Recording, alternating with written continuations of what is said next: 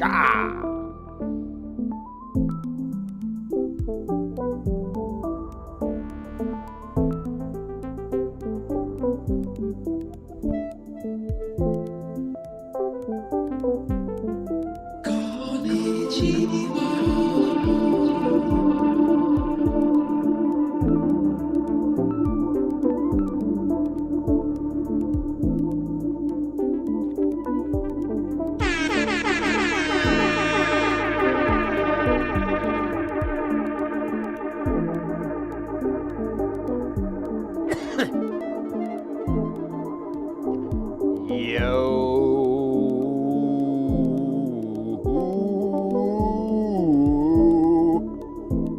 Yo, welcome in. Hep cats. Hep daddios. Welcome in, Mr. X. Mechanical wires. Who else was there? I thought there was somebody else. Leo, over on YouTube. Thanks again. Welcome in. Leo, thanks again for the, what was that, the super chat the other day? Appreciate it. Don't know if I said, can't remember. It's hazy. But good to see you all. Hope you guys are having a good week. This will be the last stream, and then I gotta go work for like a week, and then I'll be back for like a few days, and then I gotta go right back out. We'll be able to have like 1 or 2 streams during that time, but then I gotta go out again. But that's it. I'm kind of excited because I like, if I can get these 2 gigs over with. A couple of things. One, how do I put this? I don't know how to put it. I basically, I'll have my money for the year because I kind of have a budget, and so I'm like, well, if I bring in this much money every year, that's all I need.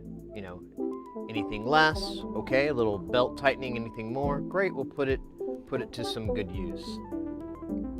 And this year's been really, really good to me. And I pretty much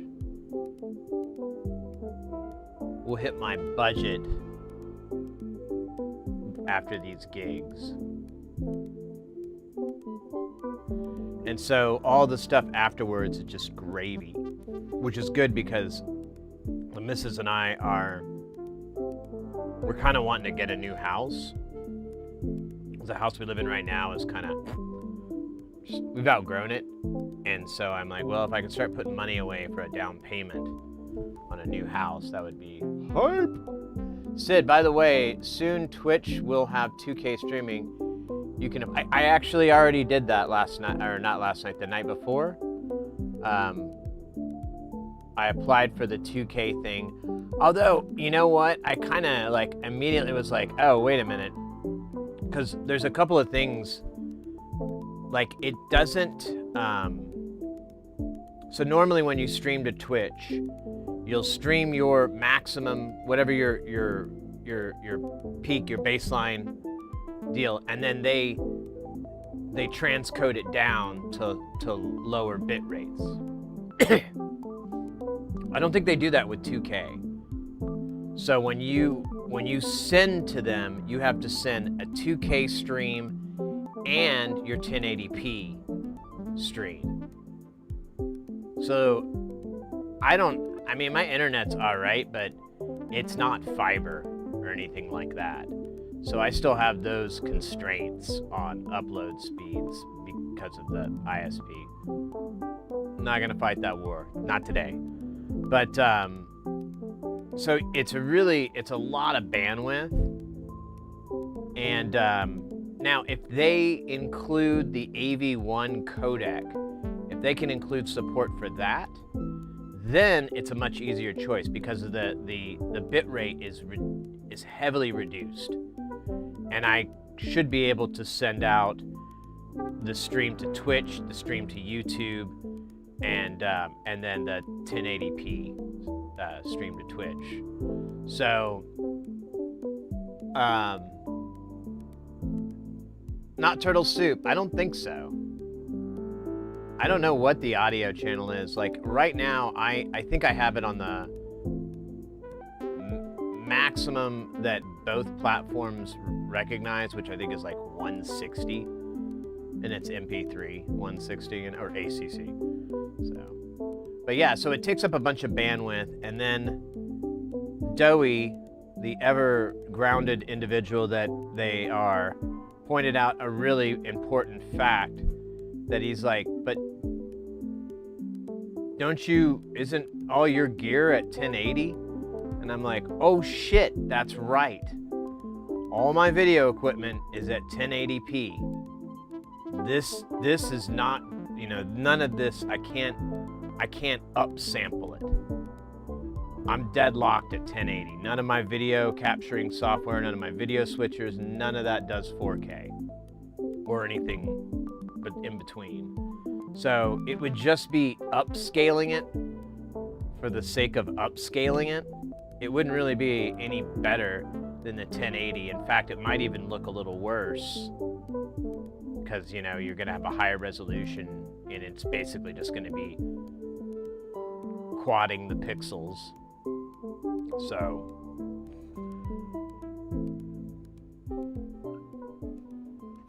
but I wouldn't, I don't know about AV. I don't know. I think the audio is separate. It's not encoded into the video. It's just, it's time stamped and then it's it's appended or whatever the fuck.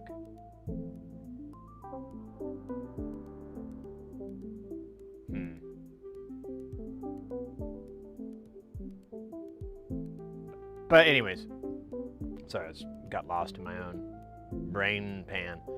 I thought about it and I'm like, yeah, you know what? I think I need to work on bumping this back up to 60 frames per second. I think that would be a more visually noticeable and beneficial than 2K. And I can do it. I mean, knock on wood, but I think I've gotten the internet stabilized for a bit. It's not going to be giving me any problems, so I could feasibly go to 60 frames again. I think it looked better at 60 frames. I think it looks better, but especially when you do the microscope stuff.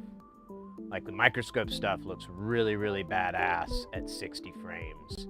When you half that, it's fine, but it loses its pop. There's a little bit of pop. But alas.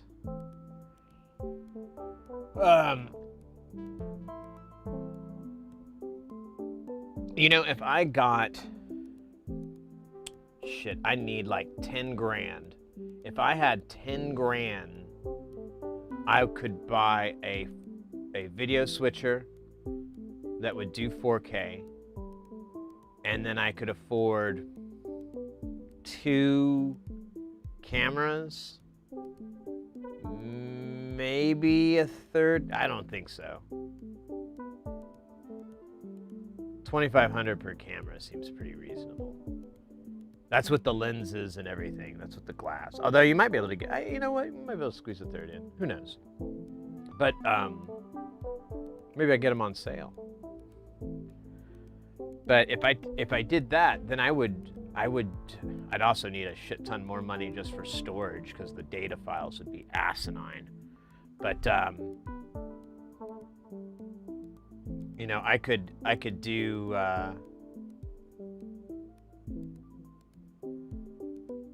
I could do the whole thing in 4K. YouTube accepts 4K as a streaming. I think though, like when you send 4K on the H.264 or whatever it is, whatever the encoder that we're using now, that Twitch everything is using now, it's like this monstrous amount of data. It's like 25 like megabytes going up the chute. And that starts to get, I mean, yeah, that starts to kind of lean into the max of what I have.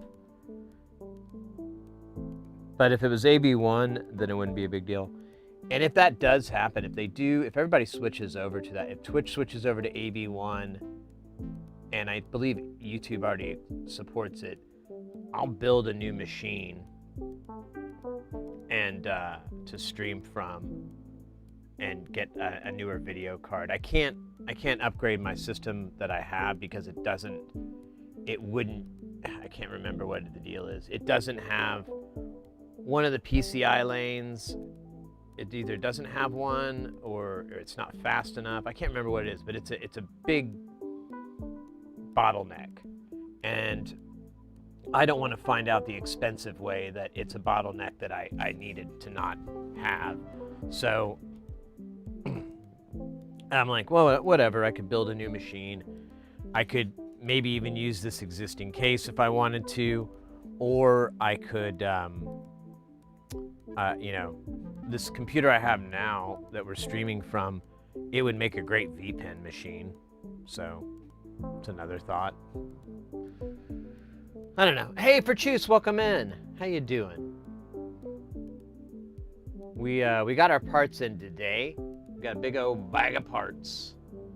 And I can see just by staring at the translucent outer appearance, we also got our capacitors to fix the metasonics. That's one of the things I kind of want to do first after we get the count, because I got to see if that thing's going to work, because that was my diagnosis, that the caps were dead. Now, I don't know if we talked about it, but when that failed, there's really no telling what happened. If it, damaged anything else. I think it'll be all right. I think it's just going to ground it out, and it just kind of went. But anyways, we'll have to figure that out. We'll also have to figure out how to put the damn thing back together, because it's such a fucking wild thing.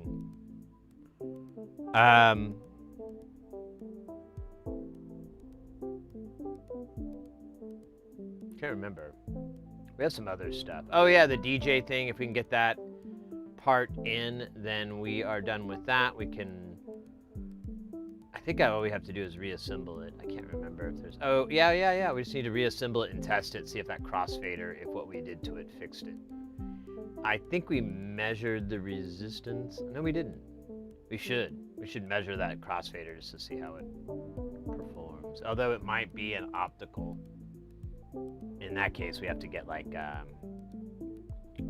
we're not gonna be able to test it because it needs 5 volts for the light and all that shit, and I'm not into it. Howdy, team. Hey, Marzapanda, welcome in.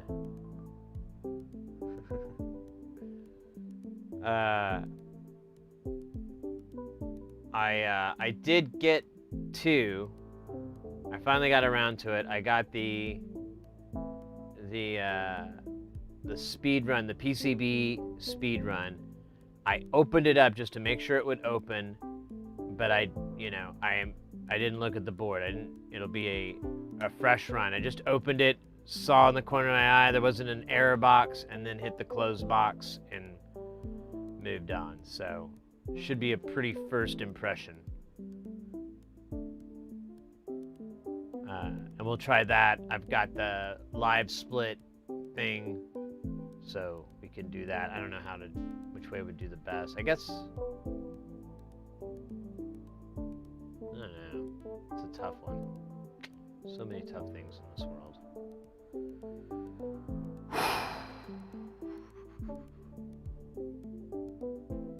What else? That's kind of the cool stuff. I mean, I have boring stuff. I put a new drive in my NAS and it's being absorbed. I love it I love feeding the NAS new drives. It's kind of hot. It's kind of cool.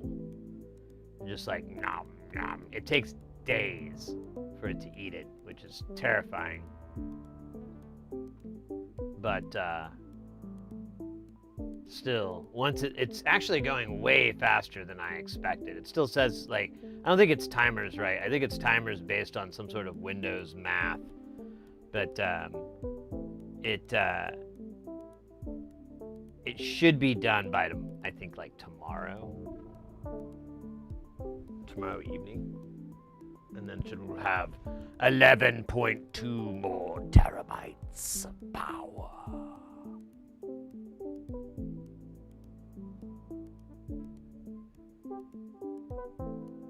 Yeah, I know. The math that they're based upon has way too many variables.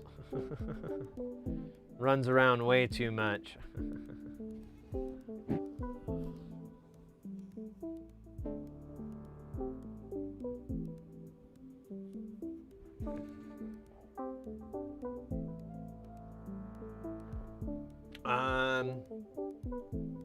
Oh, the APC, that's right. So I contacted the owner, and I was like, hey, dog, this is how much it would cost for the part, and this is how much it would cost for the replacement fader top thingy. Let me know. And he's like, I'll just get the replacement fader. I don't want to get the fader top because it was really expensive. It's like $13, and that's for as far as I could tell, it's for a single one. And I'm like, that's stupid, man. Like $13 for a piece of plastic. That's highway robbery. That's internet robbery. Oh, Jesus.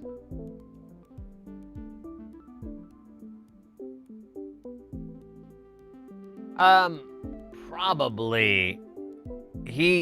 I think he said he could find the APC 40 for around $200, like used in good condition.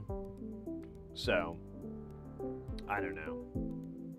I did notice though that you can, that just drove me nuts, that you can get custom faders and knobs, and they had like just custom buttons and so forth. It's kind of cool. I brought that up. I was like, hey, you can get a whole bunch of customization. That's something you're into. I came here to see us soldering and chew some gum, and I'm all out of gum. Oh shit. Fuck. I'm out of gum too. I try not to chew it too much. It's a paradox for your teeth.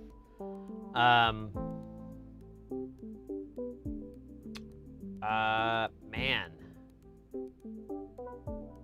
You know, when I think about it, there's really nothing quite like gum. I mean, everything else kind of is annoying. Like really chewy beef jerky, not as good as gum.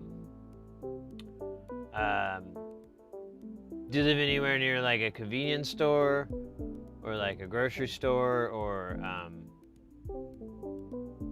you know, I think even hardware stores, usually like in the aisles, like, you know, a little impulse buy, usually there's some gum there. I mean, definitely gas stations are going to be your gum paradise there. They're going to have the Hubba Bubba. They're going to have I don't know if they're going to have the Big League Chew.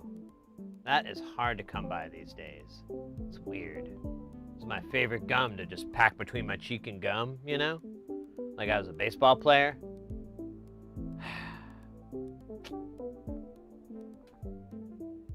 Those days. Between that and my candied cigarettes, so I could look like a 1960s film star. I just never. It's just hard to find those things anymore. Now that I'm grown up, I can buy them without any real ire from the town. You can find gun under any desk if you're... there you go. Good old pre-chew. Good Good old pre-chew. Alright. We should probably pop out the old... Oh gosh, actually I'm just gonna take a quick nap. Oh my gosh, I'm so tired these days. I haven't been able to get like a good night's sleep, but I'll like, it's okay, and then I'll take like a nap or something. I don't know, what the fuck. Whatever. I guess this is just being, I really keep thinking there's nothing wrong with me, you know, medically.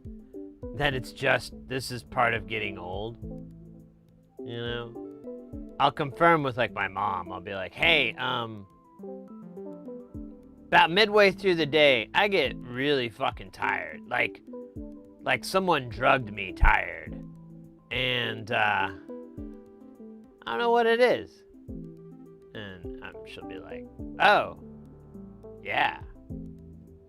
You know, Dr. Pepper used to call it 10, 2, and 4.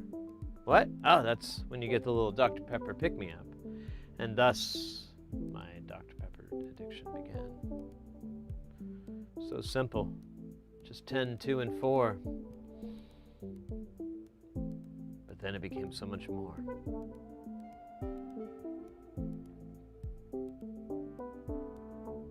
Candied cigarettes, now we're talking. Well, funny thing, the place I'm going to on this gig is a place I was at before earlier in the year, and I found this really cool kind of arcade place, and I'm going back and I'm close to that place, so I'm definitely going there. It's this place called, what was it called? I can't remember the name, but they had like they had some okay pinball. I mean, it wasn't anything remarkable. It was decent though. I mean, you had a lot of new Stern games, and I think like 1 or 2 classic games, you know, older games from the 90s.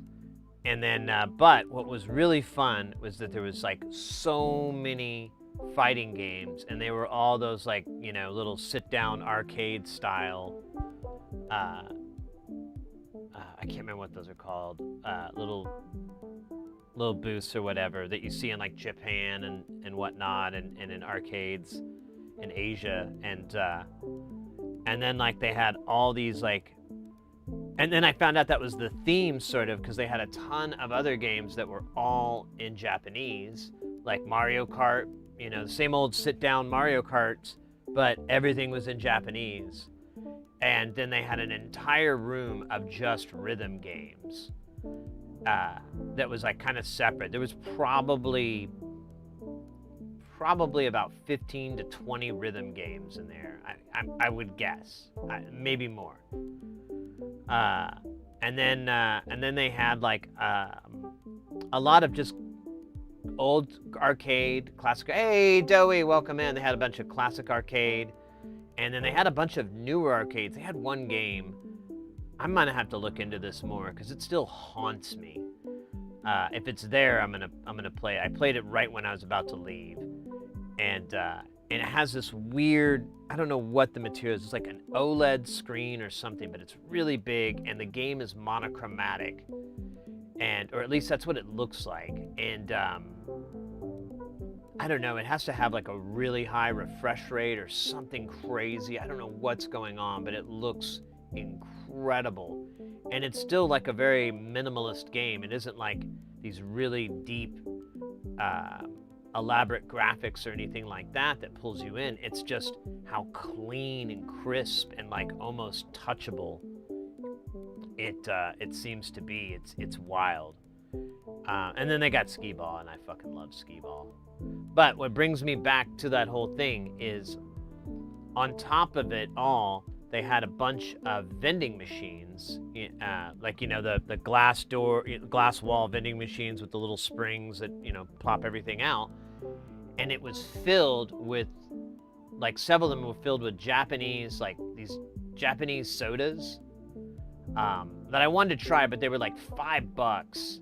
and I was really rolling the dice because I could not figure out these flavors. Like, I found one that I was like, okay, hopefully grape in Japan is the same as grape flavored things here. Otherwise, I'm gonna really hate it if it tastes like actual grapes. But I still didn't spend the $5. But they had a bunch of other things, but they had a whole section with Big League Chew, which is this bubble gum. For those who don't know, there was this bubble gum when I was a kid, and 80s, 70s. Well, I think it was 80s, and it was bubble gum that was like shredded pieces of gum, and it was put in a pouch just like chewing tobacco, and it was shredded, so you were supposed to like put it in your mouth, and it was just like, it was blatantly giving the candied cigarette thing, like, oh well, here's a bubblegum version of it, and somehow it I don't know how it lasted or whatever, but this place had Big League Chew, candied cigarettes, and like a bunch of other kind of like contrabandish sort of stuff. What were those? There's like these chips that are really, really hot. Like some kid got really sick or died from them or whatever. They had that in there. Just like a small little pack, but and then they had like another vending machine just filled with all these Japanese snacks and candies. I got one that was really good. I ate a bunch of them, but it was like my last night there, so I put them in my suitcase and gave them to the missus, and she devoured them. Yeah, good old Big League Chew. That was such a weird thing to exist, honestly. But, funny. Honestly, as an adult, I should, when I go there, I should just like buy a pack of Big League Chew and just keep making a giant ball of fucking bubble gum and be like, what's up? Yeah, I'll tell you right now, these video games are hard. These video games are real hard. That Mario Kart, motherfucker, that Mario Kart is hard, man. I keep spinning out my backs, I keep drifting. I keep trying to do my drifting, but it's not easy that really to drift on that. Well, I mean, it is and it isn't. You're kind of drifting through the walls. You got, I don't know. It's easier if you got the big brake. That's the secret. That's the secret there. There's a big old brake on it. You get that big brake working, you can drift just fine. You can control it much easier. Okay, enough of the imaginary spit cup of gum.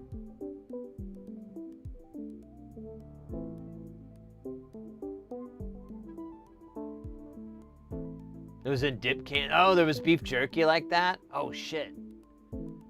I would do it.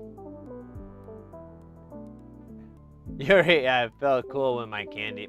I know, I did too when I was a kid. I remember there was a store by our house that sold the candied cigarettes, and we wouldn't go to that gas station very often. Whenever they did, I'd be like, oh, Mom. And they would be like, because they smoked, and they knew this wasn't a good thing. But, yeah, and I remember I fucking thought they were so badass. Wow. That's why I like to stand by my phrase, kids. They're fucking stupid, man. They are dumb. I know firsthand, because when I was a kid, I was really fucking dumb. Like, whoa, what are you doing? Don't you know? I guess you don't. That's right. You don't have the gift of wisdom.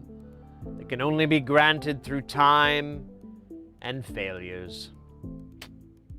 I guess maybe stupid young Sid is teaching me a thing or two.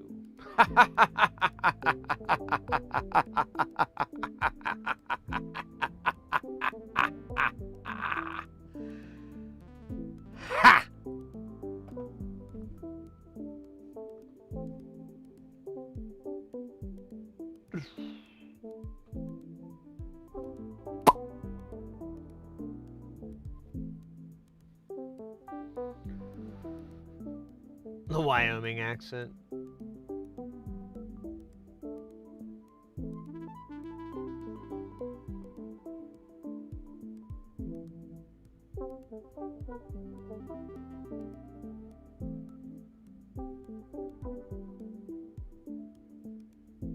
Some of us survived.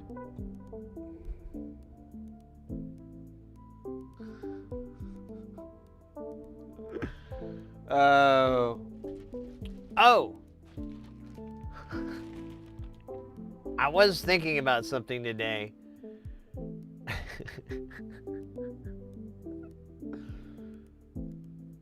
I think it would be, I don't know, it might be worth it. It wouldn't be a streaming thing, it would be a video YouTube thing. But I realized today I have a lot of really, really stupid, moronic, idiotic culinary knowledge. Like, this morning, I was making myself a little French bread pizza, which is really good, by the way. And the Red Baron, you know. And I was thinking about, you know, you have to, when you're, the best way to go that I've seen is when you're cooking in the oven, is you gotta wait for your oven to preheat. You gotta get up to temp. While you're waiting for that, depending on how long it takes, usually not very long, but so you start right then. But you get your pizza out already. Let it sit, you know, unwrap it and everything. Let it sit at room temperature for like a few minutes. Why, do you ask? You fucking idiot. Not you. That's what you're saying. Why, you fucking idiot? I should have phrased that better. Why, you fucking idiot, you may ask? There we go. That's better. Because once the pieces are all, yeah, there you go. Once the pieces are thawed out a little bit, you can arrange them better. A lot of the times the freezer is evil to the pieces and they all kind of crowd into one spot or something stupid. Bring it up to room temperature. You're able to easily move those pieces, redistribute the pizza toppings evenly, correctly, and efficiently. And I was like, man, that's funny and stupid. Should I make a video about that? And then I remembered my other culinary masterpiece, the pizzerito. There's supposed to be an image of the pizzerito that pops up, but I forgot to take the picture and put it in the thing to take the background. So I don't have a picture of the pizzerito, but I will explain. I saw the image, but I will explain the pizzerito. This is a very specific thing. Now it's changed a little bit because they changed their pizzas from being round to square, and the square really fucks up my bag, man. But it's still usable. Still usable. You just have to turn it a little bit. So the pizzerito came from the Tostino pizzas that you can buy. Now, they've gone up in price over time, but they used to be so fucking insanely expensive that you would buy like 10 of them for about $6. And they're fantastic single-serving meals. In fact, it's almost a dinner portion size. I think it is dinner portion size. You could have 2 of those in a day, and you're gonna start getting fat, dog. So, on the Tostino pizzas, it says very clear, I think it's bolded with a block, do not microwave. And they tell you to cook it in the oven and all that. That's your first mistake. The microwave is going to be your gift and the creator of the pizza roll. Now, the reason that they say not to cook it in the microwave is because that crust is not going to crust up properly in the microwave. And if you do it in the pizza, it's going to be nice and crispy. It's going to be crunchy. It's going to be great. We don't want great.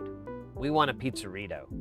So what you do is you take the pizza, you put it on your plate, you put it in the nuker. Now, your overall time needs to be about 3 minutes, but we're going to go just slightly under that minute to do the Pizzerito Supreme. I know I was going to give you just one recipe, but I thought I'd compound it with the double whammy. So, let's make sure that Tostino's isn't listening, because, I mean, their stock is, you know, insider trading. Let me a little refreshment. All right. Now, you've got your you've got your Pizzerito. You put your pizza. Take your Tostino's pizza. You take it out of the microwave. I'm sorry. Let me start over. I got distracted. I was trying to do two things at once. Can't do that. Can't unleash the wisdom of my culinary magic of my 20s onto you all and open a bag simultaneously. It's impossible. So you take the pizza out of the thing, out of the box, and you put, or yeah, is it a box? I can't remember now. Yeah, it's a little box. And then you put it on your plate.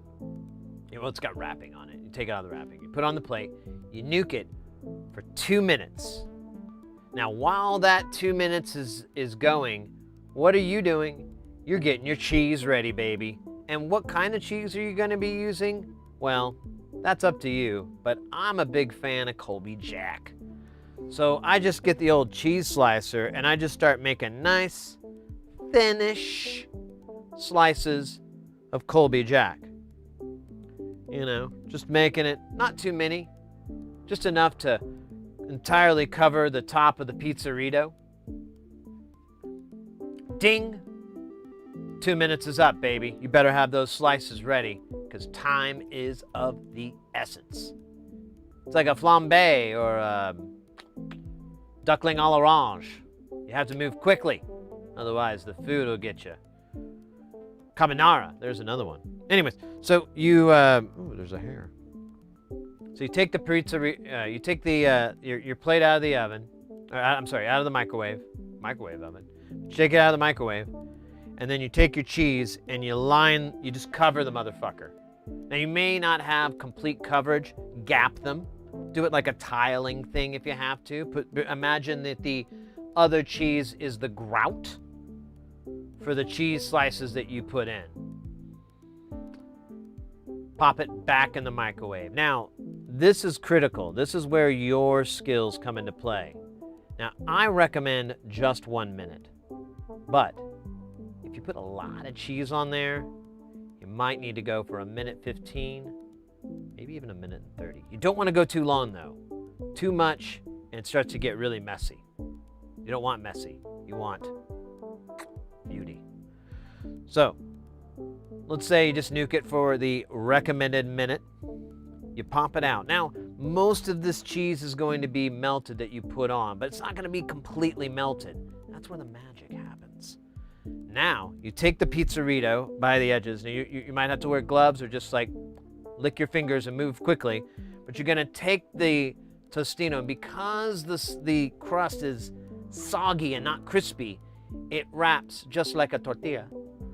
And you can just roll it up. Now the round ones, back when they had the round ones, it was perfect. It worked perfectly. These square ones, they kind of suck. So you're just gonna have to write them about that or something. I think it's more pizza technically. But either way, you roll it up and then you give it a good 30 seconds or so. Because what's happening there? Well, the hot edges are transferring their heat to the cooler centers. A microwave's greatest and probably strongest foe. With the mixture happening for that minute or so, you start to get the perfect Pizzerito. After that 30 seconds to a minute has passed, you can go ahead. You'll want to slice it right down the middle, part it a little bit, let that cheese just come out like the river of water or something. I can't think of a biblical or historical event where water is involved and it rushes out. I can't think of one, and not a single one. Completely out of stories like that where water, I don't know, I don't think any exist. Now that I think about it harder. None exist. There's no biblical, historical, mythological stories of water rushing in like cheese, but you make one up. And then your pizzerito is ready. I like to cut like with my fork, because it's fork cuttable, by the way. You're welcome. And cut like a little piece off, and then I'll like swirl it in the cheese river, and then I'll go, this was yummy. And the best part about the pizzerito, you don't have to wait. You don't have to wait for it to cool down before you burn your freaking face off. It's just, it's perfect. It's the perfect meal. Now that the price has gone up, it's a little bit of an imperfect meal, but it's still not too bad. It's still got some perfection.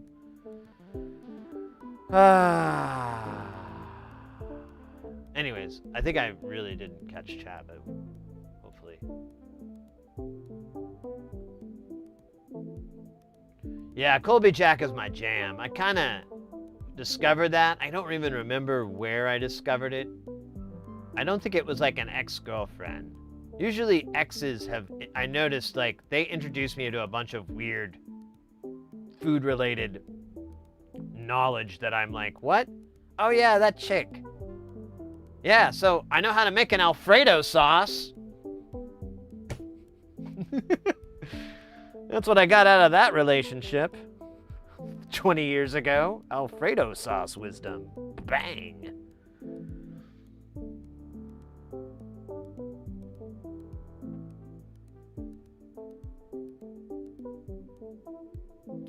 Interesting. Tinkering with the power settings. Maybe.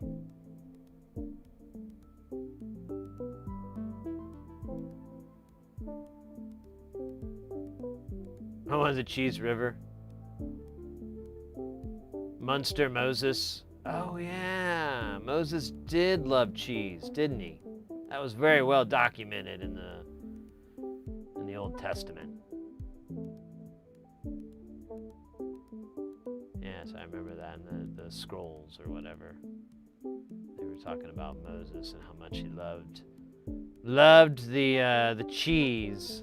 What was it? It was said, like, even though it is but the teat of the cow and the foul stench of rotten sour. I can't remember. I remember the phrase, but it's but I'm paraphrasing. But damn, it's good. Yummy, yummy.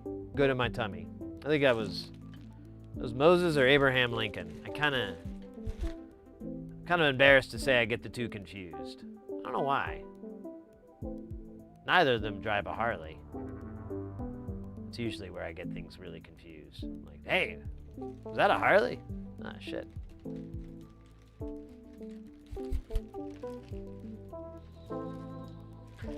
All right, we've got a bunch of components here. These are interesting. I put my hand in the bag and I tried to grab something, and everything I grabbed was a weird, I'm like, I don't know what this is.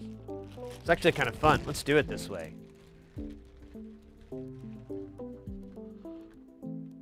Oh. Oh shit! Snip snap! My tweezers! Oh shit, I keep forgetting who it was that recommended these tweezers. I think it was like a joint thing, but someone gave me like a straight up link for the Adafruit. Oh my god, this is so much packaging for... Ah, see, and then the bottom cap fell off, so it was a fucking waste of time. MacGruber. Oh.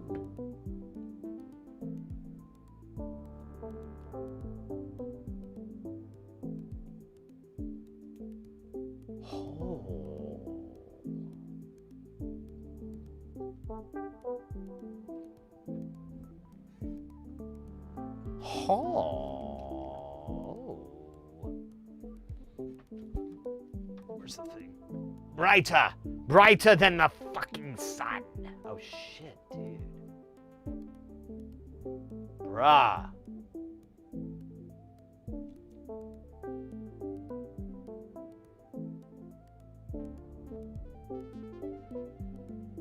Wow.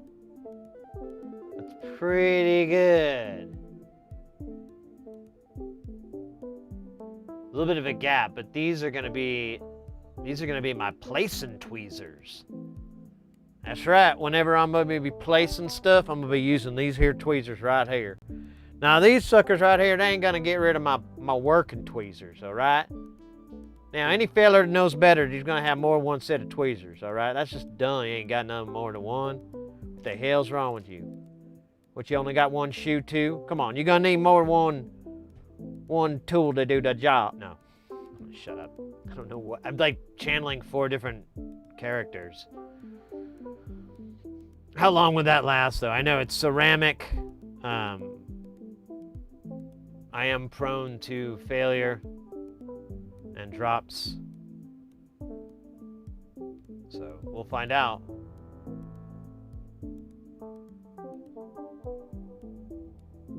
I'll steal your fingerprint. So I'm pretty good. I don't drop my tweezers very often.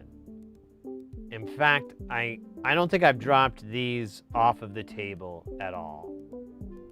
And I don't know if I ever did the other ones. I was talking about the other day, I've kind of come up with this method, or I don't know, habit, where I try to keep my tweezers always up top, so they're never down in this region of the work table. And then I always try, I always am trying to aim the pointy bit away from me. You know, if I have it like this, that's gonna suck. So I'm gonna dip my hand in it, and I mean, I think we all know how much fun that is. So I've tried to stay in this habit where it's always pointing up, or it's as high up as it can get. Sometimes up here. I try not to get it too far, because this is kind of a lost cause, isn't it? It's kind of sad. We'll have a memorial or something for it. Keep it in the tube. Honestly, this rubber is pretty good. This rubber deal, it goes way past the point there. And I'm just gonna drop it in my dropper here for now, because I don't know what we're gonna eat. Oh shoot, that's funny. It's like my spare caliper, my emergency caliper.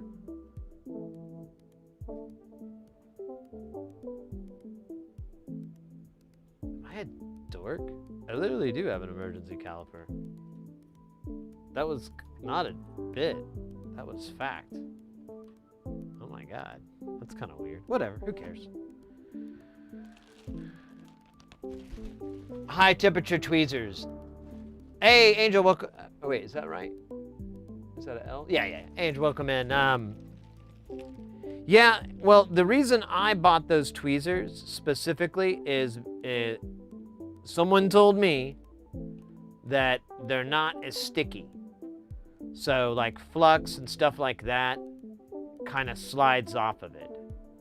We'll find out. Like whenever I'm placing components on a board, it's pretty gunky and things get pretty nasty after a bit. And if I can get it to where the parts don't stick to the tweezer, and then well, maybe we can grow some of this gray hair back. Is that how that works? How gray hair works? It just grows back? We can just get a couple of gray stash whiskers back. That'd be great. I feel like tweezers are great. It's true. Okay, well the reason I was getting it is to deal with that.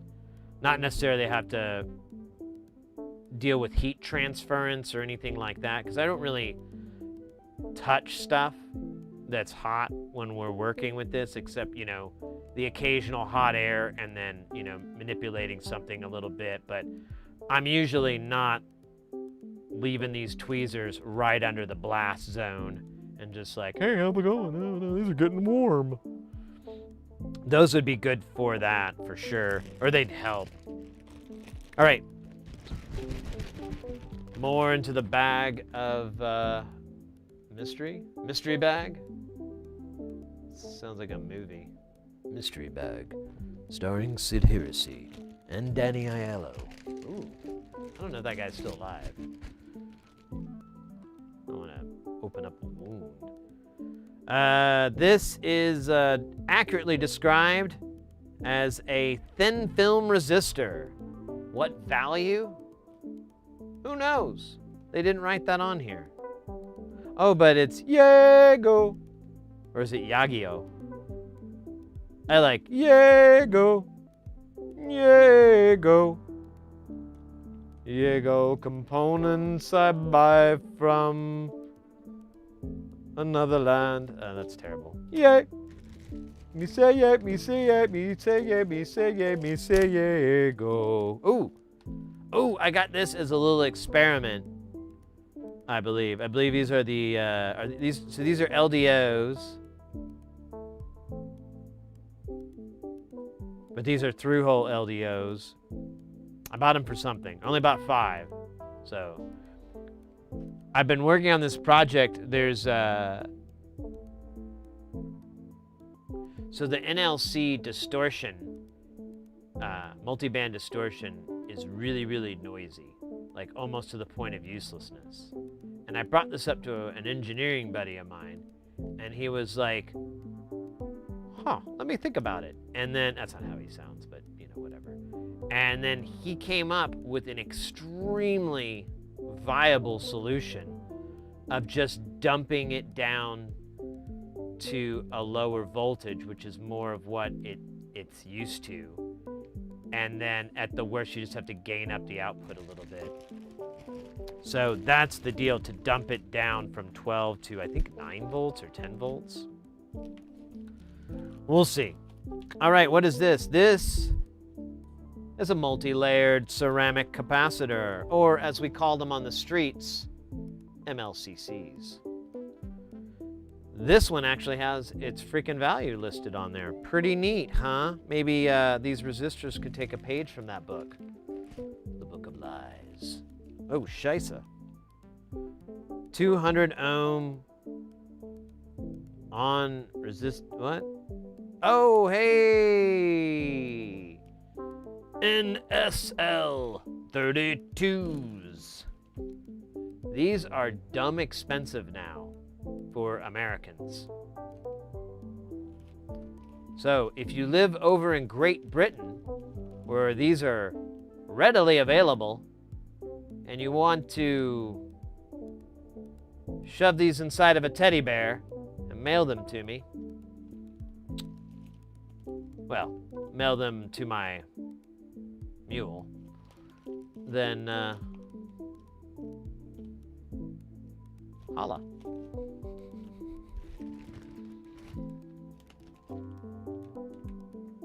An engineer would never say, let me think about it. They would pull something out of their ass on the spot. No, honestly, mate, they they worked on this for a while. Because they were there was way more conversations in between, because they're like, well, what happens if this? What if this happens? What, you know? And I'd already tried to clean it up by using pretty standard methods that are, you know, that usually work, and I was like, I think it's a power related, and they agreed, and then they were like, well, if you lower the voltage, and I want to say I did do that. Oh, well, whatever. Like, honestly, I could just test it now. Oh, but it would, yeah, never mind. Anyways. What the fuck is this? MCP 3208, 12-bit SPI 8-channel. Sure, dog. And there's only one of them, so...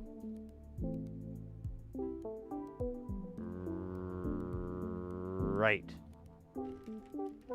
Alright, let's get this big one out. I'm excited. This is a level 2, folks. Level 2. I have no idea what that means. I could look it up, but I'm level 0 at carrying. These are 36 volt low power Pro Gen P operational amplifiers. OPA 4171, baby. And how many do we got of them? I can do. That's right. 25. That is an acceptably awesome amount of operational amps that start with the letters OPA. Not all of them are great, but they often they're a good place to start. Oh, speaking of another one, what do we got here? Man tampon. What? No. These are TLO 74s. These look like SOPs. It's not that cool. But whatever. Still, I guess we needed more. I don't know. Maybe we get something smaller in here. Awesome. More BAT 54s. We were really low on those diode tchotchke BAT 54 rectifiers, and now we are whole again.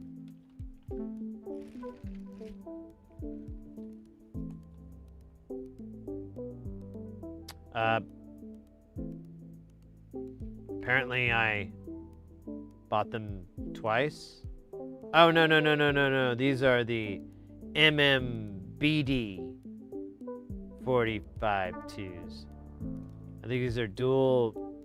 These are SOT 123s, I believe. Whatever. Who cares? What happens if you break them? If I break what? Oh, if they're inappropriate amps? Or inoperable amps? Non-operable? What is a anonym of operable or operation that isn't just non or D or whatever in? That's not prefixed. Operable. Broken? Broken it? That's dysfunctional amps? That kind of implies something else. It's funny though. I don't know. I don't know. If we had access to a source of limitless information, it would just require some hacker-like tapping on my fingers. What in the hell is up with these LDOs? Oh, wait, I already answered that. That's that thing I sent you. Ooh, it sounds like a snare.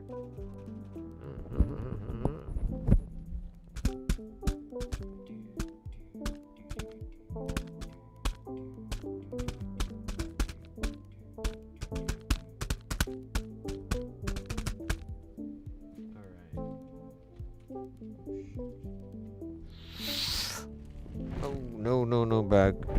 My bag's trying to run away from me. It did not like that drum solo.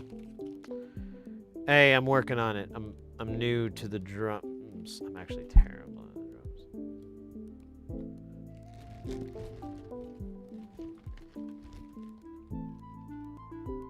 12 kilo ohm resistors. Doom. 36 kilo ohm resistor. Boom. Oh, hello. Hello. 4760 volt capacitors. Yes.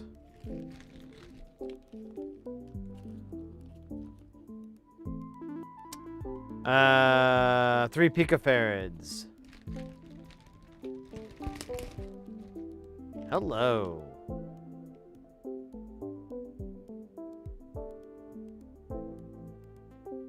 This is like an LDO.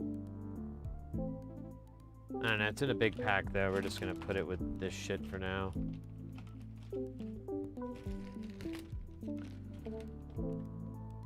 LM2904s. These are op amps too.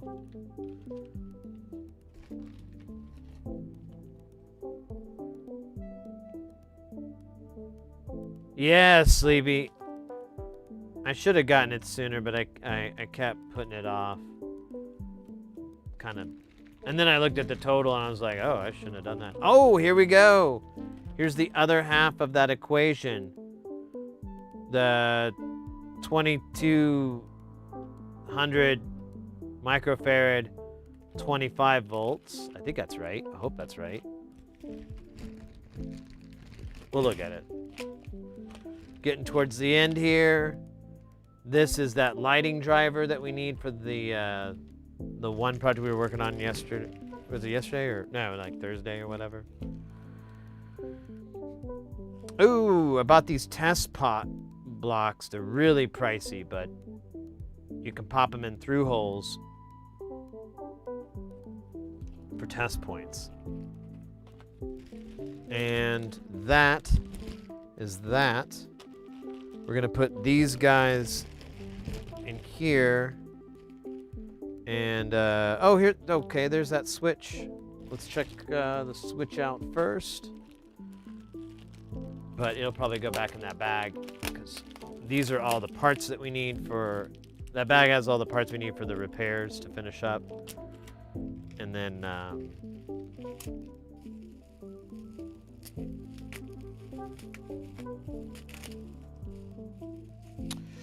come on, PC pins, PC pins. Come on. Maybe-ish. I feel like this looks like the same as the other one. Let's find out really quick. I think we can. I don't think we have to dig deep.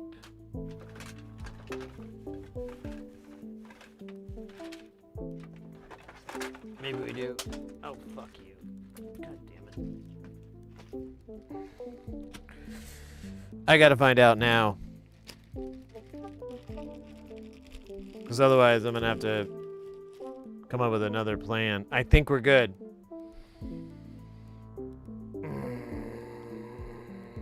Yeah! Awesome. Now we don't have that deal to hold it down. But, yeah, and there's no way to really... Oh, wait a minute. You know, we could push this a little bit deeper and it kind of seats. Yeah, so these pens, they do that. It kind of bulbouses out a little bit, but you know what we could do? Oh, I got a better idea. We'll seat this, and we'll have it all good, and then we can put hot glue around it to kind of act as a holder. Oh! Let's go. Damn, Mornax with that remarkable 28 months, mate. To Guile. Thank you so much. How's it going, it?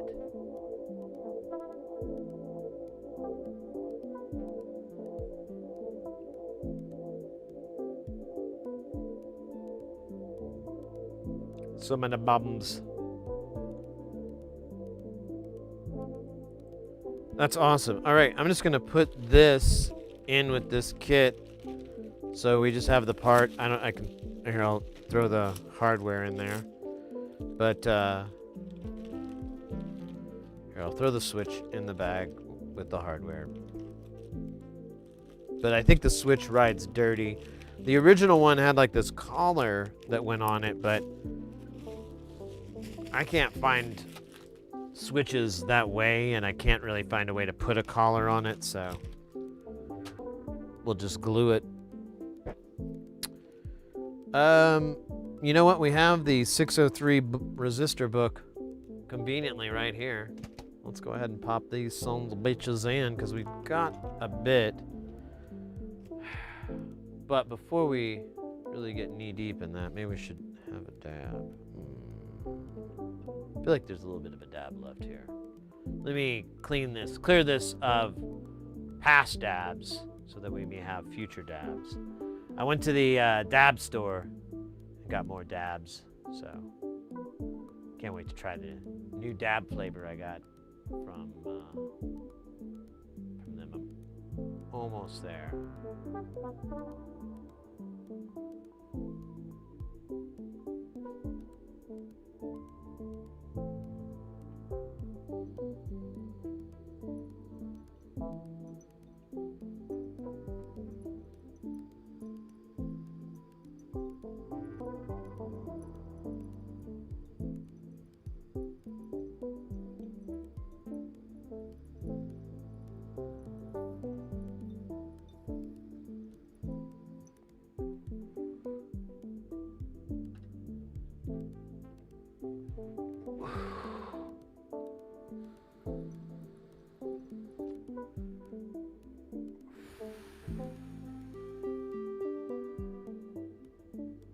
I might do the second one. All right.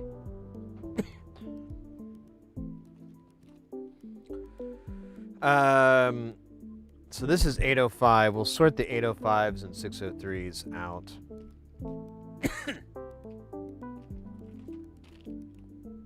That was remarkably fun.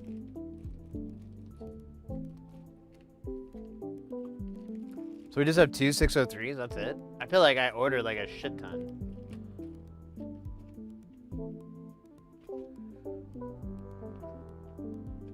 All right.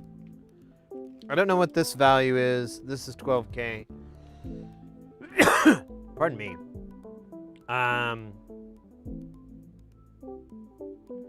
Wow, the model number really doesn't jump out and tell me. Unless 768 is like, no, this isn't. I might have to look this up. I wonder if it's written on the resistor. Oh, but then it's going to be some cryptic nonsense, like...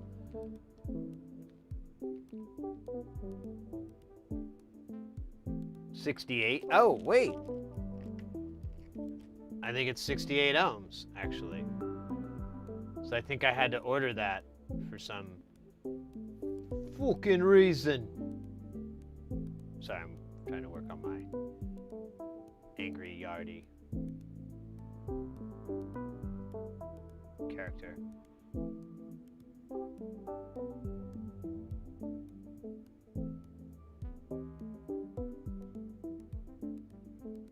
Oh my God, load slower.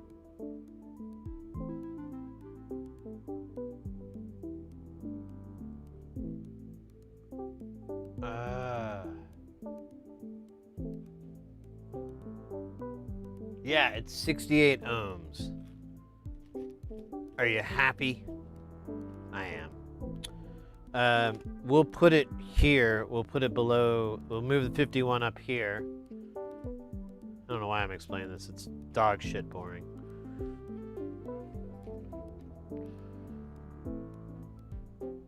Respawn!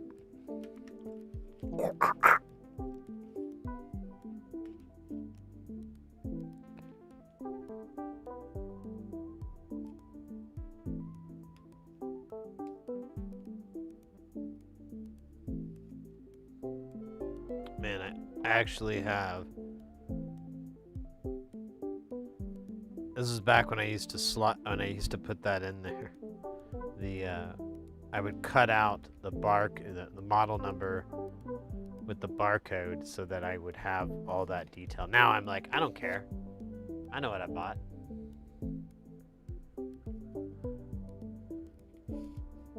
Ooh, there was 2 here. Maybe I don't.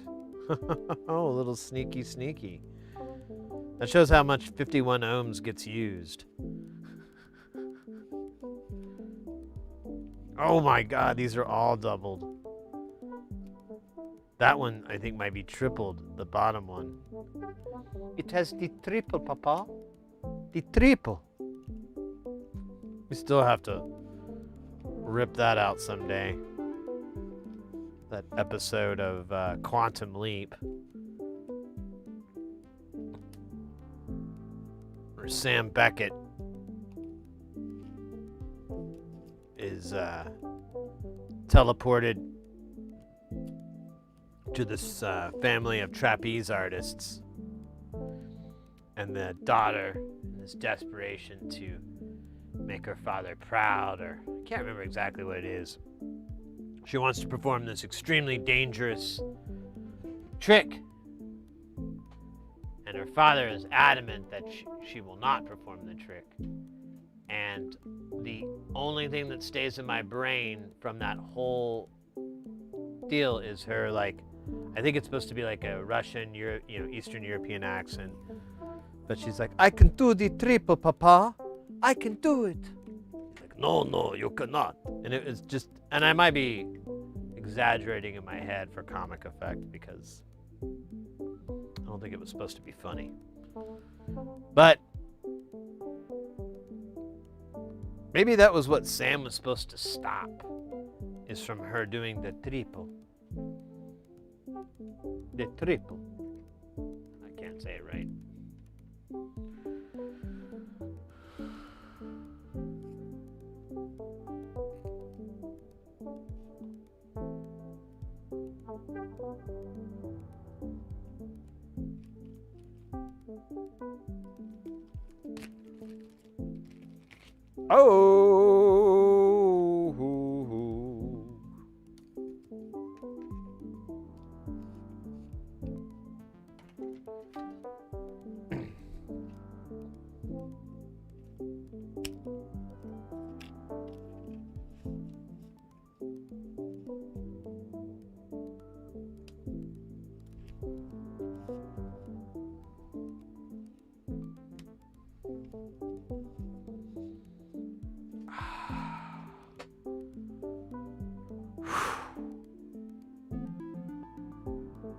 That was nice. That was nice. So long, plastic bag.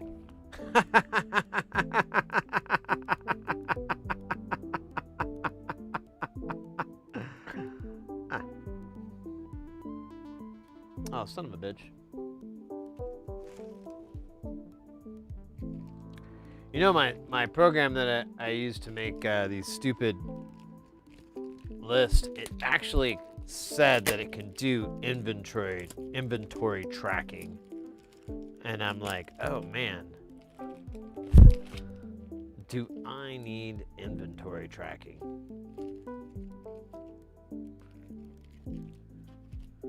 Because if you were to ask me how many I had of anything, I would go completely from memory. Wow. It's like I knew this day would come, and then I would have to move these components. I don't know how I knew these. I don't know. I mean, the only way it could be more convenient is if I didn't have to move one of them, but I'll move one of them, it's fine.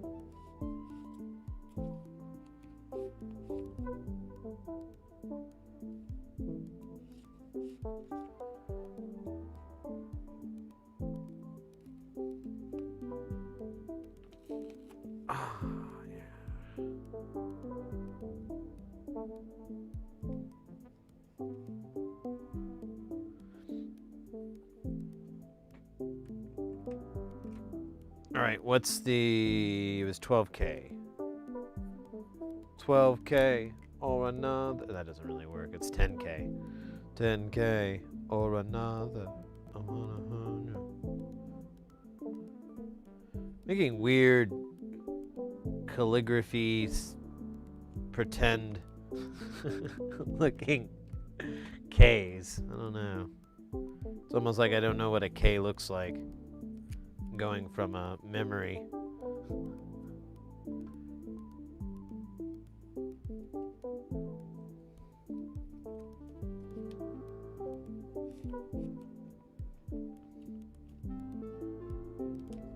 I once saw the words colossal kite, but I just don't remember them.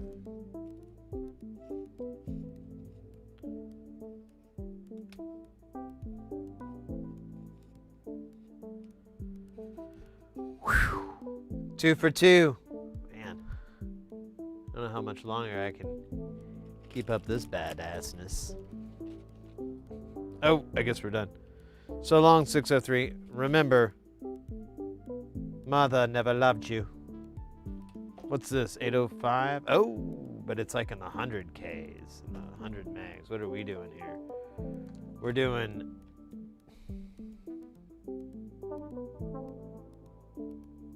whatever these Yagos are. And whatever these Borns are. This says 36. So neither one of these are going to be in here. I think this one is 68 ohms. It is. And then this one is 12K or 36K, so which is crazy, man. Absolutely wild shit.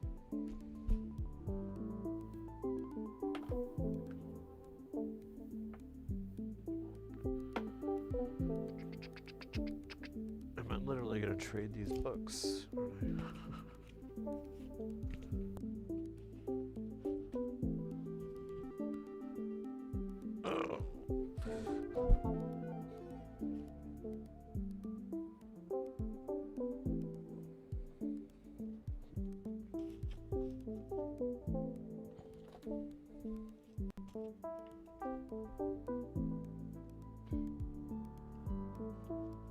I don't know which book I grabbed first. Okay, so I got 0 to 10K, so we're gonna do 68 eames. Let's see if we have a spot for this one.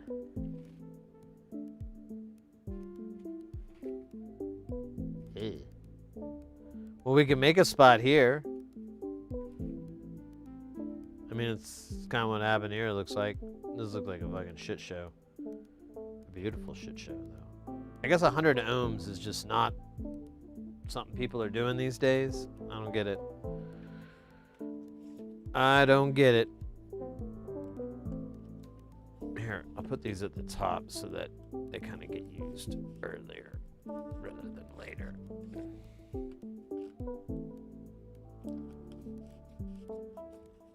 And it's 47 ohms. This one actually gets used. That's why I think I filled a sheet. And I think this might be even a reload. Maybe. Not. Don't know. Don't care.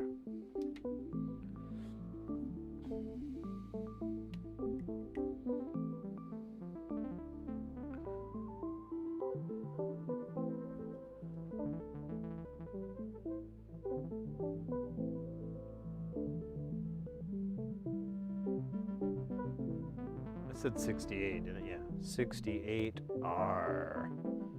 The R is for pirates, to understand. There's not a lot of letters in the pirate alphabet, so you kind of stick with what you know.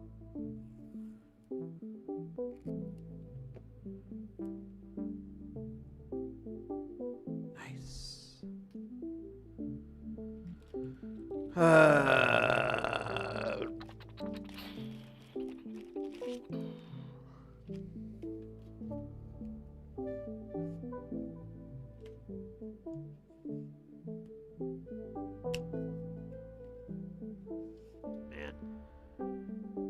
You know, I saw, and I knew about this like a month or two ago when he announced it, but I saw that Al Jurgensen of Ministry is retiring.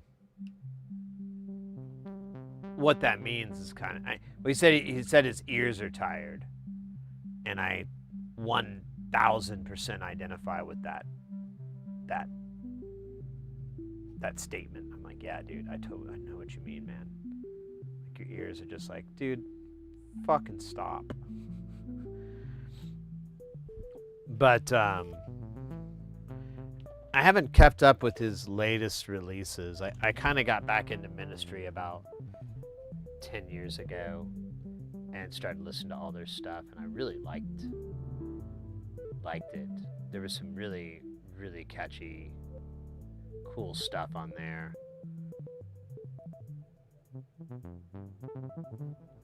I'm trying to remember the name. There's one, I think it's like Rio Grande something like that. But that one's fun.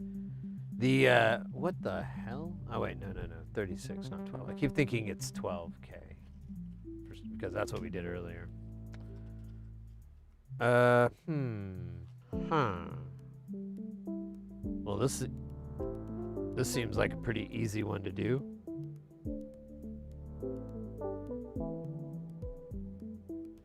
It's funny, these are like the old little thin strips, and then there's these 33Ks from a totally different batch.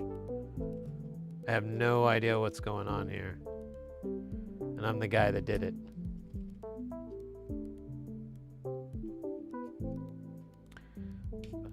I've always liked Al Jurgensen. I always thought he was a pretty cool musician.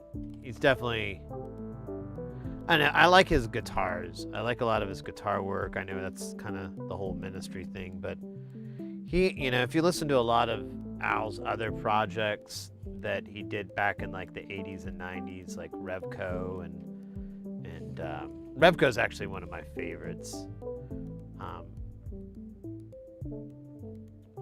What was that other one? There's another project he did that was kind of, I guess it was Revco. Was it Revolting Cox or? There was one, I think it was Revco, and it was like really early stuff, and it was so gothy. It almost had this like fucking My Life with the Thrill Kill Cult vibe, and which I really love. I love old Thrill Kill. Like I love all their like spooky, dark, witchy, I love all that. The Buck Satan, yeah, Buck Satan's great. Hypo Luxa, alien son of a bitch. Bucks is a scary motherfucker. Don't fuck with bugs, because bucks will fuck you up. Fuck bugs. Oh, I love that whole fucking, I think I memorized that whole fucking bit.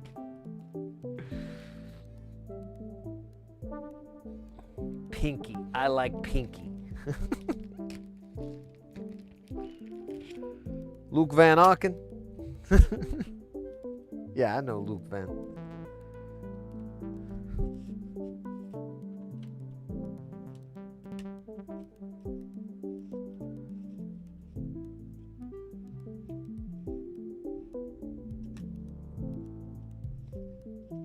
Yeah, Helicopters is probably my favorite album of theirs. With what's his name in the beginning? Oh my God, Mr. Timothy Leary. He's like, guns, helicopters.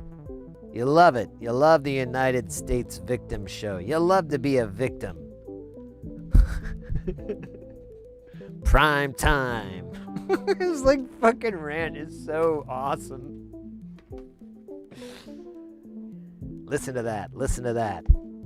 Guns, helicopters. Turn it down. Turn it way down. Oh. Hey, astronomy.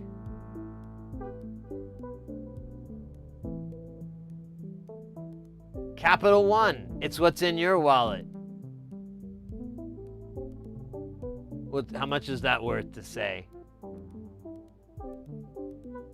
What do you mean nothing? No, I saw Samuel L. Jackson saying something about it. I think it was that. It was that card. I don't really. I'm trying to learn how to tune those things. Who am I talking to? An imaginary person. I call them Imaginarium. Or Imagino. Or Imagine. Oh shit, I gotta write this down or I'm gonna forget the value and then. Oh, I already threw it in the trash. We're screwed.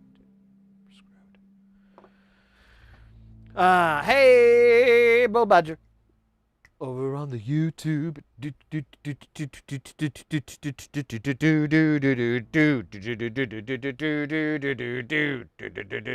Oh wait, that's the Blues Brothers, isn't it? Do do do do do. Oh man.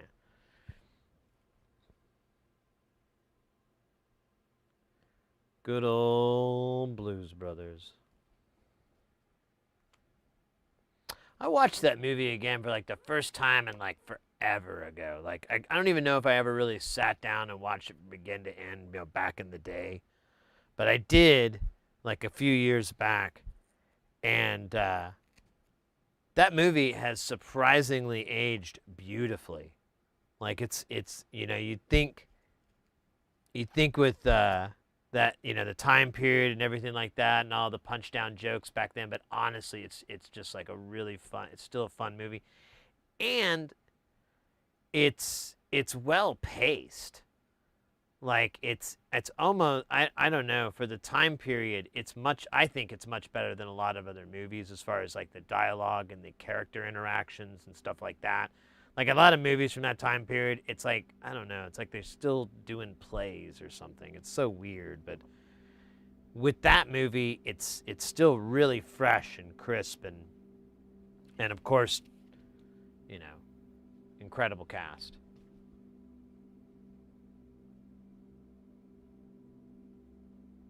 We got both kinds of music, country and western. Cop tires, cop brakes, cop shocks. The whole 9 yards.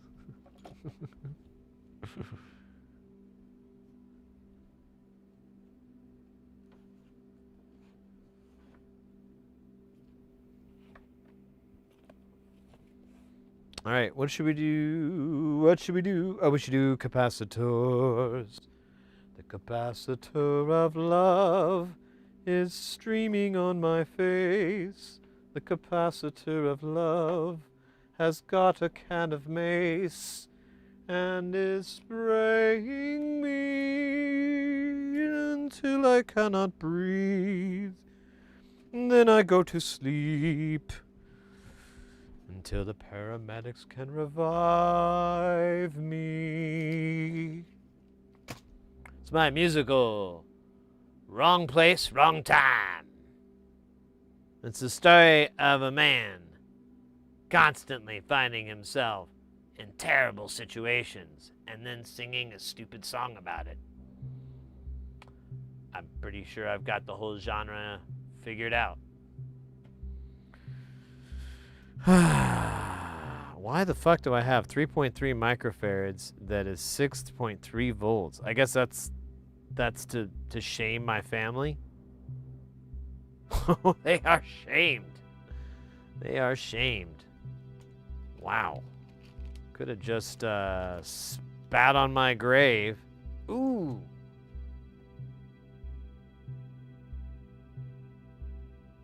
I hate Illinois not.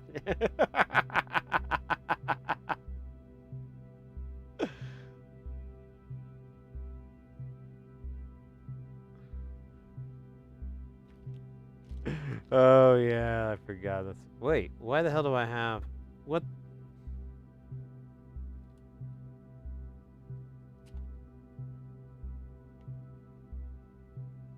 I'm sorry, you can't read this. This says 6 picofarad. I'm sorry. Let me start over. This says 3 picofarad. This is 3 picofarad. This can't. Am I stupid? I am stupid. For some reason, I bought this. I don't know why. If I could travel back in time, I could possibly stop myself from this purchase. But as you can see, this is par for the course. Wow. The shame just doesn't really let up. Ah, fuck. I don't know why I bought that. I bought 50 of them. I'm fucking... Apparently I can't... I wonder what I meant to buy.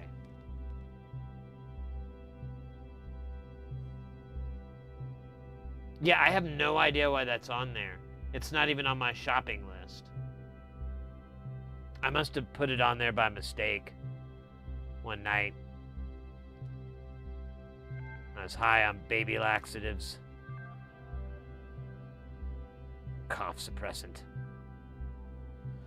Those are dark days, but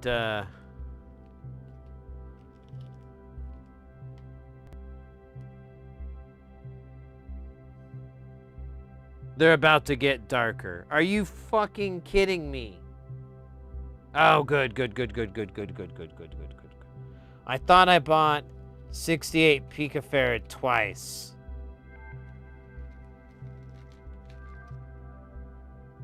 Who hasn't?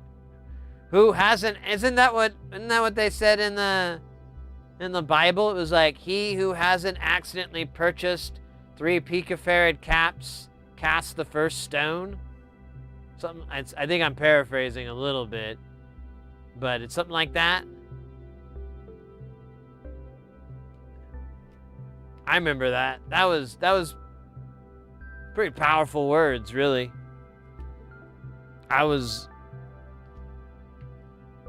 knocked back from them. Oh. Hey, look at this. This whole page ready for the 600 picofarad. I think I'm gonna just move him down like here. I don't know. It's probably gonna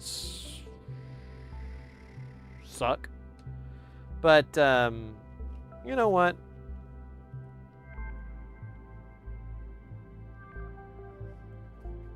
Chicken butt. That's right. For over 4 generations, you know what chicken butt has been crafting chicken butts carefully, clearly, and within regulations for dozens of generations. That's nice. I fucked up. Yeah, it's fucking awesome. I like my Bill Burr level assessment of my skills. Yeah, it's fucking great.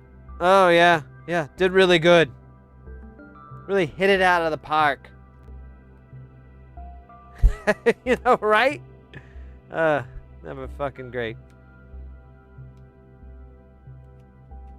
All right. Little drum solo.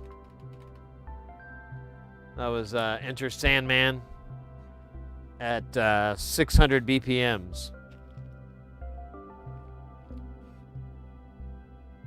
The original Enter Sandman.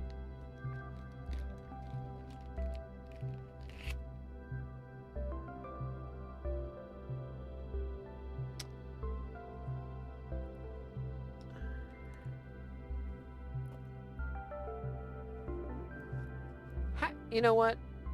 I wanna check something here really quick. Mauser.com. Sorry. They pay me to say that. It's not a lot of money, but it's enough to keep the lights on, you know. I can only say it once a stream, though. They said they wouldn't pay me 45 cents, more than 45 cents a day.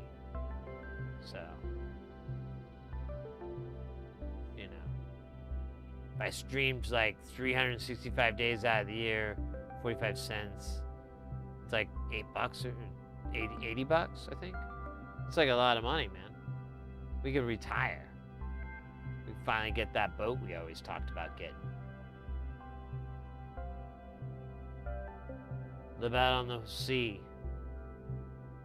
Like pirates. Nothing but the ocean. It's our only harbinger of consumption. Wait, what was I looking for? 68 picofarads? Oh yeah, you don't know what I was looking for because I really was bad at sharing that part. Yeah. Oh dude, it doesn't, oh there it is. Okay. Cool, I just wanted to prove my point. So, this bag of 168 picofarad caps, they're plus or minus 5%, 25 volts. How much do you think 100 of these cost? Go. Don't look it up. Just what do you think 100 of these would cost? Just pop it in the chat there. Be like, what do you think 100 68 picofarad, 5%, 25 volt, 603. What do you think them dollars gonna talk to? How many doll hairs will you need?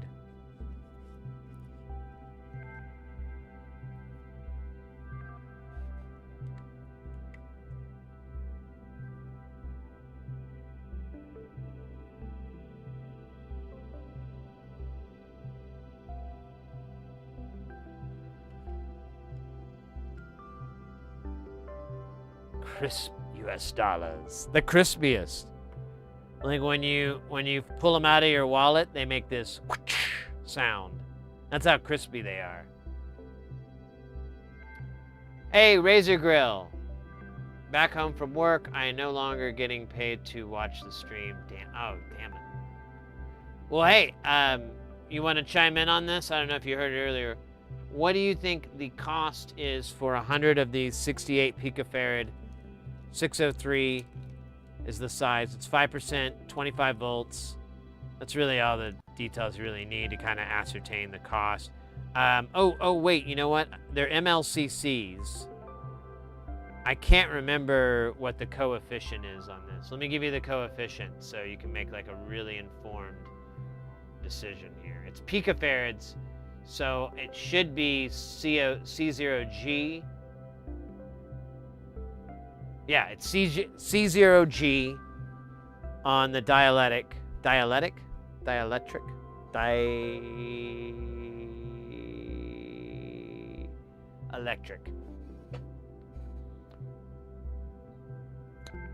Dowie has got, so we got 50. Mr. Dangus, you saying $50? Dowie's saying 55 cents for 100? Astronomy is saying 68 cents for 100. Oh, 68 each? No, I want the what do you think 100 would run? Because there is a price cut. They'll give you a chunk off if you buy them individually versus if you buy like 100. And normally it's a good idea to buy, you know, more than you need.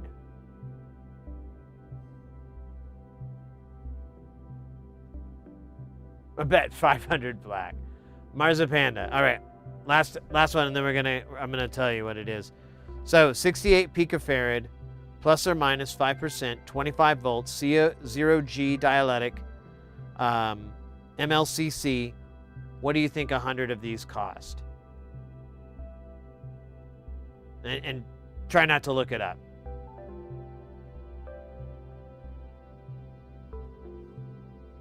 It'll be more interesting. Razor Grill's got, what is that, 330 or is that $3.30? Oh, it's $330. I don't think I'd spend that much.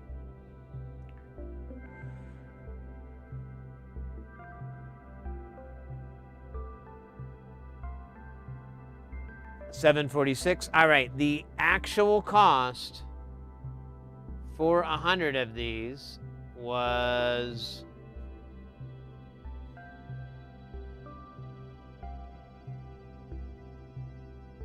$0.80. They normally cost 0.008 cents a piece.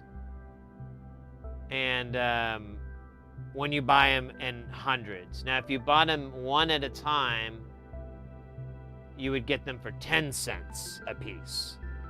So if you bought 8 or 100, you would pay the same price. I use this as a great example on why I'm like, you should definitely, let me do this. Let me pull it up. I'll show you what I'm looking at so you can see it. Oh, fuck you. Come on. Oh, wait. Let me grab this. There we go. Now we got it. So, yeah, individually, they're 10 cents.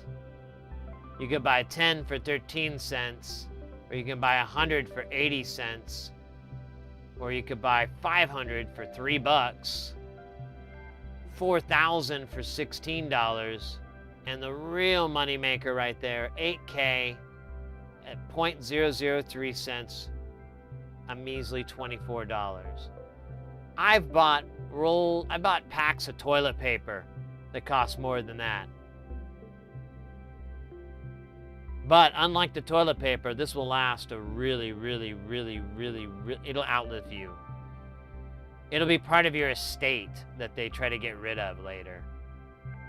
They're like, well, Sid had all these spools of components. Hopefully they've aged well.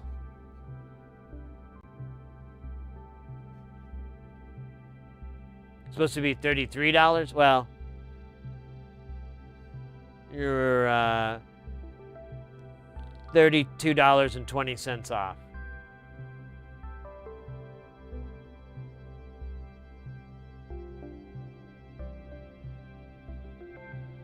I thought pennies. Oh, no. I don't know. Yeah, you're right. Wasn't that something that was supposed to go down? I seem to remember hearing something about that. But you know what? I remember I was like, this was like a teachable moment. It was so interesting to me. I think I was with my dad. I was maybe 10 or 13, somewhere in that range, you know. And we were buying fireworks. There's like this fireworks stand. And my dad was an elementary school principal. So everybody kind of knew him. So when we go out, someone would go, hey, you know, and they'd say hi to him.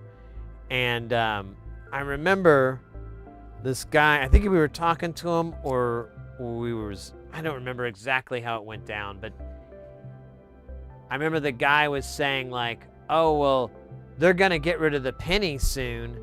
And, you know, then we're not going to use pennies anymore. It's going to happen in the next year or so. And then later, I remembered I told my dad, you know, my dad was there at the time, but I was like, Dad, you hear what that guy was saying about the pennies? And he's like, yeah, that guy's full of shit. And he was so dismissive and so quick that I was like, oh. I don't know. It was a teachable moment. Like him, just, yeah. And he was so nice to the guy. He's like, oh, right on, you know. But as soon as we got away, he's like, no, that guy's full of shit, man. He's just saying stuff for people to think he's cool. It's pathetic.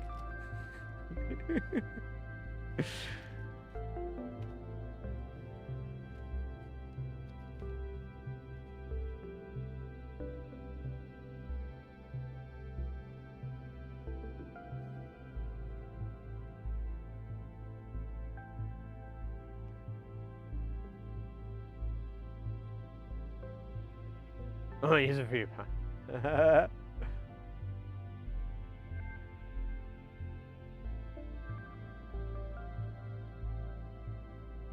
Zinc pennies on fire.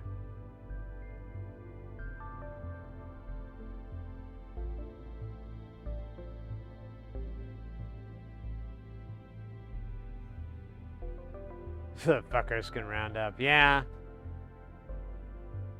Yeah, I can't feel like this is gonna go well.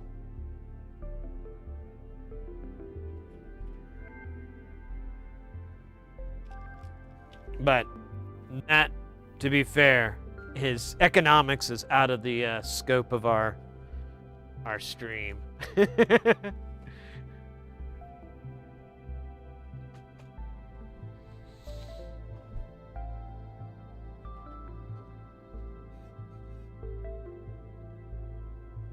I would just be talking out my butt, and I think 90% of the rest of us would be too. A very lovable butt. Don't get me wrong. Squishy with just the right amount of firmness. Not too squishy. Jiggles a little bit. Just right.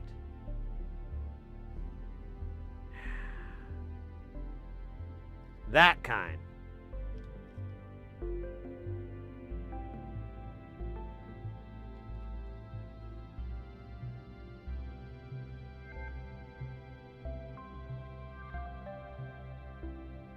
We have no longer use for paper. Yeah. I don't know. I still use cash a lot for dispensaries. So dispensaries, the credit card companies refuse to do business with them. So they can't take any form of payment. They can take debit cards because the debit transaction, but in that instance, they have to round up the transaction, which isn't that big of a deal. Usually just some cash change that you get back, and it's like a tip. You know, I usually use it as a tip. But you need cash for those places. You know where else you need cash? Pinball. It's pretty cashy. You know where else cash is really handy? Money laundering. Yeah. And that's not just getting that dirty money clean. It's about actually obfuscating the location and source of the money, but I'm just trying to stay with the sexy part. And I imagine the money with very sexy soap suds on it, just covering its little president.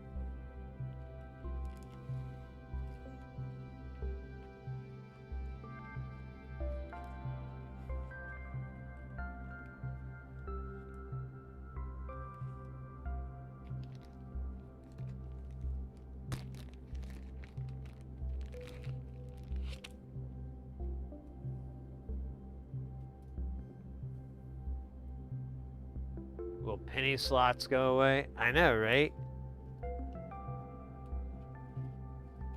Well, Vegas is already kind of hosed, I think, these days. Vegas has been having trouble.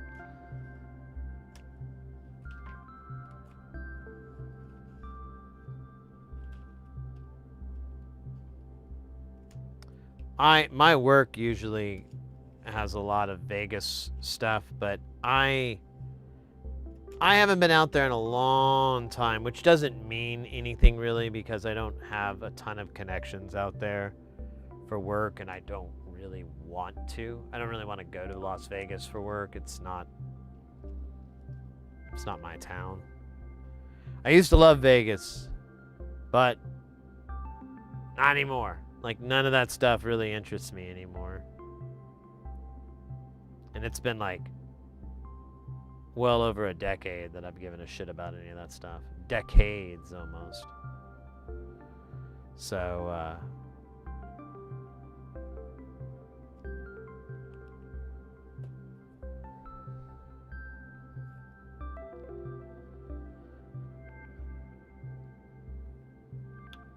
I almost had one gig. It went away. It was kind of weird, and that's another story altogether. But I had this one gig. It was an insane amount of money. But basically, you'd fly out to Vegas on like Friday, build a show all day, run the show that night. So you'd basically be up for like 20 hours, and then you'd sleep at the hotel, get like 4 hours of sleep, then get up and strike it all, and then fly out that afternoon. And it was going to be 4 weeks of that, 6 weeks of that. Or no, I think, it was like 6 weeks of that. And I only mentioned this amount just because you could tell how little I wanted. I still didn't want it. I would have done it for the money, but I still was just like, man, I fucking don't want to do that. Because like, I don't like to do rock and roll. I don't like working my ass off for 20 hours. You know, I can do it, but I'm not actively trying to find those gigs. I'm trying to find the ones that, you know, you can just show up and then you're done, and then they give you a check later. This gig was very, very labor intensive, lots and lots of work. And it was roughly, for 6 weeks, it was going to come out to like 20 grand. And like when the guy was telling me everything and I was doing the math in my head on how much I'd make, I was like, holy shit. And at the exact same time, I was like, oh man, this is gonna make, oh, I fucking hate Vegas. Fuck. And I was like, you know, what do I do? What do I do? I don't really want to go to Vegas. I don't want to do this show. I don't want to do setting up concerts for these, you know, these music artists. None of that. No, I just don't want that. But I was like, but that money, that's a lot. I could take a break. But I ended up, the guy who offered the gig to me kind of ghosted me. He didn't reply back when I was trying to get further info. I was like, hey, you know, what were the dates again? I emailed, that's right. We exchanged emails, and then I emailed like later on that day to that person, and I said like, hey, what are those dates again? I'm going to put them in my calendar because I think I have something that might overlap, but I needed to make sure I didn't have paper when we were on the phone. Never wrote back.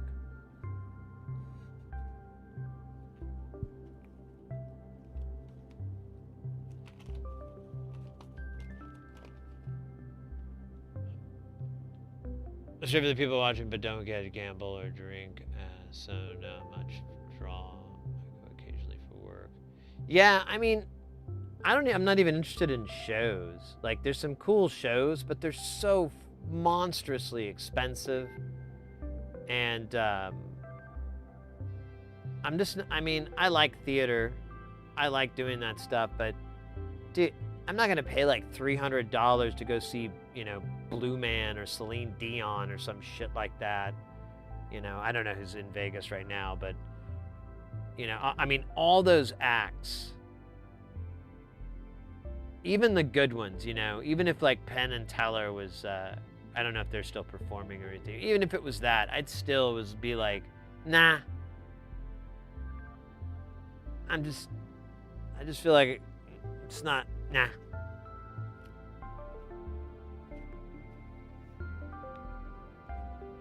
They are. That would be about as close. If the tickets were under $100,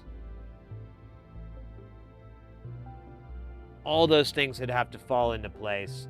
Then I would be like, okay, maybe I'll go see Penn and Teller. You know, they've been doing this like my entire life, pretty much. I remember being a child and seeing Penn and Teller. So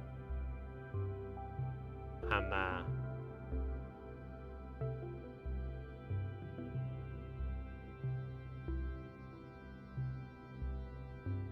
the eye. Oh yeah.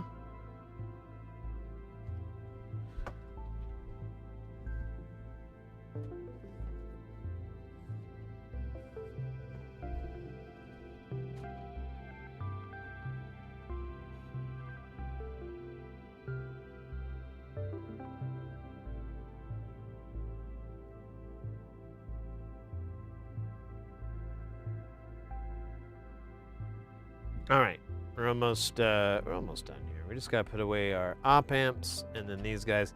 This guy, I'm just going to put in the box, I guess. I don't know. I'm so confused. I have no idea why I bought it. All right, so this is an op amp, but it's kind of in a weird number pattern. I don't think I have. Oh, no, I do. Never mind. How many did I buy? I bought 50 of these?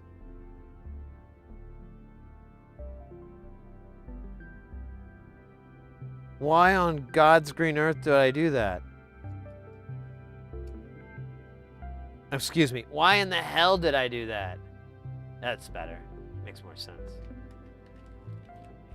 Bro, that's slightly bonkers that I bought 50 of these. And they're on this Ouroboros pattern here.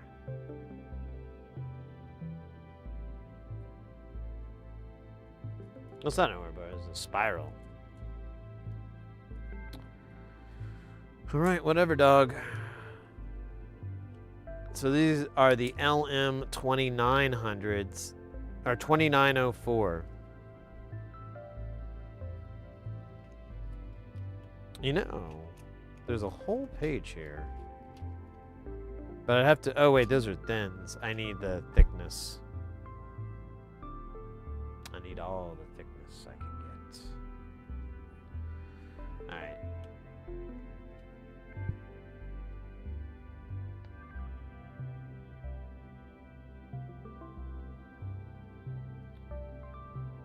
Arterial, oh really?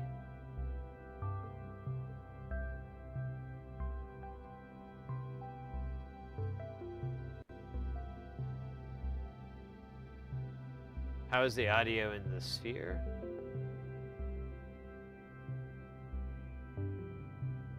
Oh yeah, I'm not even that, I'm sure the audio is cool in the sphere. I think they have perforated walls and they have the PA built into the system, I think is what I saw.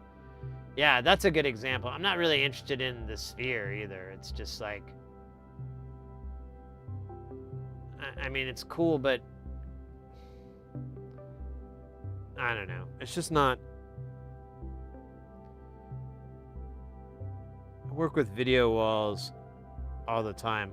Like, the most interesting part is me just like deciphering the content. Because it's like, I can't remember. It's something ungodly, like. I don't remember what the resolution is.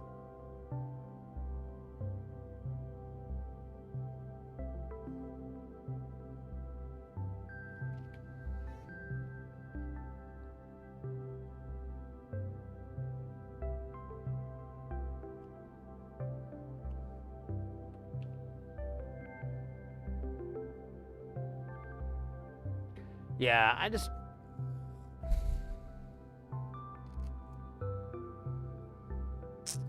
It's cool. Don't get me wrong. I'm not saying it's like not interesting or anything. But to me, I don't know. I'd just rather hang out at home. Rather play pinball. You know, like there's so many other things that sound more interesting than going to the Sphere in Vegas. To me. I'm sure many people will disagree. And they are probably right.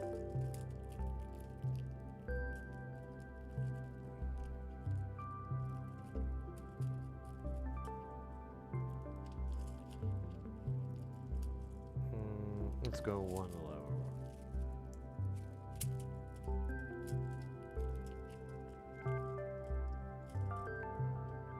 Oh my god, get in there, you bastard.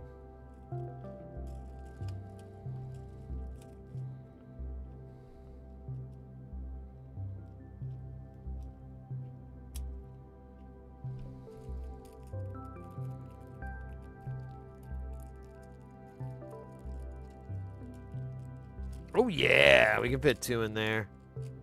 Hells yeah.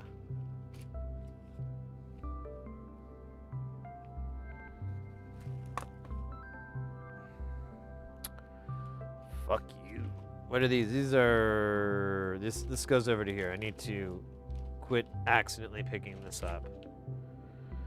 TLO 74s, the staple of all... Oh, that's why. That's why I bought TLO 74s. I thought it was a little weird, but now since I only have like 10 left, and apparently I had like 100. I think I only bought 50 here, but that should be plenty. Here, we'll swap.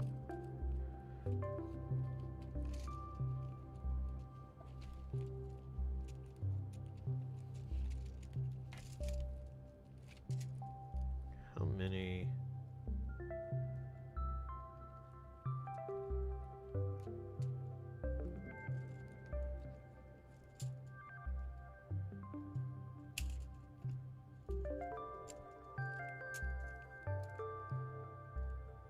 Oh, these are not gonna fit that way. Okay.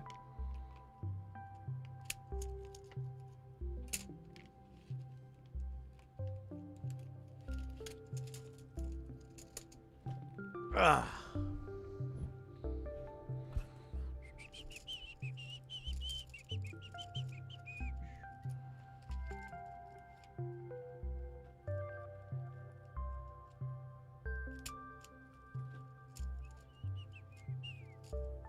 Damn it, now I've got this Blues Brothers song stuck in my head. This must be where they make enemies talk.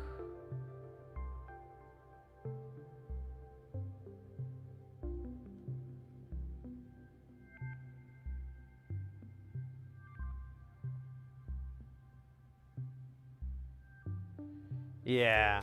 You know what's funny, Astronomy? So I work with video walls pretty often. Like for the last couple of years, they're really, really popular.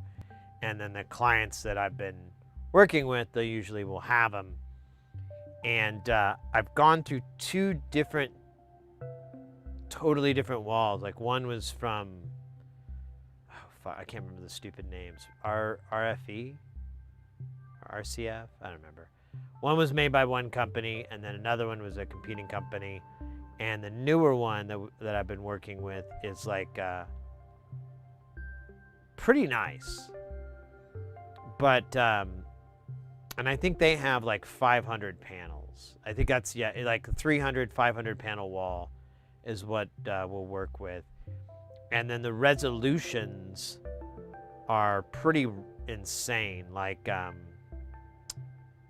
I think one was, yeah, it was, oh shit, I'm trying to see the number. I think it was 12,240 by 1440. Was like a, that's weird, I thought I turned that off.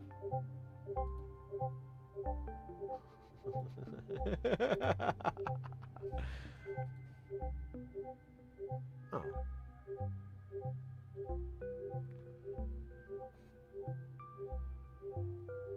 Been to Infocom. I did a booth at Infocom like four or 5 years ago.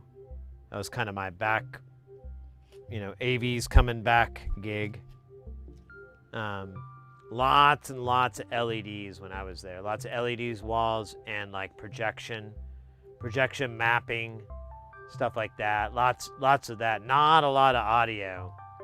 Like shit for audio. If I recall right, like JBL and Yamaha barely were there. And the reason was, yeah, this was after COVID. So they were like,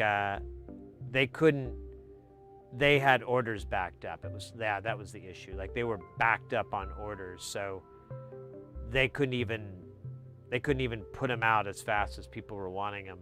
So they weren't really trying to advertise their new shit. Spend a bunch of money advertising it.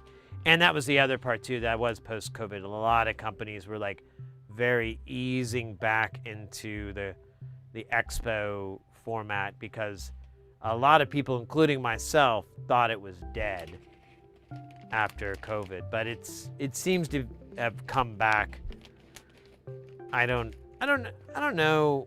I haven't heard of any numbers or anything. I don't know if it's come back as big or bigger or any of that kind of thing, but I'm going to save this silica pack because I think the missus wanted these for something.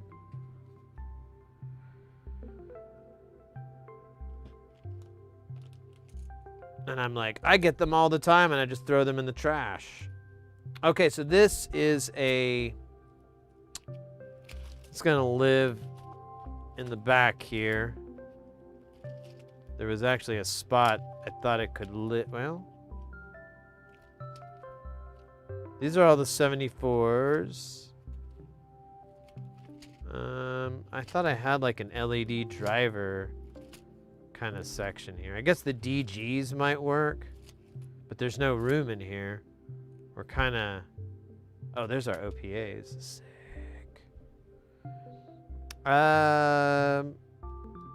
And this does need to be wide. It won't fit in these little slots. Slots. I said slots. You know what I could do, though? I could put it either in the beginning or the end of the CMOS.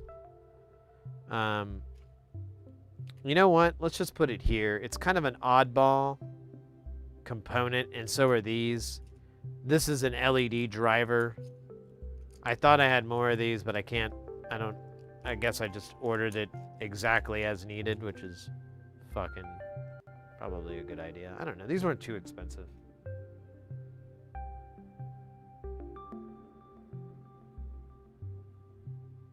Oh, you get to go for free? Nice.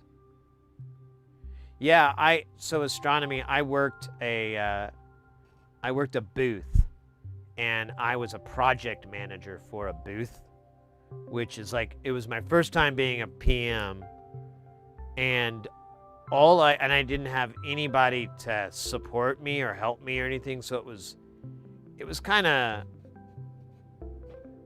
trial by fire. I never did it again, so I don't know if I did a very good job or not, but I kind of assume I didn't.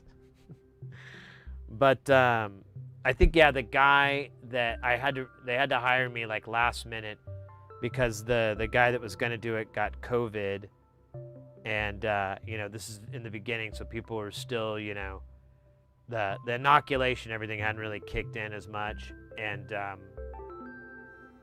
so I got the gig, and like really all my job was dealing with the unions. Like I had these two dudes from IATSE, and they were great. They were a little long in the tooth, but they still worked really hard, and they didn't complain or anything like that.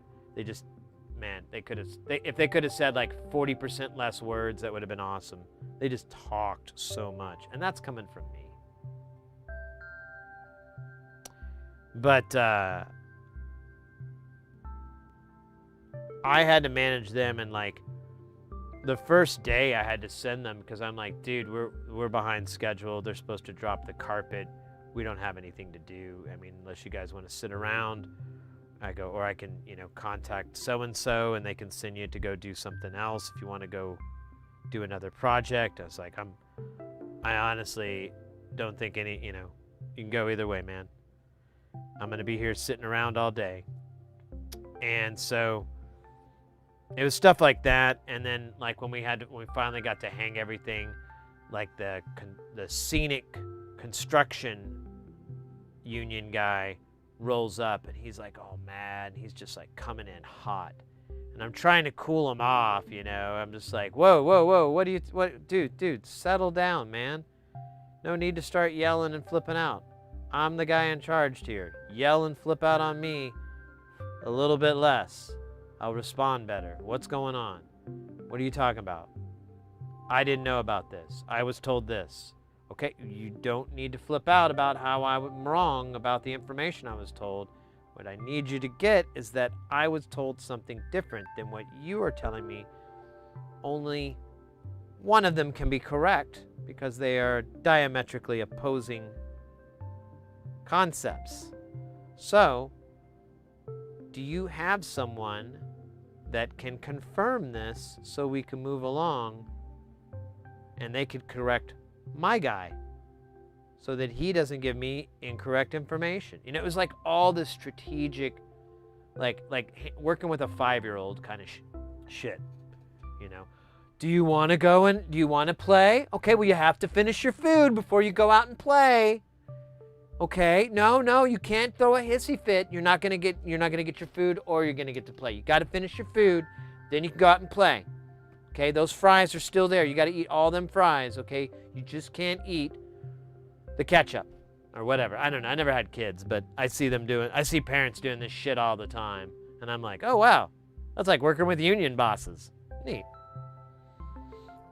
But the nice part was it was like 7 days of setup. 7 days to build this thing that ran for like, 3 or 4 days? And then like it came down in almost no time at all. And I had an entire day off. That was the best part too. So once it started going, that was the part where I was like, thank God, now it's easy. Because I basically would get up in the morning, shit, shower, shave. I had to walk to the convention center, but it wasn't that far. It was like quarter of a mile or whatever. And I liked the walk, honestly. I'd hit my pin, you know. And then I'd get in there, I'd show my face, I'd turn everything on, and, you know, make sure everything was powering up correctly, making sure, because I was the AV, so just making sure all that powered up and worked. And I usually would hang out for like 20 minutes, you know, fuck around on my phone, say hi to anybody else I need to say hi to, which usually was one person, the booth operator cat. And then I'd go for a walk. I'd usually walk around just to get some exercise, honestly. And I'd, you know, walk around the con and everything. And then I'd go back to my room and I'd take a nice long nap.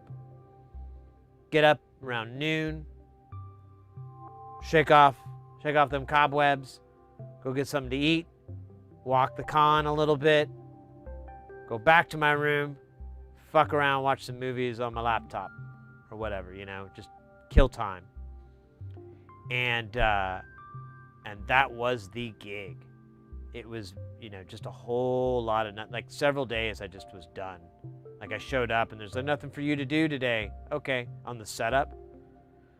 I just have to meet up with the hands that were hired, the IATSE guys, and be like, not today, boys. I really wish I didn't have to keep doing this to you. Oh, it's cool, man. We get paid either way. I love that attitude. That's a good attitude to have.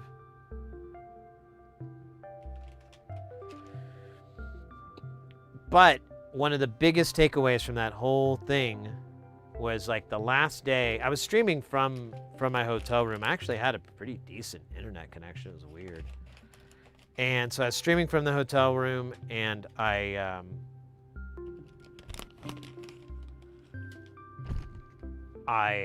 was the deal? Oh shit, actually these are gonna live, oh man, I shouldn't have opened these. These are gonna live in the bag. So I had like a nothing to do day, and then I flew back home. And so everyone, you know, and I had this from friends too. They were like, you know, when you get to Vegas, you should go to the Pinball Hall of Fame. And I'm like, oh yeah, maybe I'll give it a try. I don't know. And pinball's kind of cool. And so I'm there, and I'm streaming and everything. I play a little bit, you know, at first, and then I pull out, you know, my little selfie stick and I start streaming. And I remember after like a few games or something, we're walking through, and if you've ever been to the Pinball Hall of Fame, everything is kind of organized in this somewhat, at least when I was there. I was looking at a Google view of it now, and it looks like they've moved stuff. I don't know, but it's fairly, it's organized by time period. So you can go up to the back corner, and there's a lot of games from the 50s, 60s, 70s, maybe not 50s, but 60s for sure. And then you can see the games from like the 80s, 90s, and so on, the modern ones. And I was walking through with the selfie stick, and I was kind of just, you know, you're walking past all these games, and you're just kind of looking for, because there's so many, there's no way you can play them all. So you're just trying to look at something that will grab you and be like, oh, I think I've heard of this, or oh, I know that name, or that IP, or oh, that's a weird playfield, or oh, that's some really intriguing artwork. So I'm just kind of walking through that. And again, this is long before I got into pinball. This is before I got into pinball and I really knew anything. You know, I was just, you know, astounded to find any games there. And astounded by any games that I found there. So I'm walking, and it just kind of hits me how beautiful the artwork is on some of these back glasses. How it's like, you know, kind of like, it's akin to graphic novels and how the artwork in that can just really, really resonate as just an incredible artistic medium, like very powerful. And I started noticing that in these play fields and these back glasses. And I'm like, because some of it's just mind blowing to me. I'm like, wow, this is really beautiful. I really love this art. Oh, I love this direction. It's like a noir kind of, or, whatever. And I'm walking through and I'm kind of, I'm saying something along those lines. And then it kind of just hits me that, this is something incredible. This is really a top tier kind of hidden gem form of gaming, because you have like all these elements. You have beautiful artwork. You have very challenging game skills. The gap is real, but to even things out, there's so much luck.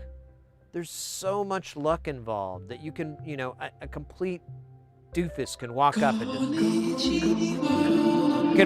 and just have like a really, really good game. And, someone who's played the game thousands of times or whatever would just be like, ugh, get totally hammered by this, like, amateur. So that aspect, the fact that it's never the same game twice, even when it's the same game twice, the fact that you can play one game here and one game there and you get a different experience, and that experience aspect is what really intrigued me altogether with pinball. Is like it's different. You could go to, it's like video games. You play Super Mario Brothers, or, well, not Super Mario Brothers. You play Pac-Man. I'll use Pac-Man, and it's the same game everywhere you go.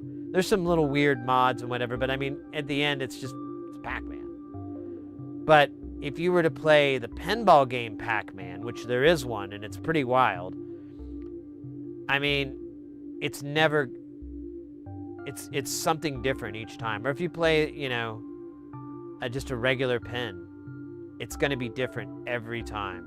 It's so cool. And that randomness, that artwork, that challenge, that skill gap destroyer, that gameplay, the rules, the technicality, how you can play, like, some games it's just scores, but there's other games where, if you really need to get a score, you have to learn how to do this so you can get these multipliers lit up. Then you attack. There's strats. There's whole strategies. There's whole methods. It can get super, super deep. And to the point where I don't think there's really any conceivable way that I would ever find the end of pinball. Same thing with modular. Exact same thing. Like, I don't think there's any conceivable way that I will find the end of modular and be like, okay, I'm bored. I've touched every module and done everything you can do with it. I'm bored. It's the same thing with pinball. There's no way I'm going to be able to even play every game out there, let alone get good at any of them, to any extent. And then, like, I'll give you a fantastic example. So, like a few weeks ago, I was in Sonoma. I was Sonoma or Napa? Sonoma. And I was in this little tiny town, and there's just one pinball machine at this bar. And it was Ghostbusters from Stern. And I'm like, all right, man, take your lemons, make lemonade, get really good at this game. And so I would play every night for like at least a couple of hours. And it's such a hard game. And I even like reached out to Laserlos, who's a very talented, awesome pinball player who's on Twitch as well, and asked him for tips. And he's like, yeah, there's like a scoop on this thing that's just murder. And he's like, yeah, man, blah, blah, blah. He gives me a bunch of ideas and so forth. Yesterday, I was out running errands, and I was like, hey, there's this arcade that's open. It's not open for much longer. It's kind of aimed at kids. I'm going to go there. They have some pinball games. I haven't been there in a while. Let me see if maybe they have some new games. Spoiler alert, they don't. But while I'm playing, I hear this couple, and they're hanging out. They got like a bucket of beers. I was like, bucket of beers, that's fun. And they're drinking and playing, and they keep playing this Ghostbusters. And I don't hear them like getting jackpot over and over or anything, but they're not doing bad. And I'm like, man, I don't know if I should ever play that again. And then I was like, I played John Wick and I played the Beatles game, and I was like, you know what? Let me play a little Ghostbusters. Let me just see if all that practice and training is going to do me any good. And then I look at the table and I notice like, oh, there's a center post, and there's like this little plastic, clear plastic mod thing, and it gives you like a center post between the two flippers. So I was like, oh, that's cool. I wonder what else is different. A bunch, like and I knew that you could turn this setting on so that one, like it'll once the scoop. So when the scoop launches out, it'll often just send it right down the middle. In the game settings, you can turn on so when it launches the scoop from either side, the ball save will come on for like 2 seconds, like a really short period. But it's enough to where if you lose the ball, you know the game's not over. And that's on, but also the scoop on the left side just kind of dribbles the ball out. It doesn't even launch out. It just kind of lightly comes out, and you can catch it with the left flipper pretty easily. And so I'm like, oh my God, all the difficult parts of this game have been removed, and now it's just going to be a slugfest. I'm just going to kill this. So I play once. Don't do very good at all. Like the best score I got was like 250 million.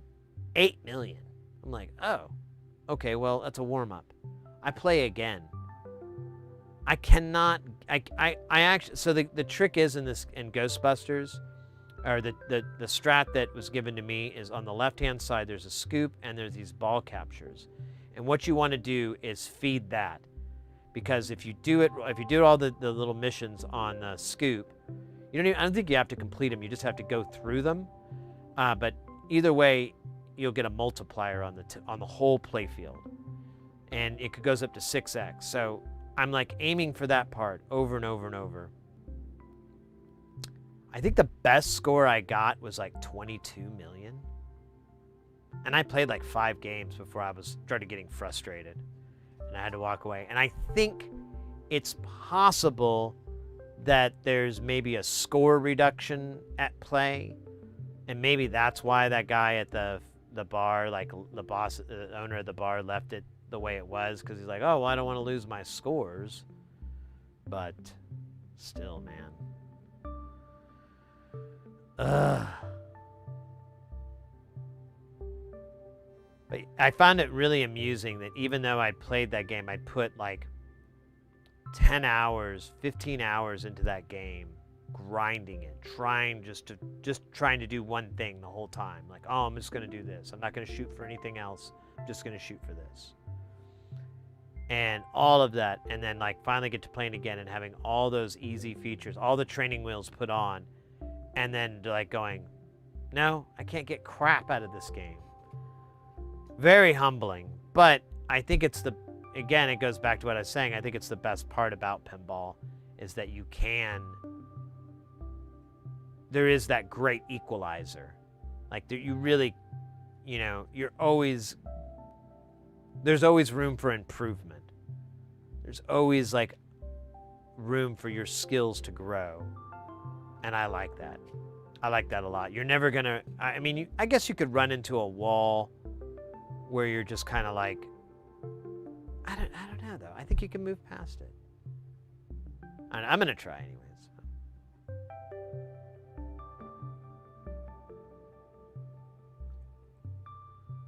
Aim. Oh, astronomy. If you want some pinball tips that are pretty solid, pretty useful, there's what's his name? Abe Flips. ABE Flips. Flips, I think, or maybe Z. He's a YouTuber. He has like a nice little playlist of different tips and so forth. and they're really short. Like all the videos are typically less than a minute. Really, really quick, just like, and he talks about how to do aiming on the deal. And he basically is like, use the playfield art as your targeting system. So if you're playing like, I don't know, I'm trying to think of a game's artwork that people would know, but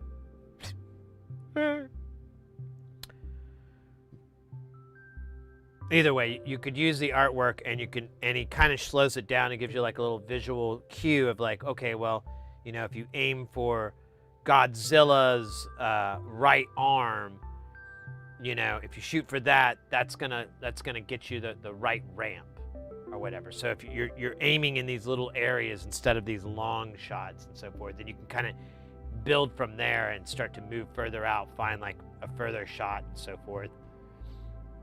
But I was telling someone a while back, I was like, really with pinball, the whole thing is it's about ball control. Like, you don't want the ball flying around all crazy. Like, you want to be able to just catch it with the flipper or slow it down with the flipper and then cradle it, or, you know, basically line up a shot so when it comes down, you can just send it. And then once it does its thing, it'll come right back around. Like, you notice on a lot of pinball games, if you make a ramp shot, for example, it usually will cycle and return the ball to the end lane so that you could do that again. Or if, you know, do the other ramp and do a combo or something like that. But it will always reward you in that way of giving you that ball control back, so that you're not worried about it flying or coming down the middle at a crazy angle. When you do like orbits and so forth, the orbits are usually pull the ball right on your flipper, or aim it toward that, you know, towards your flippers, and not the slings, the triangles, and the sides. Some are very evil, but generally speaking, a lot of pinball shots that you're trying to make, if you make it, you're rewarded by getting the ball control right back, which I find is stupid challenging. But I think that's the key, that's the trick at its core. So these are bats, and then these are something else, and these are bats again. Don't know why I bought them twice. That's fucking annoying. I thought I took it off, but I guess I didn't. These, I don't know what these are. These are LDOs.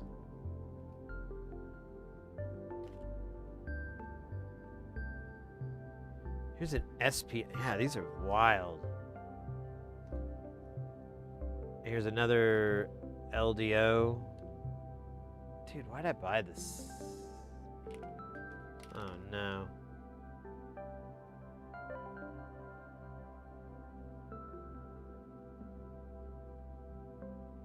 Wait a minute.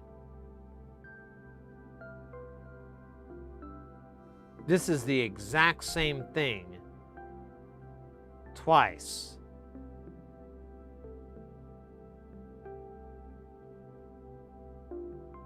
Oh, they made a mistake. Okay, good. I thought I made a mistake. Haha, they made a mistake. So this is the same line item, but it's 2 quantities of 5.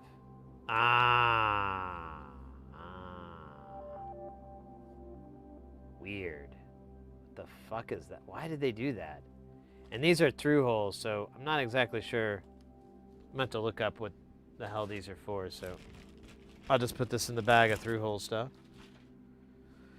and move right along to all the bats. I don't know why I have these fucking bats, though. I thought I got rid of one.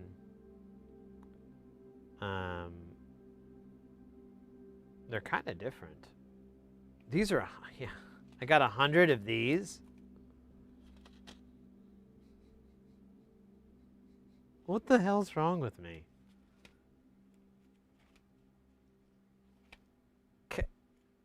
Where am I gonna put 100 of these? I guess in here, maybe. I don't know, man. These aren't even the same. These are bat W's, which it doesn't matter, but.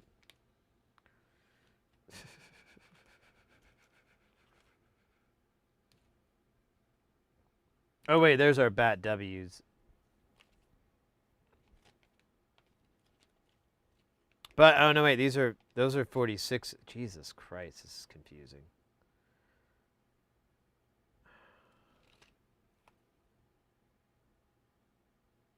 Oh.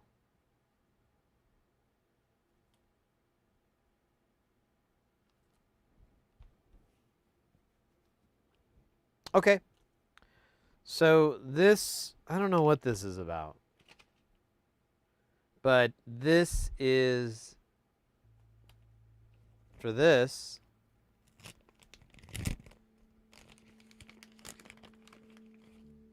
Because this is a bat 54S. And then a bunch of other letters. You know what, I'll just do it this way. I'll just, because there's only like one left in this strip.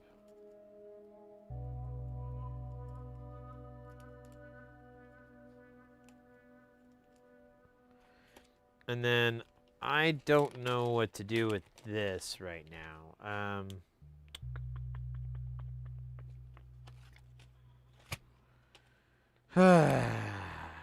I could put it in here. I don't know what the fuck why though. I already have it. I've got 100 more. Not really needing it.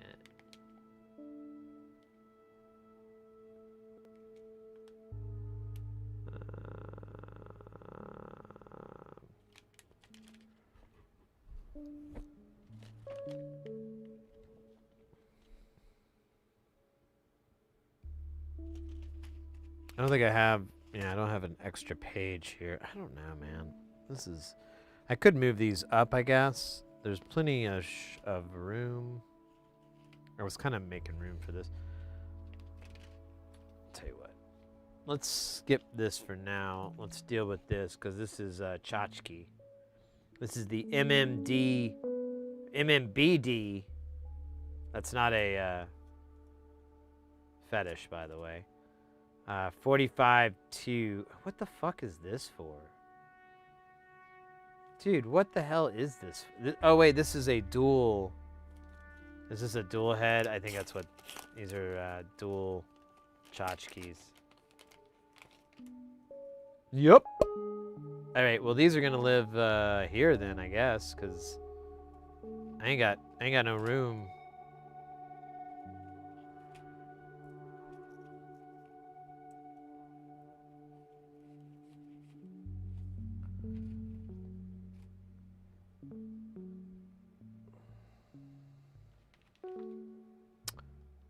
Huh. Oh, there it is.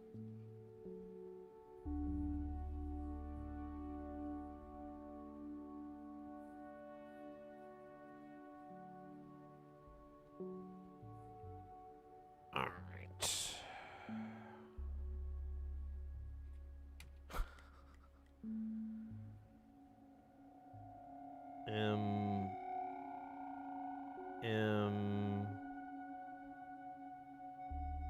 That's a terrible M, but you get, fuck me.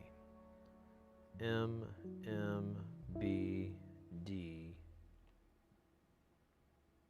4, 5, 2.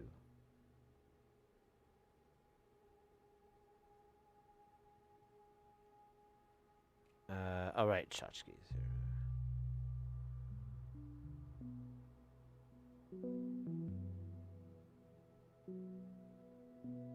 Shotki.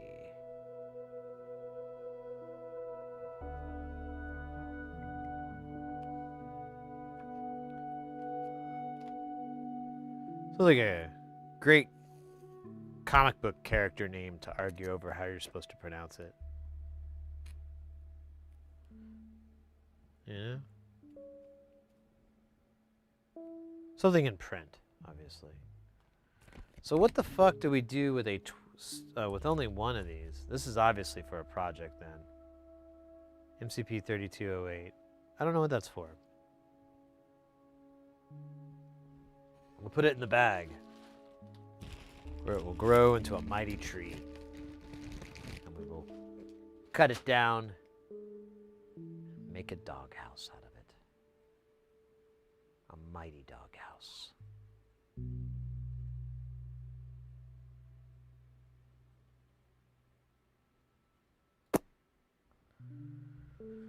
Oh, yeah. Oh, yeah. So here's the two things I probably didn't need to buy, and I bought them anyways. Probably lost like $1. Actually, we could look. How much money did I lose by buying 100 of these BAT 54s that I really didn't fucking need? Definitely didn't need 100 of them. Let's see, BAT 54, 100. Motherfucker. That's $8. That's a lot. I don't think I can recoup from that financially. I might have to start selling blood. Plasma. Plasma's the real stuff. I'll pay you top dollar for that shit. So if that was line item 15 and this is 20, then it should be...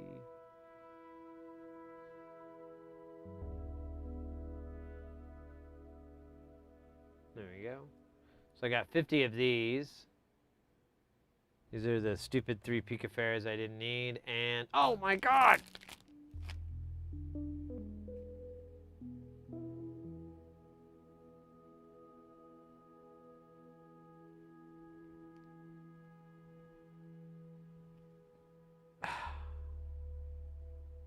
I might have to do something about this. This is like $16 worth of mistakes. At least I didn't open them yet. But yeah, that's a little bit expensive.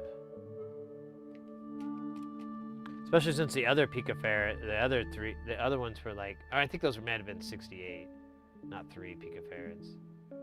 Either way, it's kind of a, fuck, whatever, man. I'll just put these in the bag for now. You know what? I could write return on here. I don't think they would be mad if I were to return it with these words on it. Return. Return the map.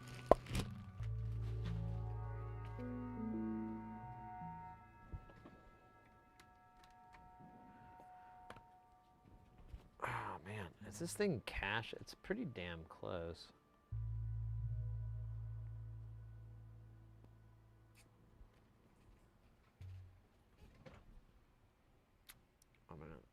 Oh, it's all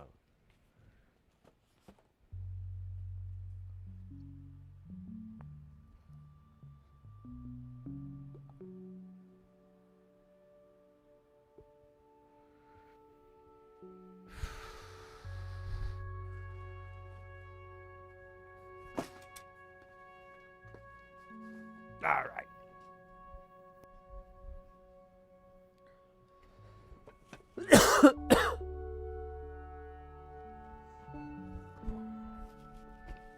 Good old Metasonic.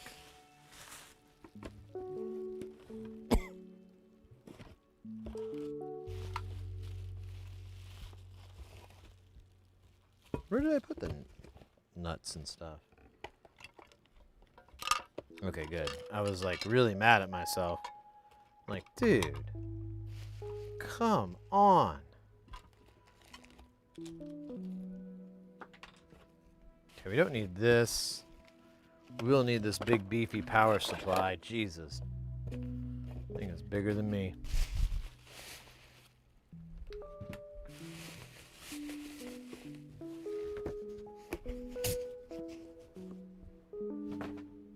Alright. So if you guys haven't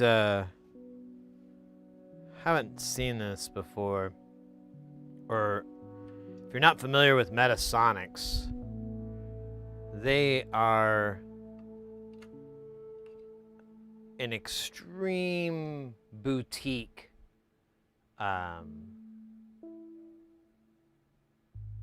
pedal amp. I don't know, mate. They make weird stuff. It's pretty expensive too, and it's all kind of handmade, so it's pretty expensive. And they don't make a lot of these. So I found a version of this, and it was like there was 100 made on the list, and that one was selling on Reverb for like $2,000. This is I think a slightly more rare one, but I don't know if this is a joke or this is real as far as the number count here, 4 of 20. But whatever.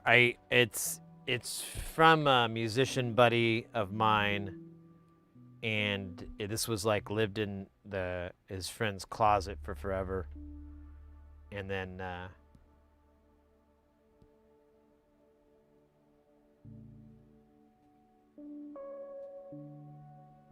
we don't need this power now. We're gonna replace all these caps.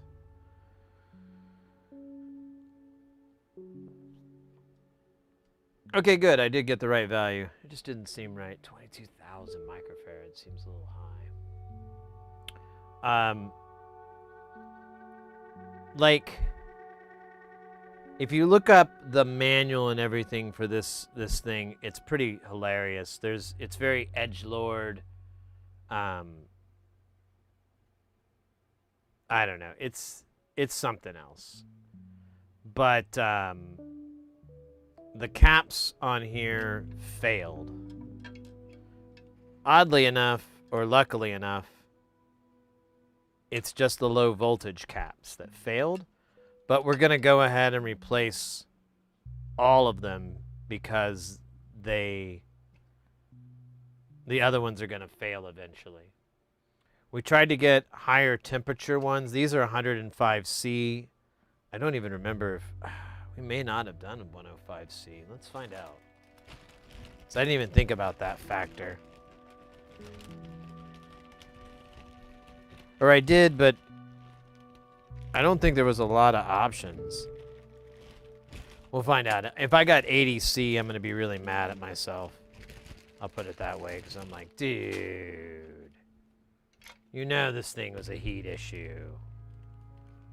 It doesn't say here. 105C. 105C. So we're good on that. We're going to go from green to brown is pretty much the variance. But these caps are hilariously bad. Like, let me see if I grab... Where's that one that... Did I take it out, or?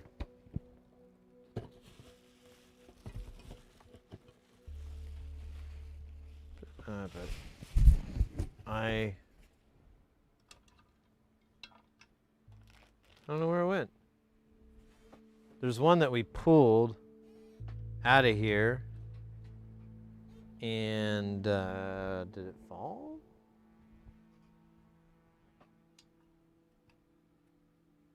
I don't know where it went. Oh, here it is.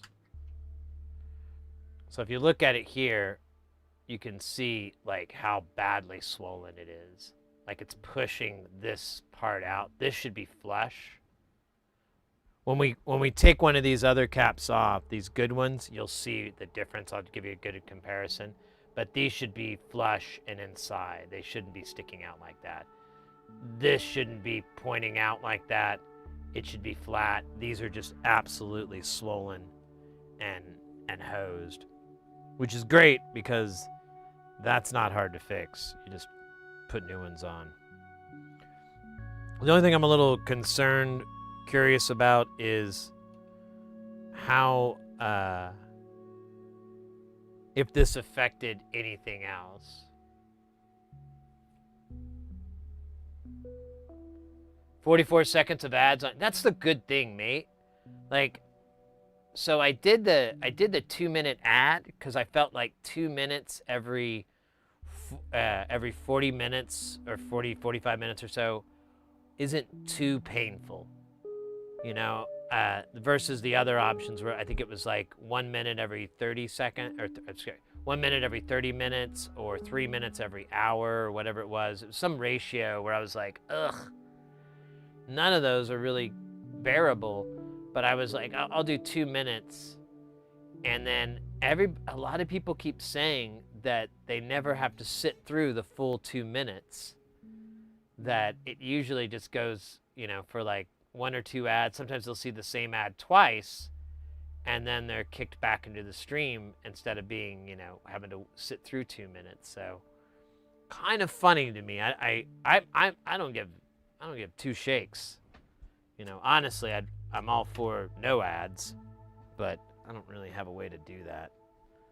And I do like, I like the fact that they do give you a little bit of control over when your ads play and so forth. So I appreciate that.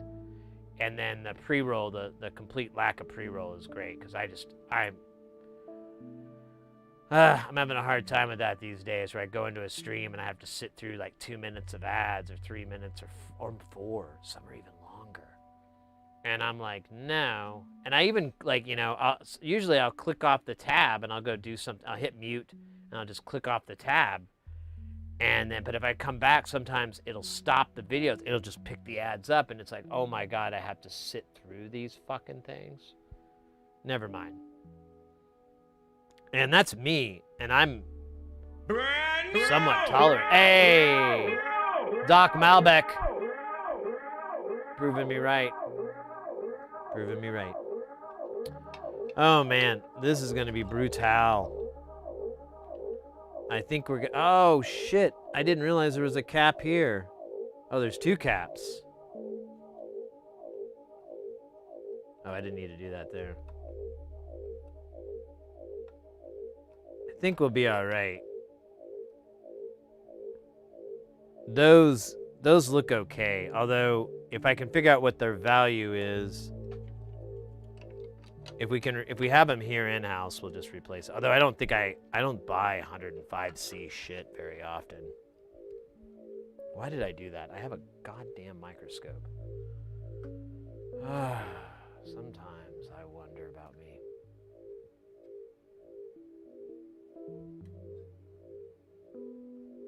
Oh, 100 microfarad, 10 or 16 volts. I don't see the temperature.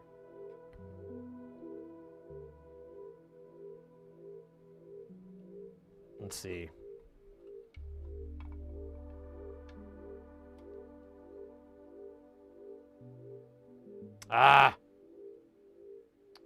We'll see. I mean, these guys look fine, though. That's how they're supposed to look, where they're almost recessed in. So I don't think we need to replace those. I think it's just the power caps that failed. But, that sucks too. I love Zycon. Zycon. Hey, the 750s. What's up? Quick question on the micro USB-C Zoom L8 repair. Oh, Jesus. Yes, I remember that. Kind of. Did it work with PC connections as well? Yes. In fact, I used it as an audio interface in my stream for about 2 or 3 months before I kind of gave up on doing it the way I had it. It was just a convoluted mix. But yeah, it worked. I loaned it out to a friend of mine not too long ago, and I warned him. I was like, hey man, The only thing is I've repaired this USB, so when you plug it in and unplug it, be a little gingerly with it. I worked it. It looks like it's gonna hold, but so that it doesn't stop working all of a sudden, just be ginger with it when you do it. And I haven't heard anything back, so far so good. Lawn Dog over on YouTube. I'm watching you for the last few hours. I'm doing some computer repair oh, let's go. I love things that have tubes on them. If you read up, if you're curious, I'm not gonna read on stream again because it was like awkward. This is the TX-1 from Metasonics. The manual is just filled with all this edgelord shit. It's some of it's just like, what the hell, bro? Like there's one part where it just out of nowhere brings up pegging. Okay? That's the manual. All right? Out of nowhere, it accuses you of not only of appreciating that. Pretty wild manual. Pretty unhinged. But you know, I guess that's the charm of it. I don't care.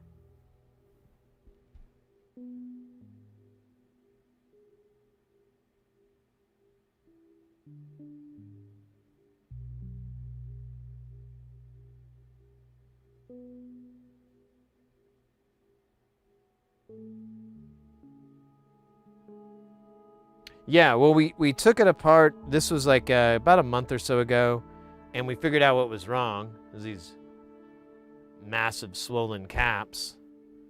And so I ordered the replacements finally. I've got these in. They're about the same size, a little bit smaller. I couldn't find anything like as big because I wanted to try to match the size for no other reason than just making that a goal, but no. Okay, so let's start with these 2200s on here. We've got one removed. We need to remove these other four. Now, it's going to be really fun and challenging because, oh my gosh, it's bodged. There's like a bodge wire on here. That's the cap. And then that's the wire I guess it's supposed to attach to.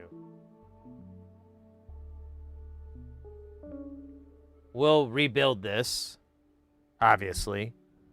But, yeah, you can see it was cut away. They cut the PCB so that it would fit in this case. Let's see if I can give you a better view of the... Oh, scheisse,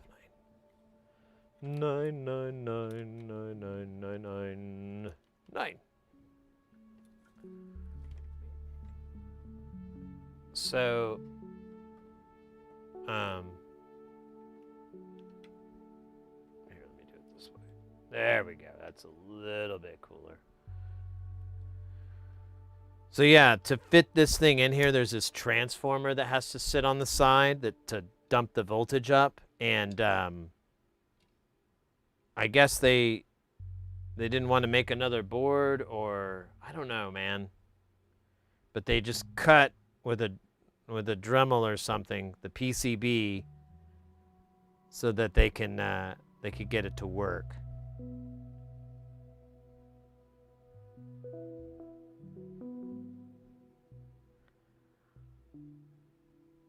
Now, I'm going to go right back really quick to remind you guys that we found a less rare version of this for sale on Reverb for $2,000.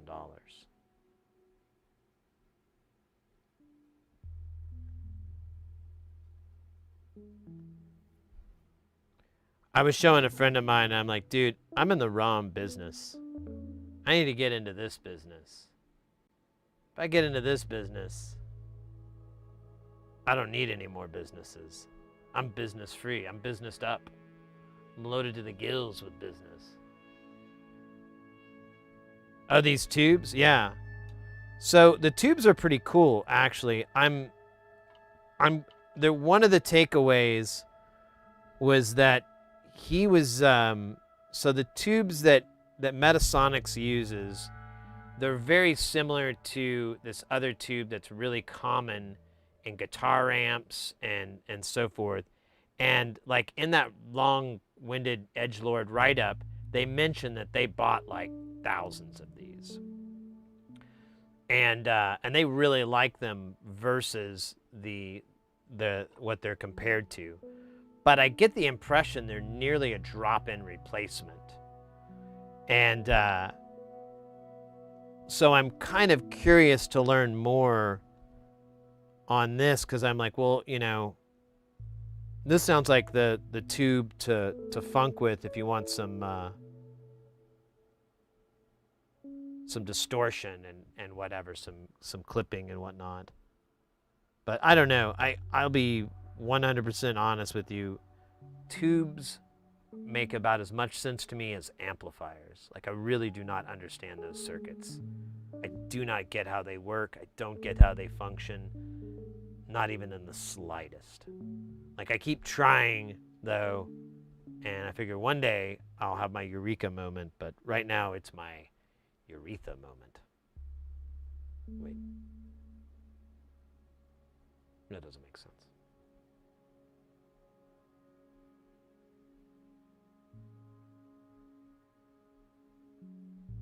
By Capnar's hammer.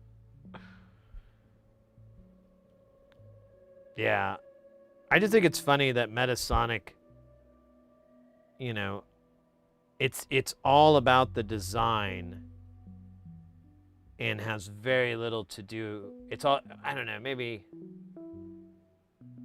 there's a lot more attention played into form than function.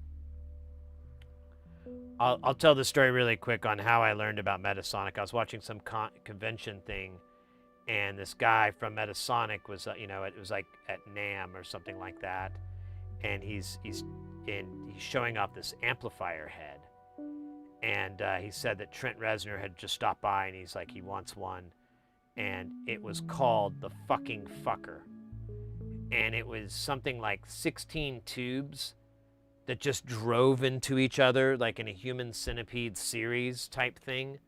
So it was just just insane amounts of distortion. And I felt, I was like, well, when does it become useless, you know?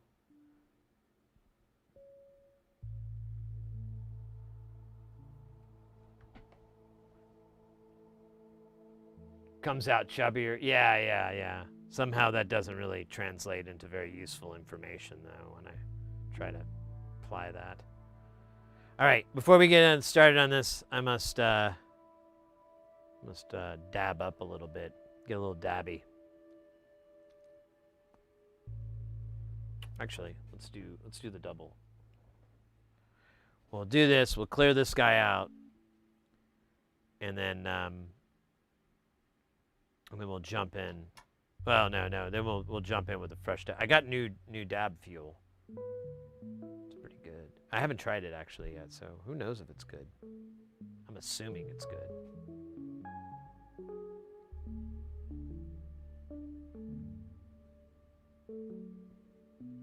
I'm gonna dab some tonight.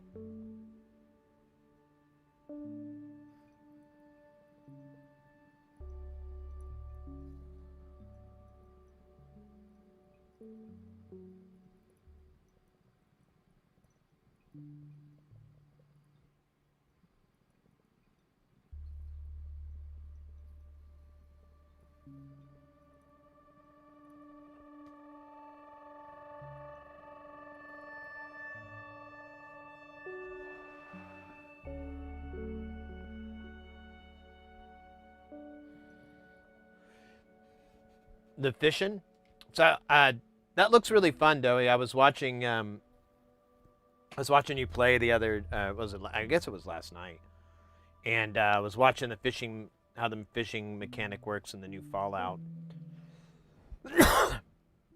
and it looked fun. I can't remember which game it is, but I played another game with a fishing mechanic.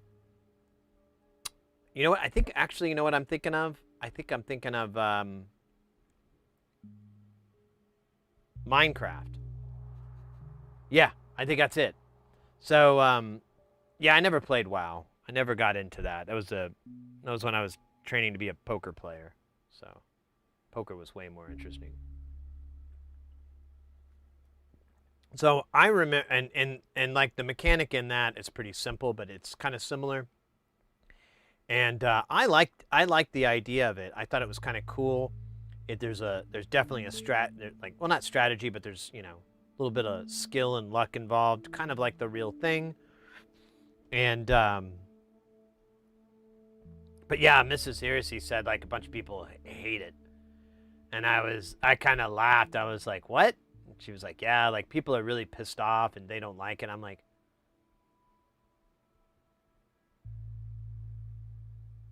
I think they're misunderstanding the whole "don't hate the player, hate the game" reference. That's not literal. All right? That refers to the game of life and love and things like that. Not literally hate the game. Like the actual game. The video game. I don't know, I was like, man, people just want to whine about everything.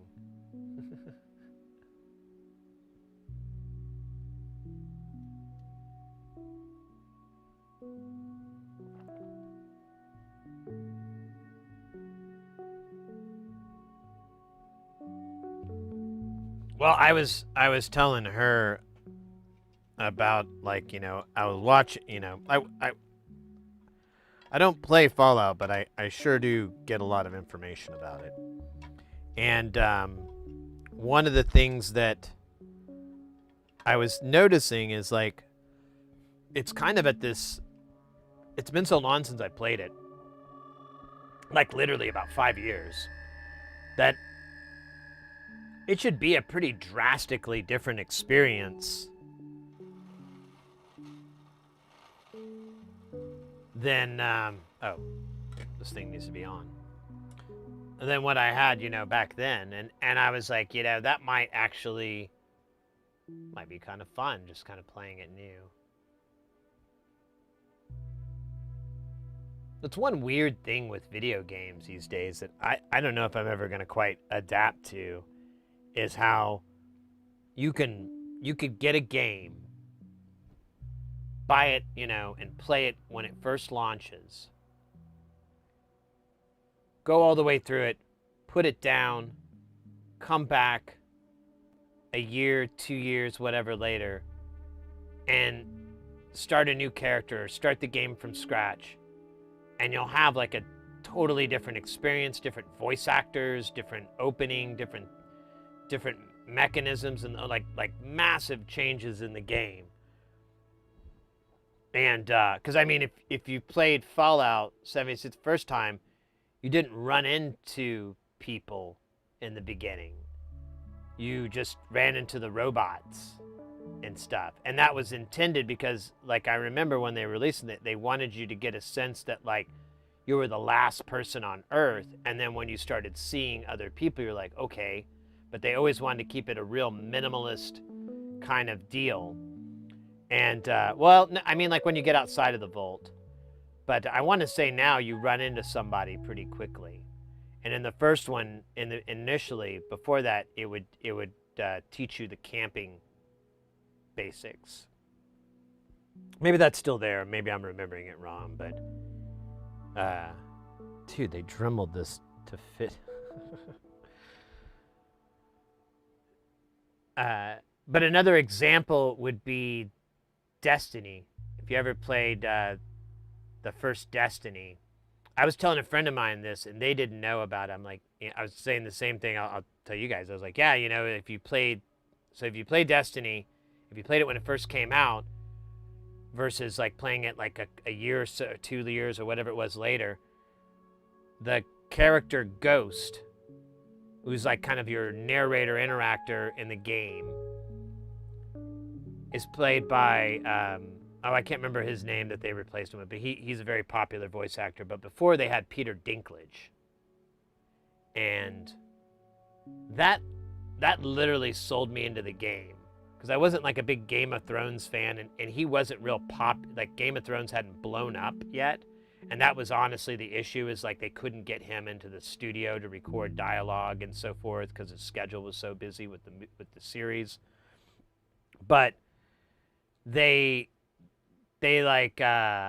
got rid of it, and they replaced it with a different voice actor so they could record new lines and everything. And yeah, exactly, Dinklebot. And man, that kind of honestly is and then like the opening was different. Lots of things were different in the game, and I was like, oh, that's kind of weird. And that was my first kind of experience. And now you kind of run across this with a lot of I guess it's mainly with MMOs, where they totally will change the opening story or the beginning deal. I guess Skyrim, that one stayed.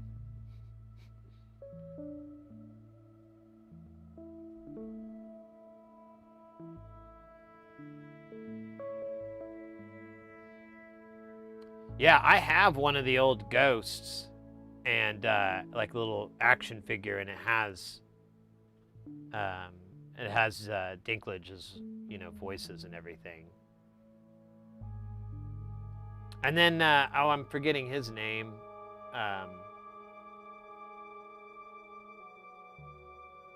They kind of kept pulling in good voice talent, but honestly, like by the time Destiny 2 came out, and I played that for a little bit, but I just got really bored really fast, and like the voice acting couldn't keep me in. And then they kept getting rid of people and putting them with okay voice acting. Once I don't know, when you put really, really good actors, actresses against, people, maybe it's a direction thing too, I don't know, but it really, really impacted, I think, the quality of the whole thing.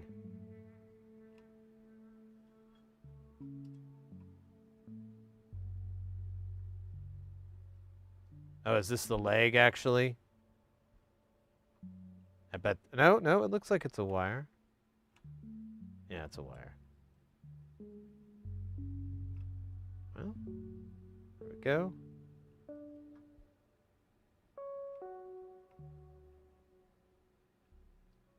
I don't know why it's not coming out. There we go. It's just being a pain in the biscuits. If I could take this whole thing out, this would be easier, but... Oh, you know what I could do, though? Thinking with... Ooh. Why did brown come with it?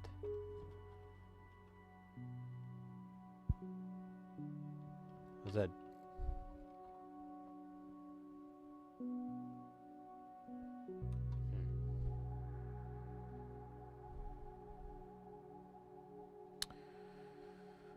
This one's going to be fun.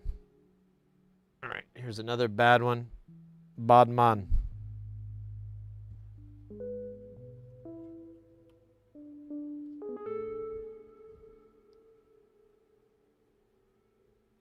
Hey, go fast.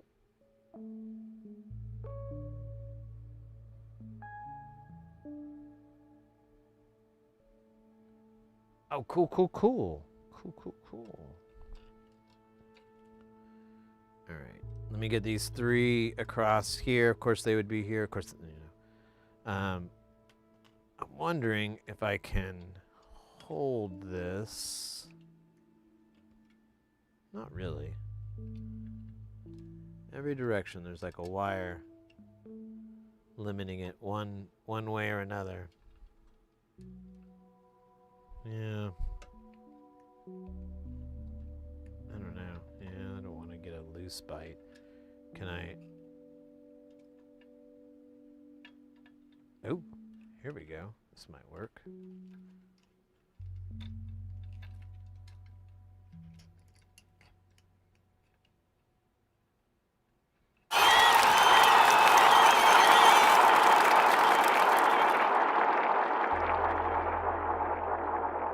Daniel, thank you for the 10 bits with the cheers and for me soiling myself.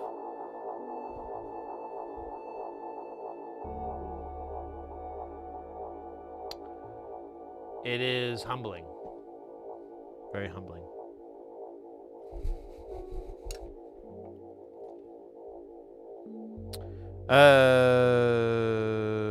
Shoot. I'm just gonna do the same thing. I'm just gonna. So I've been doing it lately. I'm just going. Here, first I'll go. Oh, here. Let me get it in line so you guys can see. But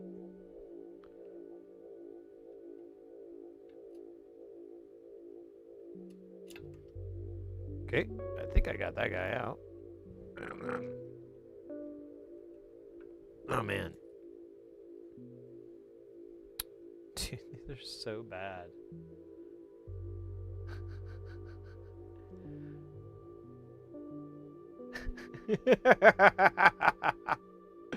It almost pushed itself out of the... I think this one's the best, though.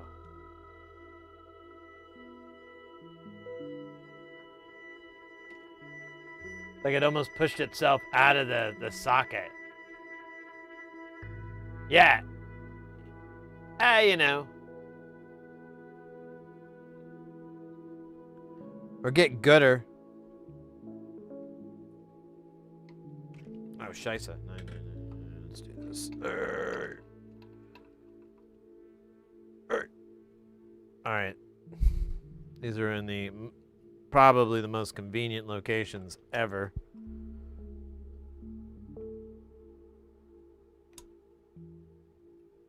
Oh, that one came out really gentle. Like a little lamb. Okay, this one's a little tricky. Come on out, little lamb. I got a nice surprise for you.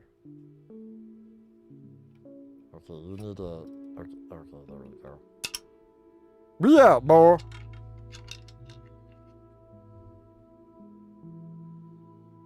Oh, yeah. Before I forget, just want to verify this is polarized. Okay, it is polarized correctly.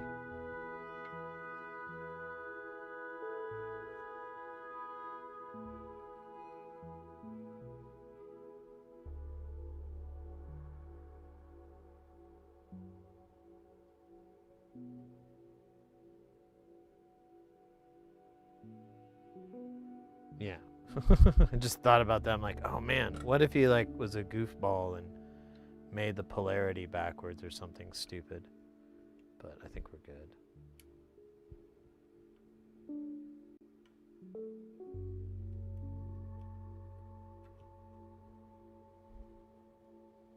Oh, this one didn't,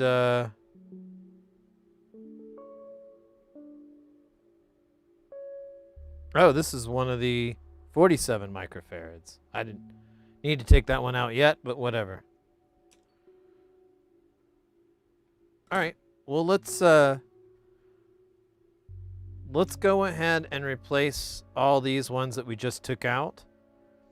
We'll need to clean these pads off. It might be easier to flip it to do it that way, and then we'll start repopulating them and seeing how that goes. I think it should be okay, but you know, thinking is stupid.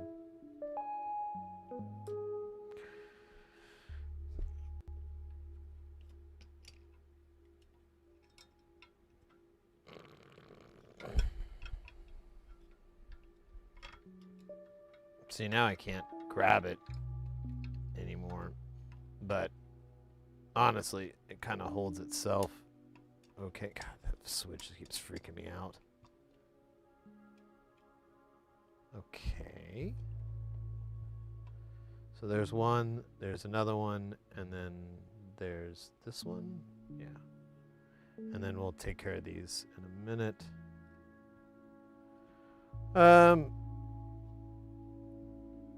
You know, I didn't do any of this that I said I would. It's kind of weird.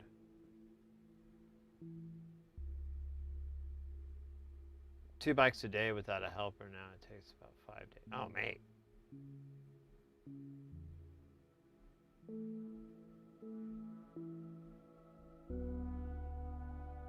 Yeah, go fast. I can relate to that.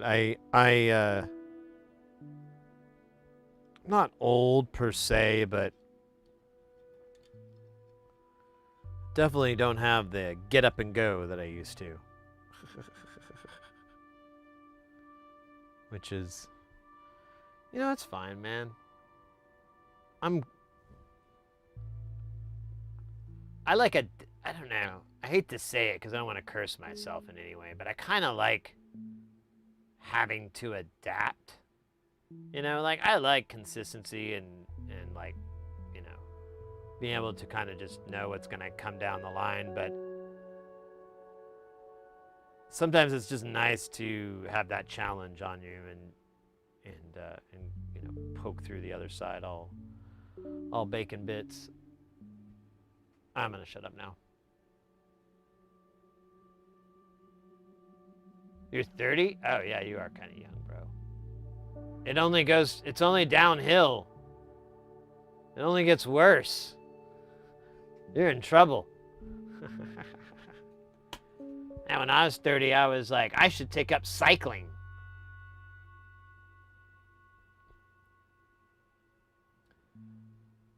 Hey, Volko, do I see tubes? Yeah, this is Metasonics. What is it, the TS1, I think, or TX1? It's a really rare, really expensive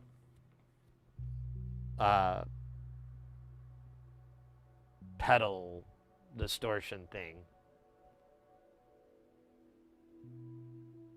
I know, that's what I'm saying. Hey, Aqua, welcome in.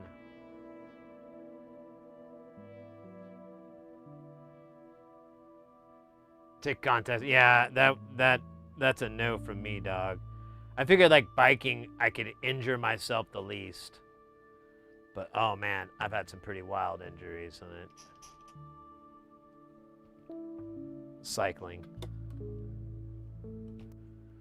But anyways.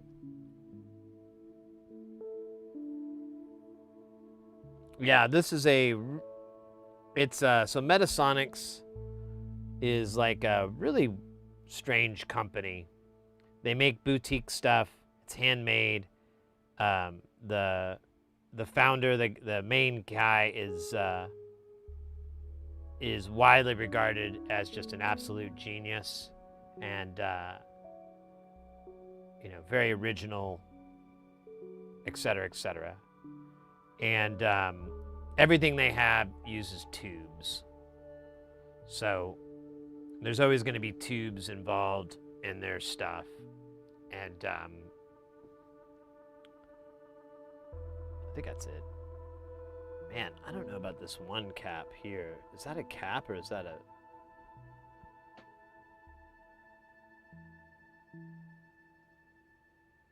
Bro, I think we might have to replace this cap too. We should test it. Here, let me show you what I'm talking about. It looks really bad. I don't know how. I think we kind of saw this, but I don't remember.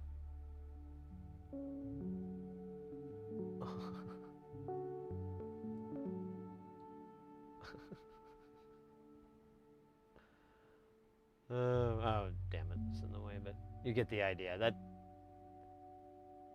looks a little weird. I think we have regular 47 microfarad cap, so we'll do that. Replace that one too, because that just looks like shit. I'm kind of mad I didn't see it. Of course, I didn't see those other two, but they look fine. I think we have those too, but I can't. We'll do this a little bit at a time. I don't want to get too crazy. Oh man, I think this thing is clogged and done.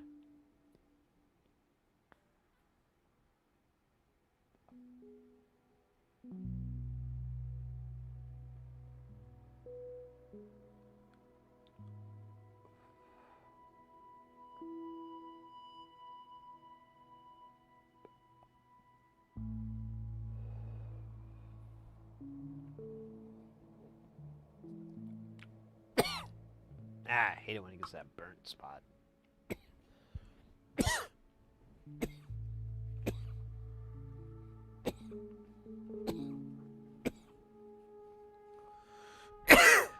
Muy es no bueno.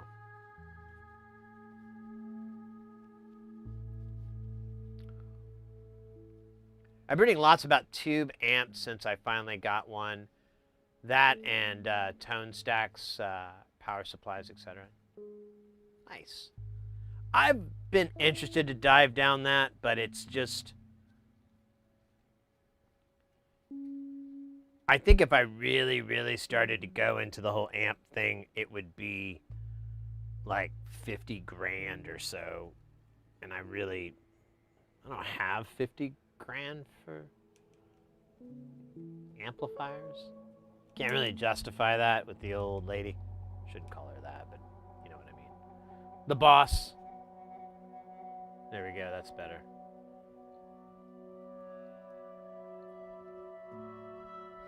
I was trying to use colorful euphemisms.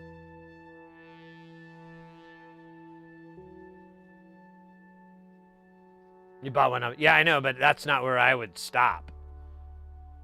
Those videos or those pictures of the guys that have like a wall with like a metal shelf, like with the little wire metal shelves, and they've got like 12 amps, and then they have a little thing off to the side that's like a matrix, and then they have like 8 different cabinets. That's this guy. That's what I would do. If I really got into amplifiers, whenever I see those setups, I'm like, yeah. But to be honest, at the end of the day, I'm pretty into emulation and amp modeling and stuff like that. But if I want to hear it, like, and feel it through like a big old giant cab, modeling is kind of, but recording wise, superb.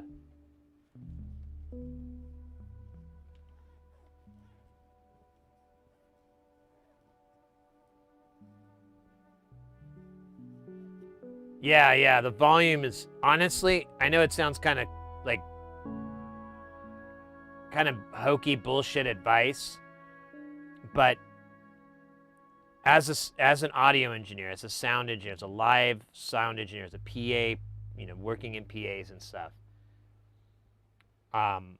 there's a lot of instruments and a lot of speakers and a lot of cab amp combos, like amplifier power combinations, to where you're honestly not going to get what you want until you really push it, like the output side. So that's why like things like hot plates and stuff will be popular, because they'll just gain the amp and then they'll record straight off of that. And I think you can double the cab off the side so you can get like a 2-source setup. But I don't know. I've always wanted to go down that road, but it's such a expensive and highly contended kind of area of, and it's studio recording, which I pretty much gave up trying to do that job a long time ago. And I have no regrets. I'm so glad I didn't waste my time trying to get deeper into that, because sitting around having to deal with that crap would, oh my God.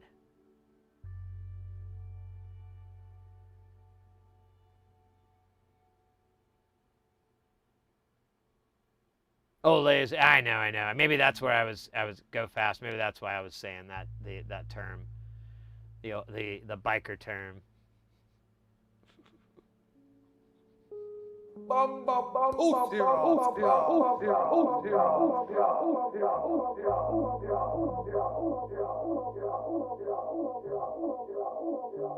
There's so much contention. Yeah, I know. Well, I don't know if you're stuck in ads right now, Volko, but now as an audio person, well, here, I'll wait till we're done with the ads and I'll elaborate a little bit better. this thing finished.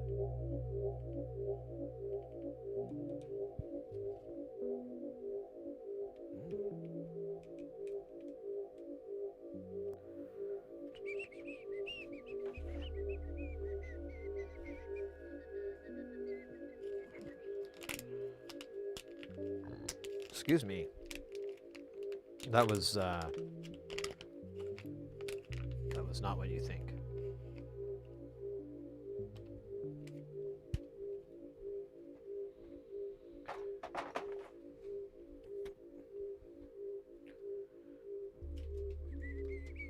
No ads. All right. So, what were we talking about? Okay. So, here's my little anecdote. I don't know if it hits though. I've told someone recently, and it didn't have the impact I thought it would, or it normally would. So, like at home and in my car and everything, I don't have like my car. I don't even listen to music in my car or anything. Pretty rarely.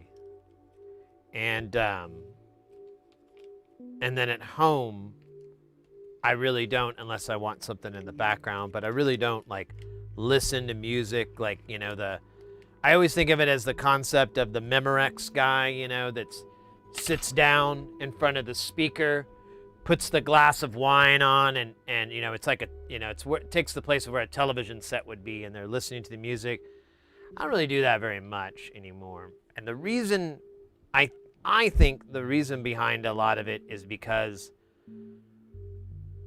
I'll listen to these like hundreds of $1,000 PAs, you know, and they really, like once they get tuned, once everything's kind of in place and everything's kind of at that point, it sounds better than anything I've ever heard. I mean, that's one argument to make for like live concerts sometimes, to go see a live concert, even if it is like a bunch of backing tracks. It's still getting mixed down. It's still going through, you know, a PA that has just remarkable dynamics. And because I mean, playback music, like, let me give an example. There's a couple I have. I'm trying to think of one. I don't know. It's happened a lot where I've set up a PA, and usually it's I'm not the A1. Someone else is the A1 where I've really ran into this. And they'll be playing a song, and I'll be walking from front of house to back of house or something like that, and the PA will be kind of bumping. And I could hear it, and it's just these instances I kind of stop, and I just kind of listen for a moment and kind of like just take it in, because a lot of the times it just, I mean, I hate to use these subjective terms and so forth, but it just sounds so good and so much better. You can hear all these things, like some of these productions, especially the 80s productions, a lot of 80s music productions, and 90s too, but I think the 80s had a little bit of, like, since a lot of it was still being recorded to tape and so forth, it had a lot of this depth and saturation. And then even more modern stuff, you can still hear it, like with the deeper dynamic range and so forth, but you can just hear all these sounds that you really don't notice before. They were always there, but they just didn't pop out because, one, the speakers were never really loud enough for you to really hear everything that was all the way down in the noise floor. And when you have a PA that's, 20 feet away from you, but it's so loud, or it's loud, and it's not so loud that it's uncomfortable or anything, but it's pretty loud, it's pretty hot, and it's still hitting you, and you can hear all these things that are really, really deep in the mix because your noise floor is expanded so much from the speaker. Like a lot of the specs that you get and you think about, those are maximum numbers. They're not like the true, what you're actually running at. or anything like that. So when they say like 110 dB of dynamic range, yeah, but you know, most of the stuff that's living in there is like noise or whatever, you know, it's undesirables or whatnot. But when you deal with like, I don't know, 70, 80, 90 down and so forth, you can hear it in these big PAs. Maybe it's lower. I don't know. I'm just being arbitrary with the numbers, but you can hear it in these like PA systems and these really, really sophisticated amps.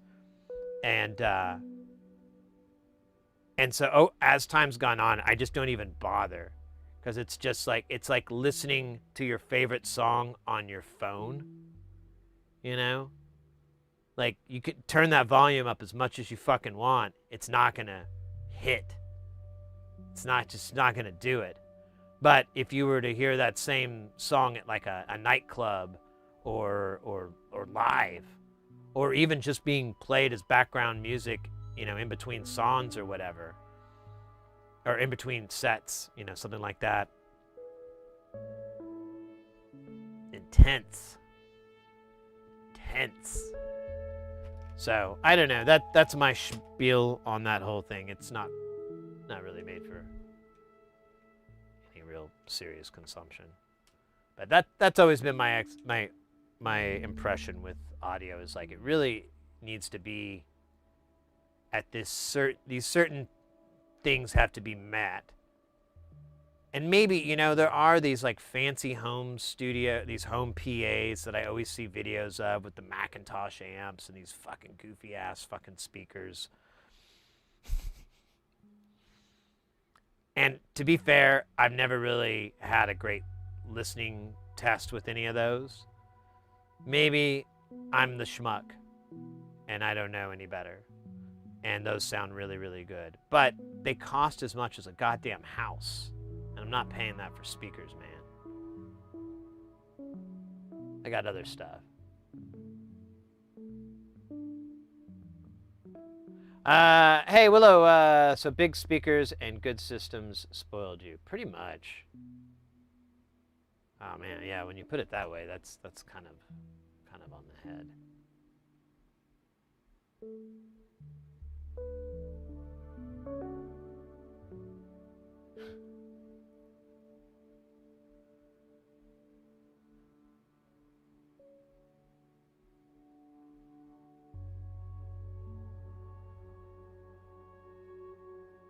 Yeah, I mean, headphones can do it. Headphones kind of, they compress. I feel like they compress the dynamic range, because now your distance to time and so forth is just like all down to, you know, a centimeter. But you know, there's a lot of engineers that like mix and master with fucking headphones. So what do I know? People do videos and they put their headphones on to master, and I'm like, what the hell am I watching? I didn't know you could do that. He's talking like this is a thing. Weird. All right, well, learn something new every day. I wouldn't do that, but you know. To be fair, though, I've mixed and mastered on a lot of crappy speakers, and you kind of like learn their faults and you work around that.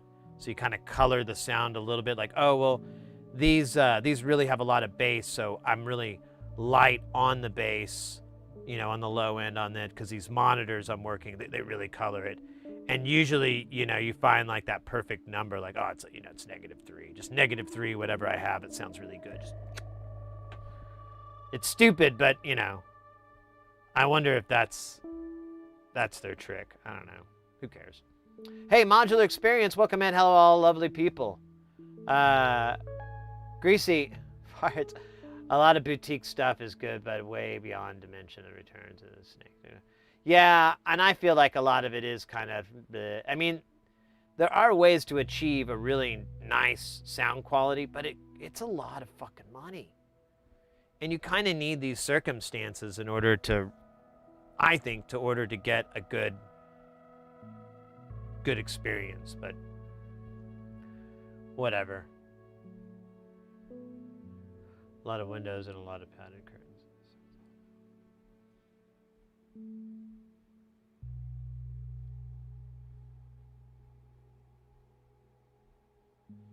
Oh, right, right.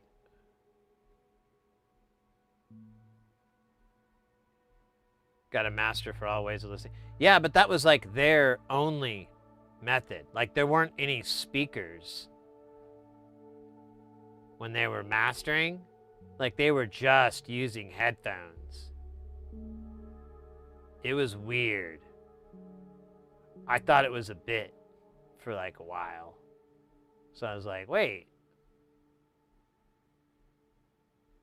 This is for headphones, right? He's mastering for headphones, right? Like, well, I mean, you know, if you're mastering for vinyl, you're not gonna like put on some vinyl heads there. I don't know. It was weird. Bass alignment of the bi-tri amp with good crossovers, the decent set of speakers. Might be true. Definitely having individual driver control is nice. L-Acoustic is able to pull a lot of it off without with the crossover happening at the amp side, of course. But well, you know what? Never mind, because we were talking about this the other day. The Cara 3s. I think it's the Cara 3s. They, I think they're just two sets of drivers. They're nothing crazy, like there's not 15 drivers in there. It's just two sets. And then, well, L-Acoustic is an amazing example. I wish there was some way I could demo for you guys. I have a buddy, I keep telling him, like, dude, I gotta find a way to demo you some L-Acoustic stuff because it's so fucking insanely good. It's weird. Like they make this, I'll tell you one, they make this one speaker. I need to do this dab. We need to get hopping. They make this one speaker called the 5XT. It is 5-inch cube.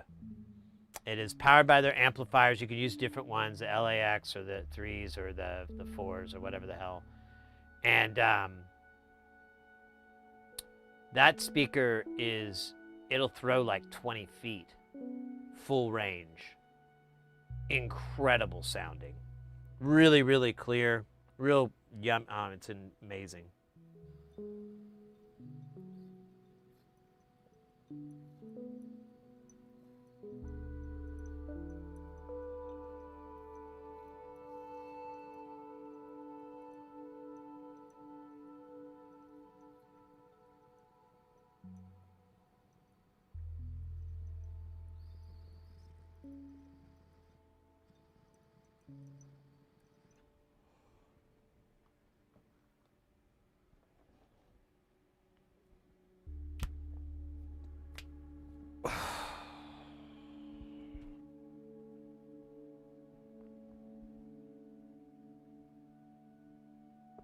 Hey, Chaser, welcome in.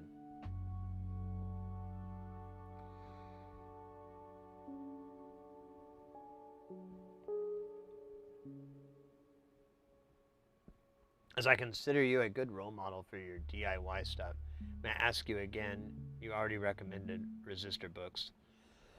May I send in an alley link to get confirmation then to buy this one? Absolutely, and feel free, if you got, I appreciate the platitude and everything, but, you could just ask questions. I love answering questions here. It's my favorite thing of the stream. It's really boring without it, so feel free to ask those questions. As far as resistor books on AliExpress, yeah, I mean, go ahead and pump that link in. Let me take a look. The issue that, like, most likely, like, resistors aren't a big deal because, I mean, as long as they're 1%, they're probably okay. Here, let me pull this up. We can all look at it together. We'll see if we can find something that's important to notice. God damn it. unplug it and replug it. What size were you going to go for?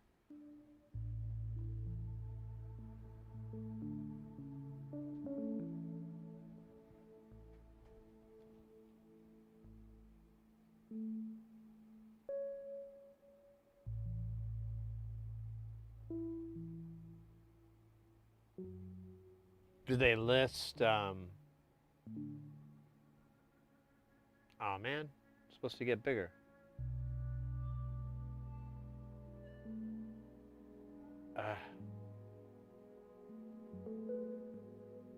Man, this is...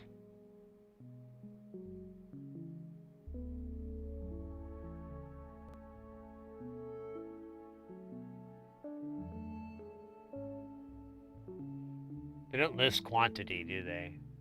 So it's probably like a strip. Let's see, maybe you can see. Yeah, these are strips. So I bought... We just put it away, but I bought a book. Looks very, very, very similar. Well, not a book, but I bought some pages that are marked the same way like this. So it's probably pretty similar, but yeah, you can see you get like 25 of each value. So you're gonna, certain ones like 100K or whatever, you're gonna want to stock up on later, because they're not gonna give you like a 300 or 1,000 or whatever.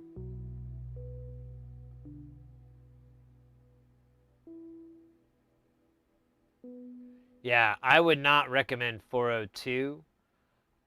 So if you're going to get SMD stuff, there's kind of two sizes that work for, wait, what the, what is the difference? Oops. 40, oh, there's 80, oh, there's more. So you've got this one checked, so I assume you want the higher value. So there's 805, oh, there's even 177 values, damn. Let's see, there's that one, and then there's 805, 45, 42, so that's 15. So I don't really know, I mean, you're getting a quantity difference, so maybe it's like 2 rows on these 8500s, guessing.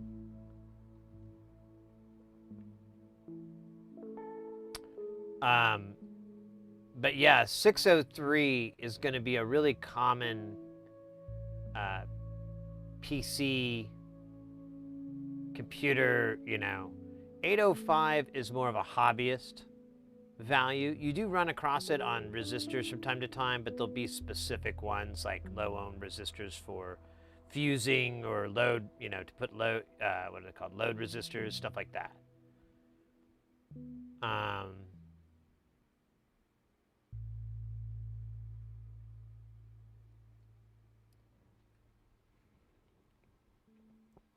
Yeah, okay. If most of the PCBs you have are rolling with 603 and you want to fill that hole, then either of these two would probably suffice. It doesn't really say the brand, though.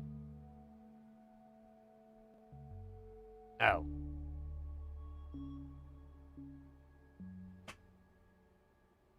What the fuck is this? I thought this was the description. Not a very good one. Yeah. Okay. Specifications.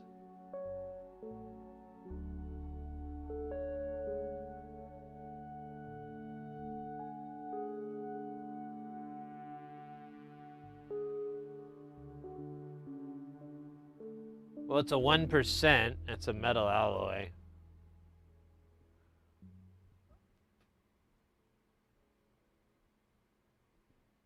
I'm not familiar with IBUW, but that doesn't mean anything. Wait, why is that also its temperature coefficient? That does look like a temperature coefficient too. Okay, I don't know about this brand, but to be fair, resistors aren't like certain values. Sure, they'll scam me, but I wouldn't be too worried about that aspect. Although, to be fair, I don't buy a lot of stuff off of AliExpress, so, and I have heard horror stories and stuff like that. But yeah, if you're wanting to get a start, I would either consider these two books, like a 603 and an 805. If you're trying to save some cheddar, then maybe just the 603, the 8500. Just kind of depends on what you're wanting to do. If you can, how much are their blank books? That's not a terrible price. They're not going to have, I don't know if they're going to have the,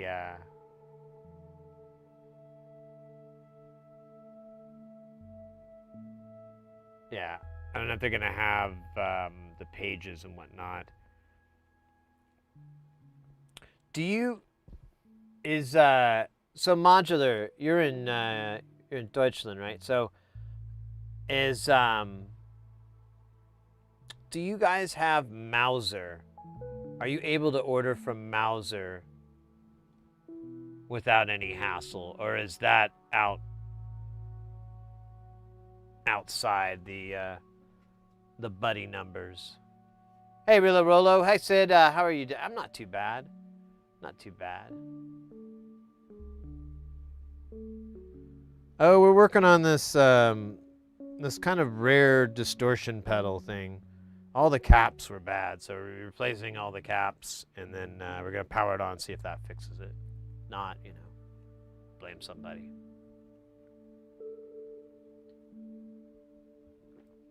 Okay, if it's Mauser, let me show you a trick. This is what. So let me go to. Here, let me think for a second here. What side are we gonna go to? We're gonna go to not Mauser. We're gonna go to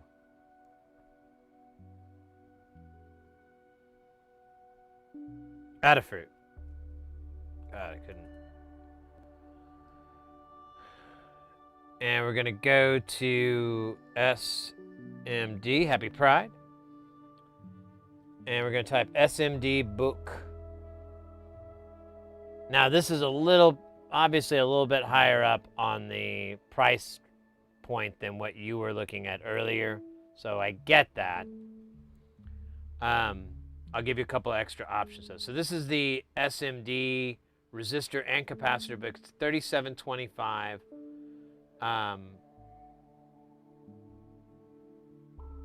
That's obviously deal here now. Now they do have blank books, and then here's 603, $40. So again, it's a little bit more expensive, obviously, than that that other one. But if you want to go that route, you can, or you can go do my thing with the blank ones. You just buy that, and then you can buy extra pages as well. Yeah, these extra pages, they're not too pricey. 5 pages for $250. You know, could do worse. But anyways, the important thing is when you're shopping on here, you look at this part here, this product ID, and you'll copy it. And then you'll go to Mauser's website. And you paste. Yeah, well, actually, it's easier. Oops. It's easier to go to.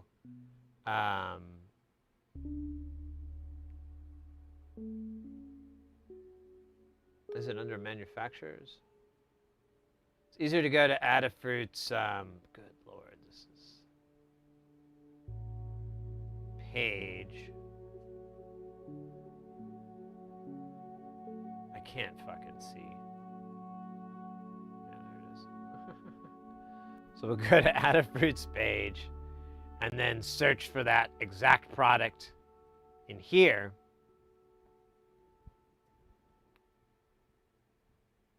Don't make me look like a jacket. There it is. And it's the exact same price. So you're not going to pay more or anything like that.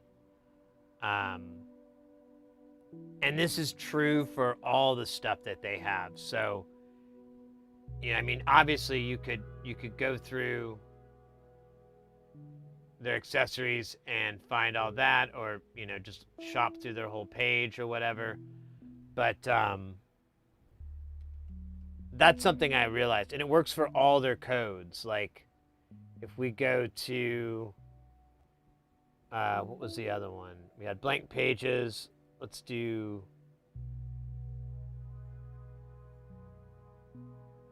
we'll do this book. This is, oh wait, this is a storage book. We've already done this one. I know this one will work. Let's see if one that might not work.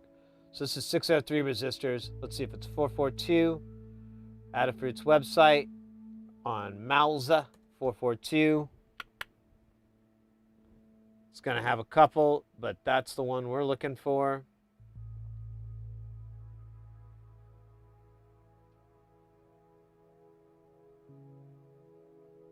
They've got it, same price.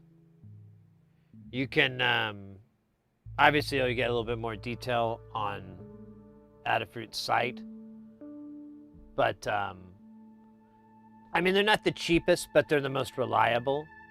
It's an extremely reliable company. So you're not gonna have a, and they, yeah, here they list these components. So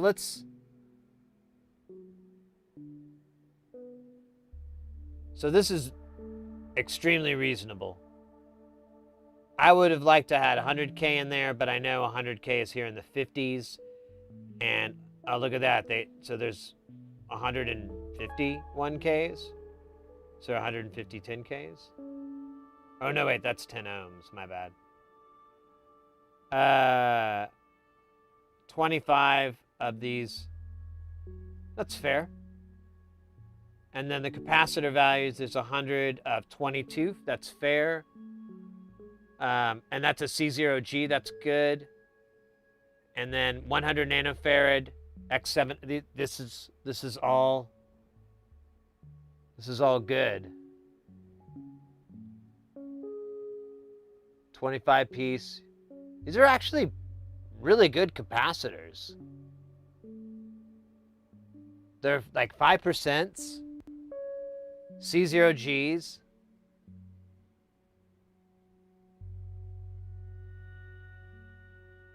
All the way up to one, so you get up to 1 nanofarad. Now there's only 25 of those, so that's kind of a bummer, but whatever. It's not like you're going to have to use 25 in a single project.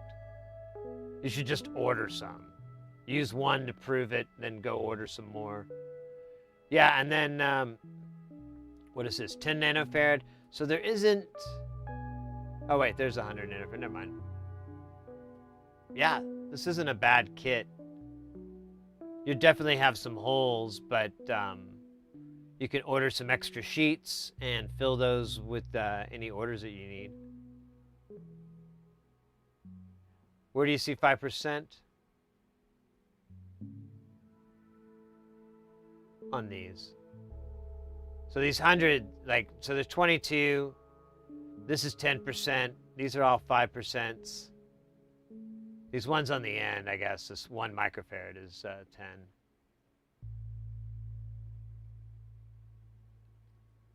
But a lot of these on the inside are plus or minus 5. I don't know if we're saying the same thing. See, 5, 5, 5, 10, 10, 10. Anyways. Yeah, so 0 ohm resistors are actually kind of cool. You'll see them a lot in electronics. They're used as fuses, because if a fuse heats up, if it sees too much current, it will heat up and will open. And I've seen it like in like video card repairs. They'll have a string of of 0 ohm resistors, like just in series parallel, and like, you know, several of them will be burnt out and so forth. And they'll be like, oh, well, there's our problem, but, you know, why did that happen? Blah, blah, blah. Good old troubleshooting. Hey, Twinkie, welcome in. I'm sorry, Twinkle. Twinkle? Yeah, my bad. Hey, I'm new here. I see like a chill place to learn that. Yeah, so our goal here, yeah, there's a couple of new people in the chat. I should do our little spiel about what we do here. We're all about getting people into soldering and into the whole making and building. We focus on mostly audio stuff, but we do other things as well for fun. But a lot of the times we're working on audio related things, because that's where I come in. Feel free to ask any questions, even if you think they're questions that have been asked all the time. It's honestly just turns into practice for me, and I love practice. Oh man, are we gonna have to clean both sides of this? I don't want to, but I think I might have to.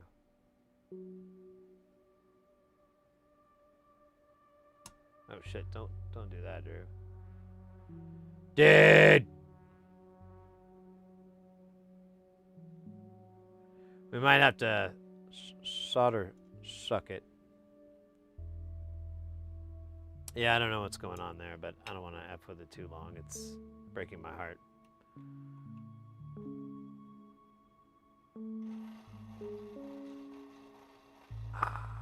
The good old tip cleaner. Just like they told you it would be. Oh, shoot. What? Oh, no, was that an optical illusion? It was! It's a terrifying one.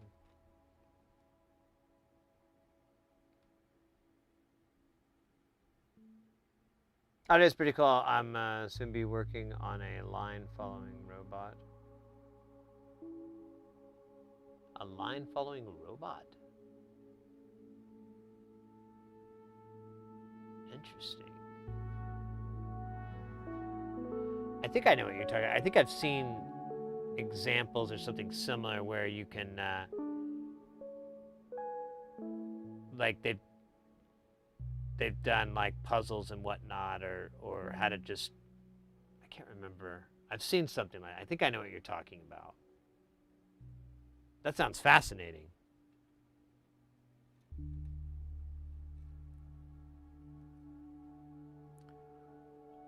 Well, I should, I'll come out real quick. I'm not an electrical engineer or anything like that. I never went to school or anything for this. And I don't really know a lot about it. Like, I couldn't tell you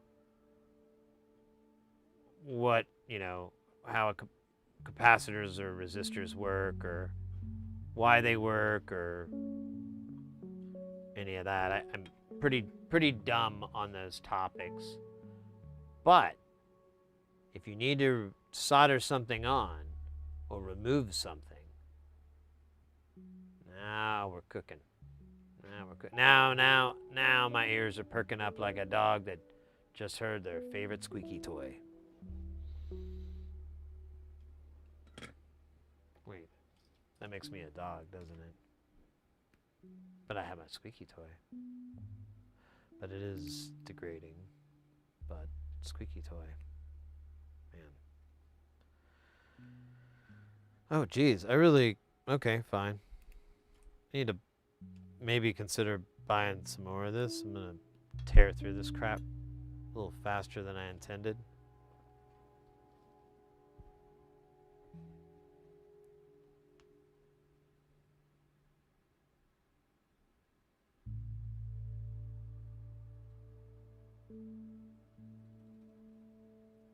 I have to determine what component size I do need for PCB.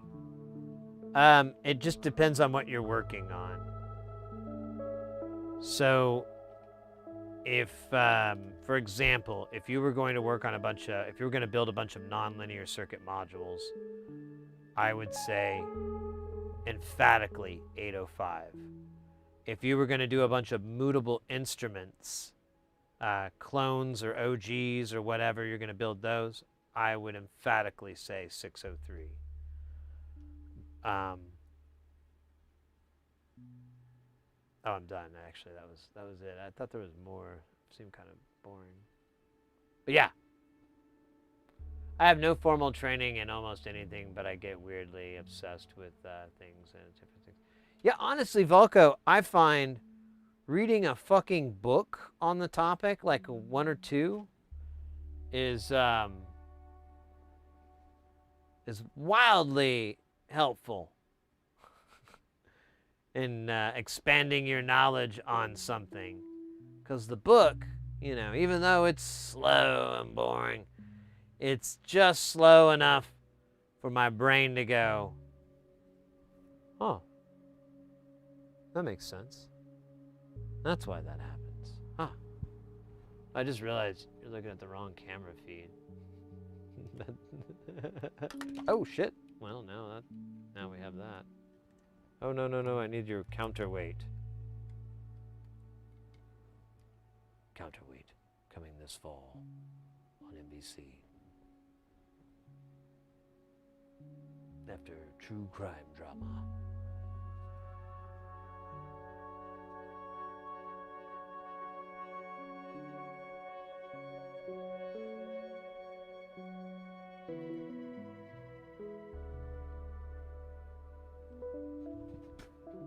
Yeah, I'm very much a self-taught, but I think for electrical engineering, in order for me to gain them wisdoms, like, I'm gonna have to read a lot of books. Like, a lot. And I'm gonna have to read them more than once. Definitely. It's gonna be like the manual to the Kurzweil 2600 all over again. You ever seen that thing? We had one cat in chat who they were big Kurzweil fans. And we were talking about how they made these manuals that were fucking spiral bound beasts. And they read like stereo instructions. They were so awful. So you had to read it like more than once because you really could not understand what they were trying to convey. It was raw. It was raw. But that keyboard was pretty slick. And honestly, I was thinking about it the other day. I was like, man, I don't think I'd ever get another keyboard. But, you know, I've kind of been interested in, I think there's an emulator for the K2500 series. And I'm like, you know, I might get like a software for it. I can't remember. Now I'm really curious because now I'm thinking about it. Come on, Solder. Do we need to put goo on you? A little goo on you. That doesn't work. Okay, that came off. Well, this side did anyways. I don't know about this other side. I don't have good feelings about it. These holes are so tiny. It's like low luck. Yeah, and that one I couldn't even clean all the way. Okay. Let's get these, and I'm going to try really hard not to melt anybody.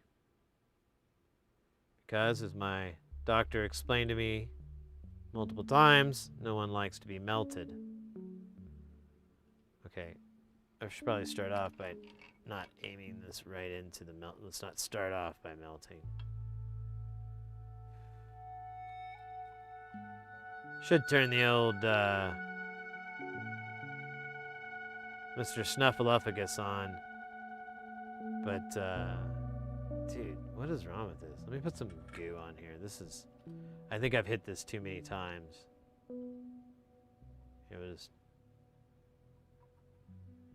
just dab a little bit on all of them.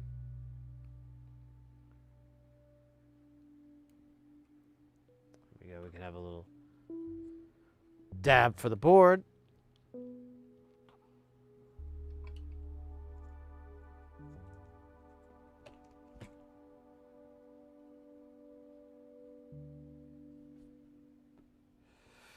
and a dab for me. A dab for the doctor. This thing was trying to attack me. You saw it. It had a knife.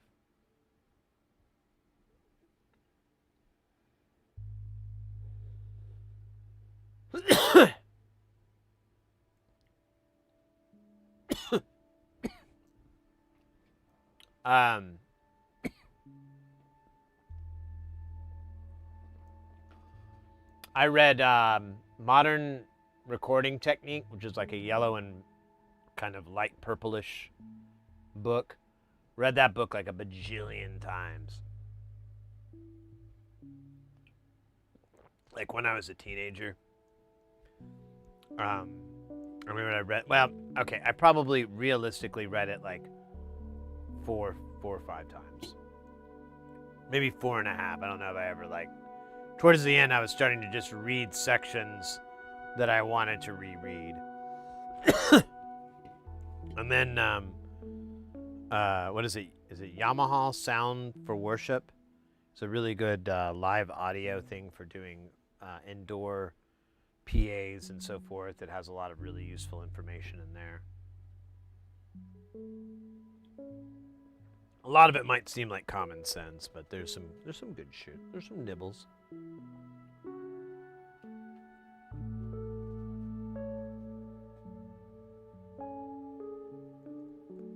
Yeah, Volko, I've read some books. Thomas Henry has a really cool book that's good for DIYers, and he does go over the why, but man, I remember it went right over my head. Why are you guys, speaking of the why are you guys in my way?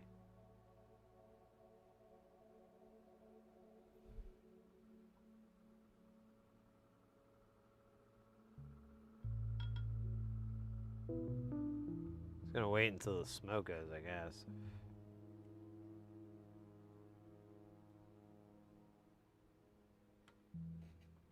Alright, oh, that's it. That's like a piece of crud. That's awesome. That'll be more fun. I love challenges. Yay.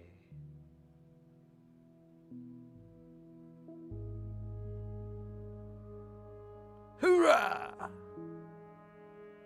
Beep, beep, beep, beep, beep. Oh, shit, man. This guy's not gonna clean out, is he? Oh, damn. I forgot that's hot. Just like that song. You feel the braiding. You touch it with your fingers. It's a hot, hot, hot. No?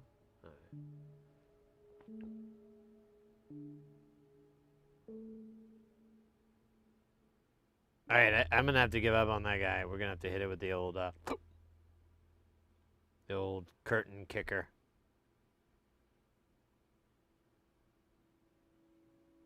Oh, baby, baby, baby.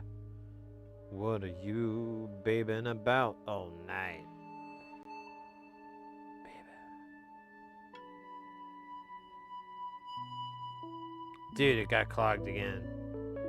Just like the Megadeth song.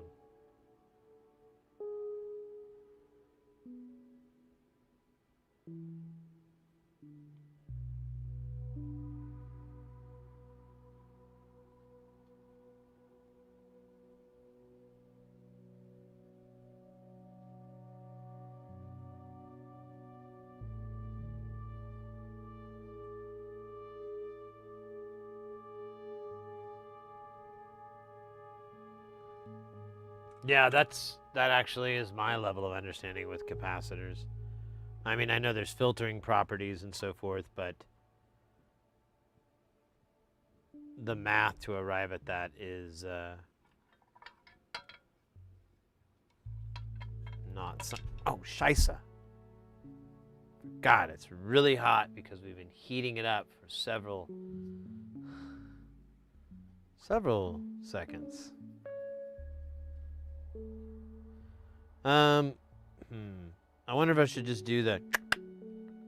It kind of feels like it... Oh, wait. These are... I think we're okay. Let's try putting a couple in. We'll see how this doohickey goes. I think we're gonna have to do this guy down here. That's fine. That's fine. You know what? Let's do that guy first. God damn it! It's still hot.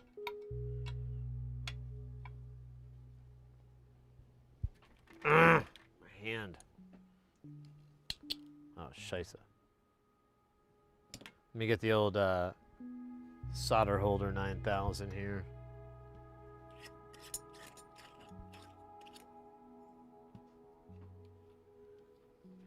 It's the only thing I could find that's like glass. It's not plastic, you know, and I can put hot molten shards in. Not worry about it. All right.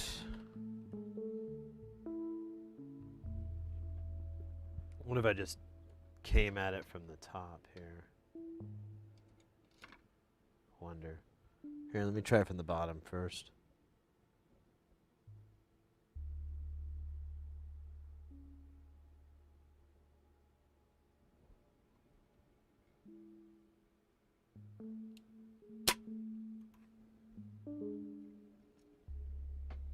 Can I see through it? Man, this sucker has made me a believer. This is from Northridge. I am a total conversion. Complete and total conversion now. That thing is pretty cool. And I'm gonna put this off to the side for now because I want to put some of these in. God bloody hell. That's why I don't put my drinks there.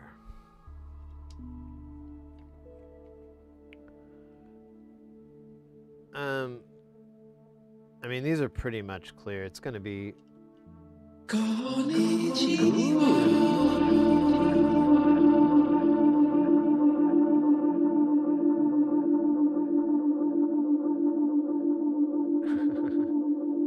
For a second, I thought about caps and thought you might have discharged one into your finger, and knowing that there are tubes and see. Yeah, no. This thing hasn't been on in a while, and the high voltage side actually works. It's the low voltage side that's broke, but.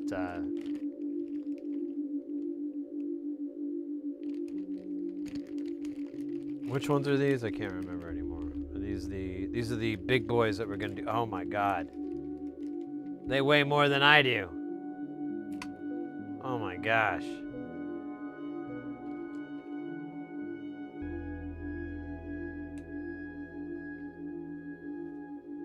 Well, if I chucked this at someone, I think it would be considered attempted homicide.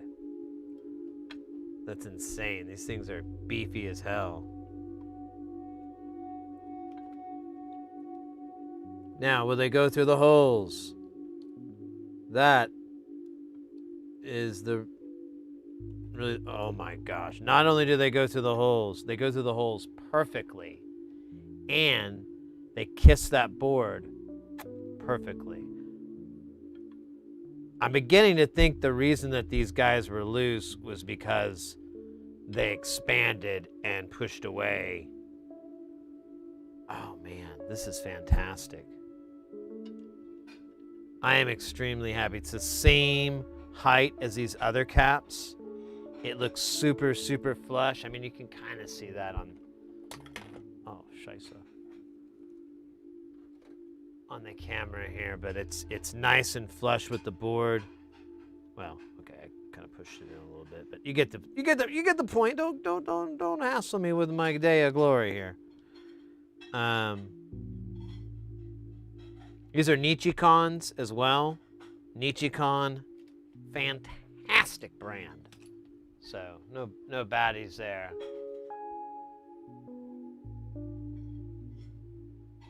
Yeah, the math is well beyond me still.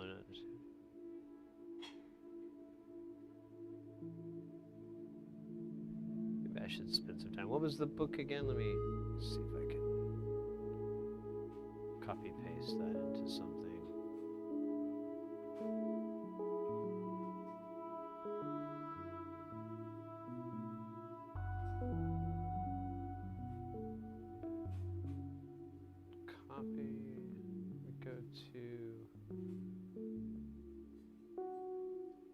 have thought? Dun dun dun dun dun dun dun dun dun dun dun dun dun dun dun dun. Ah, god damn it! I think I have this in my thing. Actually, this looks very familiar, but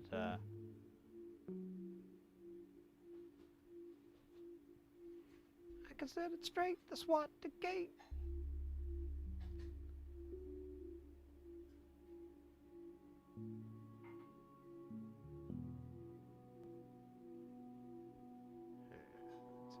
Here, second.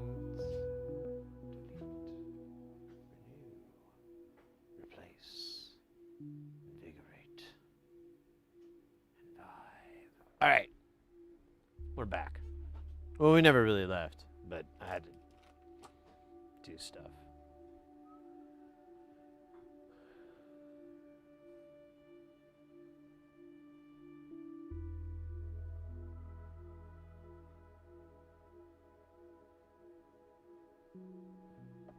It makes sense. Well, I need to read more. I need to study more. It would be nice if I could cover both bases. Although, to be fair, I see like a little bit of a deficiency in that on the internets, on, you know, like YouTube and so forth. So I'm like, maybe there's room for just getting good at soldering. And, you know, the electronics can come later if you're interested. I have no idea.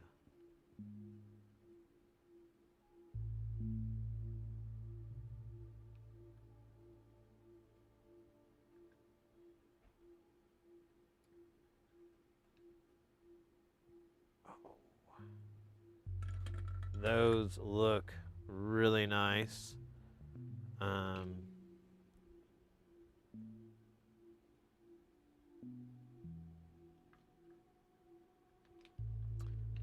Let me trim.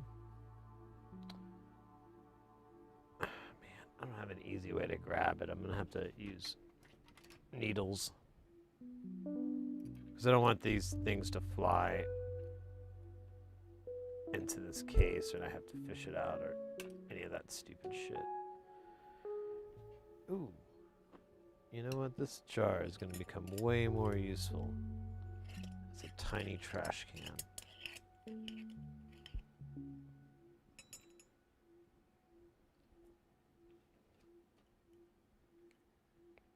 It's a little light bulb. Oh man.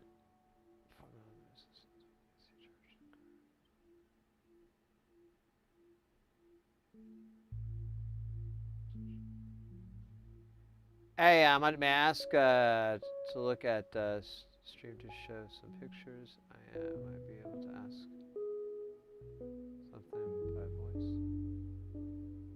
Wait, what?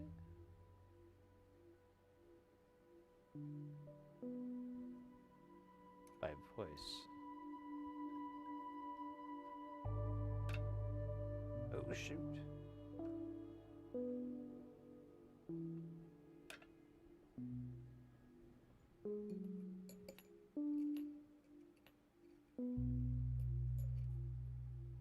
Oh, shoot.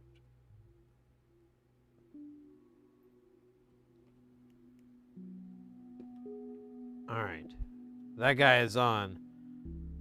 Only like a bunch more to do. Dude, these are funny how fucked up those are, though. Kind of laughing about it. Okay, let's flip this guy over again. I'm so sorry. Sorry. Oh, wait. How are we gonna... Actually, how am I doing this?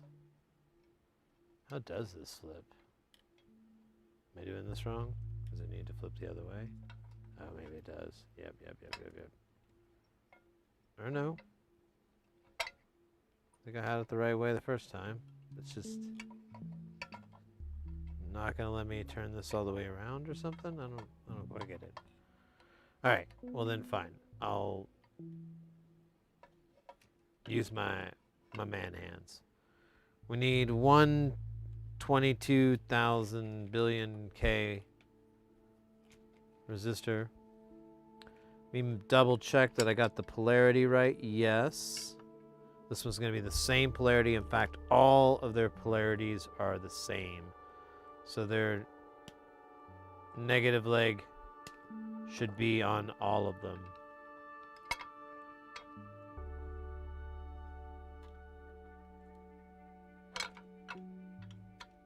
Ooh, that felt wonderful.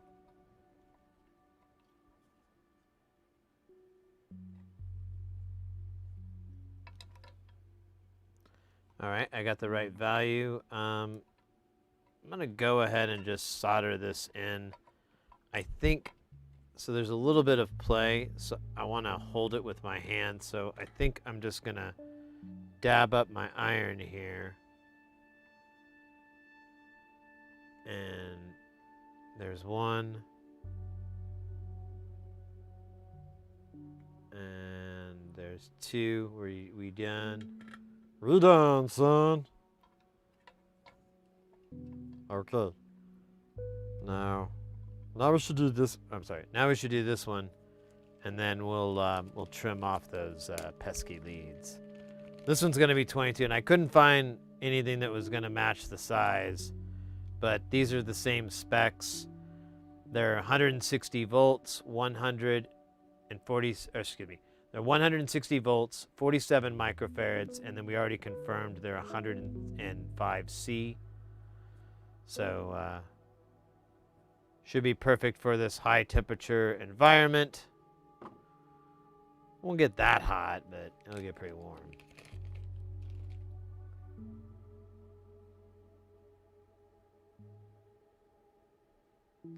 But yeah, I mean, you're welcome to show some pictures.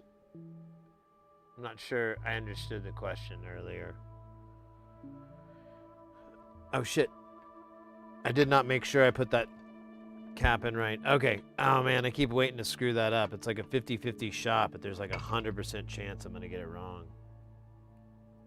Such high number. Oh yeah, and this is gonna have to do this because it was all I could find. But this will be easier to work with.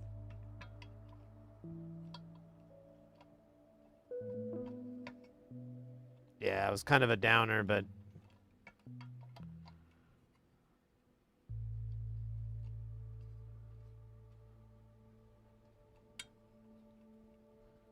so was Batman Returns.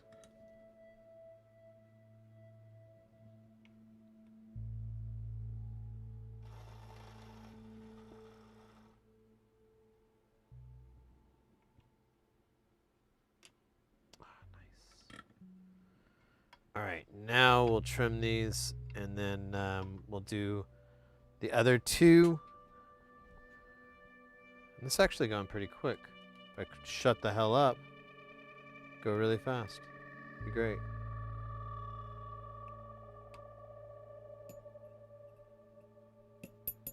Are you magnetized? What the hell? Oh, shoot.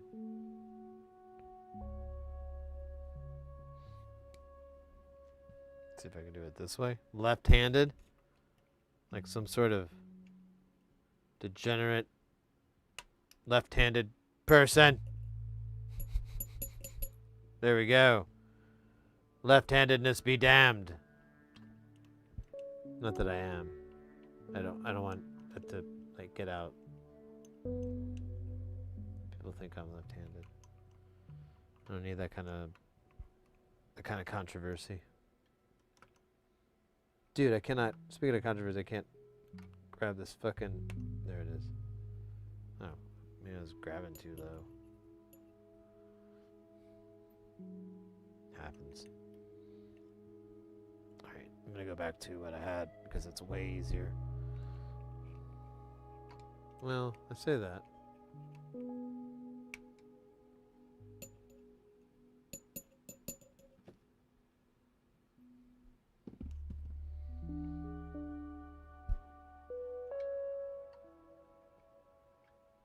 All right.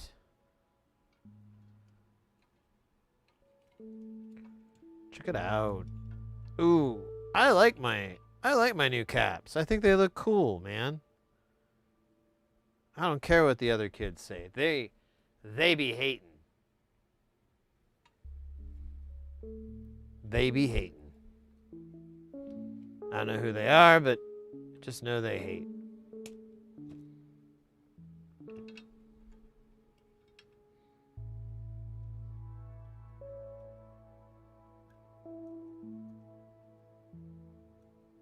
Oh, do I need to clear this out? I think I still need to clear this out. I thought I got it. Nope. Okay, let's do a little real quick, and then we'll be hopefully...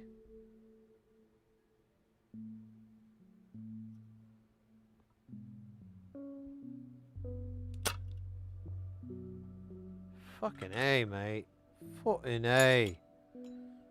Alright, one more time. What's the polarity? There it is.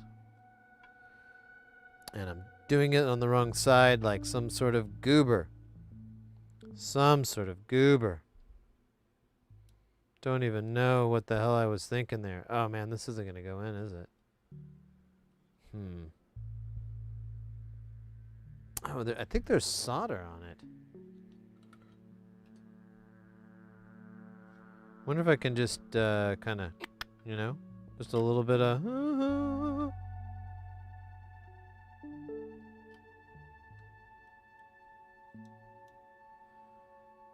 Doesn't really seem to help. Oh, wait a minute. Got a little bit of penetration, but not on the other side. Let's see if I have a little heat. It's a heat thing.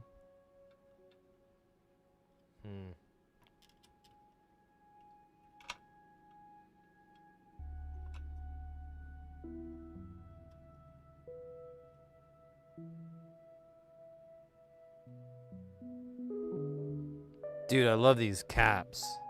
These things are sick. I hope they fit. I just started thinking like, man, I hope they're not too big. Let me see. How was the old one sat here? Yeah, oh shit. Oh no.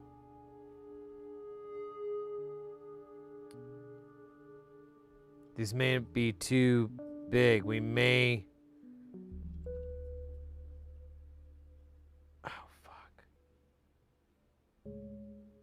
Well, these are sitting in pretty far. Oh, man. I don't know.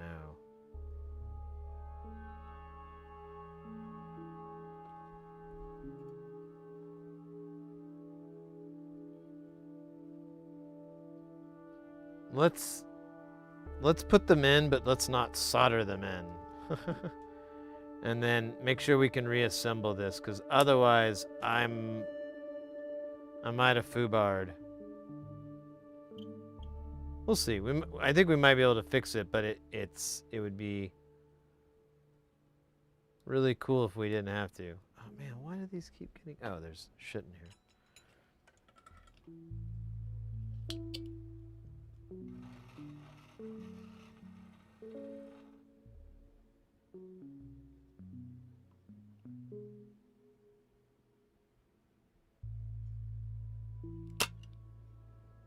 God, man, that's cool. Why does this one work? And it never did before. I don't get that.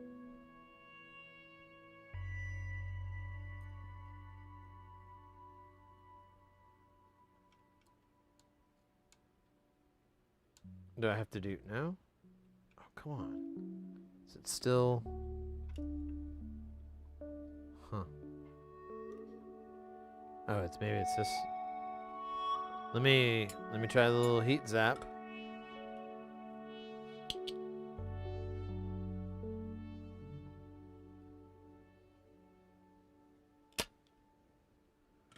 Just you know, why not, right?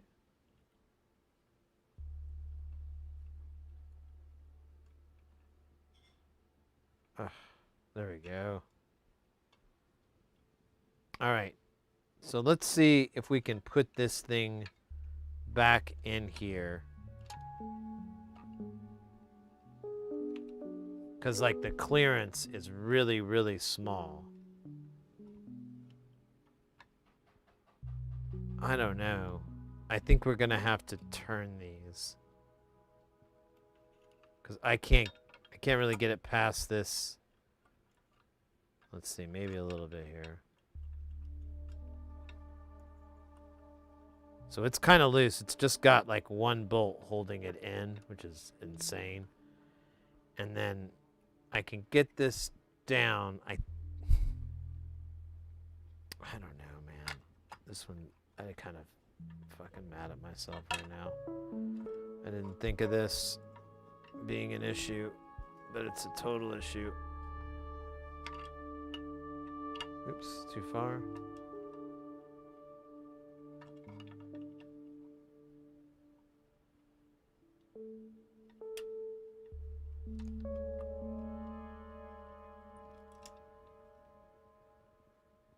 Oh, wait a minute.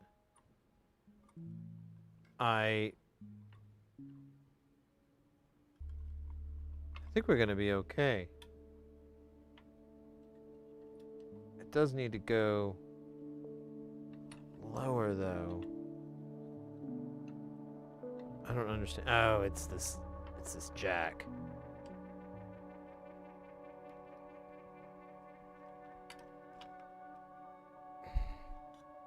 Man, this is wild.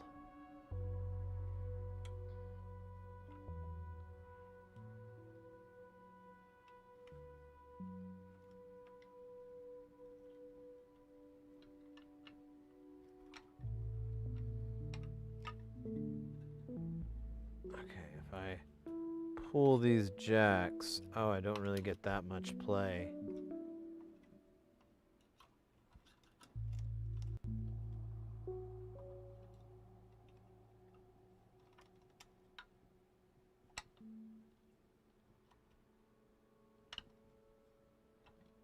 Oh my God, this is insane.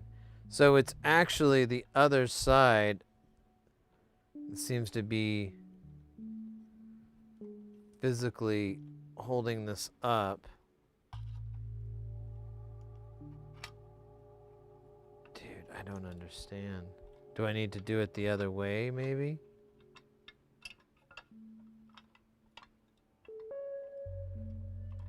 Oh, maybe that's it. Maybe that's the trick. So you have to go tube side in first, and then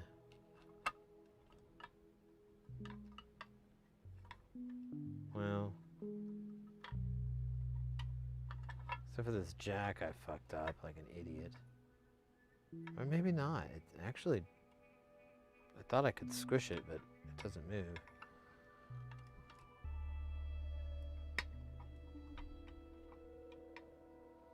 Well, I mean, we could always fix that. And then these, so these pots all need to push down a little bit.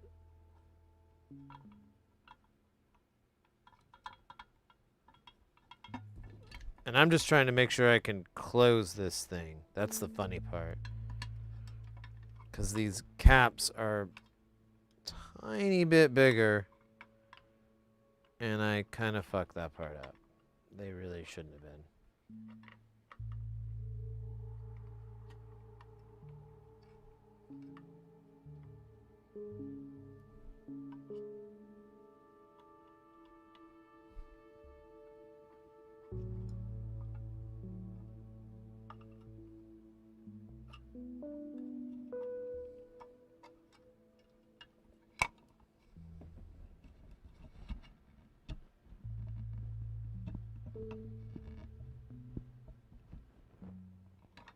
That's hilarious. All right.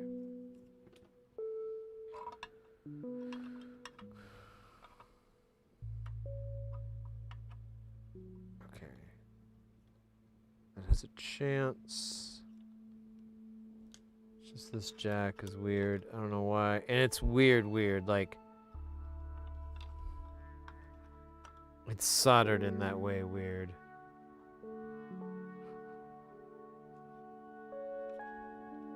And this still isn't.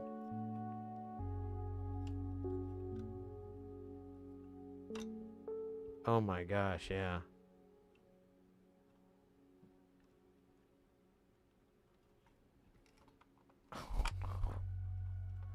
That's exactly what's up. Oh shit. So it is absolutely this cap. Good news is we can just angle it. I don't even think we have to angle the other one. I can't get this guy down though. I don't know if it's the switch's fault or... Oh man, there's like a top for that. I don't know where that went.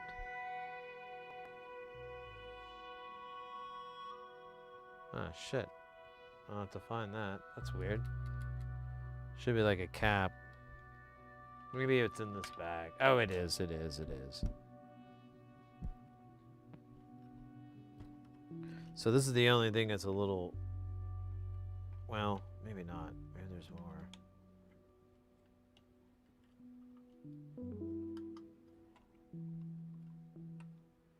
Oh, wait. That's actually... Well, no. It still has to come down on here quite a bit.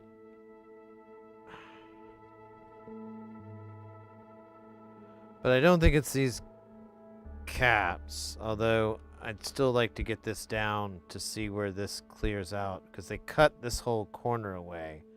So I have this bad feeling that there's man, why is that so hard to move? What is the guy in the way here?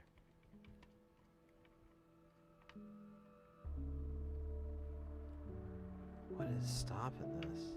I can't figure it out. Oh, is it this wire? No? What is keeping this thing from... Does it need to shift a little bit?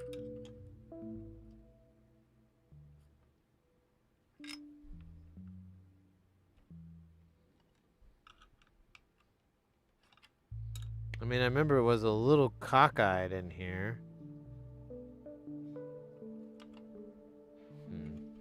I'll tell you what, I'm pretty confident we're okay. To be on the ultra safe side, I'll bend this other guy over as well, and we'll just call it. And then we'll try to put this thing back. Oh my god, it's gonna be fun. Take this back apart. Oh no. Yeah, there we go. It's like gouging out eyes. That was probably not the right thing to say.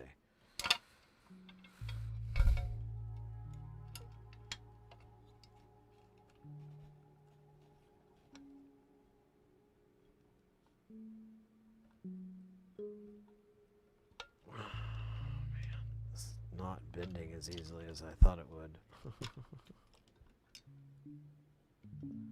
I don't want to damage the board, so I'm trying to be real careful, but at the same time, I need a little bit of give here. Is this thing still soldered in? Maybe that's it. Yeah, there we go. That's the problem. Alright, so with them sitting like that, that meets our clearance. And there's nothing kind of against that. I mean, we could go a little bit more, but I think we're going to clear it. I don't want to go too far, honestly, because we kind of ran out of lead. We could grab some freshies, but let's see how bad this is. If it's wrong, we can resolder it later.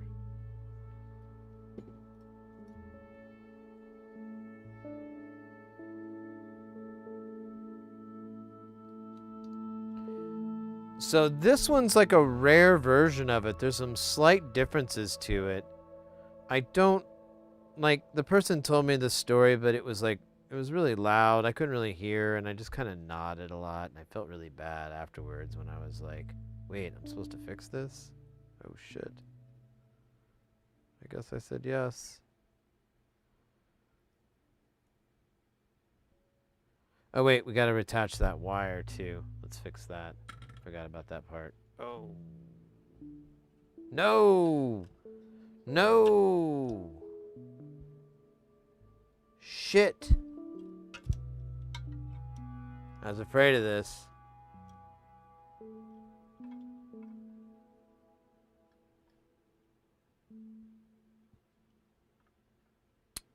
fuck?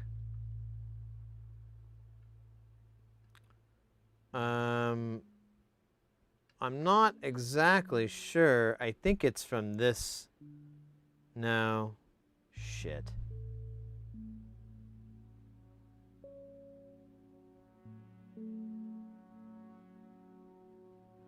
Well, I guess I could, we have a video of it. Damn it.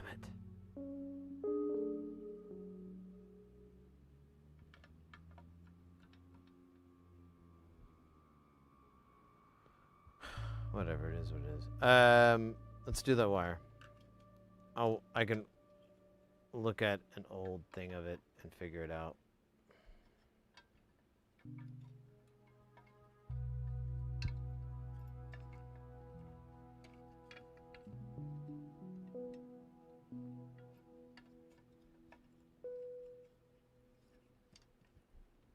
Damn it.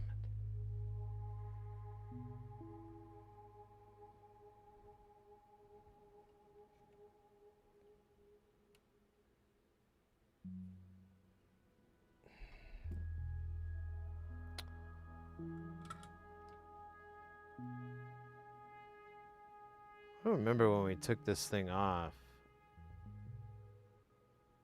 I don't remember that stream though. I guess I could just look at the stream from earlier today. Don't need to go too wild. Here we soldered these guys on. Let's clean them up.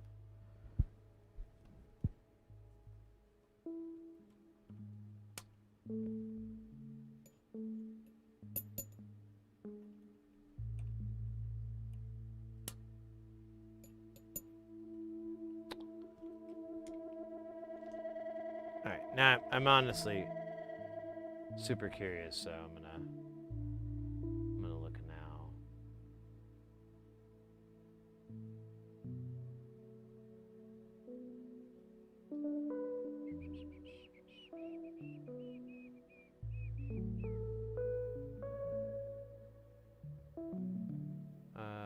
Can I not look at this now? Thought I could. Oh wait, I know. There we go.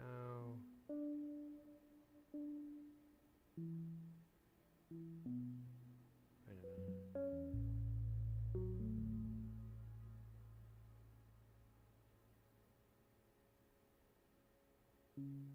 Shuffling through here, looking for it. All right.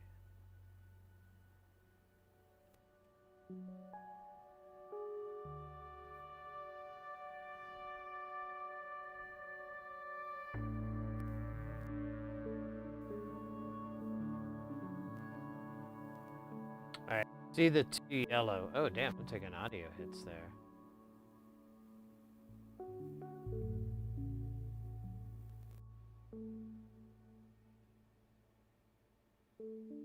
Talking a lot, that sounds about right. Pointing at stuff, that seems about right. That's on par. Look how young I look. Oh my god. Oh man. Oh look at oh wow. Wow. Wow, that's wild. Alright, young man. Need you to flip it over. Oh, you're gonna tell a story about the time you ate pancakes for real. Then you're gonna dab, then you're gonna smoke. Yeah, we get it. We get it. We get it, buddy. Yeah, haha. Okay. Hold up. No. Oh, alright. Oh my god, he just keeps going. What a jackass. There it is. Enhance! Oh. Dude, does it... So one wire...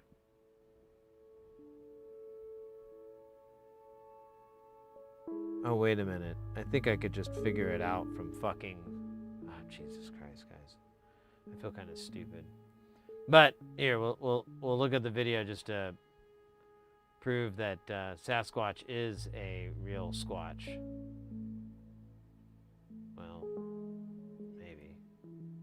Oh my god. Did I just not shut the fuck up? Yep. Oh, move your hand. No, no, no, no.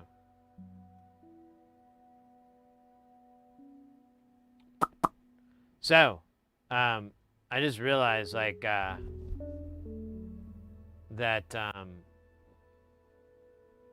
oh, you have a picture? Oh, you got your own close-up? There you go.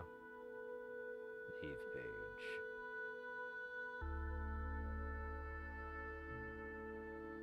Oh, wait. Yeah. Close this. And it keeps not doing that. There we go. Copy link. Put link in bucket. Pour bucket on head. Become link. Oh shit. That didn't work. Try that again. Copy link. Link becomes silent. Link become inner thought. Inner thoughts become link. Link is pure. Oh. I like it, you got my eyes closed in there. That's just really a stonery thing. Yeah. So that's what it is. And because I feel kind of dumb, I wasn't thinking about it. So it's an ACN, right? And I don't know if you can see it here. This is a rectifier. So one side goes to one leg of the rectifier, and then the other side goes to the other leg of the rectifier, just like it always does. So, and it even says HVACN. So we'll have to fix this wire, but I need to remember to be careful here so I don't break it off on the other side, which I can't fix. And with that being said, we're done with all the 22 microfarads. We just need to do these 4 here. These technically work. Oh, and then that 110 microfarad looked like dog shit. It really looked bad. I was like, oh, what happened to you, buddy? Is it only rock and roll? That doesn't make any sense. All right. More dismembering. More pain.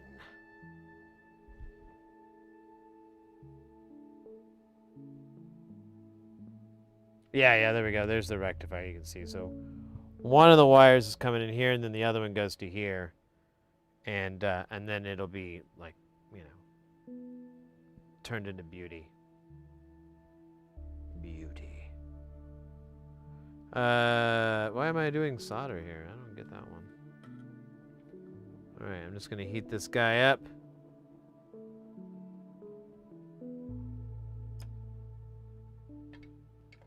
Hey, board. Let's try to be reasonable here.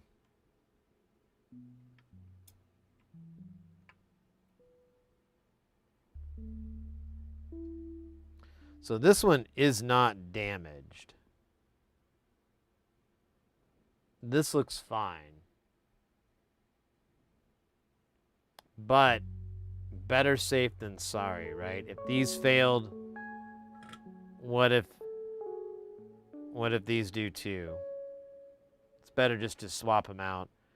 These are, oddly enough, the smaller ones, which is kind of stupid that it went that way.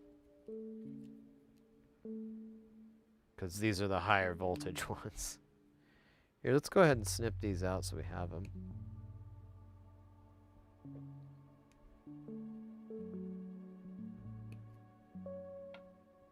And we don't have to dick with these bags anymore.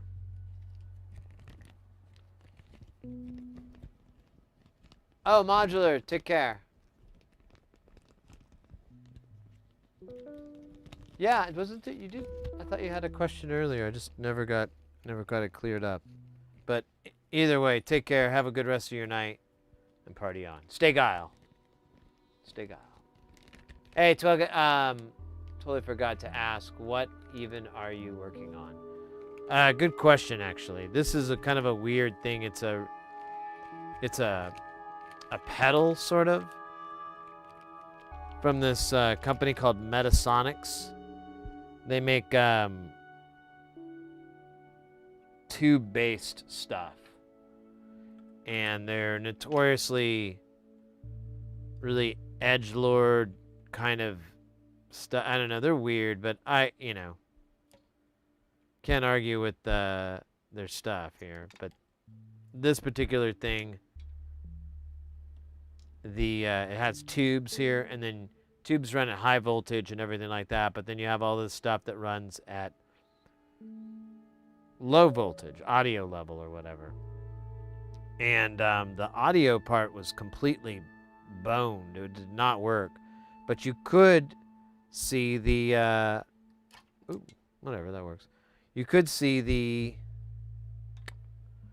tube side of it working. You could even get a little bit of sound and so forth. It just wasn't amplified because that audio section was removed. So, and come us. I'm going to try desoldering it. I think this is kind of a... Yeah, I'm kind of resting on that tube. I don't think they're going to bust or anything. They're pretty fucking resilient, but... oh my goodness.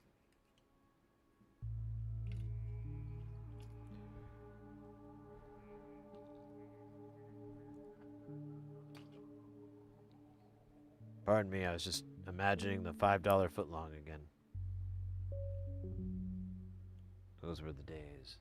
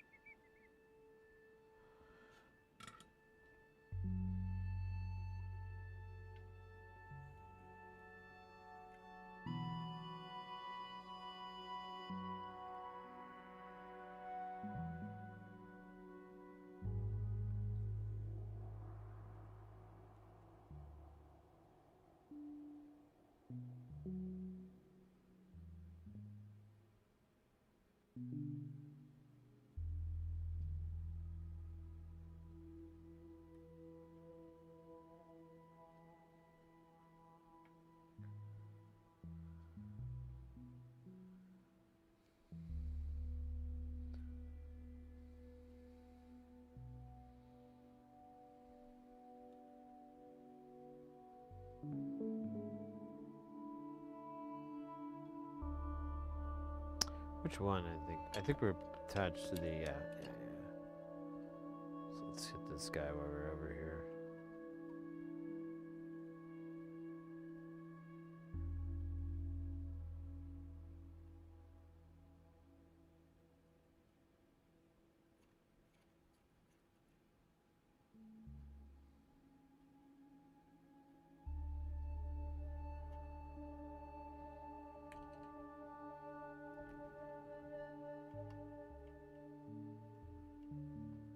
Oh, there you go.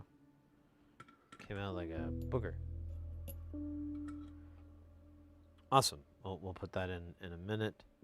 Let's keep desoldering these some bitches with the power and the evil of Solderwick.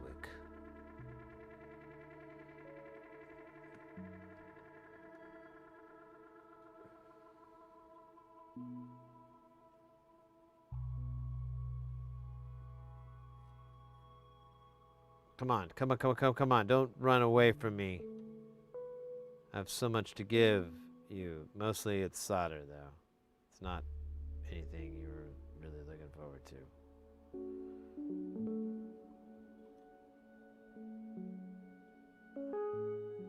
Oh, you know what we should have done, and I totally meant to? Whatever. I meant to take a reading before. I remember vaguely what the reading was, and it was like, shit. It was like 3 ohms or something between the legs. Oh, am I just spiraling this more? Am I need to go the other way? Feels like I was going the right way to begin with. I think this shit's fucking with me. Oh, damn. It is kind of long, though.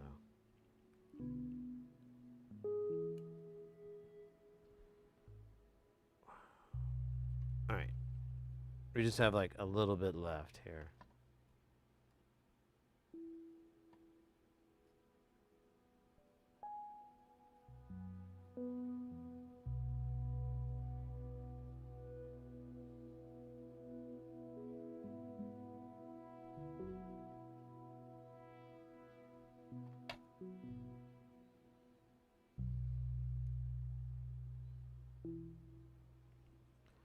All right, we're gonna hit it with the chucker,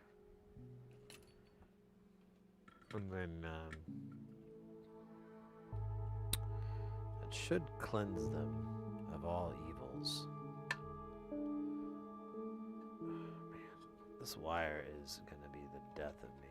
Both of these wires, they are death wires. All right, well, I need this to kick up a little bit. Well, it's in the wrong spot. What if we could kick it up from over here? Maybe just a little bit. Yeah, baby. That'll kind of work a little bit. Maybe not as much as I would like, but I will get over it in time. Man, all these kind of look like dog shit.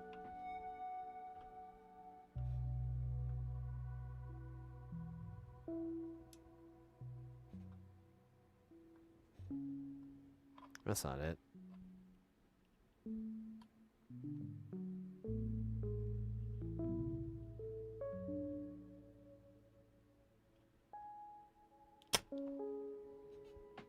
I don't think that worked. Let's try. Let me just try heating the pad itself and.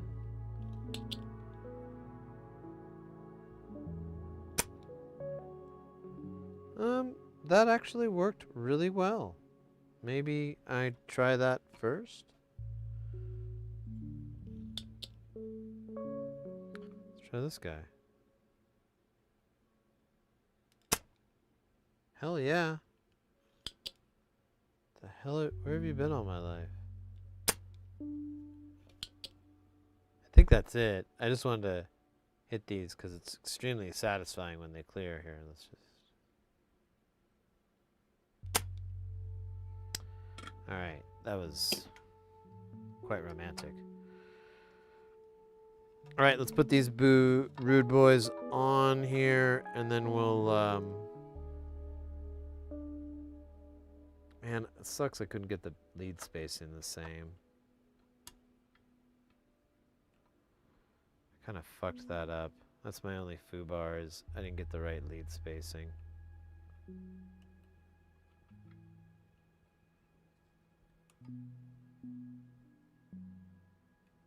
But whatever, man. What are you gonna do?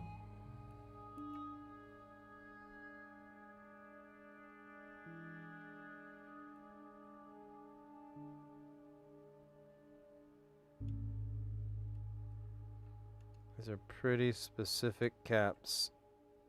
I don't really want to dig too deep.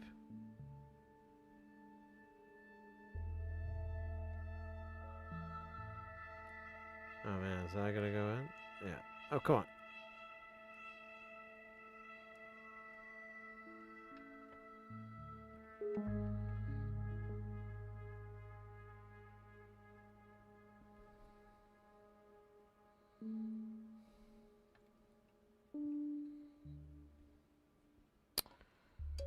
Okay.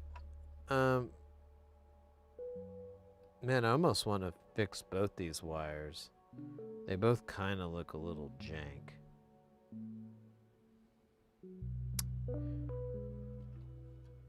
Let's solder these kids in first, and then we'll address that. I'm just gonna have to do it that way, I guess. I don't know.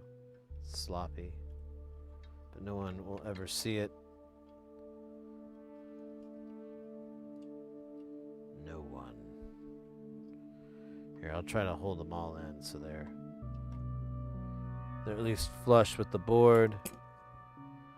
Get some solder here. Get my solder and iron. Come on, solder and iron. Don't let me down. Thank you, solder and iron. You're the best around, Solderin iron. Solderin iron, Solderin iron, Solderin iron.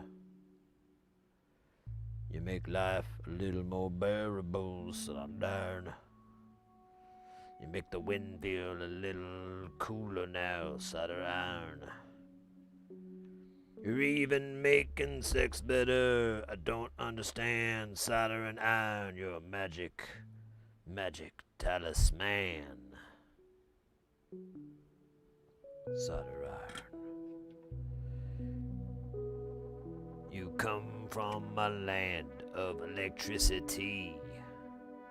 You do it for me.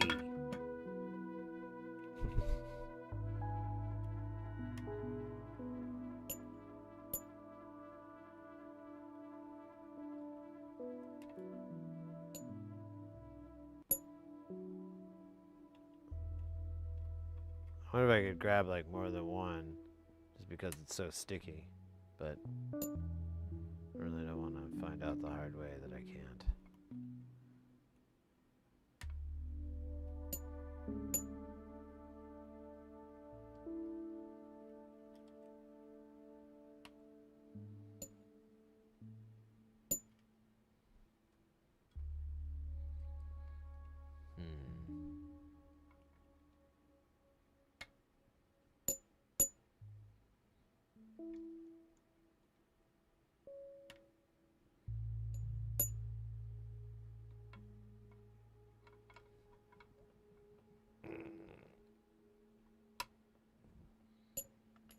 Okay. Last thing I want to swap out is this 110 microfarad cap here. It looks really bad. It's not going to be too, or I'm sorry. It says 100 here, but it's 10 microfarad, or no, it's 47 microfarad here. Of course. Ekin, I watched a cool video on using braid. The takeaway was use short pieces of braid for heat dispersion and have a tiny bit of solder on the iron tip.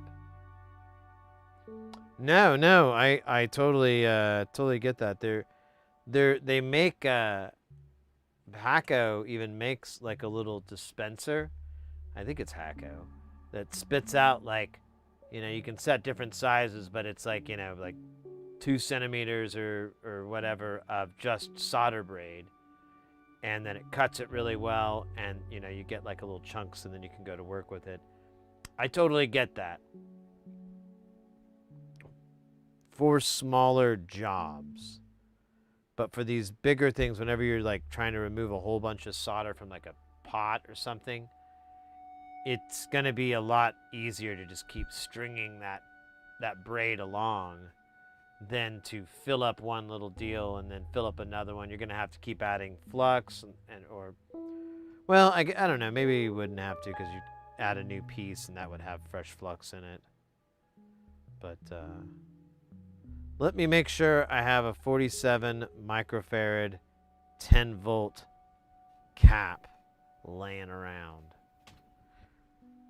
because I am horrified that I don't. Because 47, that's a popular one in the, oh, hello, baby. Dude, not only do I have that, I have it in variations. We should pick how we want to roll with this. We got options. It's like we're at Walmart, all right? Which baby lotion do we want?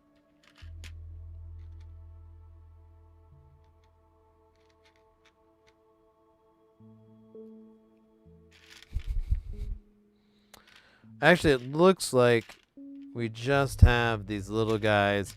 We have a couple of big guys here left over and a couple of Zycons here. Old school Zycon.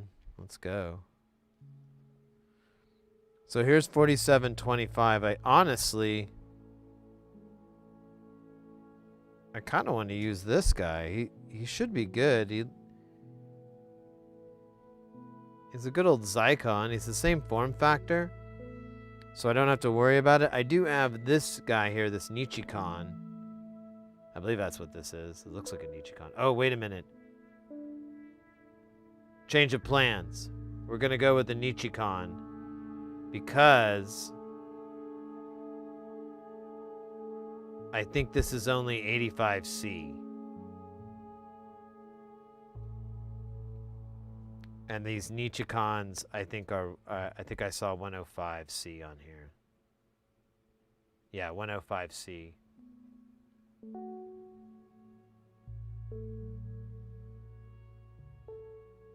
Yeah. We'll replace it with this. This will take high temperatures. It's perfect. It'll also match our theme of Nichicon over Zycon. The great cons. Now, we only have, I guess we have two options. We have 2 tries at this. That's all we got. It's 2 tries. Nichicon versus Zycon. Fight! Hyper! Oh shit. Zark, I'm so sorry. I didn't see the Major General. Are you still in the chat? I am so... For some reason, it looked like one of the sound effects. I thought it was that. I hope so. 'Cause I wouldn't mind doing a little practice. Oh wait, I don't want this guy. Fuck that guy.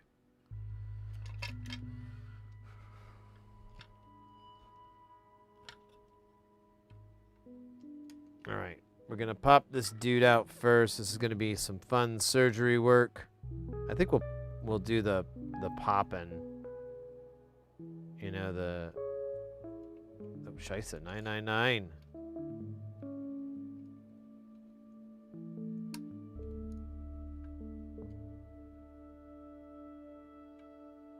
Dude, is this glued in or something?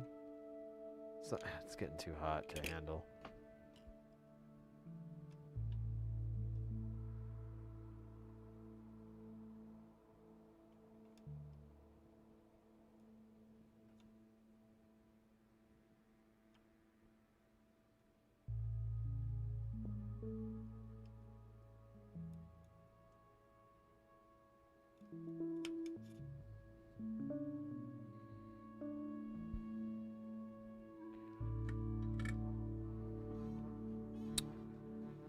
It's weird. I guess it was a temperature thing that they did it that way. I don't know. It's kind of just weird. I'm going to pop this. I'm not even going to bother with the solder braid. We're just going to... Because there's only 2 pops. Of course, I just realized my angle sucks. We're going to come in from a different angle here. Hell yeah. I think it's going to be a 2-popper maybe. Can't tell. Let me see. Yeah. It's going to have to happen again. You know what? I think I have solder on my fucking iron.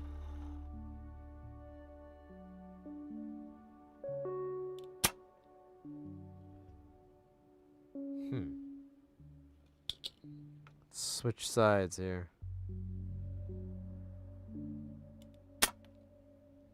Okay, that one cleared. This bottom one is being a pain in the butt. Oh wait, maybe it is clear. Oh, wow, optical illusion. Okay, that one's clear, but the bottom one, or the top one isn't.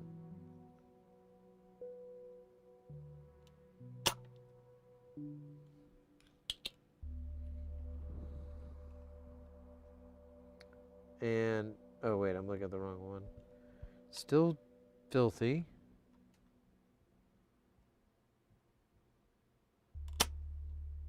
Okay, that feels like that cleared. I think it did.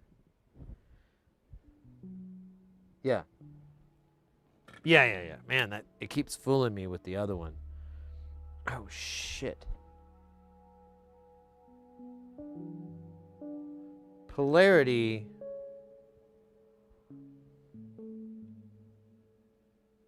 I believe I got polarity right here. Let's see. Let me try to get this guy in, and then I'll double check.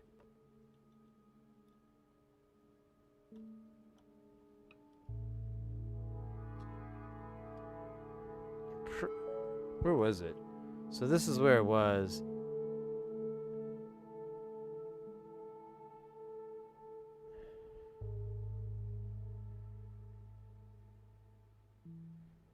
Was the polarity flipped on this?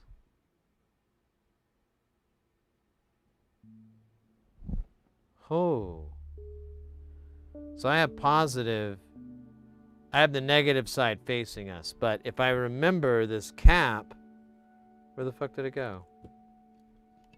The negative side wasn't facing us. It was the positive side because you couldn't read the values.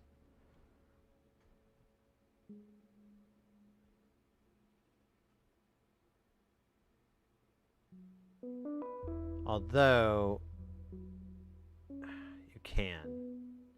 All right, let me just let me do the old picture-oo.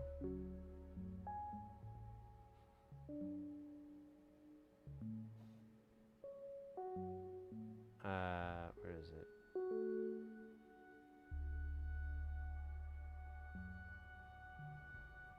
Oh, there you are, Sark. All right, give me just 2 shakes here. I gotta solve this mystery here. It's kind of a mystery of my own stupidity, but you know, it's a mystery still.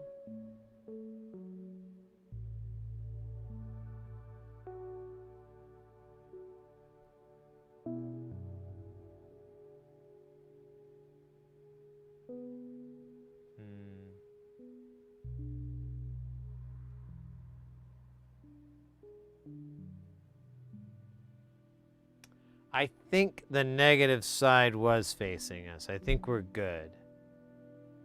Because I'm looking at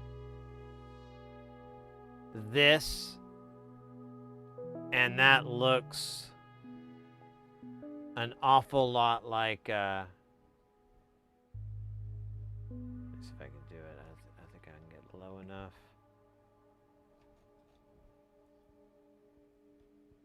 Looks an awful lot like that.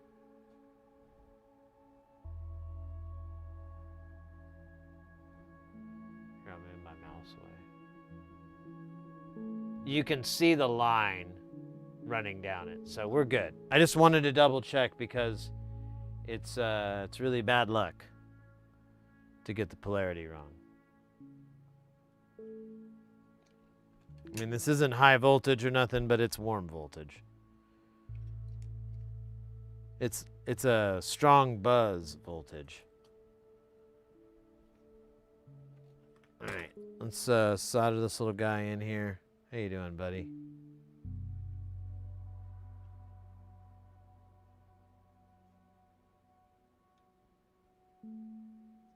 Awesome. That's great. All right, I love that guy kind of loosey-goosey, because that's how the other one was.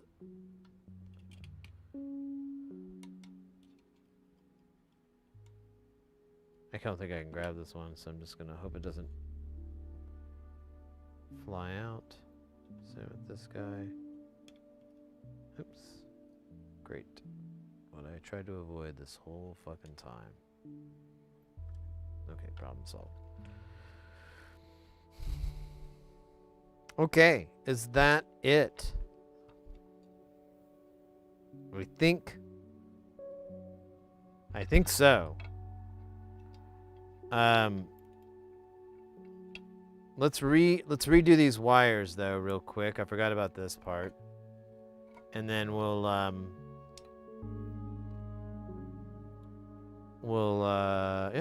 finish it. Let me soak up a little bit of this solder.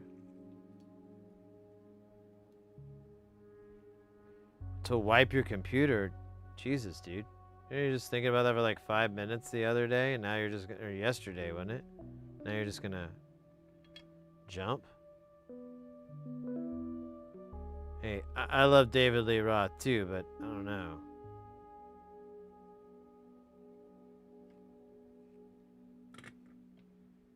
right.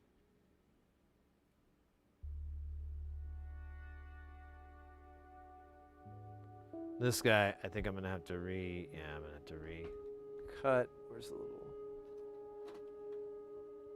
solder gems?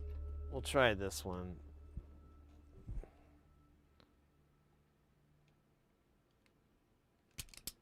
Oh, actually it worked really good. You know what? I'm gonna just redo this one because it is kind of shitey. Here, I'll just have it pass through. You know what? Never mind. Yeah, there's just not nearly enough wire. There we go. Now we've got two nice big honkin' feeds from the transformer. Oh, weird. Thought I cleared that off.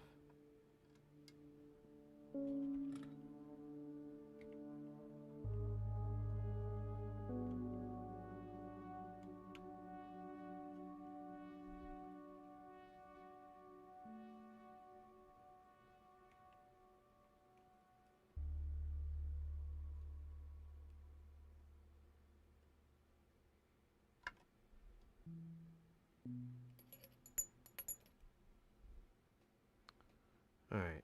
I think that's everything. I don't know. Let's try reattaching this transformer here.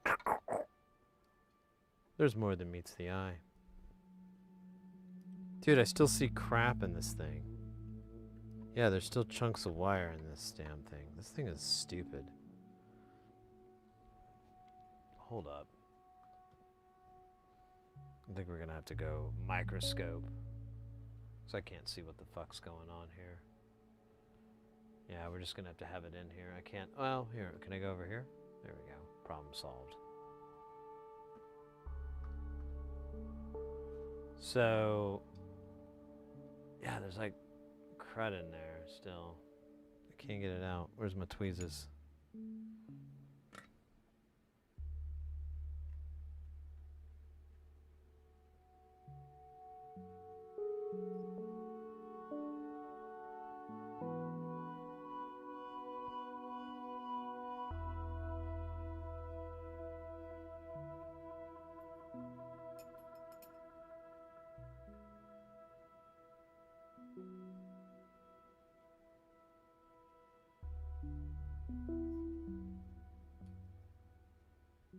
God, it's just making a big fucking mess. Oh God, there's like this shit all over the place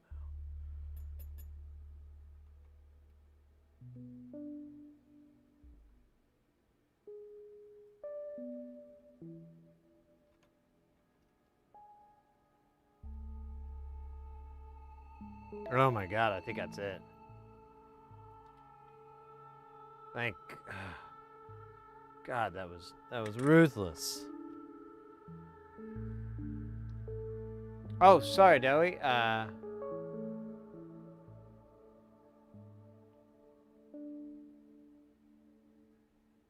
See you on the flip side. All right, best of luck. May your files load quickly and efficiently.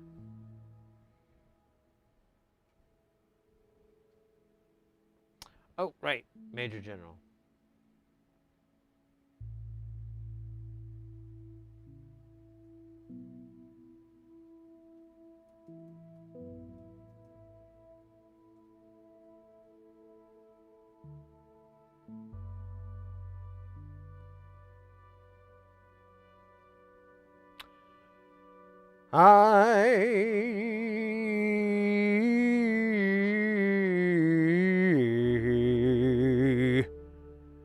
I'm the very model of a modern Major General. I have information, vegetable, animal, and mineral. I know the kings of England, and I quote the facts historical from Marathon to Waterloo in order categorical. I am very well acquainted too with matters mathematical. I understand the equations both the simple and quadratical. About binomial theorem, I am teeming with a lot of news. With many cheerful facts about the square of a hypotenuse. I'm also good at integral and differential calculus. I know the scientific names of beings and immaculous with short with matters vegetable, animal, or mineral. I am the very model of a modern Major General. I know our mythic history, King Arthur to Sir Caradox. I answer hard acrostics, have a petty taste for paradox. I quote in Elegiastics all the crimes of Helialgabus, and conic I can perform precarialities, Barabalabus.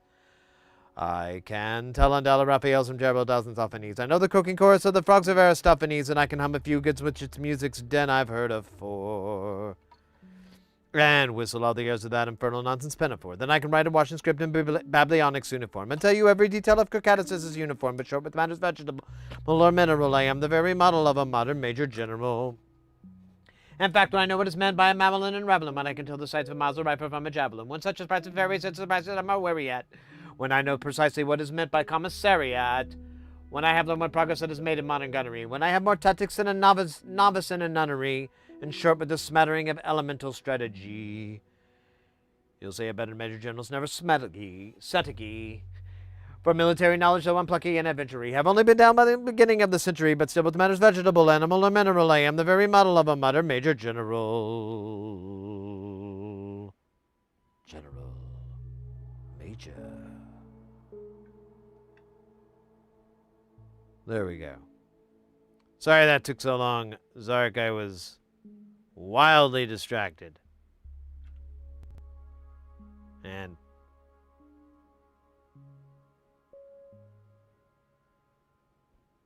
well, that was it, actually. It was just distraction, really. Distraction, traction, get me some more action, you distraction, traction, motherfucker. Okay. I think that's everything. We have these caps here, but we're gonna let them ride, as the kids say. Oh, wasn't there like a piece of plastic in between this shit? Yeah, I think so. There's the piece of plastic. I remember this. Fucking hell, mate. All right.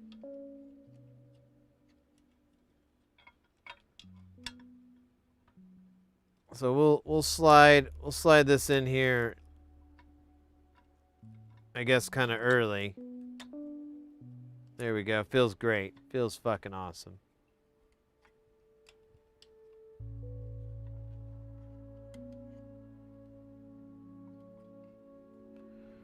Okay. Oh, here. Let me go back to 3. All right. Let's see. Oh, man. This guy's going to be a goofball, isn't he? There he goes. All right. So the trick is kind of get it in there.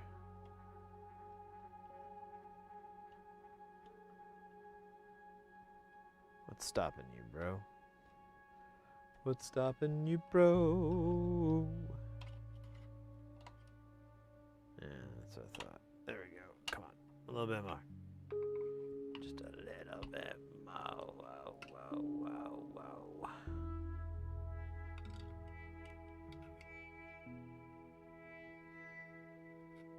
Why is this so tilted? Oh my gosh, this thing is such a fucking nightmare. What is stopping this from coming in?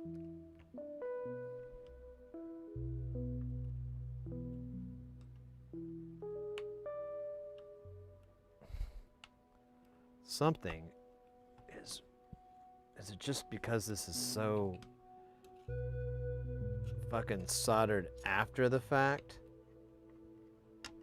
Oh my god, this is crazy. Oh my god.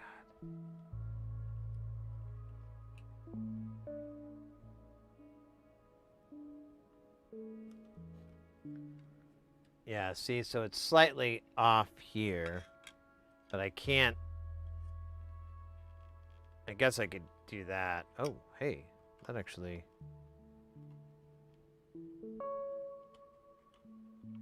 I feel like these pots need to come in more. But I'm starting to run into the end of this, I think.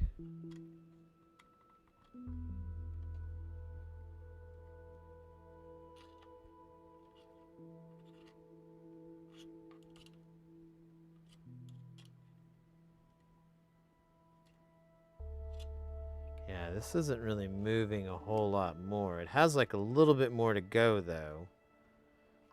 But I can't quite figure out what's stopping it. We can't quite shut the lid either. It needs to go a little bit lower. Damn. This is crazy hard.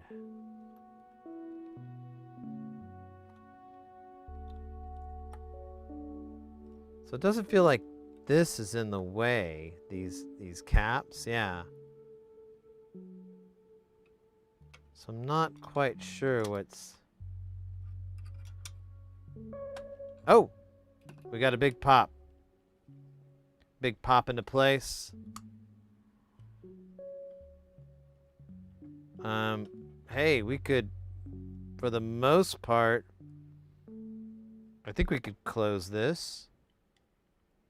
Yeah. I just need to get this down just a little bit more. Oh man. I think this might shut.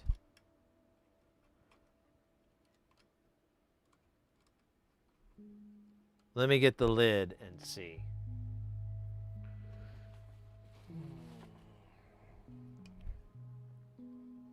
Yeah, I remember there was these indents here. Bro. This will close. So, in that case, before we start it up, before we really risk causing serious damage, let's take some meter readings here. I just want to take some ohms readings from these caps. Unfortunately, I forgot to do this when they were open, but let's do it now. That's voltage, you jackass.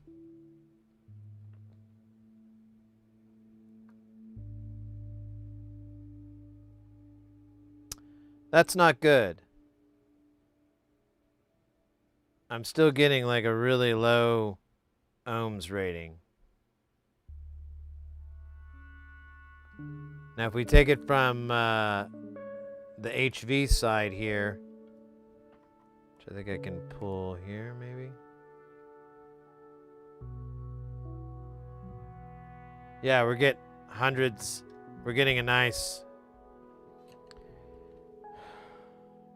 I'm kind of mad at myself. I didn't measure this when I had these off. I thought this was just a simple replacement. We might have another part that's failed.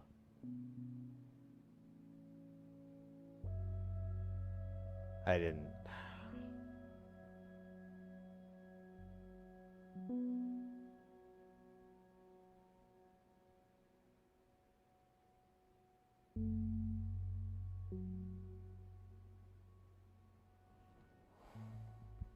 Well, shit. Should we power it on and see? I mean, that's a pretty low ohms rating. I don't know what the hell. I mean, it could just be normal, for all I know.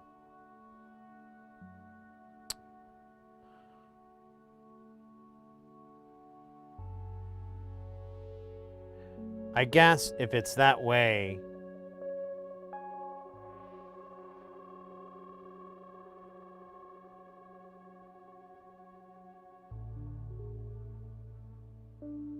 I think it'll be all right. Let me put the lid on it here. Cause I don't want to. I want to lower my risk of getting zapped.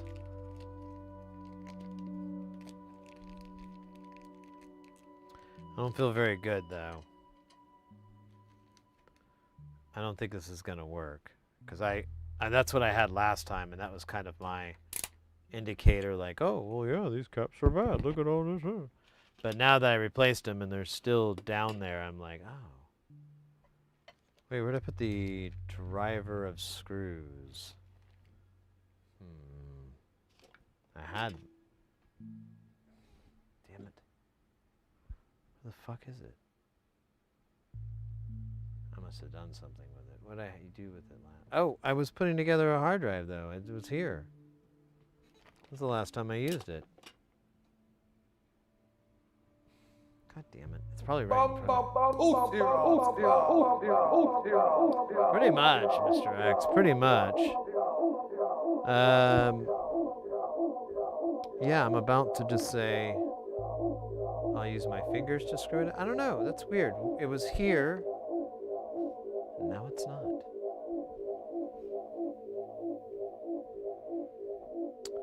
All right. Well, here, let's see how far I can go with the mouse. It's a little, well, this might actually work, come to think of it. Oh, this is cross-threading. There we go. Hey, look at that. This thing will work.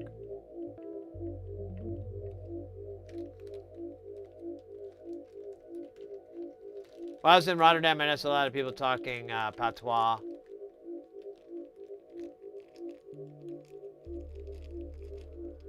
What do you mean, like Caribbean patois or British?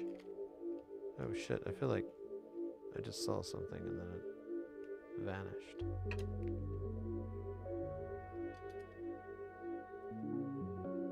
Here, let's do a cross.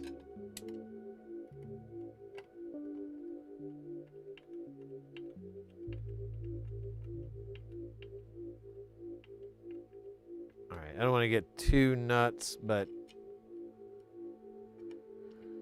because I feel like we're gonna have to take this thing right apart. But you know, I got these 4 screws out. Might as well put them in just to go that far.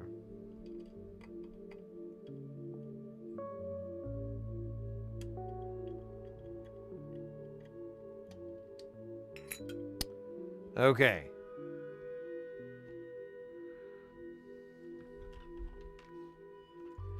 Now, we'll know it'll work for sure if we get a light on this screen. Oh man, there's like a glare. Let me put a little something to kick it off to the side a little bit. Here, I wonder if this glue or this there you, well, better. All right, this is a little bit dangerous, you know, a little exciting. So, you know. Okay. In fact, I want to make sure I'm not in any danger here.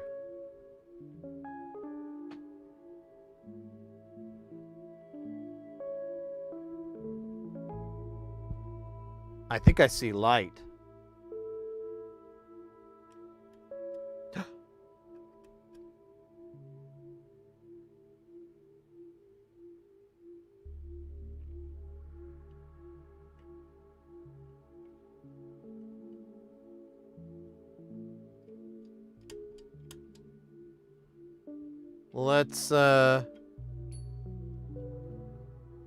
Let's plug this guy in. Let's see if we can get some audio to come out of it.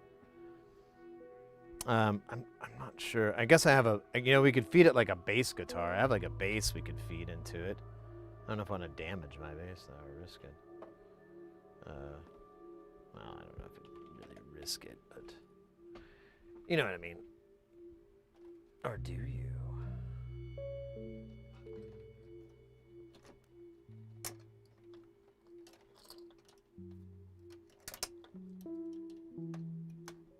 Now I'm going to turn the volume all the way down for starters, and then this cable's kind of short. Might switch over to wide cam so that we can see a little better here. So this is output.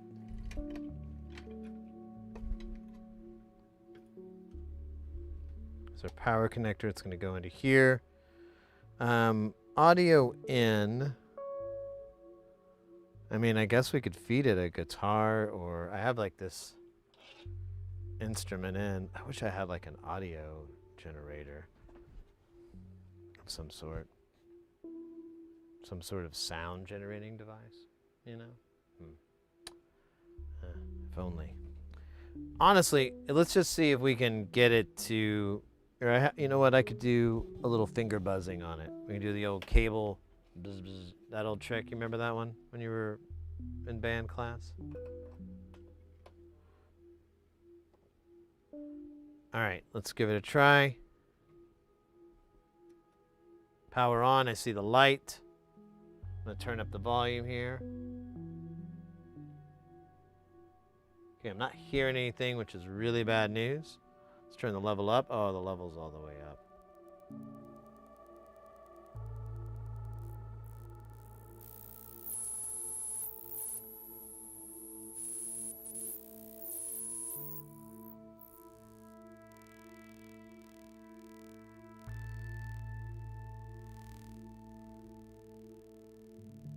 Kind of the soft the oscillation's working.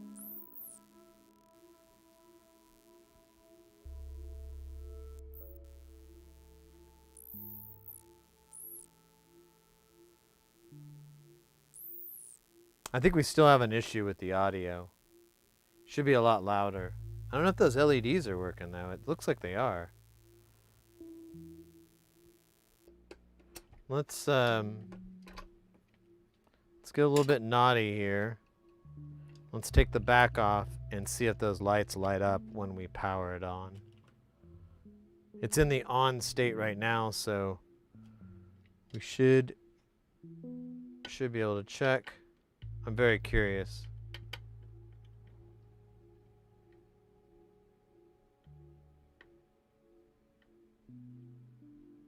The Irie Partal,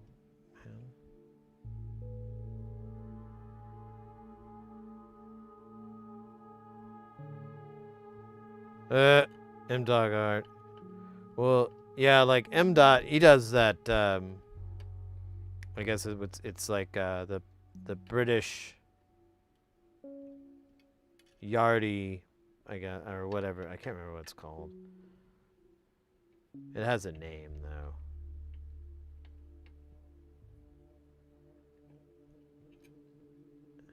And Jamaican, it's pretty similar. You know, I guess it's analogous to English and British.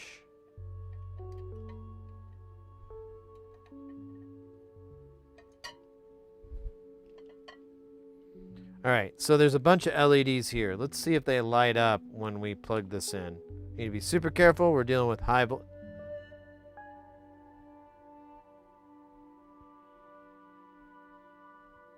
I think we fixed it.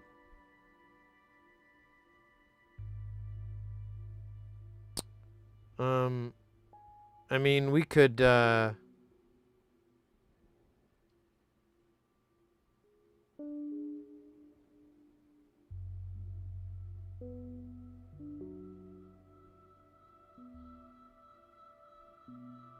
we could try feeding it audio again. I don't know. That's weird. Like, these are all lighting up. They didn't light up before. And, I think we're good. I don't know. I see a little solder joint that could use a little bit more love, but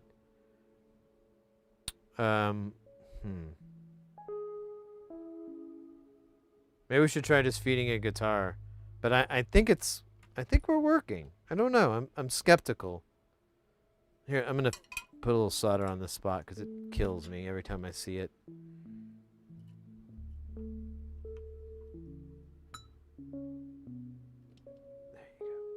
There you go, you little solder. They love it.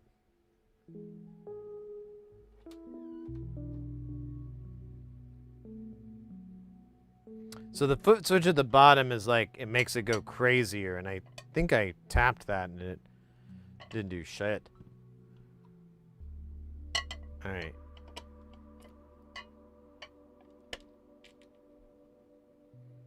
Let me just put the guitar in, I guess. I don't know. I thought it would, I guess since it's not shocking me, I don't really have to worry about my guitar. He does, in the manual, go on about something. It was a lot of insults to guitarists and stuff like that, so I don't know, but there might have been something about levels not being right or something. I don't know. This one, my bass, though, outputs at, it has an active mode. So we should be able to meet the level here, hopefully.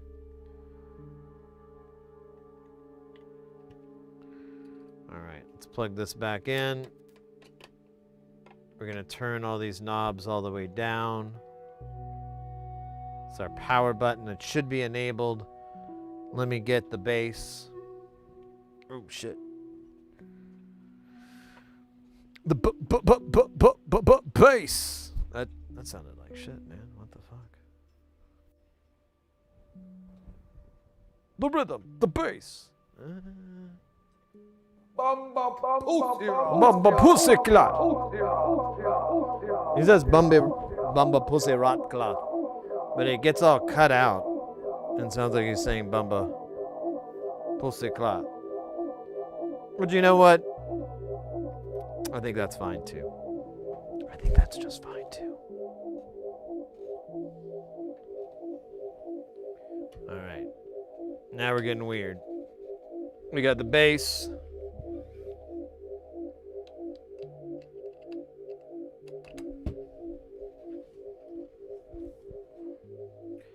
Plug that in. I'm gonna take the volume down just in case. Let's plug the power in.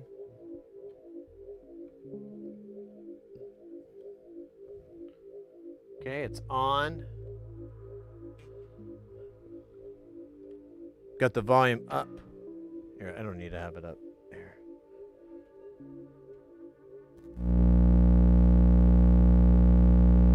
That's just a noise it's making.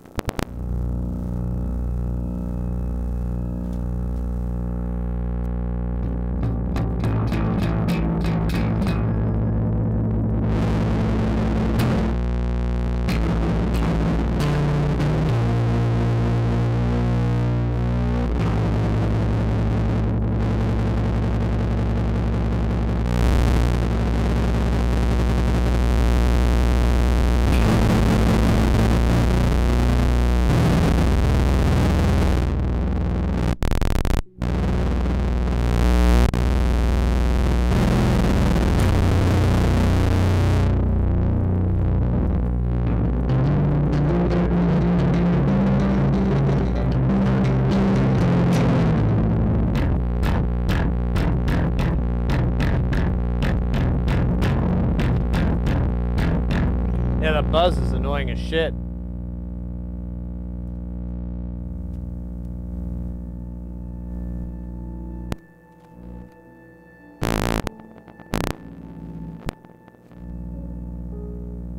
I guess it's no way to get rid of that.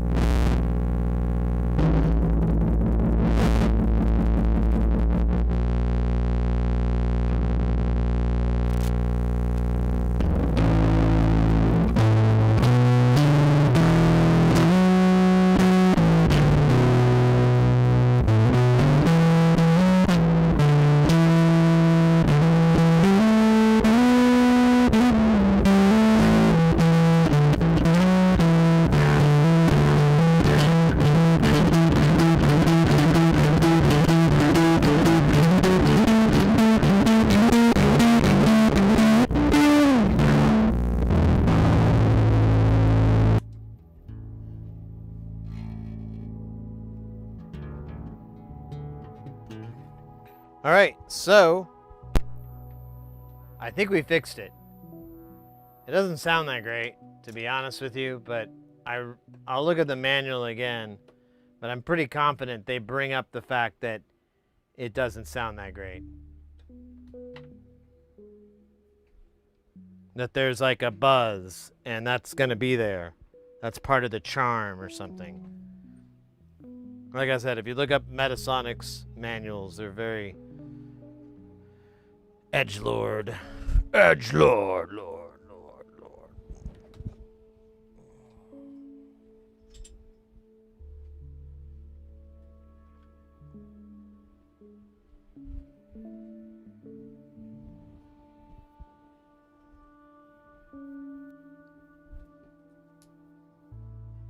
But yeah, I'm gonna call that fixed. Damn. Hey, Steve over on Steven over on YouTube. I apologize. I got all fucking hung up on this.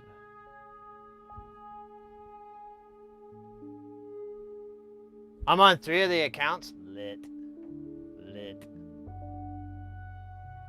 Bamba pussy rat cloth. That's like a Jamaican swear. It's pretty gross. Ooh, this thing is already warm. That is wild. I don't know. Oh, well, this is where the tubes are. Huh.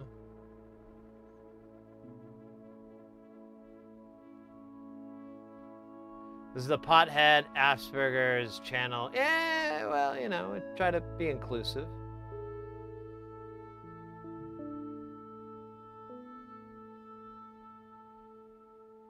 Sony video. I don't remember that. I remember saying that, but I often try to say random things to confuse the AI, so it will, you know.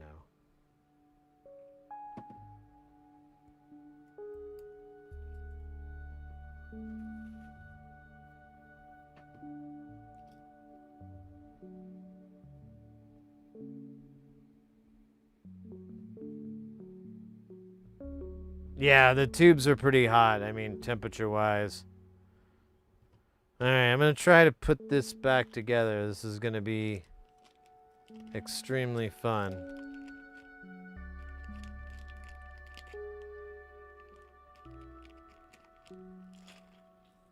Just dump the whole thing out. Wait, where the hell did this guy come from?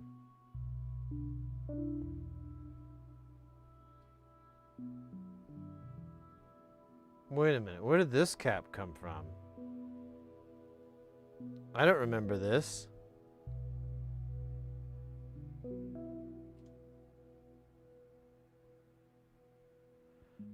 Ah, I do remember now. Ah, it's all coming back. We have to put the other one in. There's 2. I forgot. That's why that one was empty. I just thought it was a thing. But yeah, one of them is, oh man, I wonder if that takes care of the buzz more. Because that's usually what they're good about in these scenarios. All right, so I believe we have another one of that exact capacitor. So we'll drop that guy in. And we don't really even have to pull this thing out. We can do this. We can do the surgery from here. From here.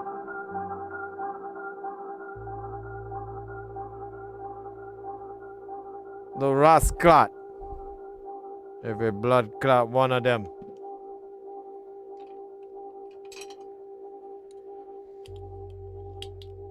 All right. One here. One here.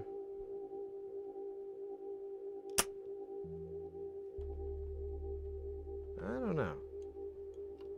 I don't think that worked. Let's try again.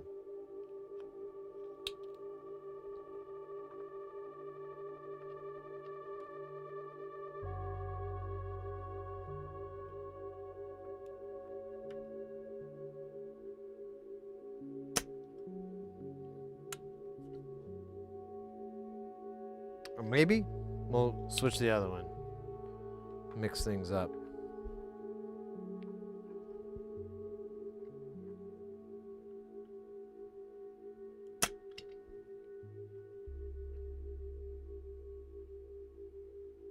All right, let me see if I can get it in there. And then, and these are facing the same way. Yeah. So.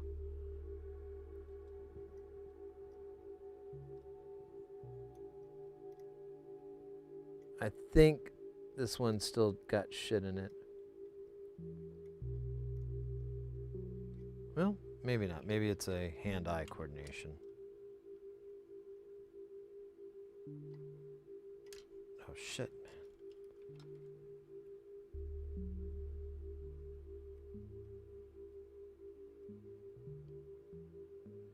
No, it has definitely stopped. See if the other one is any better. No, they both stink. I wonder if I flip it around, I might have better access. Ooh, hello.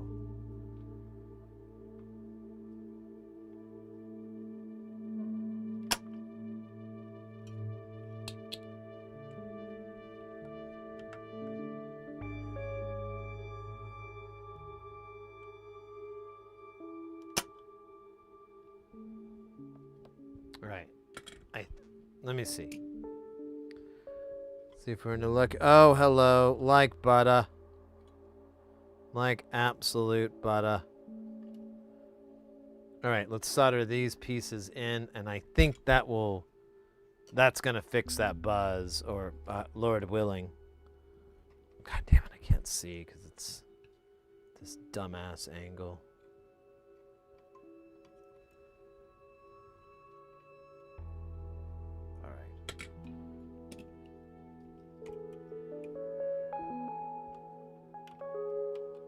Here, I gotta get this one out first.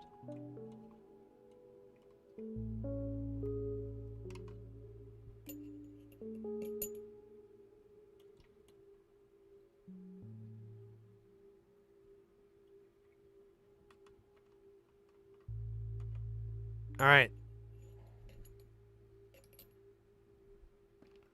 Now we're good.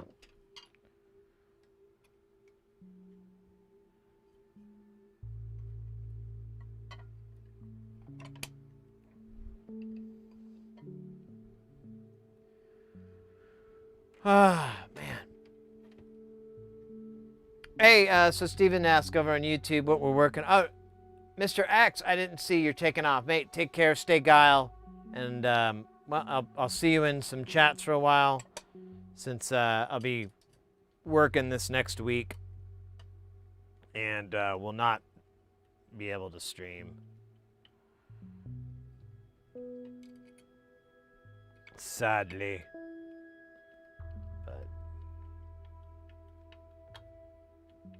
But Steven asked, we're working on this. So this is a Metasonic TX1. It's a kind of a pedal, I guess.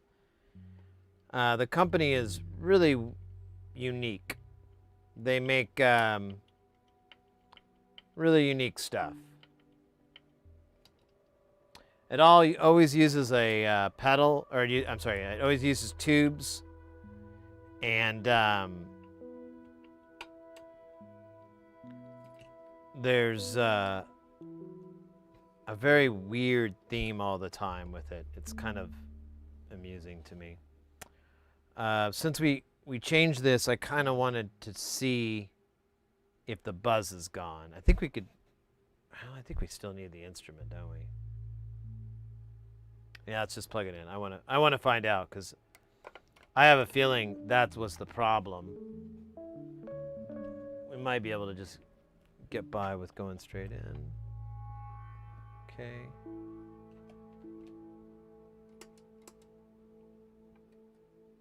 We'll turn it off for now. Let me get the audio in and we'll get a bass. Bring our bass back. Ugh, I wish it wasn't so far away. Oh my gosh. I'm gonna grow a beard by the time I get back. Oh shit, sorry there, bass. Oh. I bonked it on an amp. Not cool. But it was, you know, wood on wood action, so I think we're okay.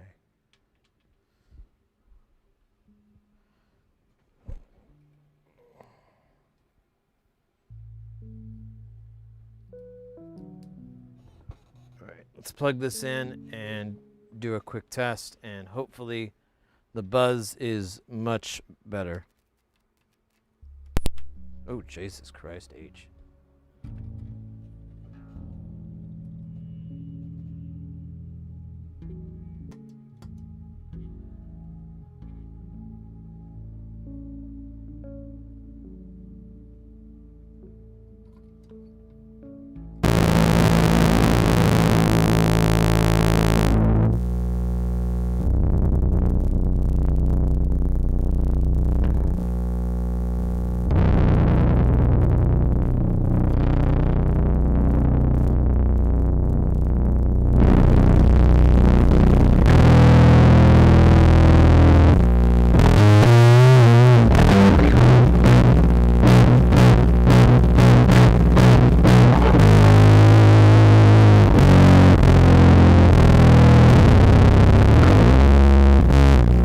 Oh yeah, the buzz is still there, for sure.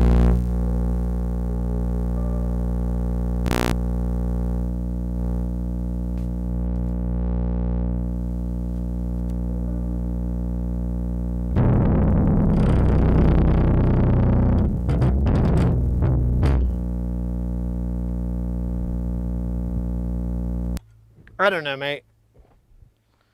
Oh, you know what? Let's try this. I totally forgot. Let me go guitar level.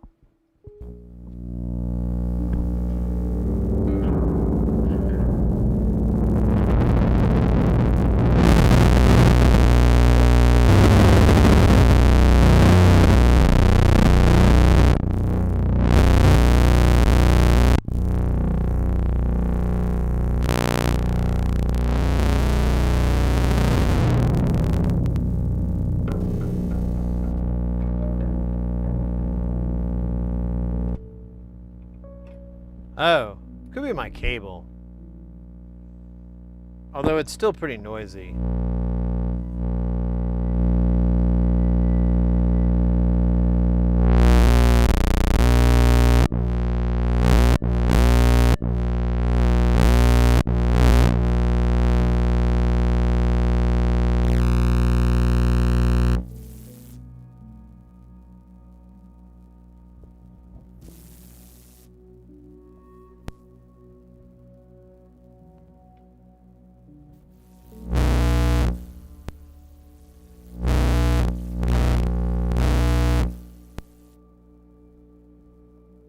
Alright, whatever. I'm pretty confident it's working as expected. But, I'll do some more homework. We'll reassemble it, though, so that, you know, I won't have all these weird bugs with touching it and all that, because the metal.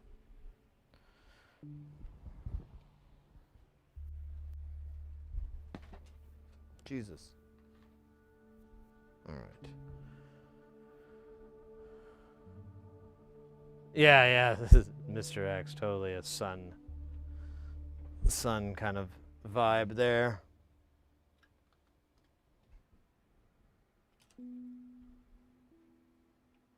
All right, let me put this power brick. Let me wind it up real quick, and then we'll put the nuts and bolts on the rude boy.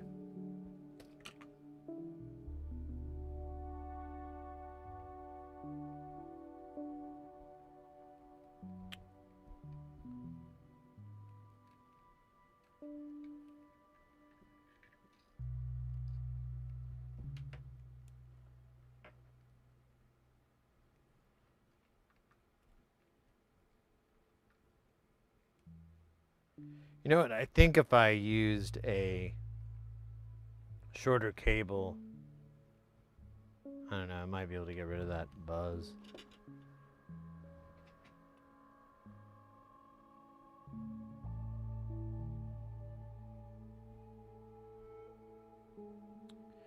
Steven, yeah, exactly. It's kind of like a distortion overdrive. It's tube based. That's the Metasonic way. And it's not bad. I mean, you heard it. It's got that buzz, though. I don't know if that's part of the charm or if that's something from what I did. I don't know. I'm gonna watch some videos, check some videos out on it, maybe, and try to see if it is something on my end. But I do have this cable wrapped in a really stupid way, and it is a long cable, and he is hyper critical of people using this in a guitar scenario, so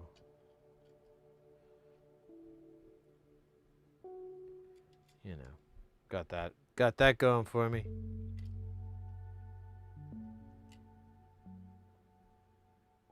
Oh, I thought I got oh, there it is.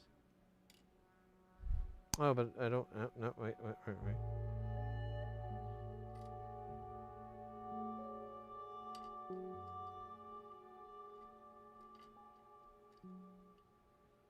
Oh, wait. Oh, shit. That's right. These all went on the inside. Ah, shit.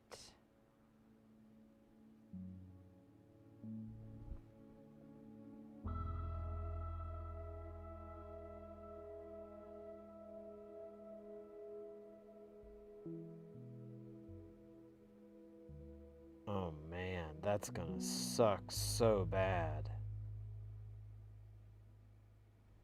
It's all these little dudes.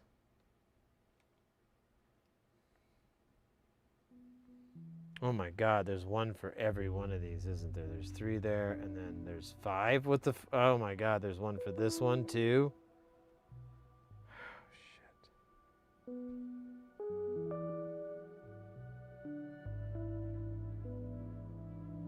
Let's map this out so I can figure this out so I'm not wasting any more time. Okay.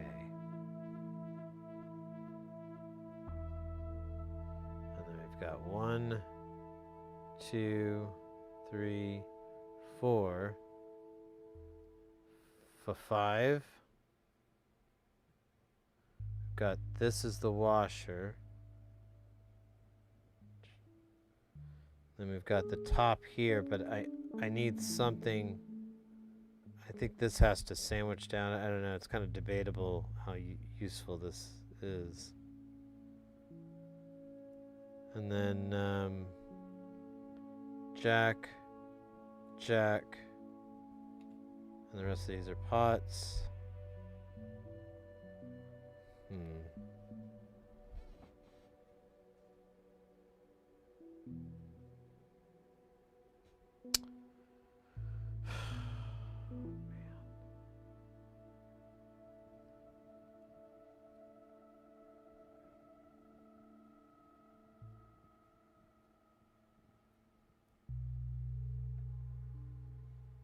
How did this work? Because it's pretty shallow point.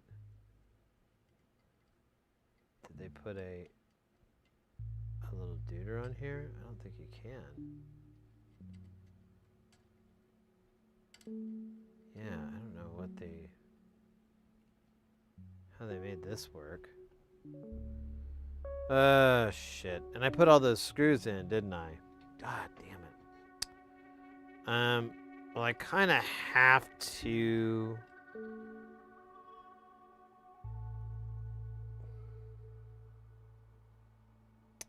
God damn it. I don't want to do this, man. But I don't know what to do with these, you know? If I put, and I don't quite get what I'm supposed to do here. Like this won't even, oh, wait a minute. Okay, I know what to do here. Although that still won't quite work. But,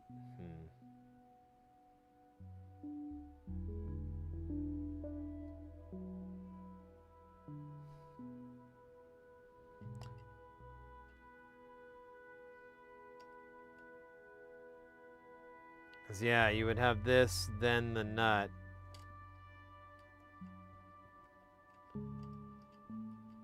Or maybe not. Maybe it has to be both. This one isn't biting, but this one's really low. Oops. Than everybody else. This one kind of sucks. But it is really hard to bite onto. I think if I pull these others up, it'll work. But let me see if I can get one of these other ones to bite. Okay, so that one does.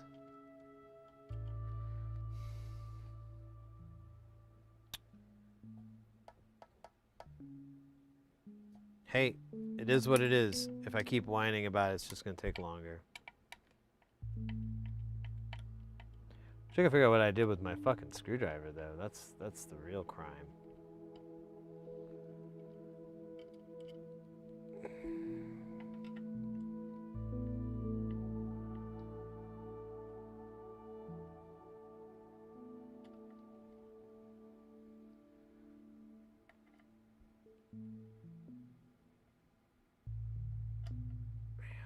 So annoying now.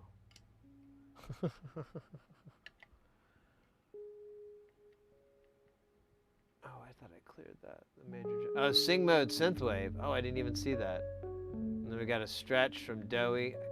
I'm gonna do that right now.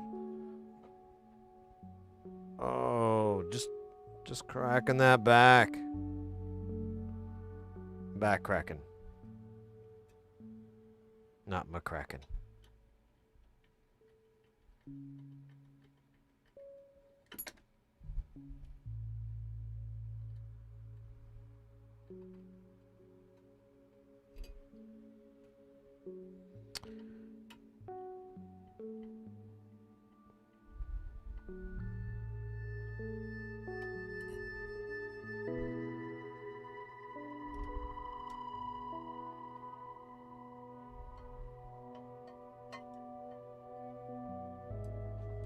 Oh, that feels better. Oh, so sad. Let's do this.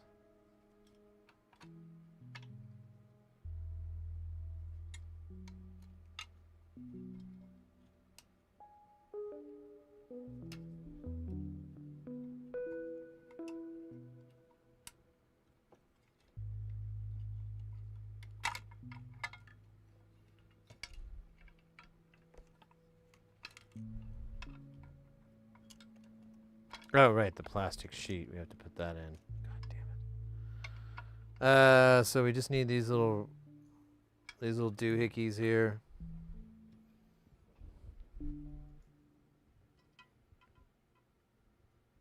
Oops, no, wrong doohickey.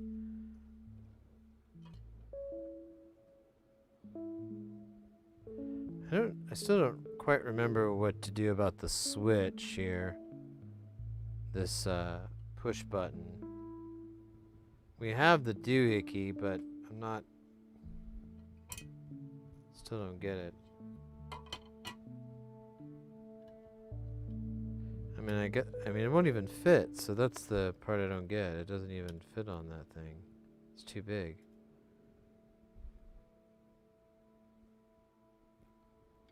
I don't know what this came to, so I'm just gonna keep it as a memento because I have no idea where it goes.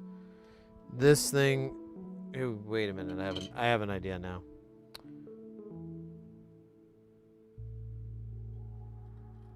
I think it might be a spacer for this.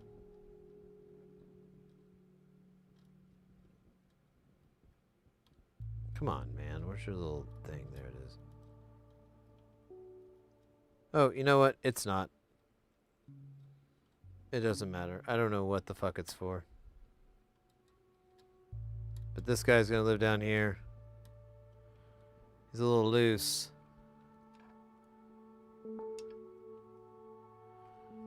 But, oh, wait a minute. Maybe it goes on after the loop? No, it'll go right over the thing, won't it?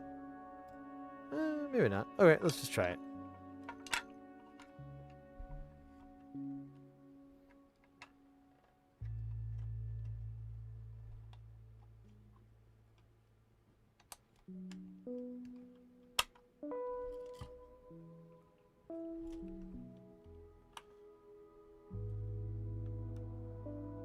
Oh, let's get that little plastic piece in there. It's not really necessary, but it's nice to have. Oh, man.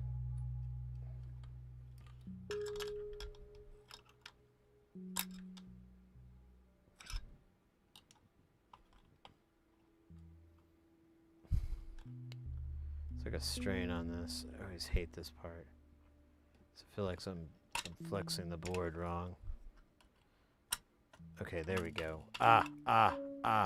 Yeah, that's actually perfect. Oh shit, I lost one. Fuck. God damn you. Why? Of course, I'm figuring out how to take this in and out much better, so eventually I'm gonna go pro. Get a sponsorship. Oh, I see it. Where's the one I want? And the one I need.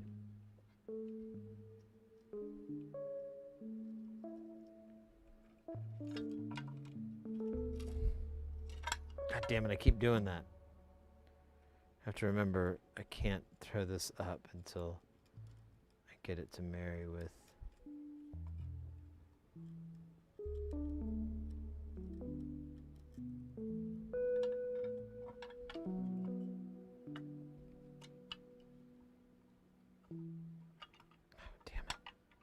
This guy up.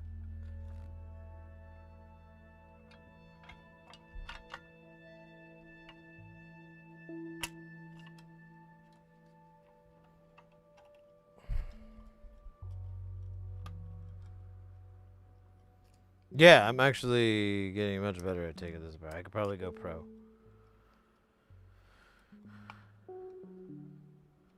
Would the money and fame change me?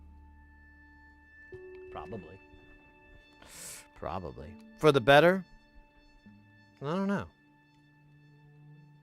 I mean, that's a lot of exotic pickles. It's not a euphemism for sex either. I mean, if I had enough money, I'd start collecting exotic pickles. Pickles from around the world. Pickles from Japan. Pickles from Africa. Pickles from Nicaragua. Pickles wherever I can. Soon I'd amass a huge collection if I have people over. Sid, do you have a wine cellar? No.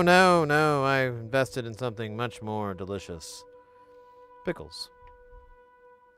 To which they will say, I'm sorry, what? They'll insist I lost my mind and that I'm crazy, but there's no way they're going to get a hold of the inheritance as much as they try.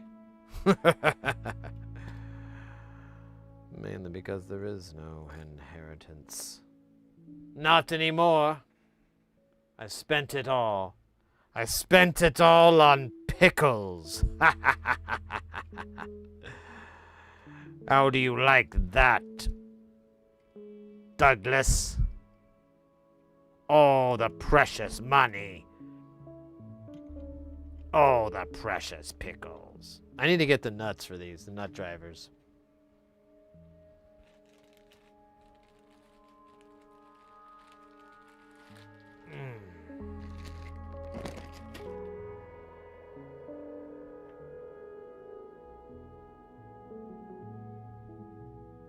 Hey, Baloo, good to see ya.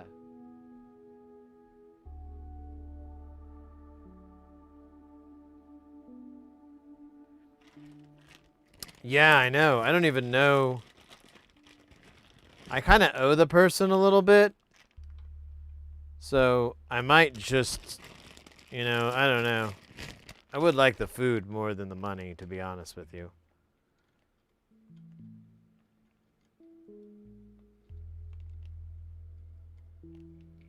Oh, weird. There's like a chunk of shit in this.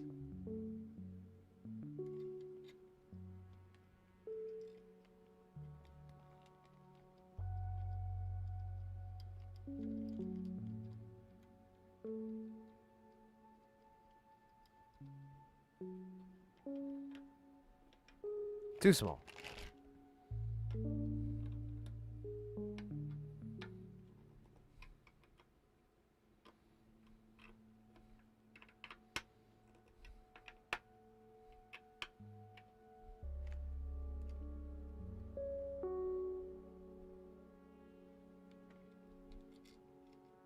I think we guessed right.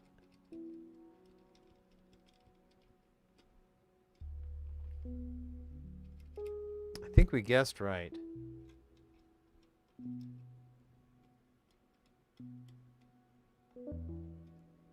So this one's going to be the pain. Here, I'm going to see if I can suck it up at all from this.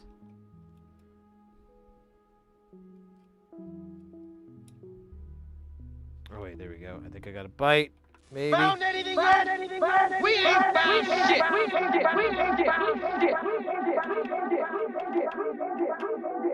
Hey, that feels good. Let's get these big ends here, and I think we'll be done. Man, I'll have to make a video on this. This is noteworthy, right? Hope I don't get the ire of Metasonic.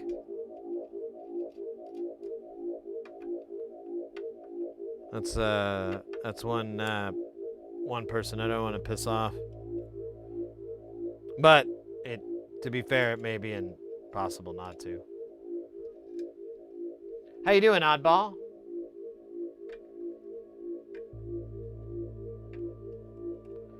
Welcome in, by the way, Baloo. We're working on this. We just finished up this tube distortion effects module thingy, or, well, it's not a module. It's a pedal, I guess. We took it apart a while back to repair it and to see what's wrong with it, see if we could fix it. And we turned it on, and it would come on, sort of. You could hear the self oscillation of the tube, and you could kind of get a little bit of light from the. It has like a little neon transformer thingy, or it's like or maybe not a neon transformer, but a neon tube. And then you could kind of see that stuff working, like it lit up, but there was supposed to be some LEDs behind it, and I'm like, man, they're not lighting up at all. And you really couldn't hear any volume or sound. So we cracked it open, and lo and behold, there was there were tubes. And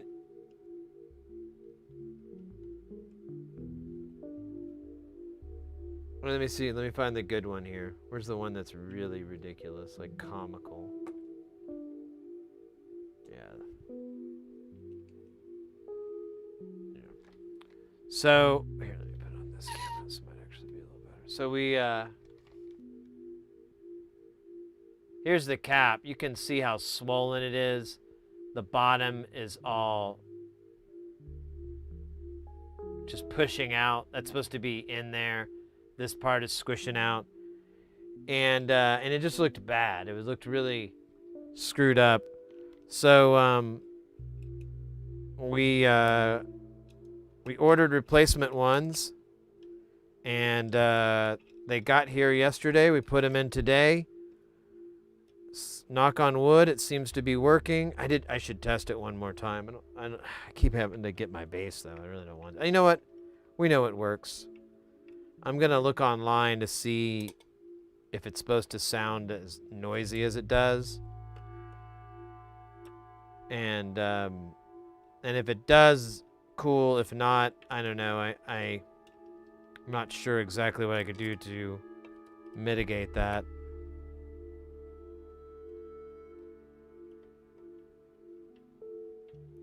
Kind of went with everything you're supposed to do. I matched the capacitors, value, everything. The only thing I messed up was the size. I got the size a little bit off, but it didn't hurt anything. There are, you know what? There are two 10 microfarad caps in there. It's possible those are bad. They looked okay, but you know, looks can be deceiving.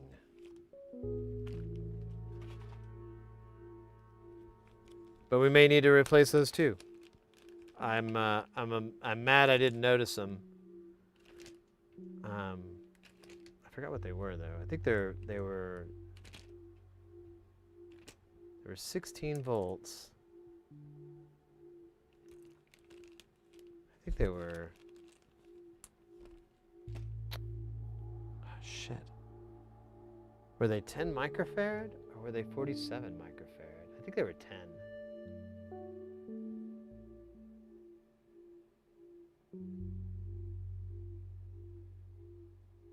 No, Oddball, it's just a crazy noise machine thing. Metasonics makes like really crazy over the top stuff. Like I was saying earlier, the first thing I ever learned about them, it was like at a convention like NAMM or whatever. And the guy was like, yeah, Trent Reznor was just by. He's going to get one of these. And he was showing off this guitar head amp called the fucking fucker. And it was like something like 16 tubes just fed into series with each other. Pretty crazy. And that kind of sums up Metasonics kind of whole thing. I'm repairing an HP laptop that has the blue screen of death.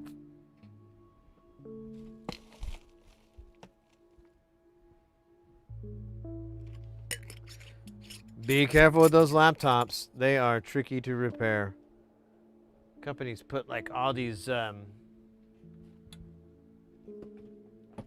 little stupid things in there to kind of fuck it up. So that's just I mean, you probably already know that though, of course, but just throwing that out there to anybody else, you know, whenever you're working on a laptop, you should just try to do as much research as you can before you get into it, because you can accidentally screw something up and it's a real pain to fix, or it's unfixable. Asus, Apple, can't remember, a bunch of companies do it. It's absurd, but whatever.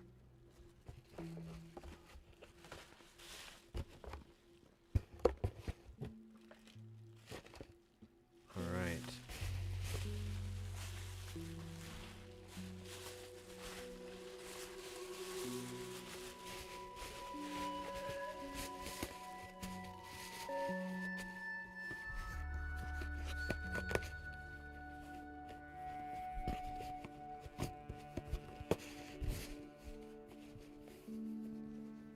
All right, that's another one. Damn, we're killing it today. Wait, what was the other? I don't think we did anything else today. Never mind. I thought we were killing it. Oh, you know what? We did kind of do it with that other switch, with the switch on that. Let me see. What other parts do we have in here that... no.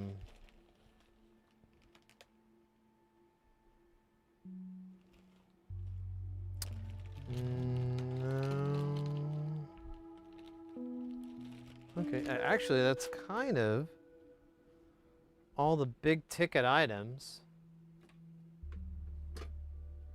We can switch back over to some Solderin. I'm trying to think. There seems like there's some other fucking thing I wanted to fix before. I wanted to make sure we got it done today, but I can't think of what it is. Really, that Metasonics is really important because the owner of that I'm going to see in a couple of weeks. So I wanted to try to have it fixed so I can hand it to him and be like, here you go, bruh. And then we do like an elaborate high five. You know what? I'm gonna take a battery break here, swap out my batteries.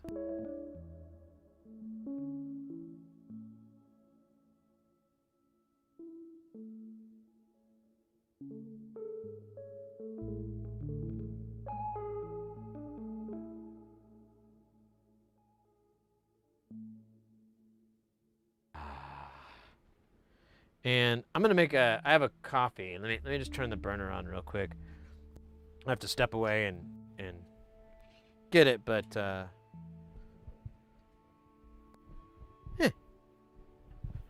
prepped one earlier because I really wanted my fancy coffee.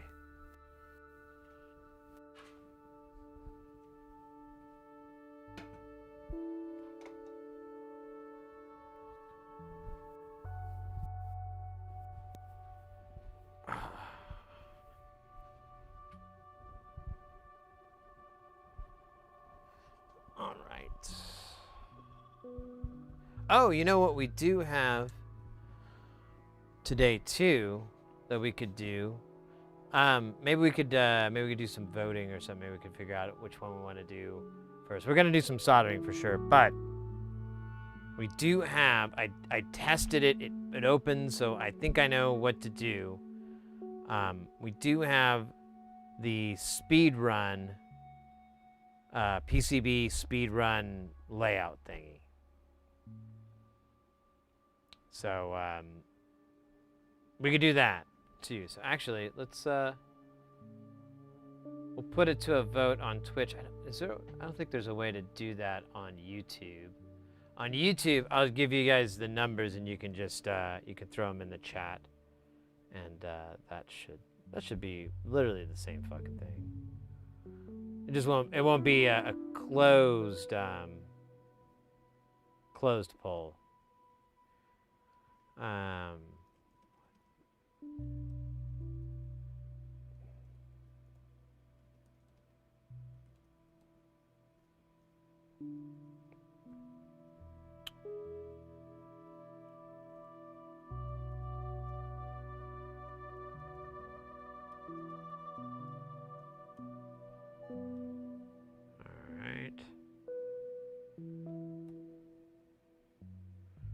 And I'm going to give it a good 5 minutes here. So, the question is... Oh, that's weird. It doesn't show up anymore. What we do now, for YouTube, 1 in the chat for solder more boards, or 2 in the chat for KiCad PCB speedrun. Now, that's just first. We're going to get to the other one anyways. It's not like it's one or the other. It's not Sophie's choice. No. Not unless Sophie had to choose to do soldering or not. That'd be Sophie's decision, not choice.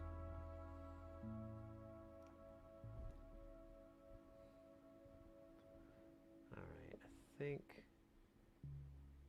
Oh, damn. Oh, wait. I think I probably inadvertently tainted the system. Well, whatever. It's fine. I'm fine. Everything's fine.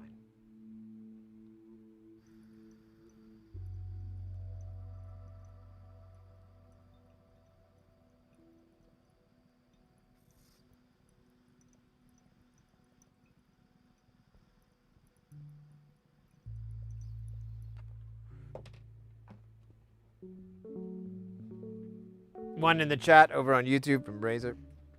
All right, let me go get my coffee. I'll be right back, guys.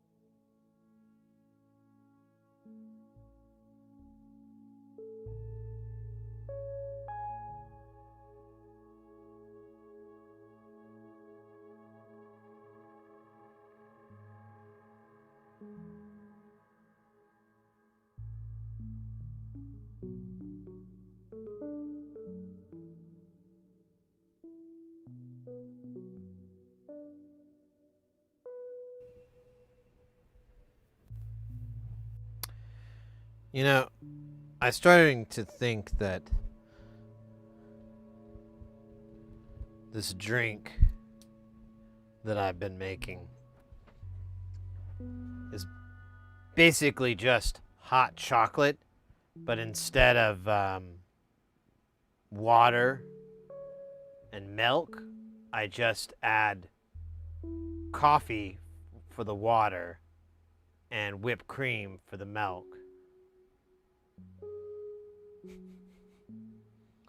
Frickin' brilliant. So, which, the poll...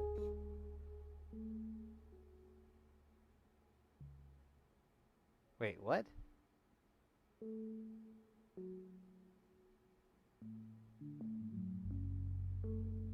I saw like 1 billion votes earlier. What the fuck happened?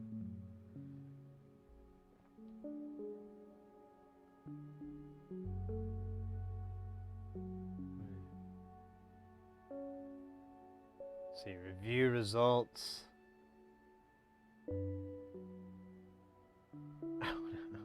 No, that is an inaccurate reading whenever I read. So the poll has 266 for solder and 2 for KiCad. And then we got a vote for solder in the YouTube chat. So, sincerely, solder it is, my senpais. That doesn't make sense.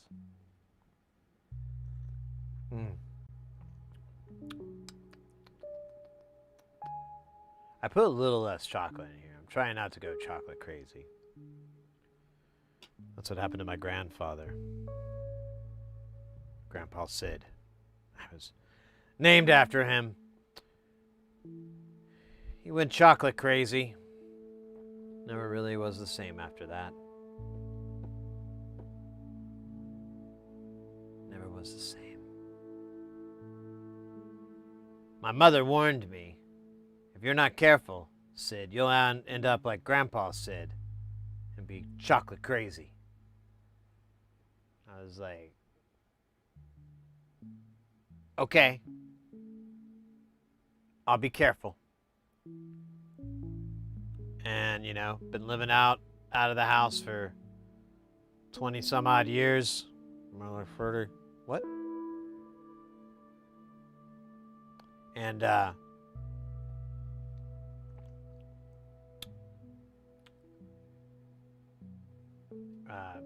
I haven't gone chocolate crazy yet. I've gone a little chocolate insane, but that's okay. You can go insane every now and then. The point of insanity is to have a little fun.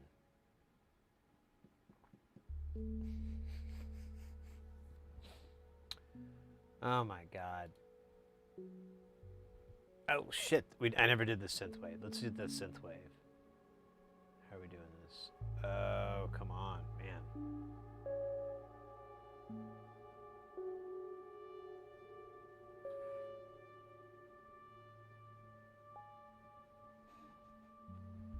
War Junkie, always having fun. Hey! That's wonderful to hear, mate. I'm super, super glad to see that. Let's see. Let me pause our good buddy Jay Nothing here, and let's go with some pulsing compressor music.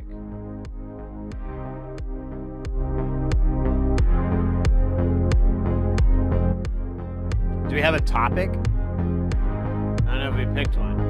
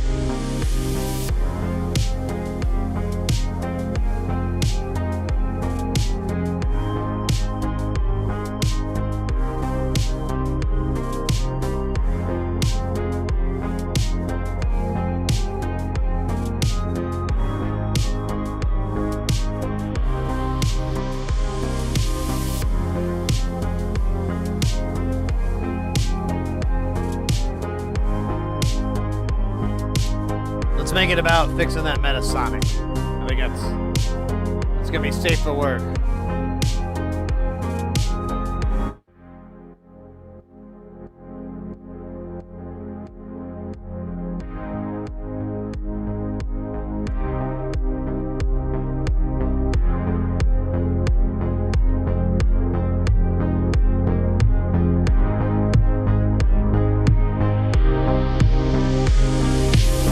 My friend gave me a pedal that he got from another friend.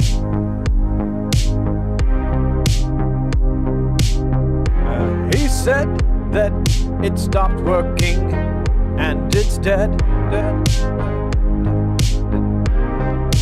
Wondered if I could fix it with my mind, on my hands, on my tools. I said, yeah man, that's cool. Send it my way, he did a month later. I honestly had forgotten all about it.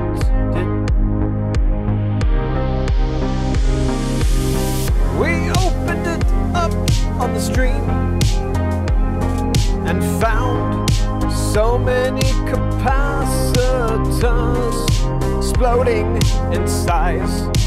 None of them had detonated, but many would try. So we ordered them from Mauser and we waited oh so long. Technically it wasn't Mauser's fault, I just kept putting it off.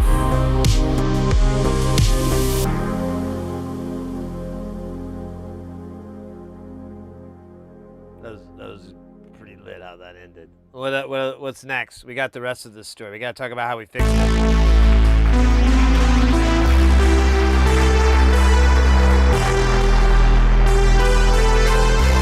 Oh shit, yeah.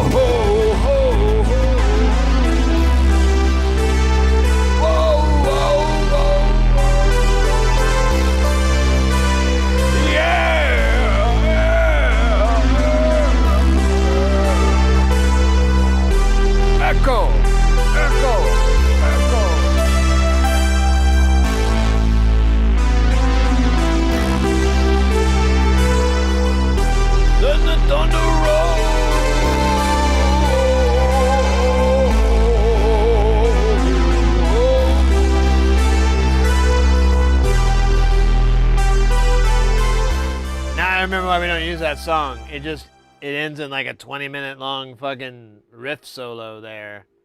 Riff Solo, by the way, is my adult film name if you're ever wanting to look me up. I don't do a lot of boy-girl stuff. It's, well, as the name implies. Riff Solo, ladies and gentlemen. World famous provocateur. Rip solo. Well, actually, it's pretty funny. I should build on that. Ah, Jesus Jones, that was unbelievable. Isn't that what they said? Well, it's the things you say. They're unbelievable. Oh, unbelievable! Lovely!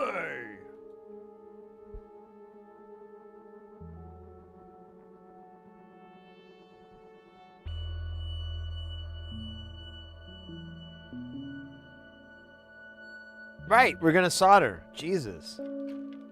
I swear, I would forget who I was if it wasn't written everywhere. A lot of people think it's vanity, but it's honestly just coordination.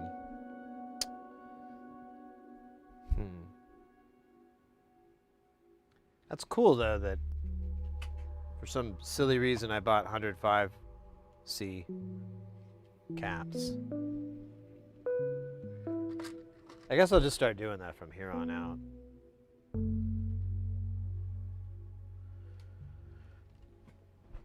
Very adultish thing to do.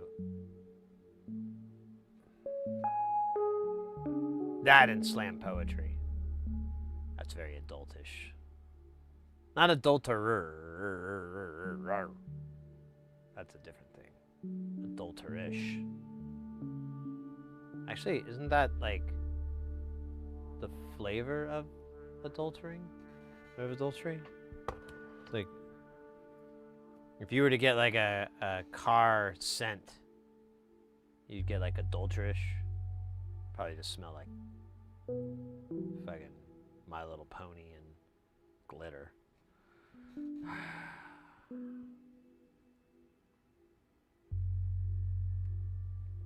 Oh my goodness. I have a quick question if you don't mind. Oh, of course, anytime. I love questions, especially the ones I have the answers for. Don't know about the other ones. Don't know. Was an oscillator and automatic panning.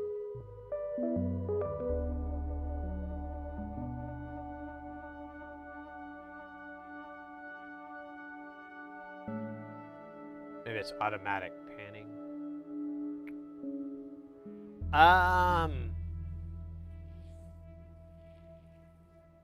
So there's a couple ways to answer that. So like on some auto panners, what they'll do is they will use some sort of oscillator, like, and this is going to be what's considered a low frequency oscillator, an LFO, to move it back and forth.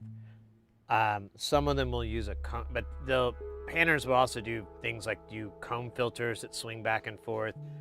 But yeah, if it's not auto panning, I would assume, yeah, there's either something wrong with the LFO itself, like if it's an analog one, maybe there's something wrong, like maybe a cap is dead or something, and it's not, it's not able to do the proper stuff for oscillation. It could be, it could also just be like an open circuit. There's like a hole.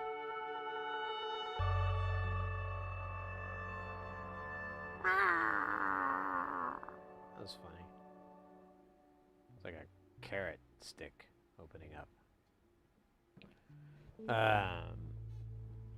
So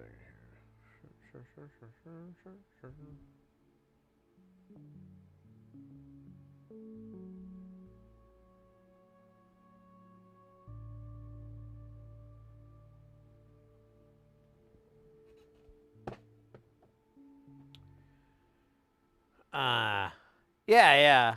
It kind of depends, but they're going to use something to move it back and forth. How it's generated, it's going to be some sort of low frequency oscillator, sure.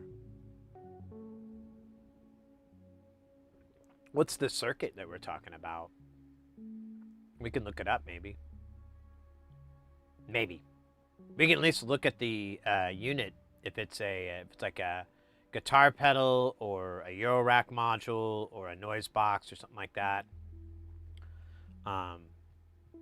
We can take a look and see. I'd be game. I'd be game to try to couch troubleshoot via the internet, like hardcore.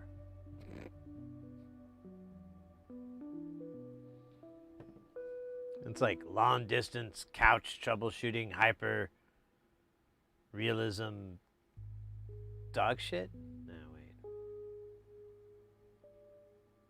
That's the name of my avant-garde music play. I think. It's kind of a long name. It's hard to memorize. Memorize.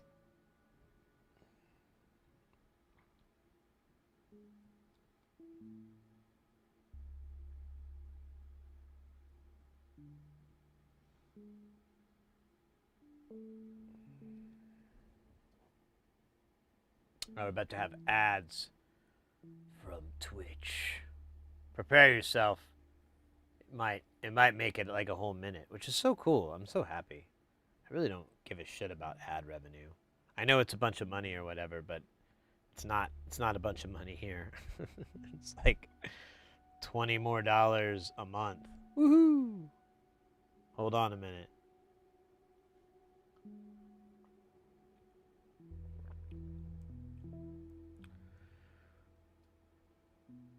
Well, at least on Twitch. I don't know what YouTube is. We're not there yet, though. I think we have to have 1,000 subscribers and 4,000 hours. We can do the hours pretty easily, but the subscribers are going to take a little bit. But we'll go. I mean, we'll gain people as we go. Have we gained any today? Have we had any new friends today? Let me see. I'll refresh the screen, and it will say yes. Cool. We gained a new friend. That's good because I'm gonna tell you right now, I ain't got no friends, okay? Most of them, they run the game, you understand? And that game is hardcore street cycling. And I ain't got no lace to street cycle, so I ain't gonna be doing it. But they keep telling me, yo, who the hell are you? And I'm like, I'm just chilling. They hard, man. They hard. So needless to say, I'm in the market for some new friends of the awesome persuasion. Don't mind that. I forget that I could just move over to here, though, and get this scope in the way, and it's not a big fucking deal. I forget. I like the fact that he keys out now. I don't know if Oddball already left, but I mean, really, it's kind of the star of everything. And it honestly, it kind of works out even better since it's like all floaty.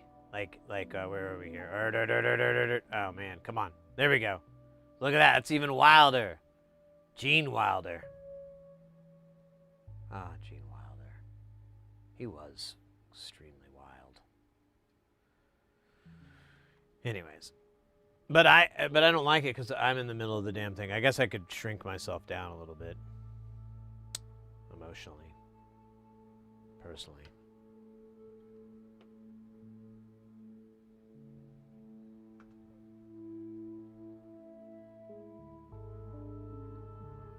All right. So what we have here is an ocean of shame.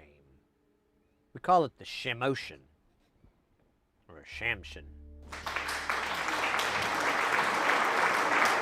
Thank you, it's not my idea.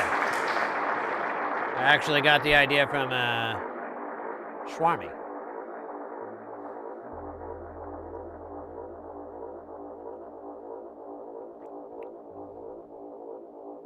Dude. I might benefit from cleaning up a little bit there. I just like lifted up my cup and like a resistor fell off. I'm like, that can't be like a positive thing. The missus doesn't like it when she finds like little wire clippings or stuff in the house or the other pieces. She's not happy with it. I don't blame her though. I would be mad if it was her clippings and I was me. Well, you know what I'm talking about. Be like, damn it, you can clean these things up. It's not that hard. And then it'd sucker punch me just to teach me something. I wouldn't see it coming. Just be funny. Wait, are we time traveling? What are we doing here? I forgot. I would go back and sucker punch time traveling me because I wouldn't see it coming because I'd be from the future. But then I would remember it later. It'd be kind of like a hilarious lesson of Ouroboros potential.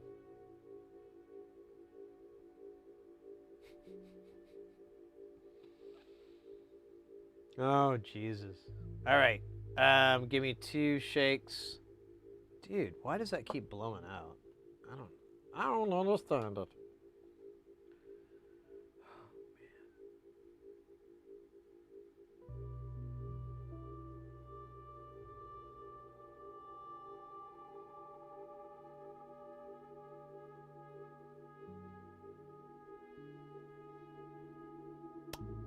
Look at this. All right, let's spend the next hour or ish. I don't know, it probably won't take that long. It's going to take a couple minutes, though, to pop down 27 capacitors. I wish so much that these were chips, but I'm pretty sure these are TARDIS shaped. I think I bought new ones. Maybe those are the... Oh man, I hope so. I really hate soldering TARDIS shaped ones. I mean, I love Doctor Who, and I thought I would like TARDIS shaped capacitors. Because I'm like, hey, these are like, you know, this is something I like. And then, you know, this is something that I'm neutral to. So I like Doctor Who, neutral about capacitors, but I thought TARDIS shape, it'd be cool. No, it's awful. They want to stand up like a TARDIS, or tombstone as it is known. That is extremely irritating, to the point where I scream and yell vigorously. Vigorously. At the first person I see. That poor individual usually loses a lot of hearing, and sometimes a little bit of their vision as well. Doctors don't quite understand that, but they believe if you yell at a person and scream enough, their eyesight will get bad. I should mention the doctors, so when I said doctors, I meant doctor, and when I meant doctor, I meant this guy at the 7-Eleven who is usually like trying to sell Lucy cigarettes, you know? Not Lucy the person, but loose cigarettes, you know? He usually has a pretty good price, to be honest with you. I mean, if I smoked still, I might be like, wow, 50 cents a cigarette. Now we're cooking. I don't know exactly what he's doing with his hustle there. Because, I mean, you're only making like 10, 20 cents a cigarette. You got to sell like a whole pack's worth to get enough to just buy another pack, you know, and then your enterprise is just, I don't know. I didn't want to break his bubble, though. I didn't want to tell him, like, hey, your business model's a little off here. Your profit margin isn't strong enough. You need to take your profit margin, stretch it out a little bit more. Why not charge 75 cents or even numbers, you know? Do something. I mean, a quarter back, you got plenty of quarters? Yeah, you already got it for the 50 cents. Bump it up at 25 cents. You're going to get a lot of pushback from your regulars. But remember, you're selling cigarettes. You have the upper hand. Yeah. That's an imaginary conversation I had with the guy selling cigarettes at the gas station near my house. Thank you. Join me for more where I recreate the imaginary conversation I had with my doctor about the weird thing on my neck, and the imaginary conversation I had with this guy that was kind of rude to me at the grocery store about 2 months ago. You know, I mean, I couldn't think of what to say then, but you know, I've had a few months to let it boil inside my brain. I know exactly what I'd say to that fucking piece of shit. Just need time travel technology for my closure. All right, that's enough Sid stand up for at least the next 15 minutes. I'll be at the Ready Room in Salt Lake City next week, and at Chuckles in Cincinnati. So I'll try to be there. I've got a really funny bit about brushing your teeth. It's a really, really funny comedy bit about brushing your teeth, and I don't want to give it away, but I basically draw an analogy between brushing your teeth and well, firing a rifle. Yeah. Really great fun. It's really funny. I know, you're already laughing. You're like, what?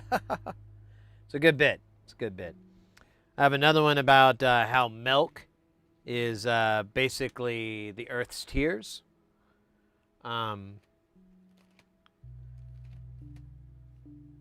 How fire is the anger of the gods in physical form. That's a good joke. A lot of laughter from that. A lot of anger too. I guess they don't know. I feel sorry for them. You know, I don't really want to be the guy to break it to those people. So, you know, I just kind of let it slide, you know, like let them say their thing. You know, I'm sure they feel better. And, you know, as a stand-up comedian, what you're really selling people is a really fun ride home in their car. You know? That's what you're really selling. A really fun ride home. Where they can go back and say, hey, remember that joke that he made about penguins being the next choice for the Highlander movie? Instead of humans, it would just be penguins fighting with swords. That was kind of funny. I liked it when he burped. I think burp jokes are really underrated. You know, those kind of conversations. I'm sorry, I went a little bit overboard, but you know, I want to inspire people to have that kind of. Got pinball? Oh yeah. This is my bigger glass. Like it fits a little bit more.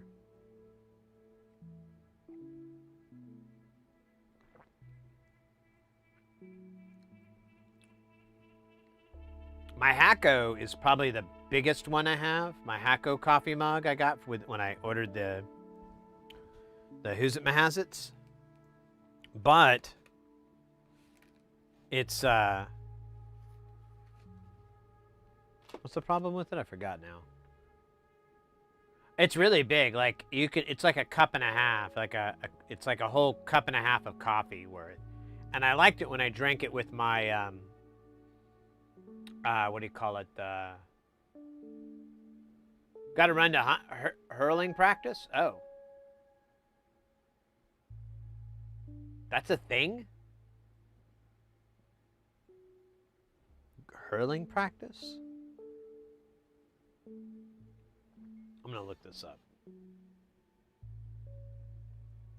Hurling. I'm just going to put practice in so...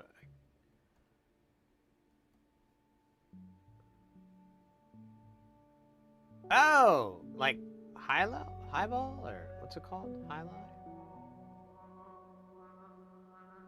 Oh, it's not like highline.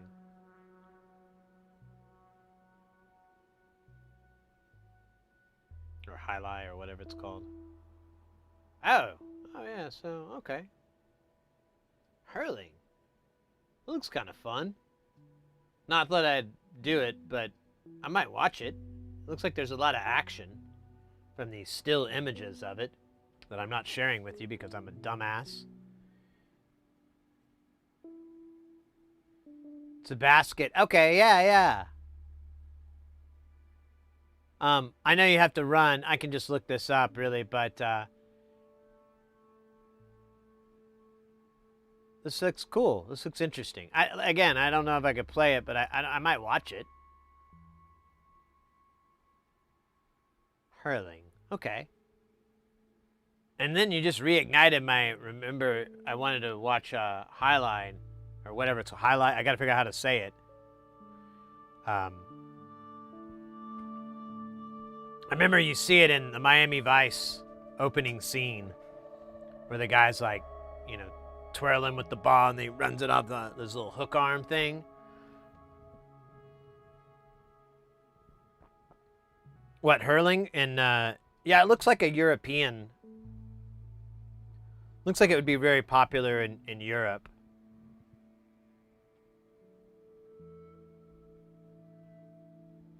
Here, let me see if I can. Sport highlight.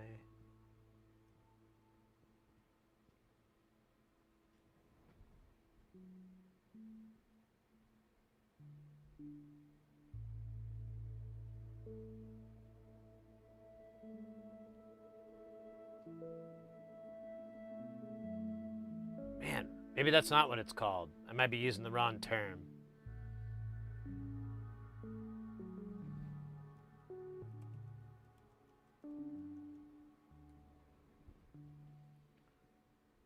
I think it's like Cuban. I mean, like Cuban sports?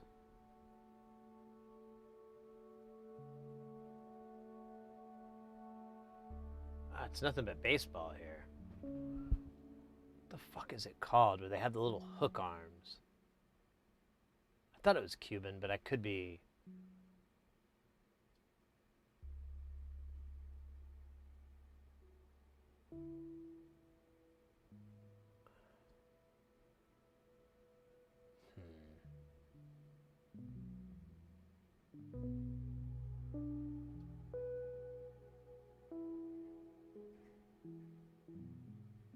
Oh well. I don't know. I can't,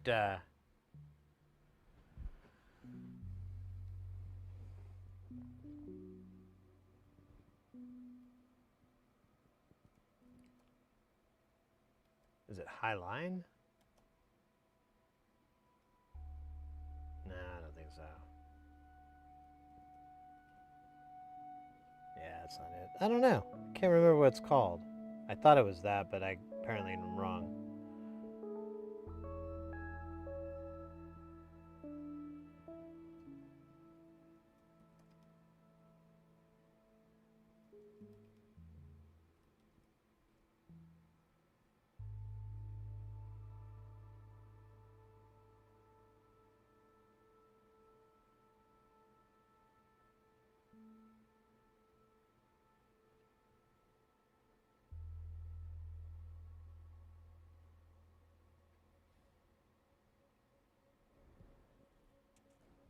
Let me see. Central American sports.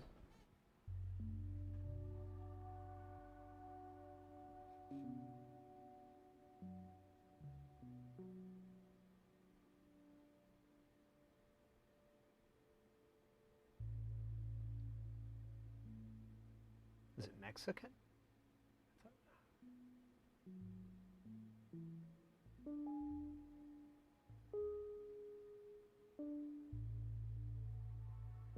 Oh my god, I'm getting hyper focused. I gotta back out of this. But it's gonna kill me if I can't figure out what the hell I'm talking about.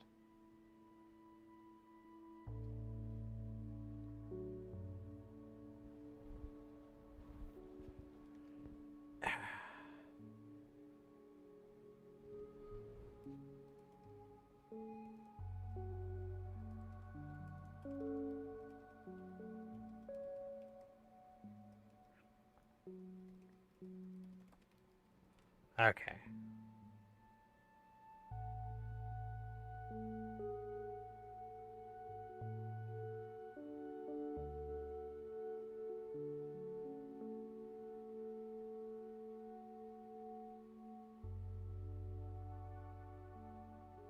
Oh shit, there's a video. Okay, I think I found it.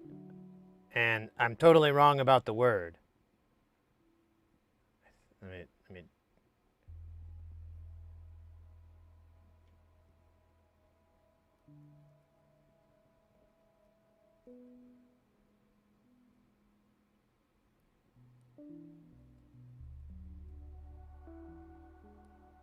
Yeah, okay. God damn it. How embarrassing. I don't even know where I got this. So it's, block. I don't know how you pronounce that, though. Jayali? That doesn't seem right. I think I saw pronunciation here. Pronunciation.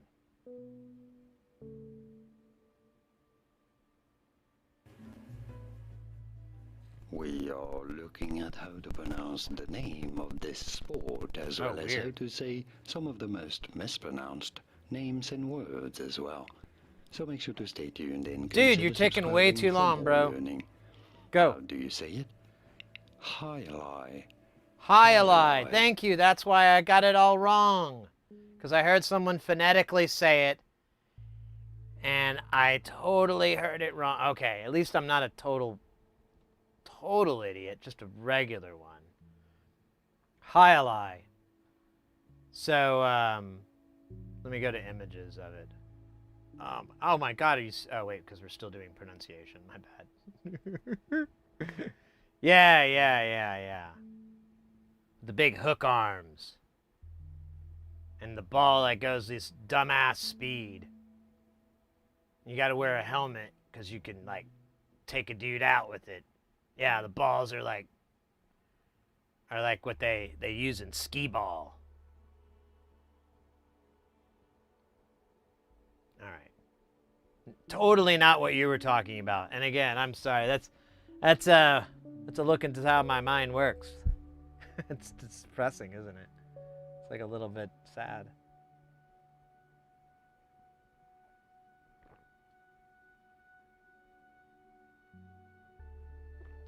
But now I know Hyali.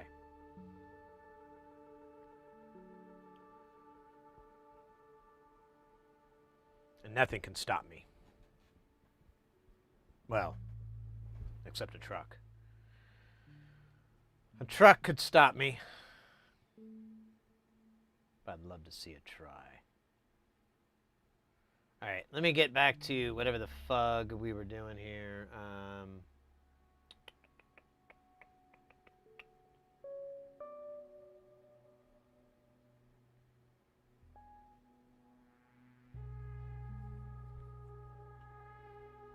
High ally. Now I want to watch this sport. Now I'm like, tonight or tomorrow, I'm gonna like try to watch some of these games. So that I won't look like a complete moron. Well, not ever again, but less commonly. Like it would be like, hey, you kind of dodged being an idiot. That's cool, man. Whoa, how's this? I didn't know I could do this. The fug? Huh. What in the hell's going on? Why is it... Oh, weird. Okay, well, I don't care. I didn't think it did that. Maybe I'm remembering wrong. C2.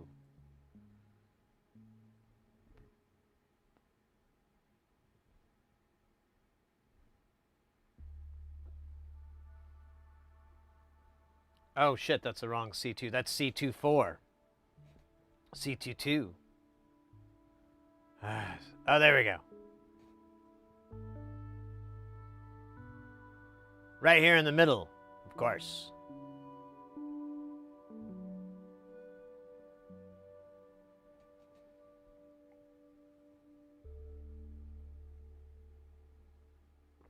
Of course.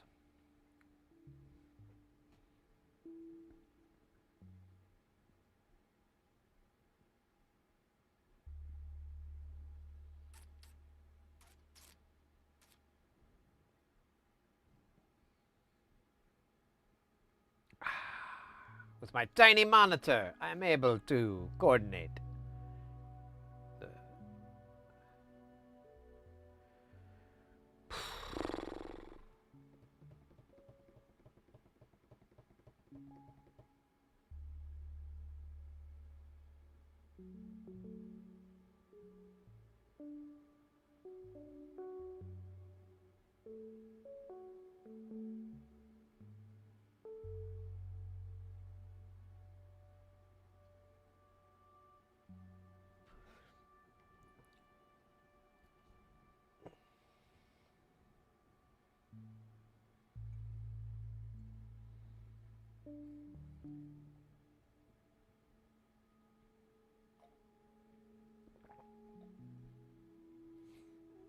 My God, I swear, like the last bit of a coffee, whatever the hell this is not really coffee, whatever it is.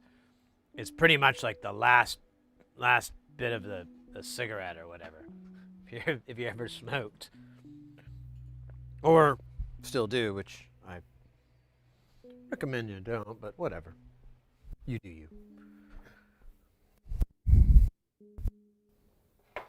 Definitely got that. This is where they hide all the good stuff feeling.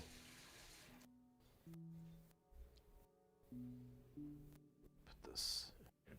This.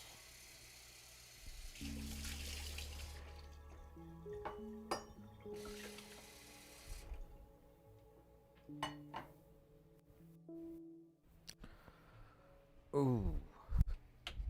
Oh, wait, here, I'll be right back.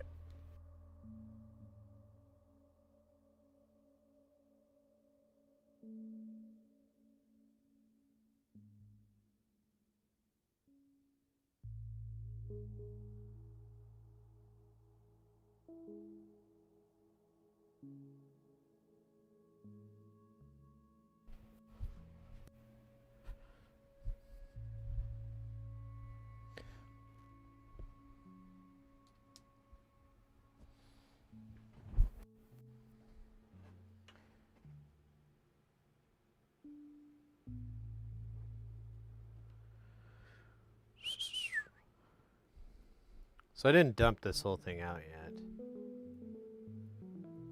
This should be about 25-ish. Man, I really should clean this area up. It's so dirty.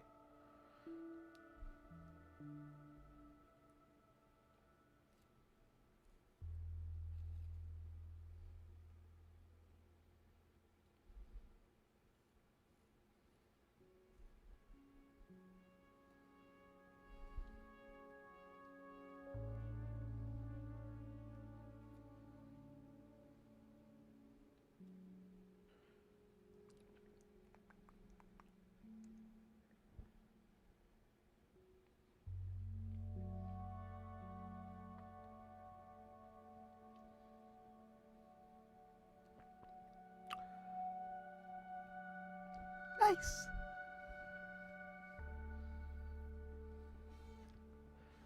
All right. Let's bring up the big screen. There you go. How are we doing on the Dab Master? The Dab Master has one dab available. I shall take its dab and use it to guide me towards the promised dab. What's it called? Leviathan? No, wait. That was Hellraiser. Yeah, whatever.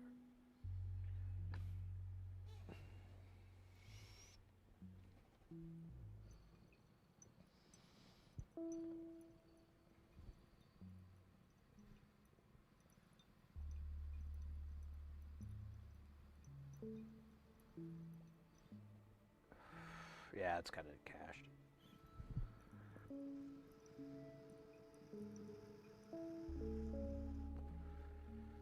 Alright, that's boring.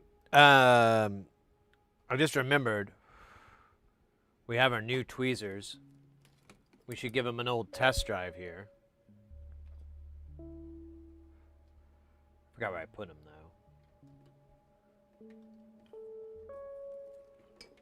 though. No, God bloody hell. Alright, I think I see him. Nope, that's not it. Dude, I just got him. Where'd I put him? Hold on. I gotta do an aerial view.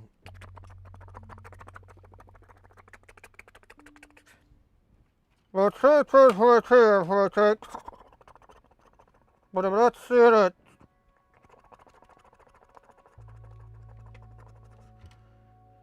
Pretty sure. Wait, where the fuck is it?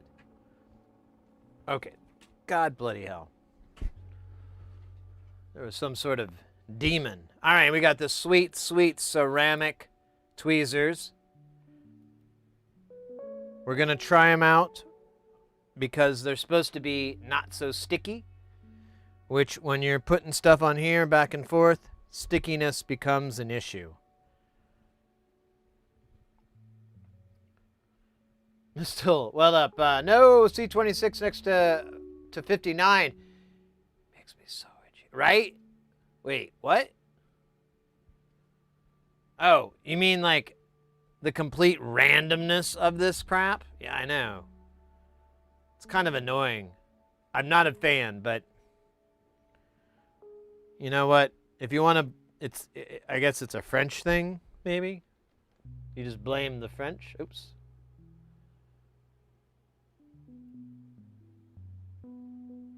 Is 59... Is 59... I'm trying to do some ventriloquism here. Is 59 a 100 nanohertz cat? I don't know. Maybe if I freeze my face every time I fucking talk, we'll figure it out now. Ah, Jesus Jones. It is. It is. You know what else is? Oh, damn. Like I got stuck. Something sticked me. But not the good kind of stick. The bad kind. The kind you don't forget too easily. Hey, so far, I'm loving these tweezers. I think they were like a couple bucks. They weren't cheap. I may or may not have sold my eyebrow hair for them. Don't worry, I mean, I got these tattooed on. They're pretty sweet. They look real, right? Yeah. Yeah, and it healed fast. I just put like a shit ton of Neosporin on it. And, oh shit, I dropped it. It's gone.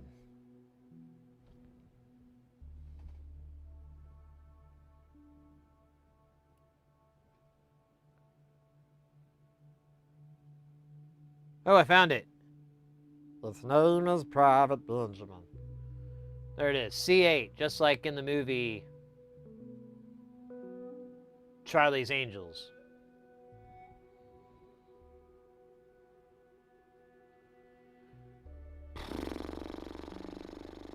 That looks so funny.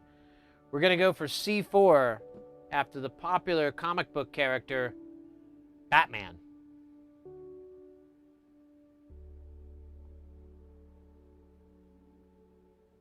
Remember when Batman would use explosives to get what he wanted? Me too.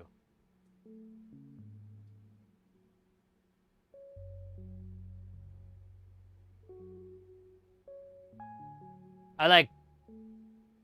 Oh wait, there it is, C4. Nice.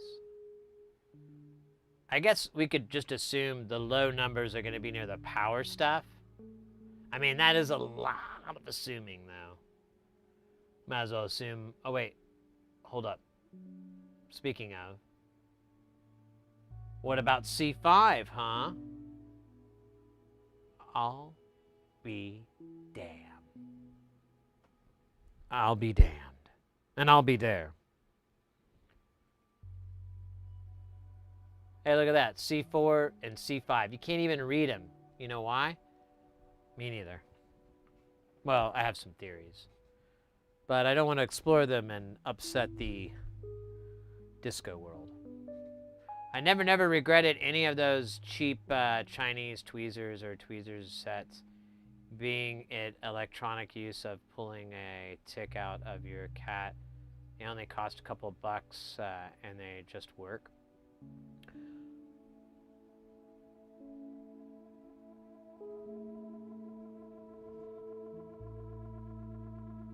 It depends. It depends. I don't 100% agree with that.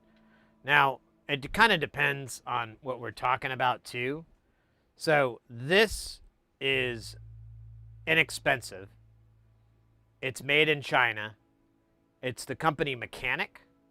And Mechanic actually makes some pretty good stuff for, like, electronics work and so forth. They're actually not too bad. I have some of their forming solution, like the silk screen, UV silk screen and so forth.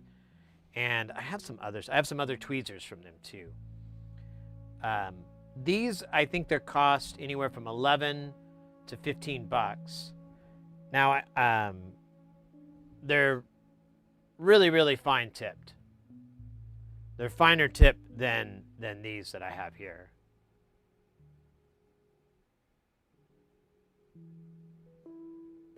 I can't remember what these cost, but I think they were like $9 or something. I think these tweezers were like they weren't very expensive. I have some cheaper tweezers that I bought like on Amazon when I first got started, and I don't like them very much at all.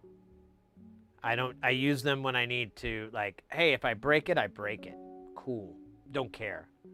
These I buy at least 2 at a time so that I'll have a spare one just in case, because I like them so much. I love these tweezers. But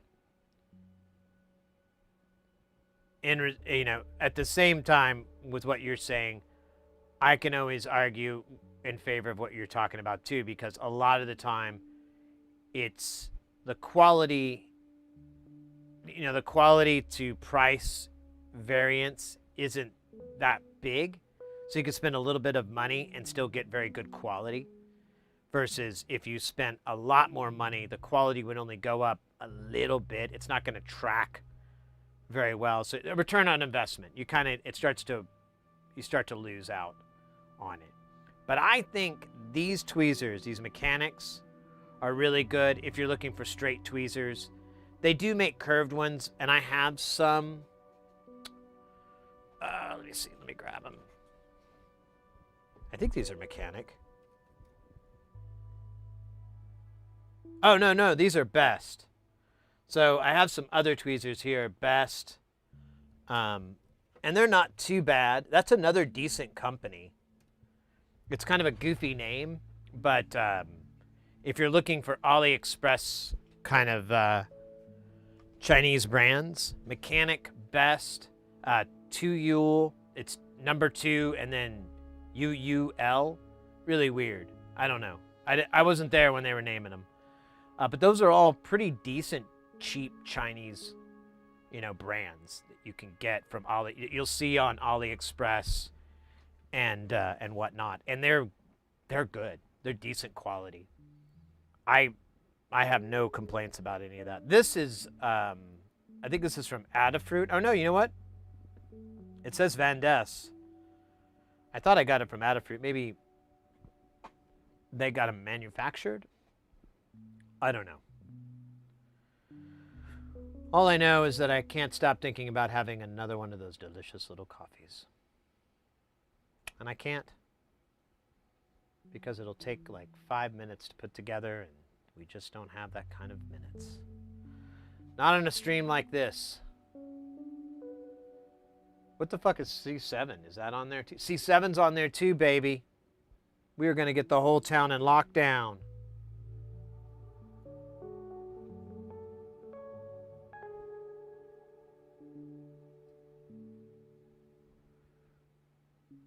So we got C4. We don't have C6. Wherever that son of a bitch is. When we find it, we'll know.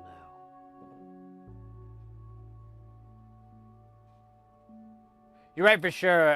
A lot of tools I am very satisfied with would be a total trash to me if I used them professionally. Yeah, exactly. And I'm far be it the person to ever get in the way of people trying to save money on their tools and stuff. The only time I ever jump in and like throw my 2 cents in is if it's not even worth that. If it's not even worth that cheap price, like you're gonna get it and it's gonna break in a month or 2 or a year, I'll throw that out to people. I can't really think of anything. Nothing comes to mind off the top of my head where I would do that, but that's about the only time. Otherwise, I'll be like, hey, yeah, those work fine. You got to buy this. I suggest buying these for that. I try to throw that out, but yeah, I'm the last person to be like, oh, you got to spend a bunch of money on your tools to fucking do. Nah. No, you don't. And honestly, I think when you're starting out, or when you're getting into DIY, those cheap tools are going to teach you to appreciate the more expensive ones down the road. Because you can get really far with a very inexpensive tweezers or an iron or a hot air station, but you're going to come across a scenario or several ones where you're like, man, I really wish I had a thing that did this. You know, I saw that tool. It's an extra peppertooz, but I might just go ahead for my birthday or whatever. I'm going to get that tool, upgrade my rig, and you'll appreciate it so much more. Versus if you started out with that tool, you're never going to really know how great it is. You're just going to be like, oh, well, it always does its job. But if you get a tool where you have to kind of like finesse it a little bit to get it to do everything you want it to, and when you upgrade from that, it's going to feel better. So I guess arguably you spend a little bit more money, but I think you learn to appreciate the tool better. It's like, my favorite example is woodworking. I always feel like woodworking and soldering have a lot of overlap in certain things. And yeah, when you're doing woodworking, when you're first starting out, you're just getting some decent saws, some decent cutting blades, some decent, tools for that, decent files and whatnot. But as time goes on, you're going to be like, man, I really, really want to get this file that can do this really fine work. I saw the tool at the store. It's 5 times what I would normally pay for this, but it's not like I'm going to break it. This tool's going to last forever. Why not? Why not go for that? And then you'll find that finer work, that tool that it does, the better the job it does, you're going to be better at it, I think. I think it just makes sense. I think it's kind of obvious with a lot of people that, if you go with the training wheels, once you take them off, you're 10 times better. And I think cheaper tools do create that training wheel effect. And it saves you money. Oops. Ads.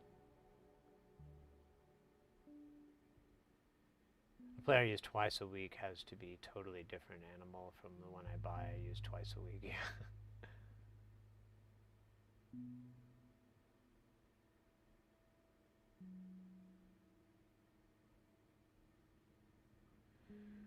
Oh yeah, I'd like to get a 4-channel scope. Right now, I'm really happy with my analog discovery. It's 2 channels. I don't know if you're stuck in ads though. Maybe I should. Hey Sid, Raven here. Name change new. Oh, wait, oh wait, I think well, let me wait for the ads to end before I.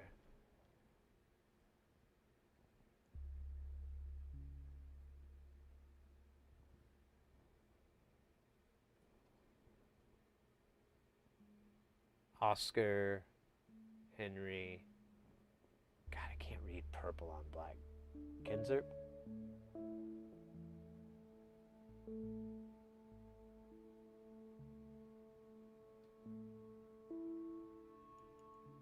I don't know how to pronounce that last part. I'll just do Oscar. All right. While we're waiting for those ads, we'll look for C6666.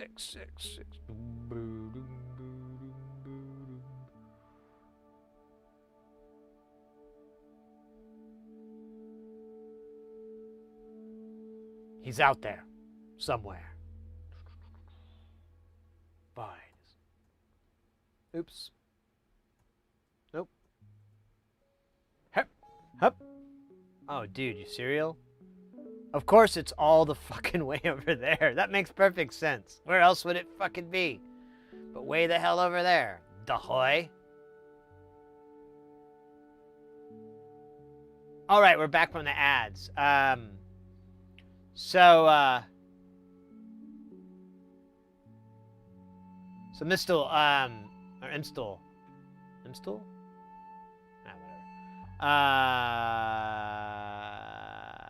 The planer twice totally different to the 8 channel. Yeah, I'd like a higher channel scope. I like right now I'm pretty happy, and I recommend to people that you can't get this one anymore. They sell the 3, but if you could get yourself an analog discovery, It's a 2-channel scope with a logic analyzer, and it also has a waveform generator, it has a 2-channel generator, has a bunch of tools. It's super nice. I have one, and I kind of got rid of my scope. I loaned it to my buddy indefinitely because I'm like, I don't really need it. And the analog discovery, it uses your computer, and honestly, the speed and refresh rate on it just stomps a mud hole in any commercial scope that you could buy for a reasonable price. So it looks and behaves a lot nicer, and you can get a lot more data in one screen on your computer. You throw it up on a 4K monitor and have your generation, your output, your other readings, all those stuff just out in one big screen and able to see. So I like it a lot. It does have its limitations, only being 2 channels, but 99% of what I'm doing, or 98%, I guess, it doesn't matter. Hey, Lawn Dog, Sid, minor update. Looks like I've been ditched by the wife. She had another set of plans for the evening that I didn't understand, so it looks like you're going to provide my... Oh, ditched by... Man, I thought you were, like, really getting dramatic there. I'm like, hey, boundaries. I'm sorry, but that's something you share not with the internet people. But now I'm figuring it out. Oh, it's a silly man. Not Cinnamon. That's a different person. So Oscar over on Twitch.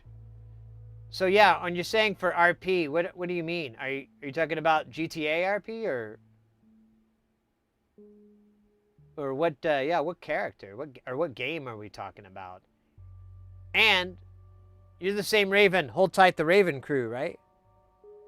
Talk about the same Raven there, right?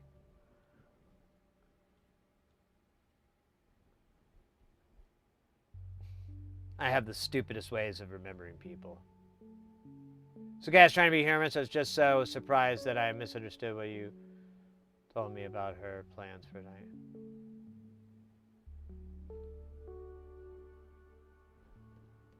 Oh yeah, I'm terrible at relaying people's plans. Most of the time because I just don't care. I know it's not cool, not very in vogue, but rabbits everywhere.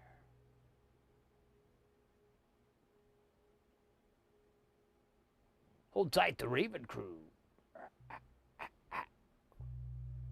Don't you Raven. Now you're Raven. I still follow that guy. He's so fun. Vengeant.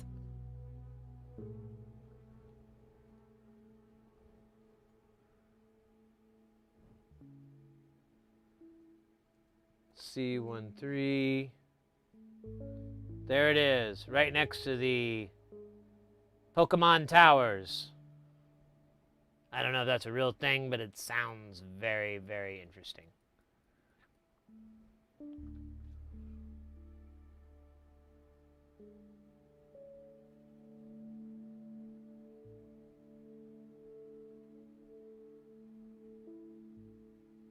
There's C15. Where the...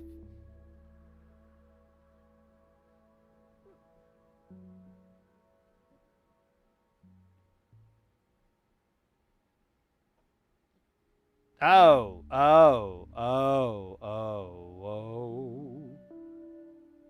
Wait a minute. It's the one below? Oh my god. Oh, there you go. So that's where it is. That's a fucking great spot. I'm glad we were able to read it. I'm working on a project where the board is really, really dense, and like trying to find spots to put the designations is quite difficult. And then I see here, I'm like, wait, am I putting the bar higher than it needs to be? Should the bar be a little lower than what I'm trying to put it at?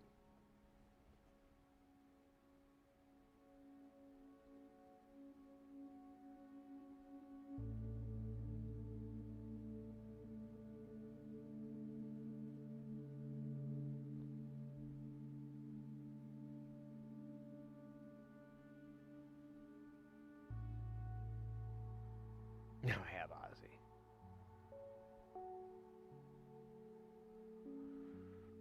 Well, good to see you, mate.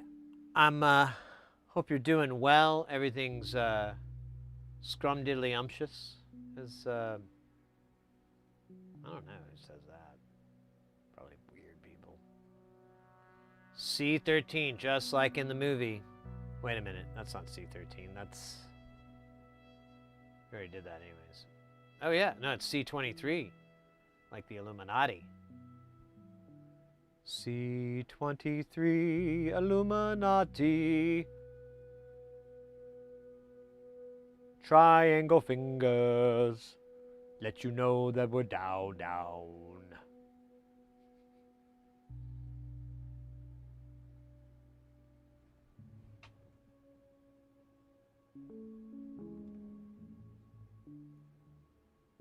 I have a gig I gotta go to for a week. That's why I won't be able to stream. And the part that I'm looking forward to is the fact that I'm actually going to be really close to this arcade place. There's a couple of actually kind of neat places I found in Orlando. So I'm like, okay, well, you know, I'll go and I could go there. One of them though, they close kind of early, so I probably won't be able to go there again. But another one, they stayed open pretty late, and my hotel isn't too far from it, so I think I'm gonna try to go there. Maybe more than once. The crew I'm working with, like at least one of the dudes, he'll want to hang out, and you know, he's not against video games and stuff like that, but I think he kind of has his limit on his interest there. And so, you know, where I would want to spend like 2 or 3 hours, he would probably want to spend an hour. And, you know, I always don't want to bore people, you know, so I might just go there one night, but we'll see. We'll see how it works out.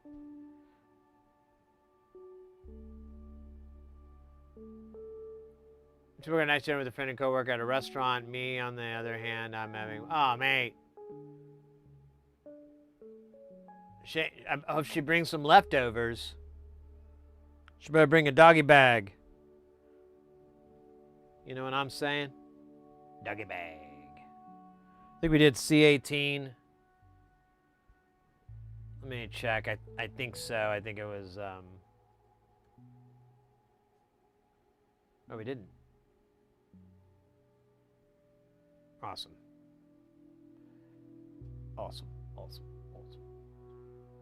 Or C21, let's see. Is C18, 21, are they all around here? Oh, there's 31, there's 33. Doesn't look like it.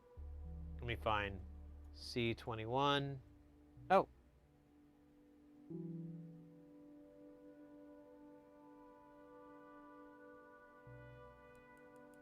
Okay. We'll just look around this rude boy here and make it happen. Just like how they found Elvis.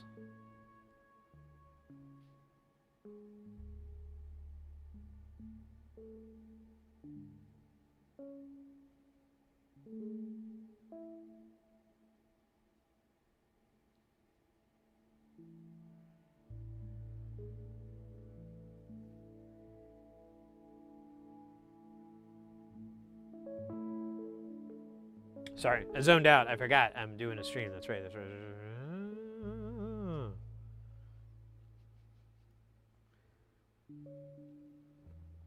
Actually, wasn't I gonna clean this dab machine out? Yeah.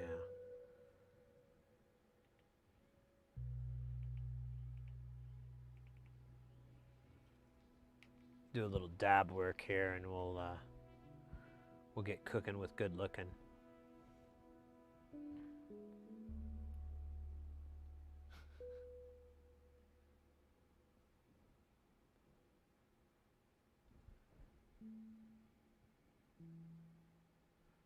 Lots of gem stuff. Oh, that's cool. I'm not exactly sure what that means. Like working at the gym or working out at the gym, I guess.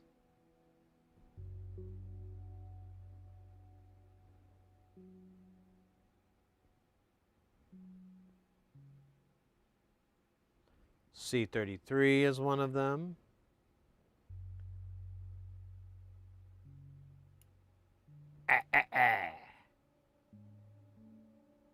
You heard it. Like C35 is not gonna be on my list because it's too fucking big. But C34, hell yeah. What about C36? I feel like 36 and whatever the hell is below that, 38. Nope, but 38 maybe if that's what that is.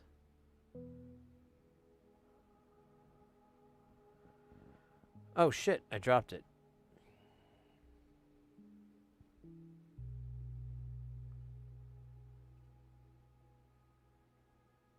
Working out at the gym, getting back to music. Oh, back to Muay Thai. Oh, good for you. Cool.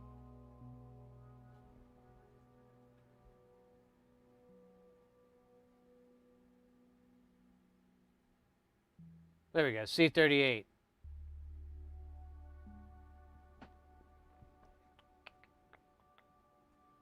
Not C36.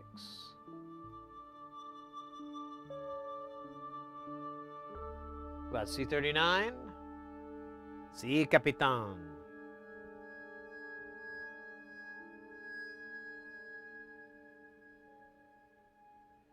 A lot of those patches so small I watched you the weeks mount them and the solder them. Lawn Dog, this is about as small as I like to go. Like, I mean, they go down to much smaller, but 402 is really painful to handle. And then, what's the one after it? Like 201 and smaller. That's just the dust. This isn't too bad, but I tell people if they're wanting to get into SMD soldering to like try to find some 805 things first. They'll be a lot easier to do than this. But I've also seen plenty of people just leapfrog into it and do really well, so. What do I know? What do I know?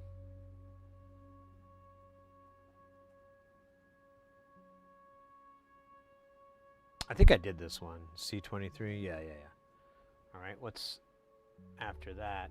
I think 29. I think we did that one.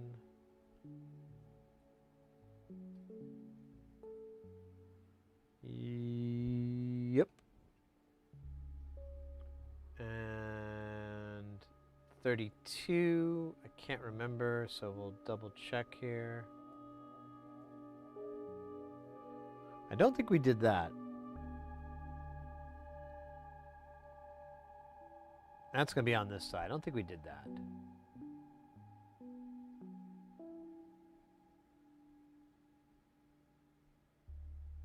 In fact, none of these. I don't think we've done any of these. This might be getting towards the end, though.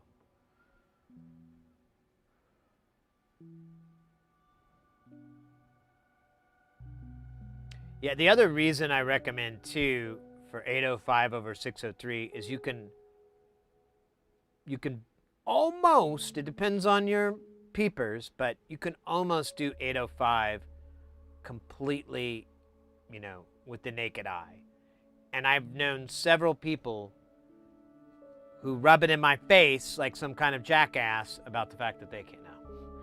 I've known several people who tell me, yeah, man, I just do it, you know, pull the, you know, magnifying glass out to make sure it's good, but I just do it with my nude eyeballs.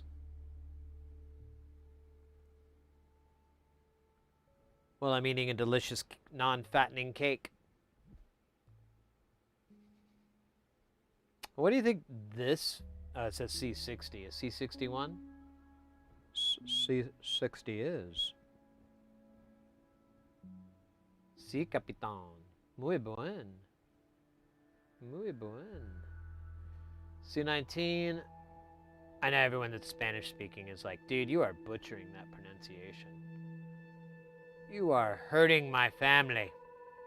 To which I say, quoi?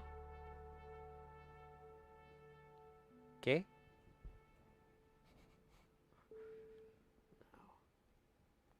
Sorry. Doing my best.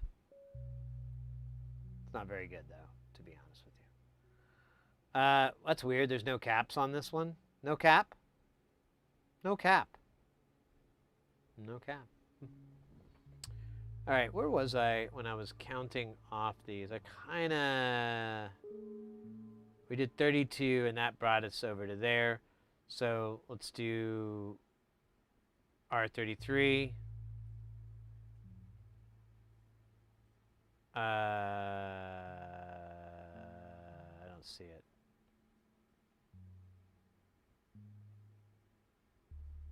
Or C33, when I'd say R. That's brilliant. C33 is this guy. Oh, we did that one. Okay. Then 34, is that right next to it? Yep. 37, I think, is down below. No. Let's look for C37.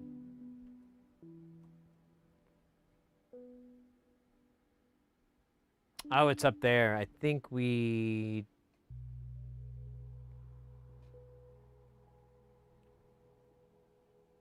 did not. We did not do that one. So let's take care of that. Or nope, that's 37 right there. It's IC7. If we look here, booyaka. And that is the last of the resistors or the capacitors that I pulled. I pulled, I think, 25 out. So we're still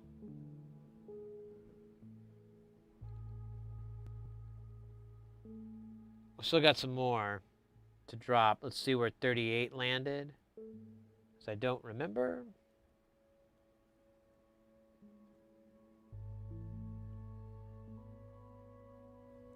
Now we did do that one. Yes. Okay. What about C39? How consistent.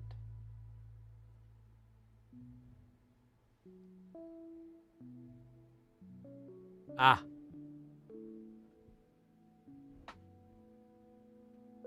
That one's done. 2. All right. Where are we at now? C44. I have no clue. That one.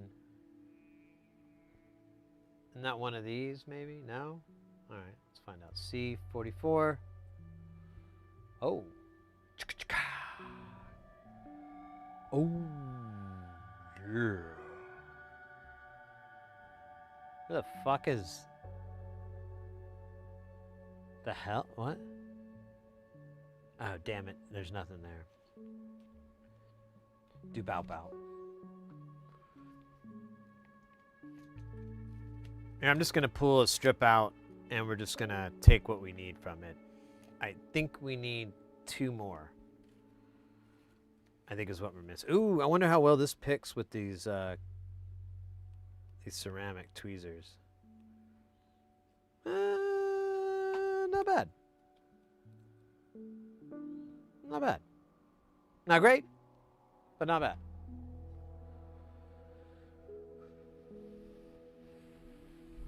Oh, wait, where am I going again? Oh, yeah, I'm going to the bottom.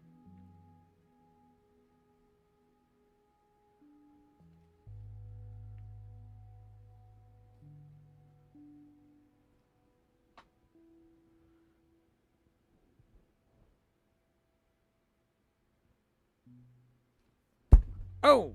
Wow, that was lucky. I like went to move my hand and they slid right, my tweezers slid right out, but they landed in such a way that they did not stab me in the genitalia.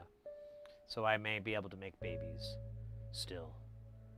They may be weird, angry, and very dangerous babies. But legally, it's not my problem. According to Wicker versus Denver, it's not my problem. Okay, so we've got a C45 up here. Let's go to chopper 1.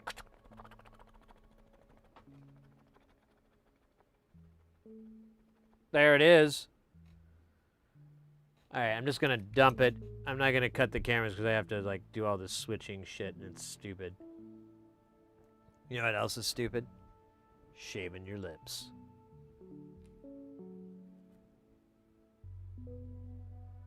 Look at me. My lip isn't shaven. Look how I'm living. Hi. All right, C45 is down. Let's find out if we have C46, 47, and then we'll get into the 50s. C46. Oops, nope, 46. Let's go. Chopper 1. C46 underneath the DAC. We're good. Let's see if we get 47 under the DAC. Or no, anywhere. Oh shit, let me zoom in. There it is, and good stuff. Now we're into the 50s. 51. Oops, that was not supposed to happen. 51, way up there. No cap. No cap.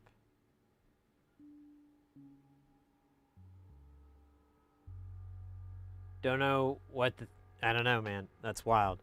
So now we're at possibly 28 capacitors. I thought it was supposed to be 27. But you know, counting, it's weird.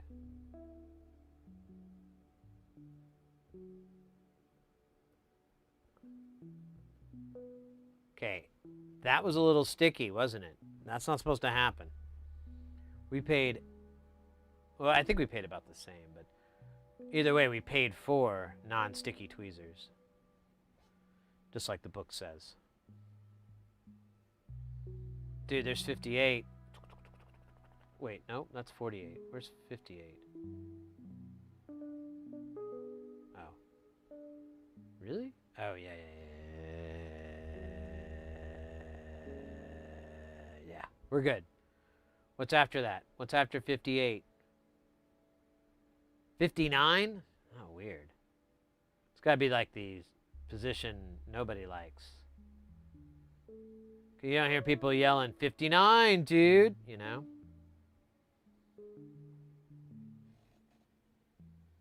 That's a terrible joke. I apologize. I can make much more funny jokes, but I need helium. Enormous quantities of helium. Preferably from the Nimbus moons, which I kind of made up. All right, that is it. I think C60, I think that we already did that, but I'll tell you what, just for those kids that said it couldn't be done, those young haters,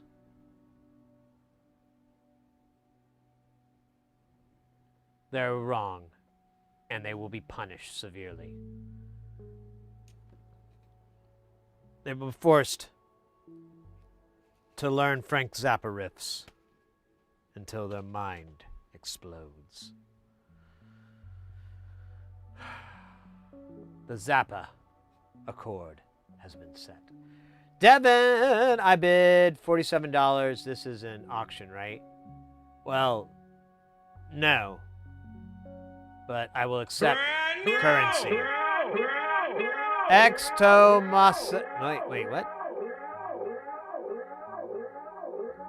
Tom OST Sec? I can't do that. Tom. Welcome in. Tom Ost. There we go. Maybe that's it. Ost. Not original soundtrack. Or original sangster? It's kind of like an original gangster, but it's the original sangster. Murderer. Welcome in, Vil Coleman. Howdy doing?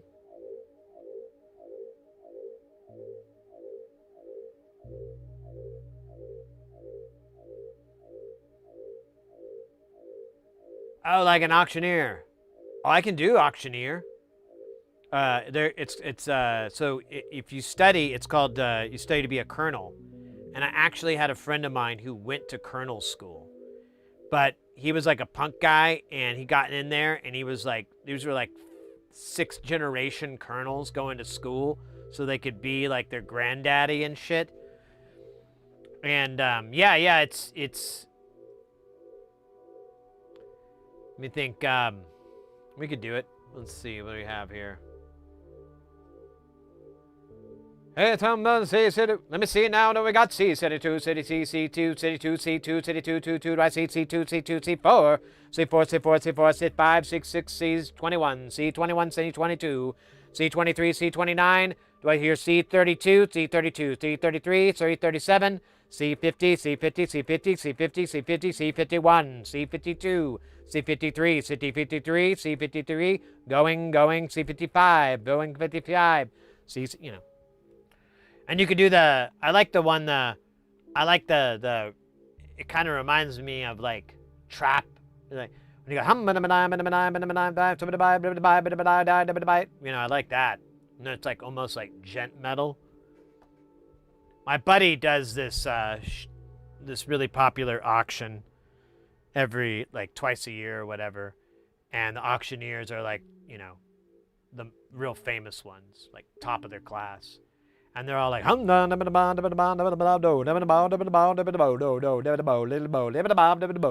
like, it's pretty sweet.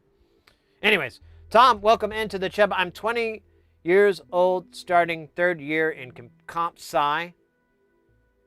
Notice how I abbreviate it? Like I knew, man. But I never went to school, so I don't know any of that. And I'm having a hard time in digital design, so I'm here to be inspired. Love the vibes, though. Hey, well, welcome in. So our channel, we're all about electronics. We're all about getting people into soldering, into making, into building. We do a lot of hobbyist level stuff. That's kind of where we are.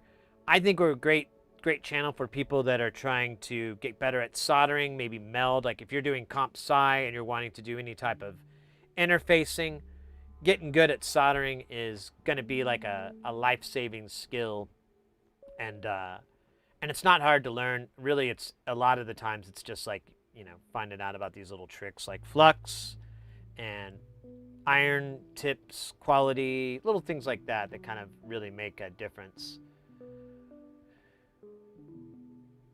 But thanks, Devin. You're too kind.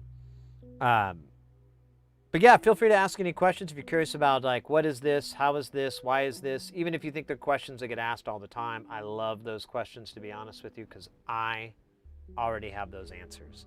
And I can work on making those answers cooler for the future. For future generations. Nah, not really. Not going to be generational.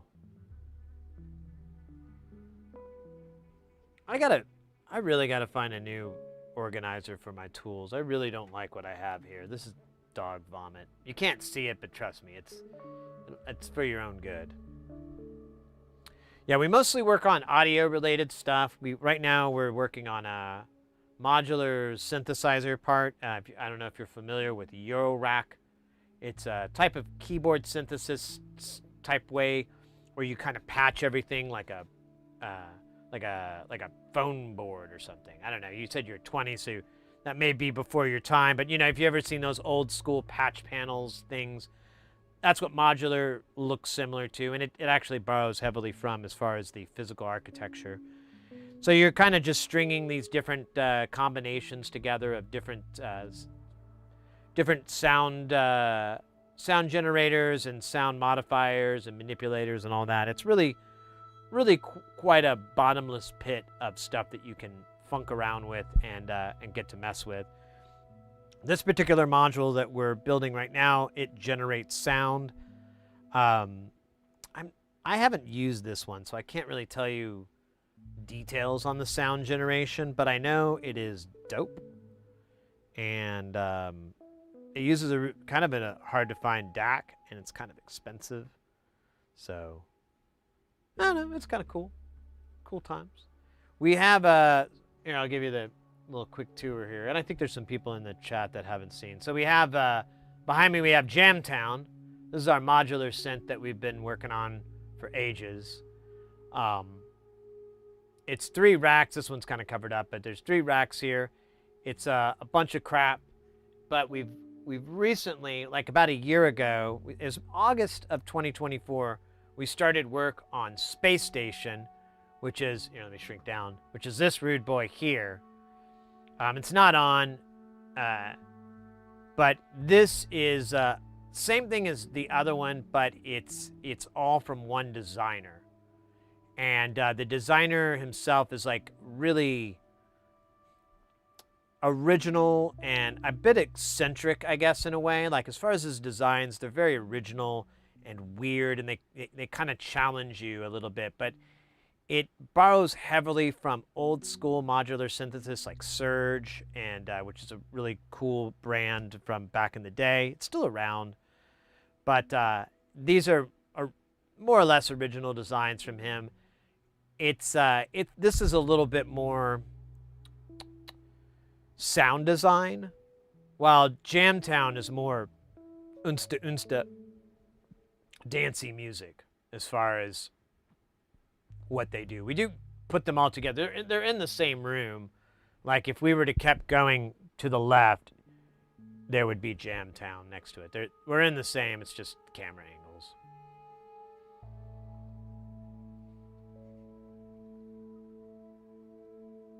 I wish I knew more. Well, I mean, definitely feel free to ask questions if you're curious about like elaborating on any of that stuff. But I didn't know. I mean, I've spent like decades, literally, learning about these kind of things and trying to get them and understand them. So it's a pretty daunting task. It's just like learning. You said you're a comp sci student, so it's just like learning, programming. At its core, it's not terribly complicated. You're basically, organizing instructions and what's going to occur when this and these different scenarios and whatever. You're kind of building that structure in your code and whatnot. And, there's different languages, I guess. So you're kind of learning that, different benefits to that. So it's kind of analogous to modular in that sense. But for someone who has no idea and they just walk right into C+ coding or Python, Python's, I guess, a little easier, but, you just walk into something like that where it's kind of like, what the fuck? Or COBOL or something, some old school programming, and you're just like, what the hell's going on? It's going to be pretty intimidating and pretty overwhelming. But if you were to take it in tiny chunks, do your little hello worlds and all that kind of shit, then you can kind of branch out and take those complex systems and be like, oh well, a complex system, it's just 4 non-complex things that interact, and it poops out something really complex looking, etc., so on and so on. I think I'm rambling a little bit. That's probably good. Helps fill valuable ad time for rambles, the drug that makes you ramble, for use around police officers. Devin over on YouTube says it borrows heavily from it. So I really need to. I think the documentary. What's it called? Love My Wife. No, what's it called? Something Wires.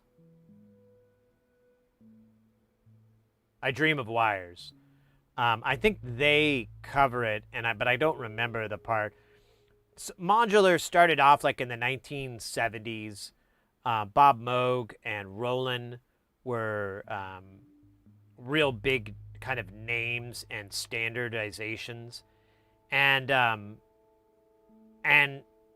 as like synths in the 80s and pre-wiring and computer control patching came popular, those methods of sound design like disappeared. Like no one gave it, like people's interest in it pretty much vanished. And there were still niche kind of interests. And there were people like, what's his name? God damn it. He just passed away and I love him to death. Paul Schreiber. He created the Motem format, MOTM. I believe that was him. I hope I'm not, giving the wrong credit. There's different, point being, there's different people that kind of helped keep it alive. And then Dieter Dofer, I would argue, brought about what we now know as what we're familiar with modular synthesis. It's Dieter Dofer's design. Ooh, that's hard to say. He came up with the eurorack format, the power system for it, and it's pretty good. There's other systems out there that are similar-ish, but like Modem has a 5-volt rail, for example, or it has a connector for it, but it's designed where you don't have to click it in because it's like a big old fat Molex. Eurorack, it uses just, you have like a fixed header. So sometimes you either have a 16 or a 10 pin. It's fixed. So there's like little differences like that I kind of like, dislike. But at its core, Dieter Dofer pretty much came up with that design. And then over the last, I'd say 25 years, it's really blown up and it's become extremely popular. You can look at a lot of different electronic musicians and you'll usually see a little bit of Eurorack at the very least in their rigs and their studios. Oh, damn it, I meant to hit the pause button on that. MCAT, let me wait for those ads and then because I think you're trapped in ad land. Paul Schreiber, thank you, Devin. He did come up with the modem format. I miss that guy. I was so bummed out when he passed. I follow him on Facebook. A friend of mine recommended it because he's like, oh man, he posts like a teenage girl and it is hilarious shit all the time. And I'm like, oh really? Okay, well that sounds fun. And yeah, he would post all the time and he was really, really funny, very meme heavy. And I don't know, I enjoyed his thoughts. The internet's a little boringer without that guy, for sure. And like modular world is fucking without him. It was funny. He retired, and he sold like so much shit. He was getting rid of all his stuff, and then like I don't even think it was a fucking year before he changed his mind and came out of retirement and started designing again. Yeah, he's quite the inspiration. I really wish I had like 1/10 of his smarts. 1/10. I think I'd be in good shape.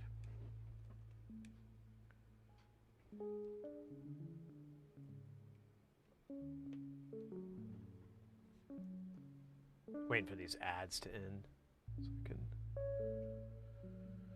Here, we'll go back to, well, here, that's not what I wanted. I want that. Go back to that.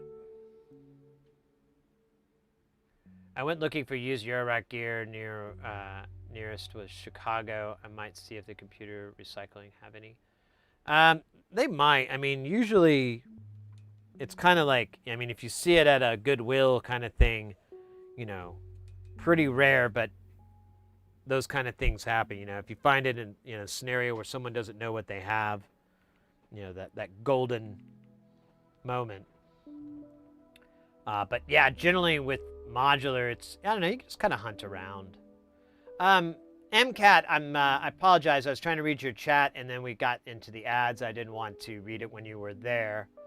I got a cheap T12 solder iron on the way and have been practicing taking surface mount stuff off and tinkering with kids' toys. Oh, that's sick. I've ordered some afterburner after burning some of the boards low, luckily the donors from the battery's power supply that been sitting around for ages. That's awesome, mate. I'm psyched to hear that. Yeah, it's, you know, like really with SMD soldering, and it's true a little bit with through-hole, but it's all about the flux. Like if you can once you add flux to it, if you're having a hard time with the solder, it's simply that you've burned off too much flux. And if you add a little bit, like all of a sudden you're like, oh, this fucking does everything I wanted to do. You won't make that stupid voice, but you might.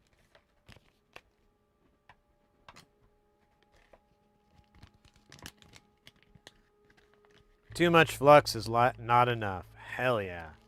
Which is the name of my song. It's a rock ballad. Too much flux is not enough for love.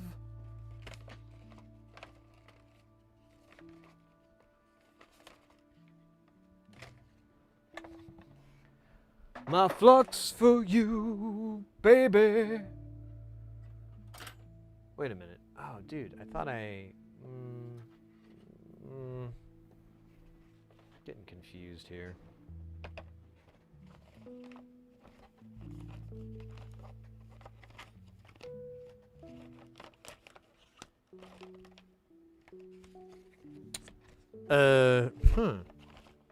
So, where to go?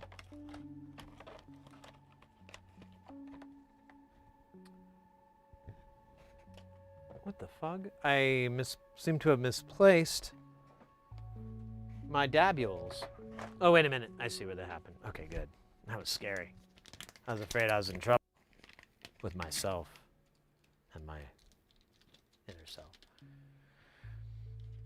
How do you know I make that noise for sure? What?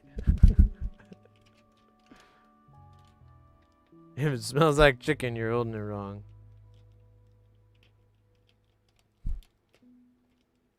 I think the swarm of pain will also be your clue.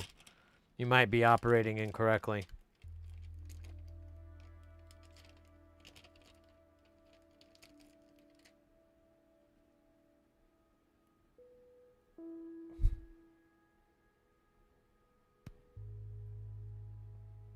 I feel like that's a tiny dab. I need a big boy dab. We got a lot to do here. There we go.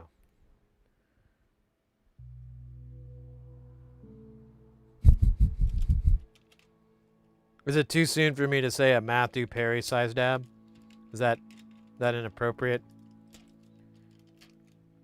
Like, come on, man.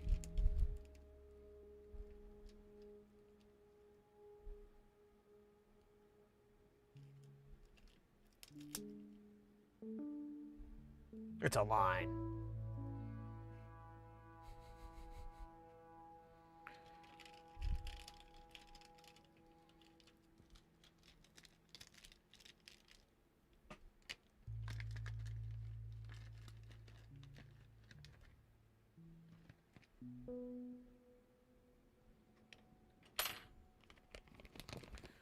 All right. Oh shit, there's stuff on my fingers.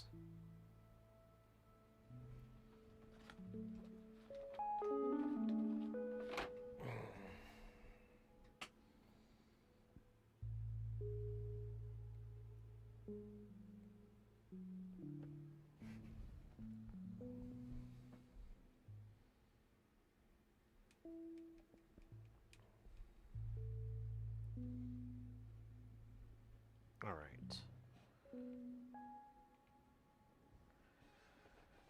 We're going to have this dab, and then we're going to go face first into this solder party 27. Actually, I think it's 28. I don't know. There's more than 20 capacitors that we're going to be soldering on today, or tonight, or to now. And then a swarm of paint. And then... and then we'll, I don't know, then we'll we'll probably do some more. To be honest. That's the Don. Now I want a martini. Damn it. I don't have any vodka or gin or vermouth. I have martini glasses. Guess I could just put like... I don't think tequila in a martini glass is okay. I think you get it beaten up. Rightfully so, too. I would punch me, too. Old-fashioned? What is in an old-fashioned? I always hear that drink, and I actually am totally ignorant on it. Is it whiskey and cream corn? Barbecue sauce and Dr. Pepper. Dr. Pepper in a martini glass. There you go. Oh, this? This is just a splash of Dr. Pepper. I tell you, once you've had the Dr. Pepper in the glass, you won't go back.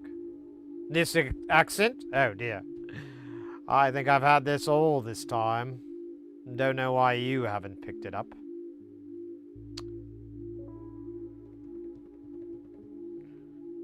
Alright. I don't think I'm ever going to know what's in an old-fashioned. I could look in the Google, but... is what I say. Dubstep noises.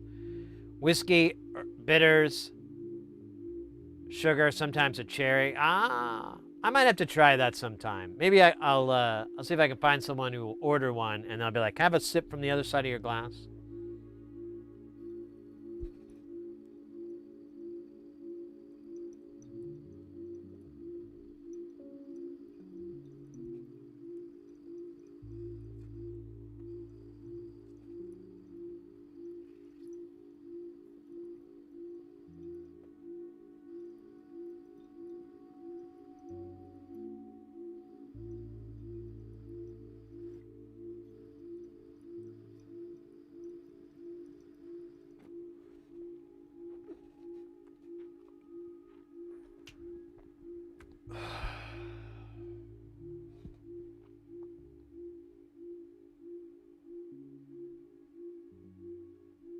That was a big dab.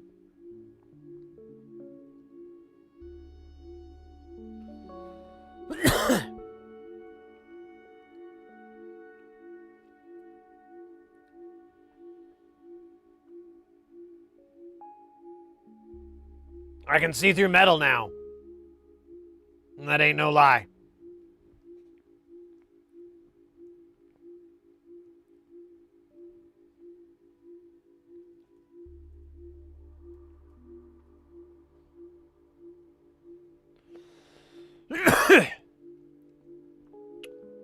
I think I can see into the future.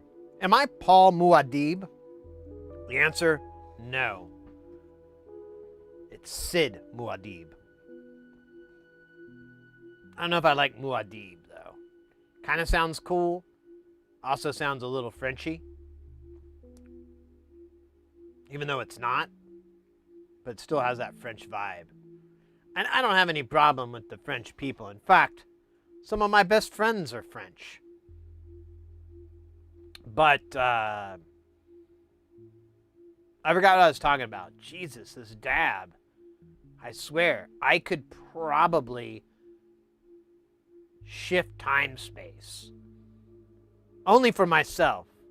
I don't think it would work for the rest of y'all, because your perspective is fixed, while mine is transfixed. It is Pride Month, that makes sense.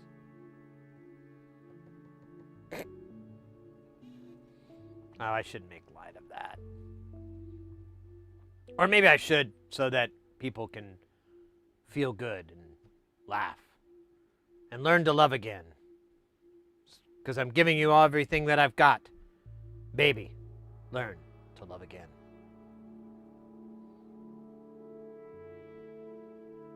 You dabbing while you dabbing? I do double dab. The dab creates an infinite loop.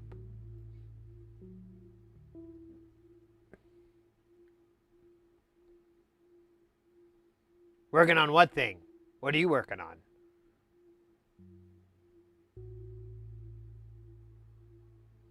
Devin is over on YouTube is laughing.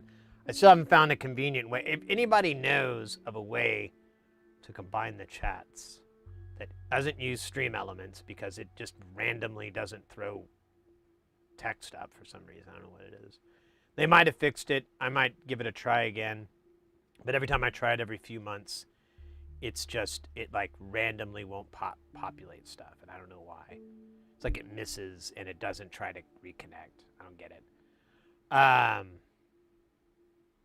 Also, I'm curious if any of you have any time machines I can borrow. Because I'm pretty serious about this stab altering time space. I'm kind of worried that I'm going to forget something because I'm so far in the future right now.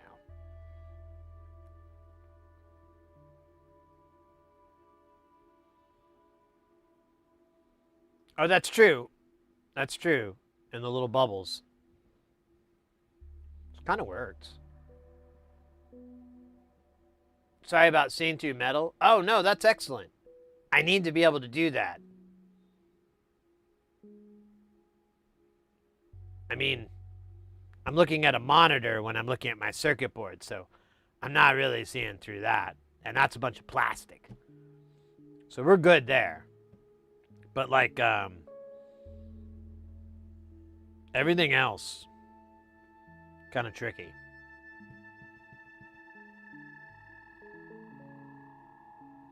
All right, let me turn the iron down. It's at 480.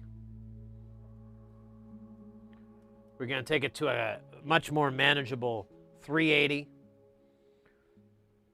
I don't like to do this any more than you do, but it's something we have to do.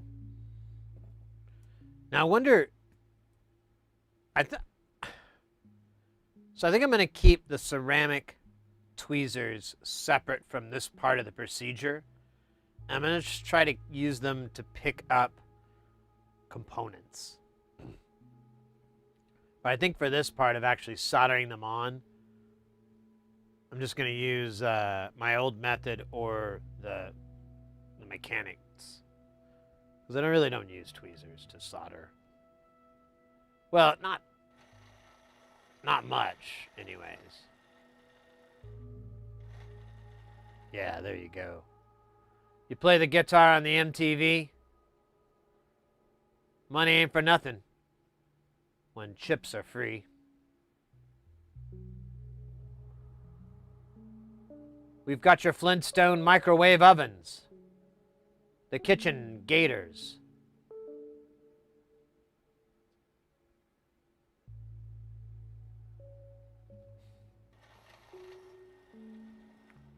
I'm already mad at this thing, because look at this shite. Oh, come on, don't be doing that, bro. Oops. Whoa. That was terrifying.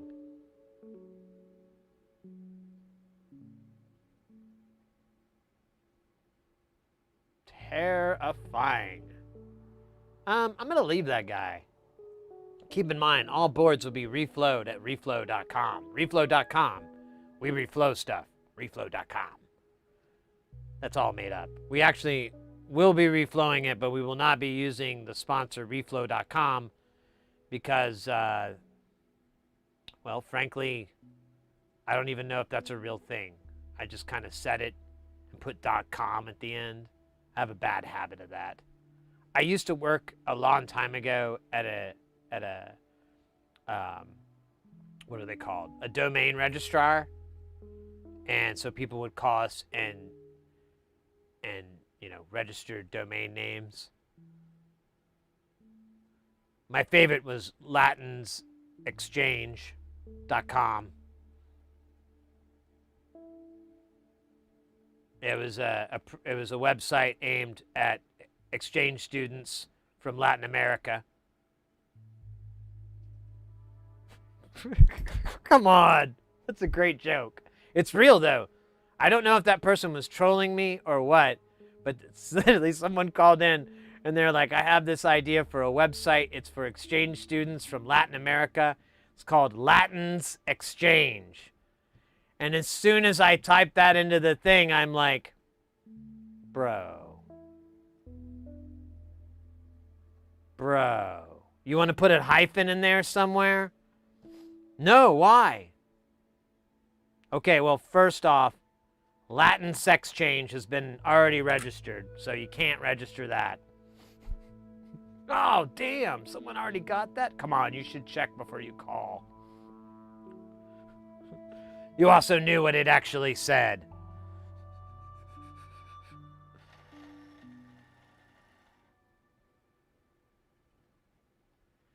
Yes, Penn Island, exactly.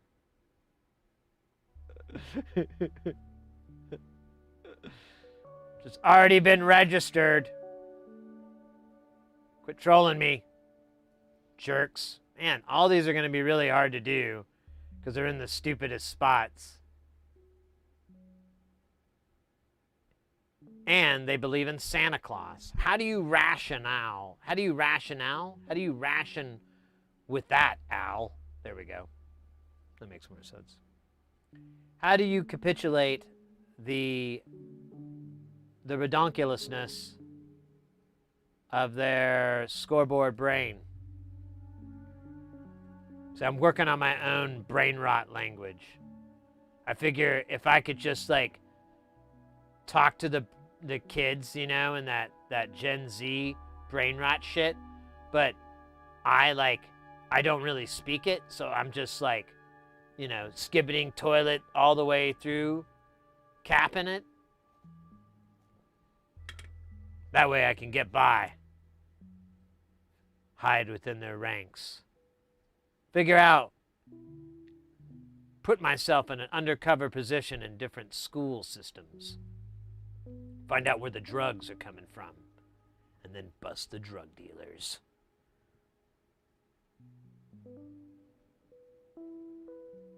We'll call it 21 Skibbity Toilet.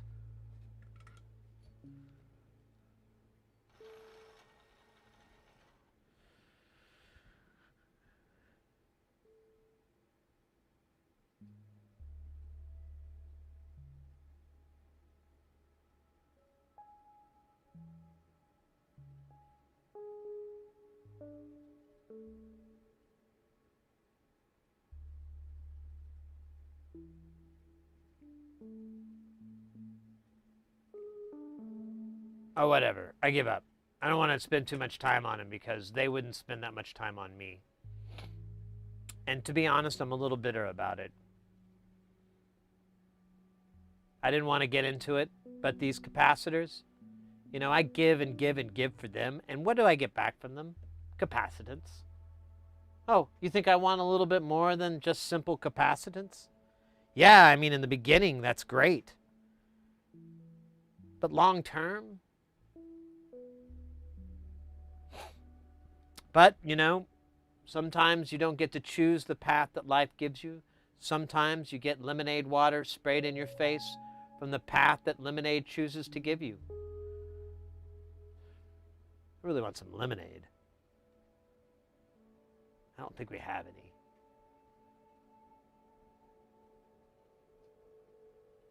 I do have a bunch of limes. Maybe I could just pretend like that's lemonade. Add enough sugar. I don't think so. I don't think that's going to work. Hey, look at this. Witness me, it cries, as it sprays itself with silver spray paint. Where the fuck did they get all that silver spray paint, by the way? Like, there's no facility in this post-apocalyptic world where they're, like, refilling cans of spray paint. And they only have that silver paint.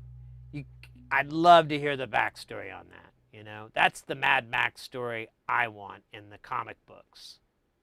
Okay, is there comic books already? I really don't know. But if there aren't, and there's comic book writers out there, let's hammer out a story together. Let's get the Mad Max, why those guys have silver spray paint, where it came from, why it's only silver, and what the fuck, how did it start off with them spraying it in their faces? Like, obviously they're getting a little bit of a buzz off of it. I mean, that's what I thought in the beginning. They were like huffing spray paint, and I was like, oh, that must be why they're yelling "witness me," because they're just like, I might, my vision's getting really tunnel because of the ether and that. Why do I know all these things? Don't ask. Hey, Dowie, how you doing? It's just a movie. Are you talking about Mad Max? I'm pretty confident it's a series of movies that creates a universe and has set rules within storyline where they interconnect. And Beyond Thunderdome, dude, that's my favorite. That was so badass.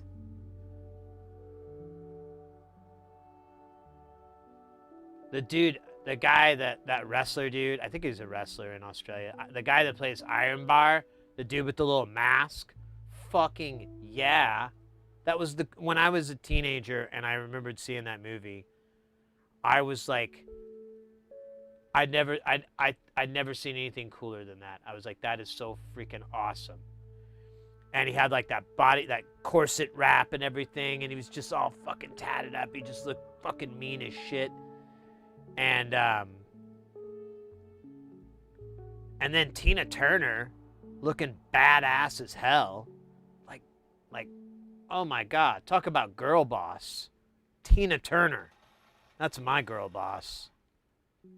That was so awesome. Even though she got outsmarted and whatnot, still, she ran Barter. Well, okay, she often ran Bartertown whenever Master Blaster wasn't making her inadvertently say Master Blaster runs Bartertown. But that was an incident. I mean, she had all the muscle, and eventually she was able to get Angry Anderson. Yay, yes, that's the guy's name. MCAT, are the modules you work on ones you sell or you assemble as a service for others? I can do it. I don't do that very often, and I don't advertise doing it, but it is something I don't shy away from. If it's something, the rule that I basically have is that it effectively needs to be something that I could finance 2 of out of my pocket right out of the gate. At least 2. And so I would make 2.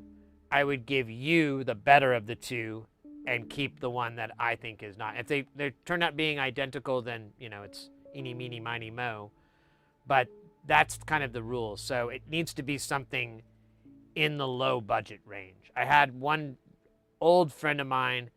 He gave me 2 projects that cost over $1,000 in components alone. I am not including the boards. I'm not including the casing. I'm not including any of that. It was strictly components.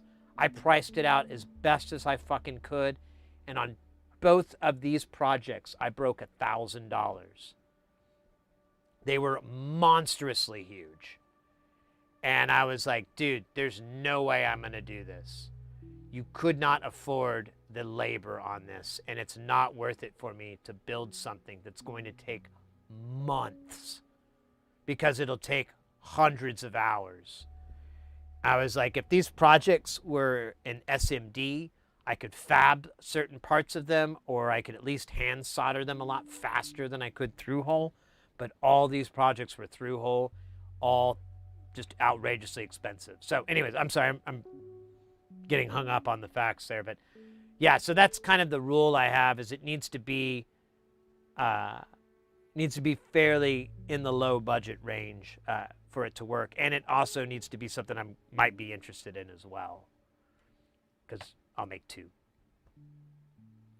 But I often recommend to people to just dive in, I mean, if you like the channel for just for the visuals and whatnot, and you have 0 interest in ever trying soldering, maybe it's physically not possible for you. I get it. I understand. That's fine. But if you have any interest, I'd be more than happy to give you some suggestions on projects that would yield you not very much difficulty and remarkable results.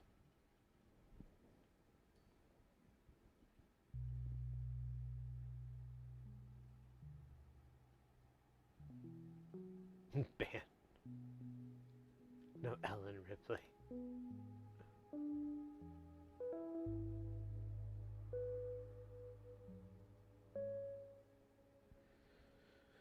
So, I'll tell you what. I know everyone wants to watch the soldering, but really fast, let me give you my spiel. And this goes for everybody else, anybody over on YouTube that's watching or whatnot. I'll give you my spiel really quick on a really awesome project you can do if you're into modular. Now, do you already have modular? Do you already have some modular stuff? Or are you, this is something you're interested in? I guess I should ask that first, because I didn't quite catch on that you had any eurorack stuff. If you don't, that's cool. Then I'm going to give you a different thing. But if you do have modular stuff, you have nothing. Okay.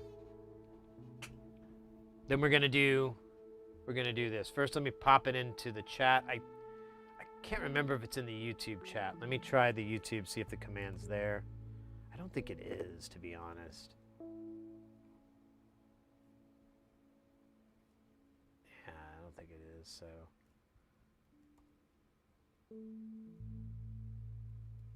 Give me just a second here. Let me plug it in. Oops.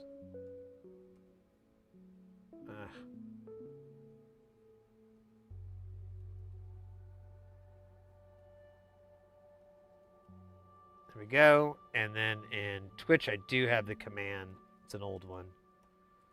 So if you're not already familiar with VCV rack, then just, you know, if you're already familiar with it, just speak up. That's fine. But if you're not, let me wait for I have to wait for the stupid video to fucking, it's so dumb. So the VCV Rack is a software that you can download. It's free to download, although if you use it, definitely throw some money in. I recommend it, but you don't have to. You absolutely can download the free version of it, and that's all that I use. And it's got tons and tons of stuff. You said you've been trying VCV Rack. So, okay, then I might have already given you the spiel, but this is definitely one of those projects, or one of those things where less is more. So I recommend, just because you can download 22 or 3,000 modules doesn't mean you should. Stick with the basics first. There's a couple of names out there that I can recommend, brands that are really good, because there's a lot of modules and they all follow a very consistent form factor that's easy to understand. Bog Audio is probably my favorite one. What was the other one? Volt, that's another one. There's Audible Instruments, which is Mutable Instruments clones. Those are really cool because those exist in the real world. And what is it? The Mixmaster mixer is really necessary. But everything else, you know, I would, and even that stuff I just listed, I would hit those up later. You can go really, really far with just the tutorials that are out there on the base modules that are built into the program.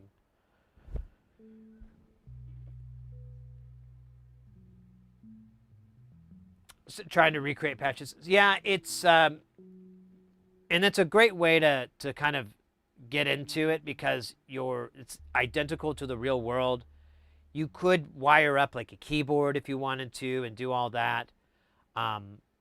We do follow synthesis stuff, so if you ever had any modular eurorack synth question, I'm more than happy to try to answer it.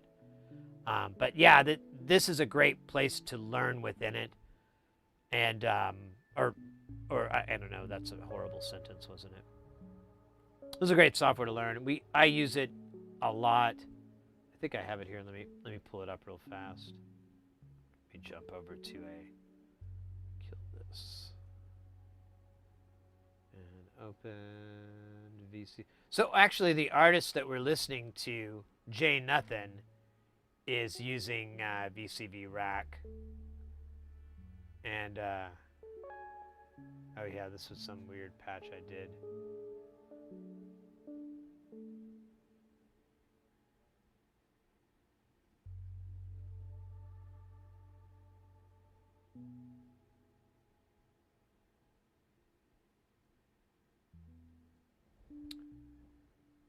Here, let me kill Jay Nothing. Or actually, let's do this. So this is Jay Nothing. Oh, we're listening to a night patch right now. We could skip ahead here a little bit. I listen to their VODs because it's where I'm able to kind of skip around if something gets a little bit repetitive or whatever. So I could skip to, there we go. So you can kind of see here, of course it's really tiny, but they've got their modules going right now. That's all the music that we're listening to is from that.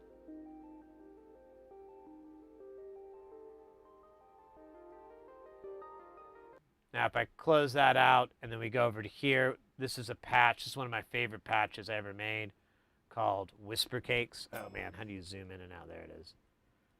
I gotta switch this. Wait, oh.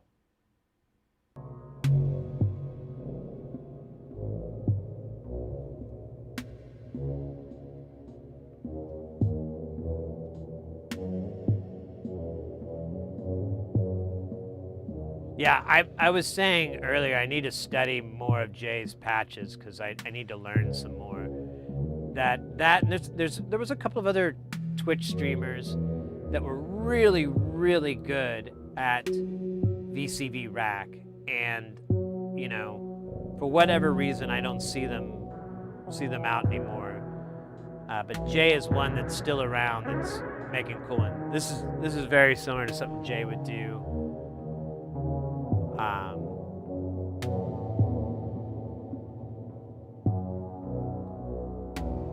So if you're interested in modules like a what are they called? A Lorentz generator. These Langurs are one. I don't know if I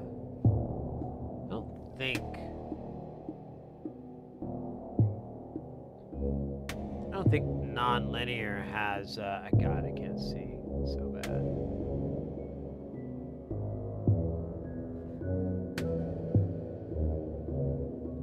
Oh, so they do have a triple slot. So this is one of my favorite modules. They have a regular slot too in the real world. Maybe there's an update for this. I didn't see the library. No, but there are some. I'll mess with it later. I'm not gonna screw with it right now, but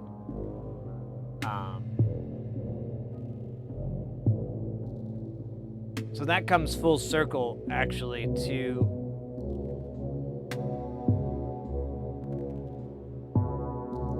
so we're not listening to this right now.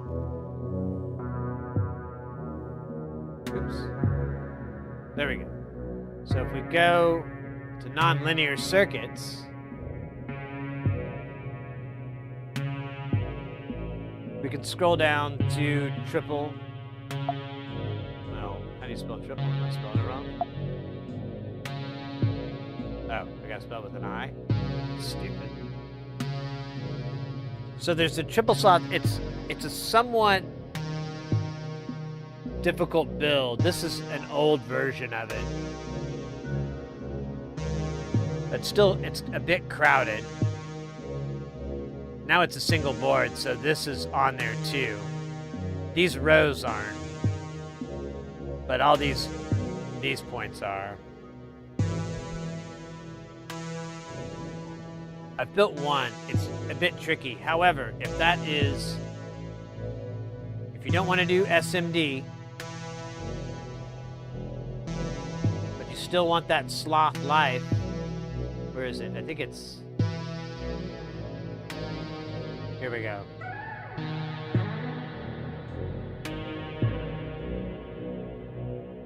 So this is through hole, the whole thing. And you can do different speeds based on it. Yeah, here's an example of it, the shape that it generates.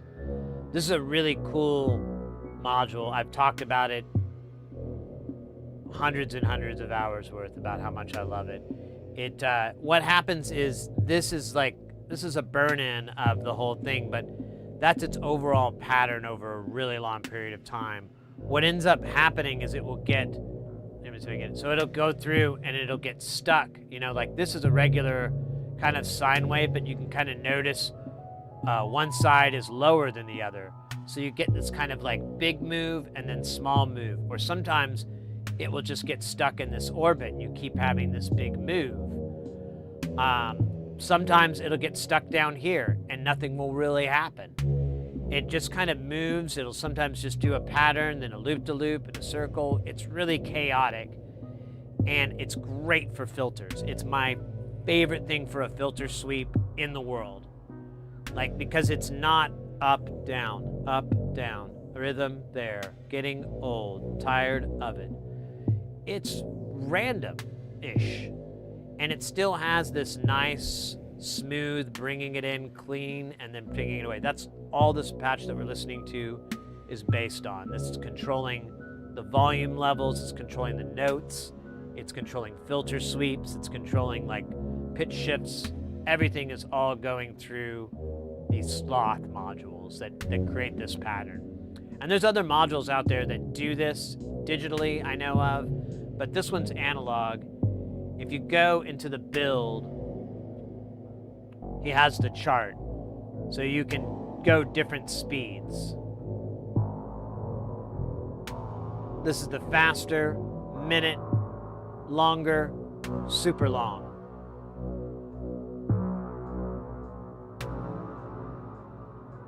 And even though I haven't done this, if you run into questions about components or anything, feel free to ask.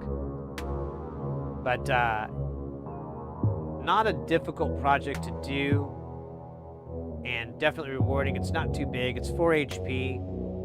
If you didn't want to do the triple slop, if you didn't want to do the SMD on that, because that is a little bit of a difficult one. But I think the sloth is a good kind of early module. It is kind of a CV generator, a slow CV generator, kind of in league with like what an LFO would be, but the problem is you can't adjust the speeds. So it's kind of always going to be that speed, whatever you set it at with those values. But the system that we have here is all these modules. Not all of them. It's like, I think it's not even half, but working on it. I was trying to think of a easy module. You know what? Someone built this recently. I can't remember who it was. And I was like, yeah, you know what? That thing's not that hard to build, and it's pretty rewarding. I'm just going to do, it was called the Triad. Let me make sure I'm remembering the right guy here. Yeah. So a mixture of through hole and SMD. So it's not too tricky. You definitely don't have to F with trying to do SMD caps, which is really kind of a nightmare. It can be. And it's not that difficult of a build at all, and super, super rewarding. You get 3 envelope generators, some 8, they're basic, simple attack release envelope generators, good for just about anything, They're pretty decent times, but I think he tells you how to extend the times out. Oops.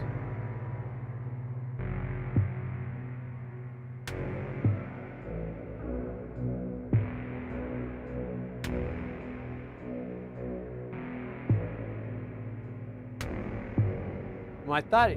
Oh yeah, using 22 microfarads about 25 seconds. Yeah. I think instead of 10, you could replace with 22 to get a longer time. Add it to my library. I need to try less complex patches, I think. I was trying to get my MIDI hooked in and failed. Well, I don't know if you've already gone through the whole thing with, I think this one's just audio.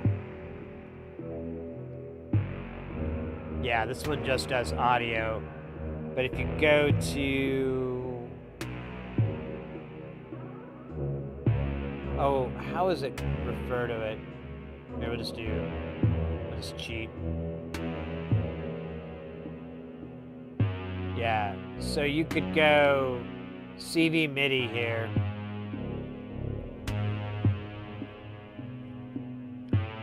And what you'll do is, you know, obviously you'll have to interface it with how you've got whatever your keyboard is. Let me turn this down just a little bit because I feel like I'm screaming. So you'll have, on your computer side, you'll have that interface. Helmer, welcome in. And I said that right. I keep thinking, no, it's Heimer, isn't it? That's an I, isn't it? Heimer, welcome in. So you'll set that up with your deal, and then this is going to be your note, and this is going to be like your pitch, and this is going to be note on, note off. This is velocity, which I wouldn't even mess with really. You could work that in later, but just to get off the ground and get something very common and very like cookie cutter with modular, and have it for your keyboard, so you'll use those two IOs, and that's it. And then as far as your oscillator, like you'll come to your oscillator, you'll see that it has a 1 volt per octave input. You'll want to go into that. That's always a 1-to-1 on these. And in this, I think you can stack them. You don't have to worry about it. In the real world, you have to have like buffers because they start to drag each other down. But in this instance, we're just doing one. We'd have just one attached there. And then this particular module here has the other part, a trigger input. So you could, I don't know if it works for all the inputs, but you could go in and attach that gate to trigger, or you can do what we did here and have it go, where is it? Oh my gosh, let me zoom out. Oops.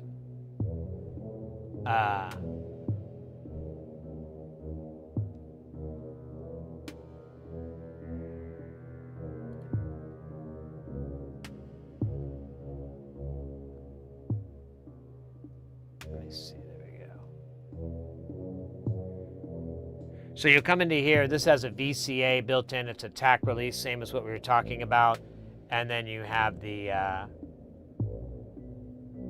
VCA in, VCA out, and your, where is it? Yeah, the triggers are up here, your gates. You can use either one. And then once you have your VCA out, you can have that go to anything. You can put a filter in between if you want to make it more complicated, but it's pretty easy.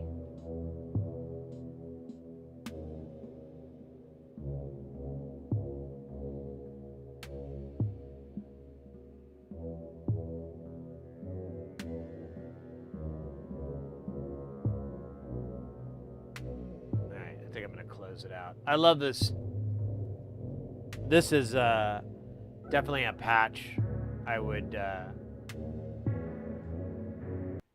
It vibes with J Nuffin stuff, I think, but I think J stuff is a little bit cooler. It's definitely got more levels. That one, I kind of wrote it with the intent to have this mellow, chill vibe kind of thing.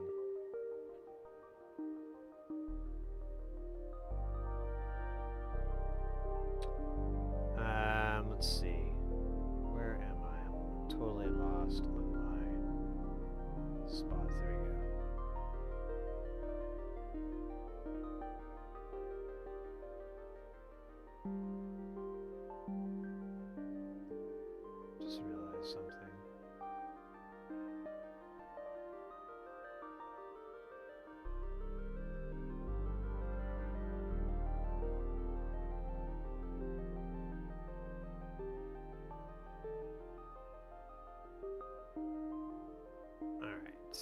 me get back to...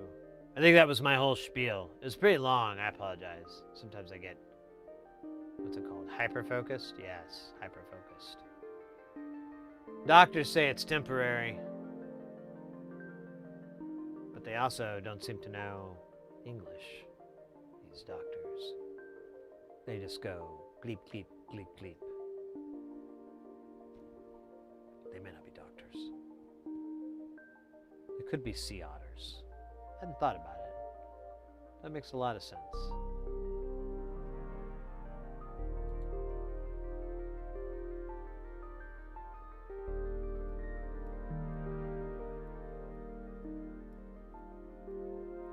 I miss 9. Hey, Twitch guy, welcome in.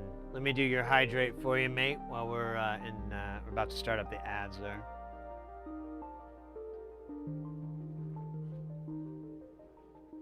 We had an eventful stream so far. We were able to repair this this crazy Metasonics thing. I think it works. It makes a lot of noise, but I remember it distinctly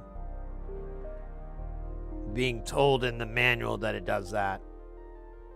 I might try a different cable, a shorter cable, or, you know, try a different audio source, see if I can maybe lessen the noise, but whatever, man. I brought it back to life. The fact that it buzzes like hell, I don't know.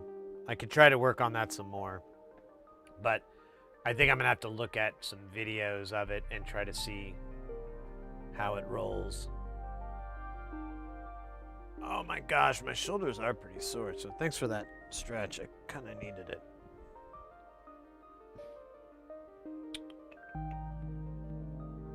Yeah, wow.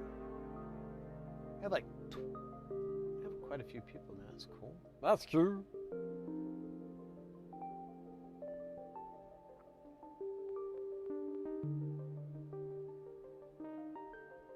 Joe, we got 808. I gotta clip that.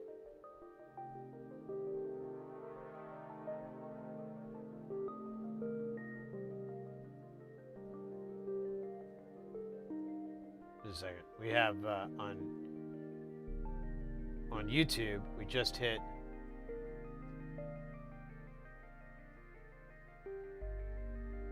808 subscribers.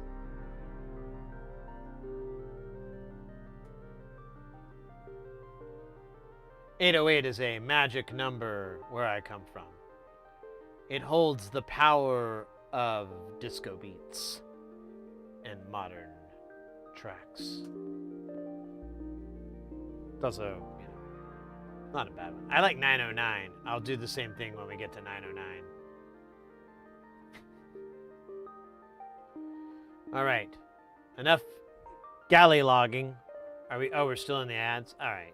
Fucking goddamn ads. I hate them. You know what?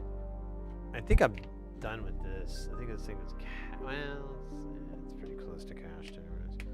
Let me get a new one of these and then we'll...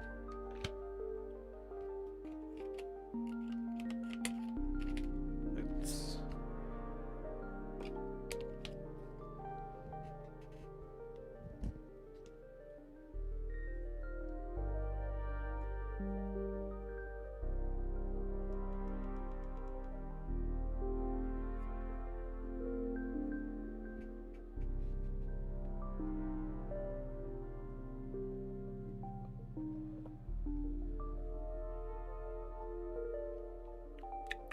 That's delicious. Tastes like home.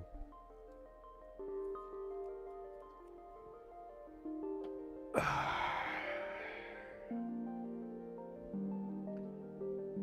home was a vape. All right.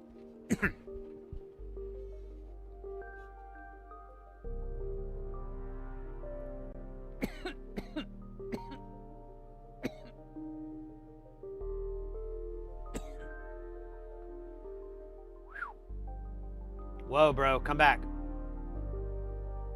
We need your love. And your sacrifice. Join the unholy union. Become one with the board, my precious.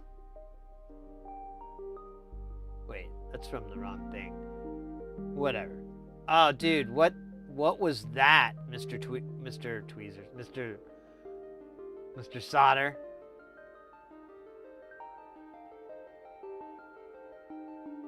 All right, you're forgiven, but don't let that happen again.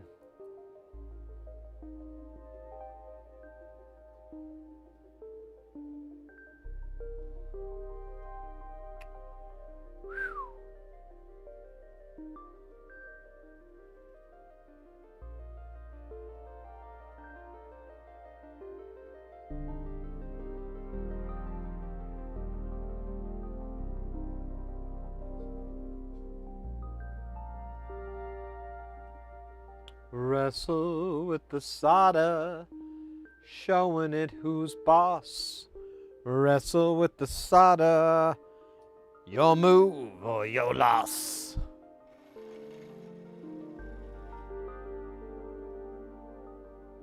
Kilobytes of love.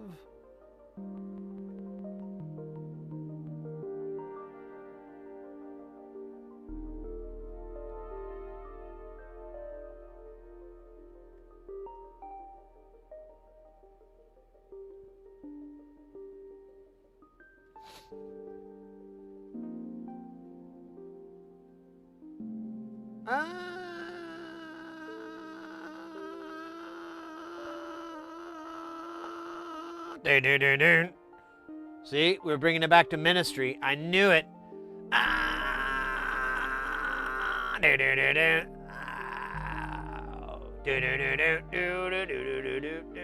Sorry.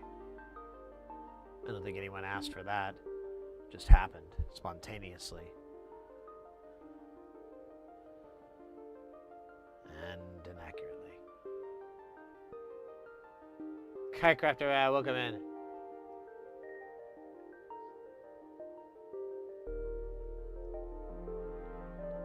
Clapping at cloud. Wait, what?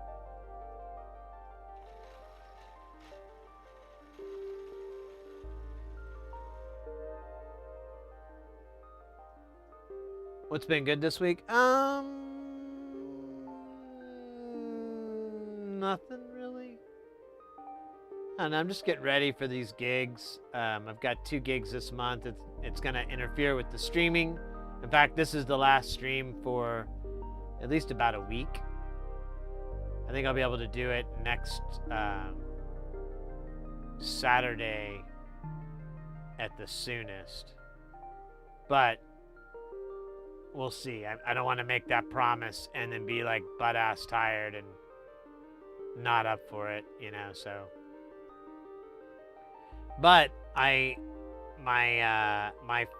flight and everything the previous day is pretty early, so I feel like I'd probably be pretty rested once I get home and everything like that. What the fuck, dude? This thing is... There we go.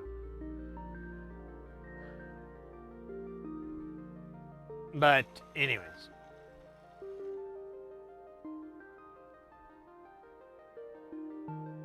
That's kind of the thing.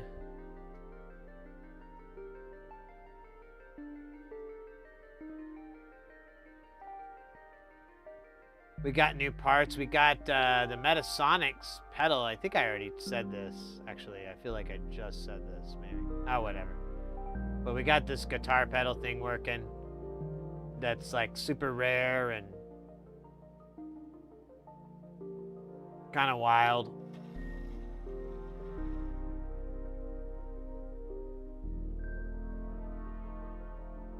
But it's super noisy, but I'm pretty sure it said that in the manual. I'm gonna try to find a video of it so I can kind of see if the behavior is the same. I also may be just using a really noisy cable because of how it's long and drapes across a lot of electrical devices. So it may just be picking up the noises from that.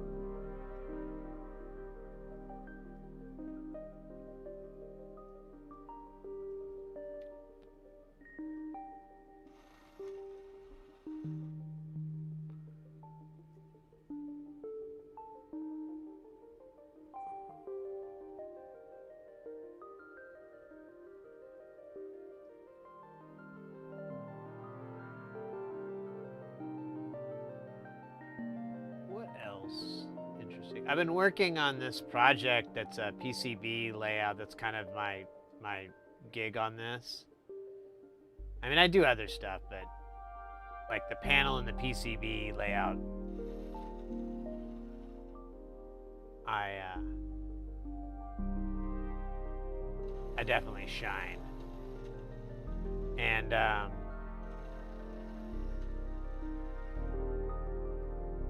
to make sure this thing's clean. It's just might have to get new brushes. I might look into that. I kind of see, yeah, the inside of that thing's a little crooked.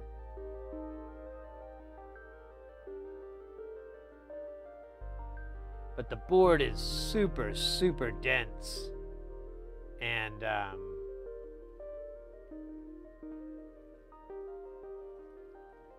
there's I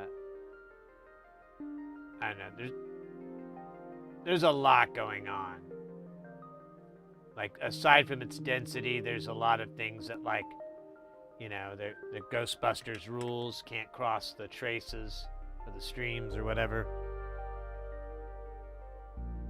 Or you don't want that to happen, or, you know, you want it to be as nominal, like a 90 degree or something like that with them, but, or none at all, or having a bunch of copper between it. Kind of doing all those things, but it's still a lot of work. It's not, I don't know how many hours I put into this thing, but I would not be surprised if it was more than at least 15 or so. And I think when I'm done, I'll easily crack 20.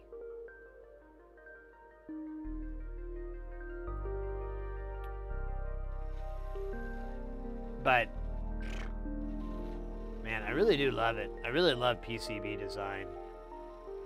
We need to do more streams with it. I just need to get a little bit gooder.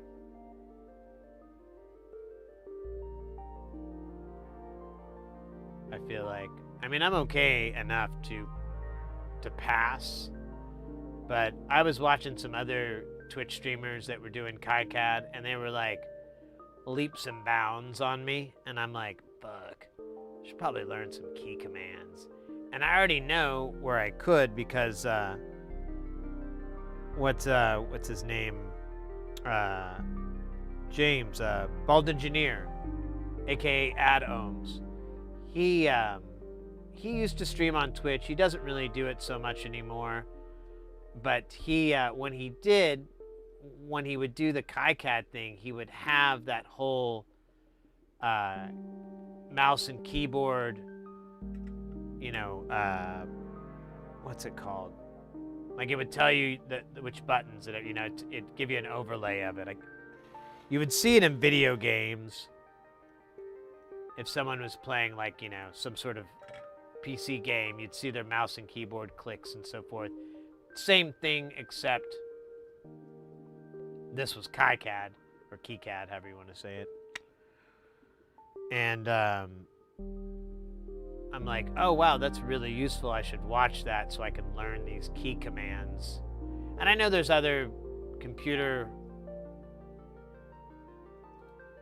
or sci-tech and development channels where they do similar. But I need that for my my KeyCad, KiCad skills. I still have that. So it kind of got downvoted. Well, not downvoted, but it was not highly voted for. But we do have the speedrun files, and I tested them. I think I have all the. Oh man, this sucks. I knew that was gonna happen, and I was like, oh man, don't do that. I will give you all the money in Sandland, my theme park that I'm making. All right, that works. Let's try not to do it twice, Sid. If you could get that one wet, if you get that one there, that's fine. We can sink it. This is risky. I feel risk. I feel danger. Do you feel the danger? Oh, there we go. What's the name again? El Hippie Supremo. Welcome in over on YouTube. Thank you so much. I don't know why it like will do it for some and not for others. It's weird.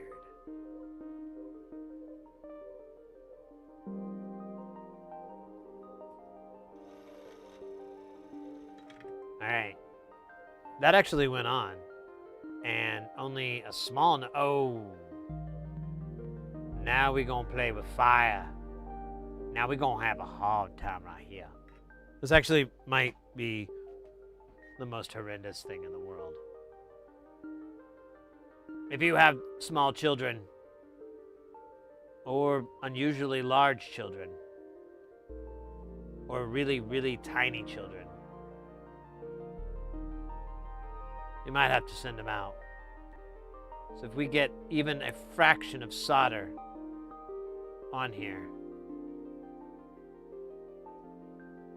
Okay, they can bring it back in. It's okay. I thought it was going to be really bad. All right, now we're definitely going to bring the kids back in. They got to learn Jamaican swears. It's good for them. It's like a cultural thing. And besides, what kid doesn't want to learn swear words in other languages? Find them. They are no fun to hang out with. They were never fun.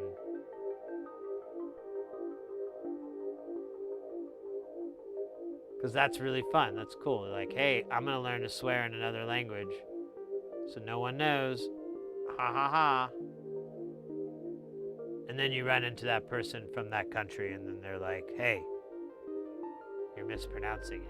And you're like, oh, really? And they're like, yeah, it's like this. And then they help you swear better. Okay, this is weird that this is being such a butt in the paint. Oh my God, I hate all this.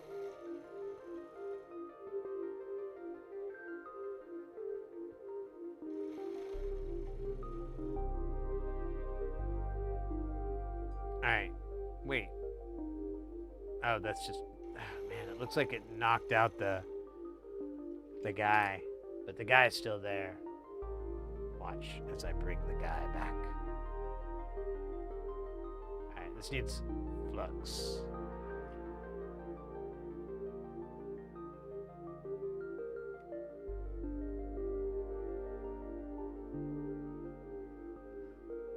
All right, that's straight enough. If I really hyper focus on it, we could really break some hearts.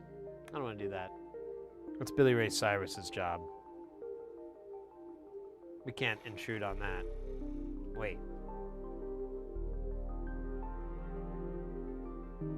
I might be remembering the song a little bit wrong.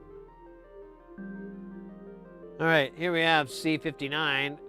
Obviously right next to C2, and conveniently they do the same thing, I think. I guess they're kind of in dumb locations to be doing the same thing. Maybe one's power and one's audio and one's King of New York.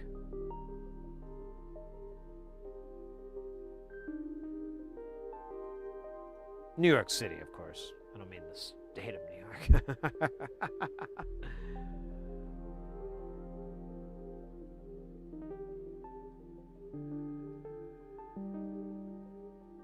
Oh, come on. Get on there. Why are you not attaching? There you go. Okay, now we're done. Thank you for playing. Remember to catch our Sunday Fun Day Bunny. I don't know what I'm talking about. All right, that's not great. That's definitely prettier than me. Kind of. Oh, shoot. Look at that guy. Oh, my God. Can we save him? Let me get my snorkeling gear.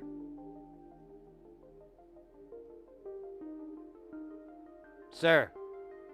Okay, he's all right. I don't know if this is where he's supposed to go, though. C44. That sounds like a made-up number by the Capacitor Cabal. Hold on. Verifying. It checks out.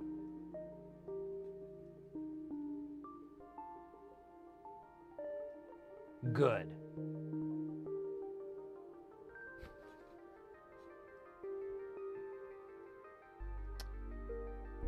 Man, these capacitors, like the bypass caps,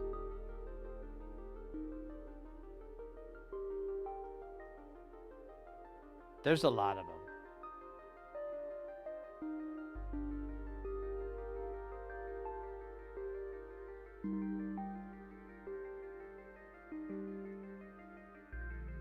Sorry, I'm just trying to impress you with my eyebrows and my spirit. All right. And my spirited eyebrows. So I think we can safely just go up this lane. Oh, and fix whatever the fuck's going on here. Jeez.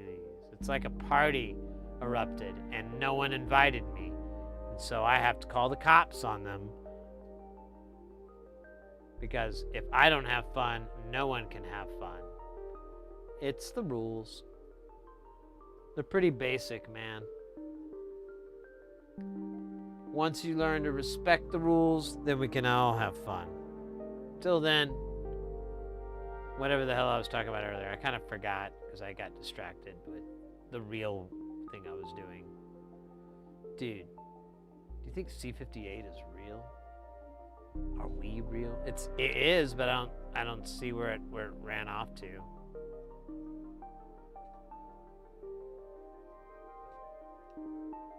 Yeah, I don't know where it went.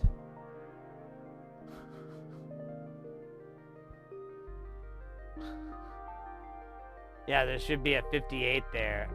I remember doing it. But I think it was pre-mustache. So it may not be real. Hold up, let me try this. See if it fell down one of the holes. No, it is completely vanished. I'll tell you what, I think it's the last of the capacitors that we need to solder on. Oh shit, sorry, I started getting a Led Zeppelin song. Solder on, make my song, leave my nose, solder on. And I kind of got lost in the non-real song. Take my vacant hands and tell me that I'm worth it.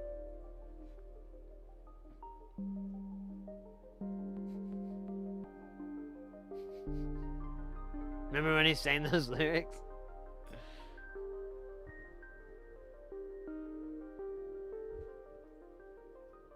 Take my vacant hands and tell me that I'm worth it. Help me get a 10, then I'm gonna burp it. I don't understand what that part meant. You know what? I am not really the interpreter of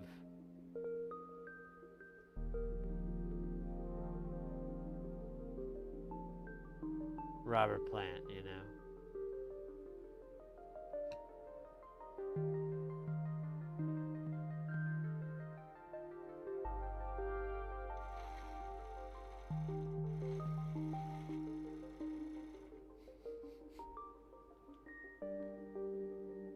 I think I remember reading somewhere that Robert Plant really doesn't like to play live because people smoke joints, and he doesn't like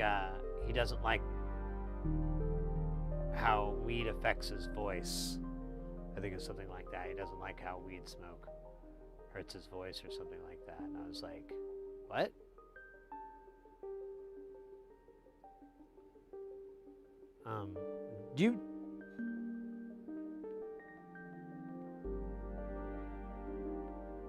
I guess you could just like walk up and show him like I guess the definition of the term tone deaf. I know, I hear he doesn't have very good hearing too, so maybe he might get offended by that. Maybe don't go that route, but definitely pop open some sort of booklet That was C32. Let me make sure I didn't screw that one up. No, that's right. Yeah, we're just somehow missing C58. I'm going to take this board and spank it on its bare bottom and see if it gives us anything that we want.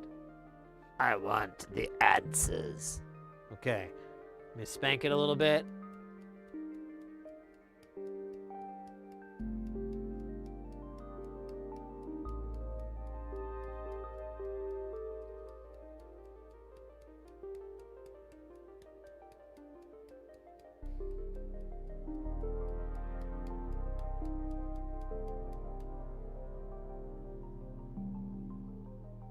Nothing. So I guess I miscounted, or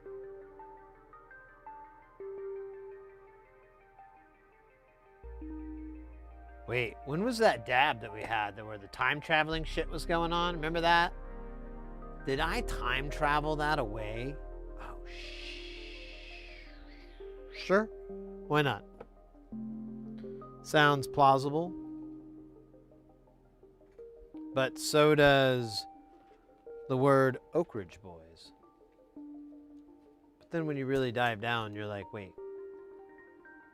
Like they're from the Oak Ridge? Or they're made of Oak Ridge? Aren't they all men?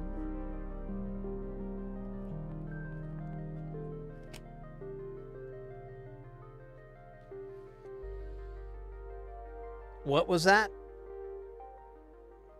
I can't eat that many gummy bears. It's physically impossible. But I like what you have to say, capacitor strip. I'll tell you what. I'll promote you in my army. What army? The army of the cool. What are we doing again? I forgot. Oh yeah. Boom, boom, boom, boom, boom, boom, boom, boom, boom, boom, boom, boom, boom. Right here. Right now. Right here. Right now.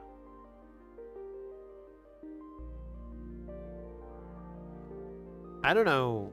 Yeah, I really don't understand what happened because I could have sworn I did that one. So I guess it got stuck to my hand or something dumb, and then it fell off, and then it started hitchhiking, met a man, started telling their story, talked about their life. Kind of had a big effect. And he didn't kind of change the whole course, if you will. Oddly enough, it was hitchhiking that started it all. But that man and that resistor began driving cross country. Searching, really. For what? Neither of them knew. For whom? Neither of them had any clue. They simply would go from town to town looking for a local gang or rough group that they could then pull a whole A-team on. But because of the resistor's small size and, quite frankly, limited abilities, all of that fell onto the man. And whenever he would try to intimidate a group of thugs, they would often laugh and, at best, beat him silly.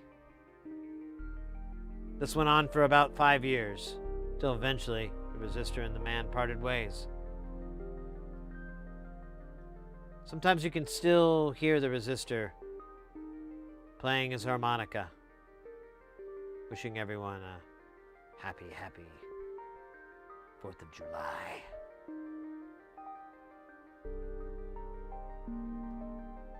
And the man, well, some say he went on to open an Applebee's franchise up in the Potomacs.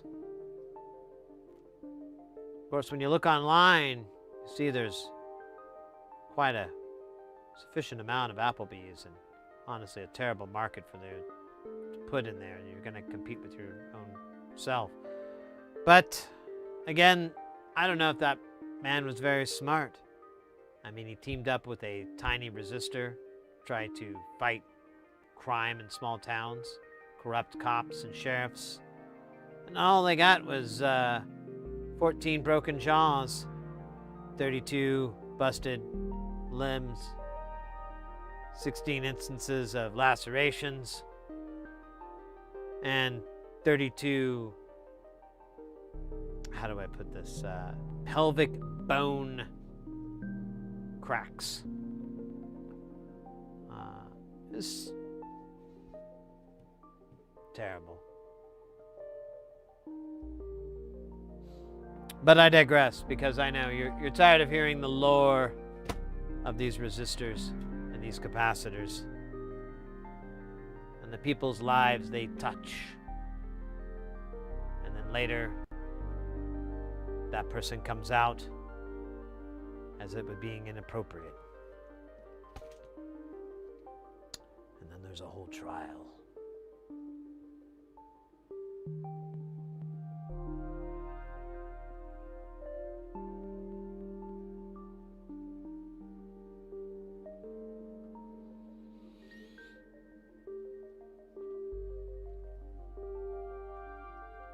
All right, now we're gonna do 3.3 nanofarads. Honestly, let's make sure we have that, because we may not. That may be a fake value created by the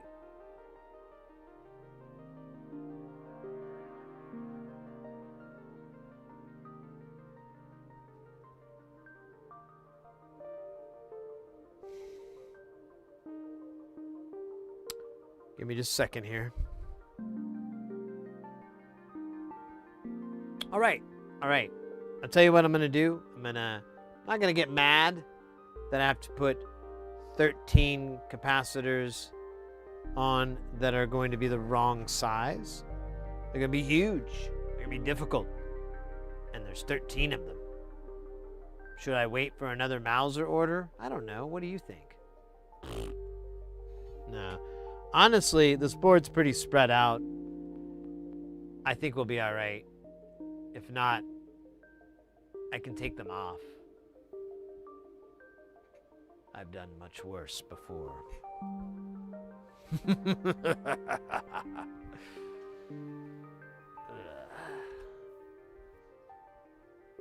Oh, man.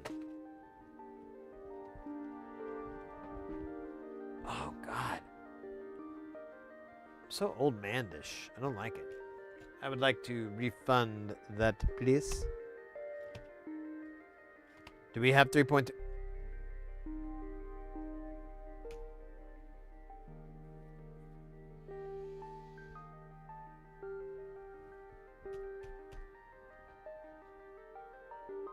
All right, I'm going to put 3.3 though on our new list here. Maybe.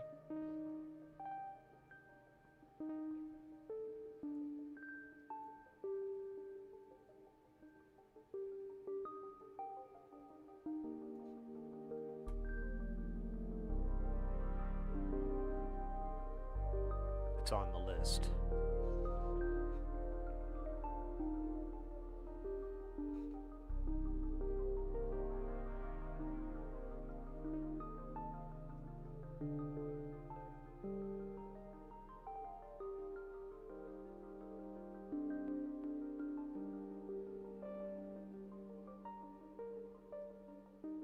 I forgot. Oh yeah. I'm sorry.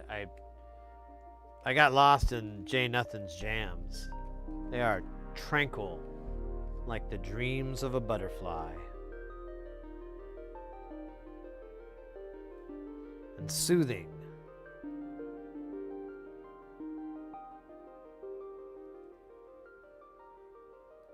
Like the tires of a Lamborghini. What is that? That's 6? I need 13. That's awful news. So this is going to be 7 and 8. Or 8, whatever the hell the word is. 8? Yeah, that sounds right. Dude, I'm such a dork. Gotta shut up sometime.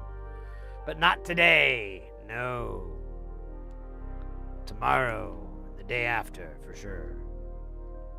Alright, I just need 4 more if math is correct. I'm going to count these just to make sure. 2, 4, 6, 8, 10, 12. Good thing I counted, because that's right, I need 13.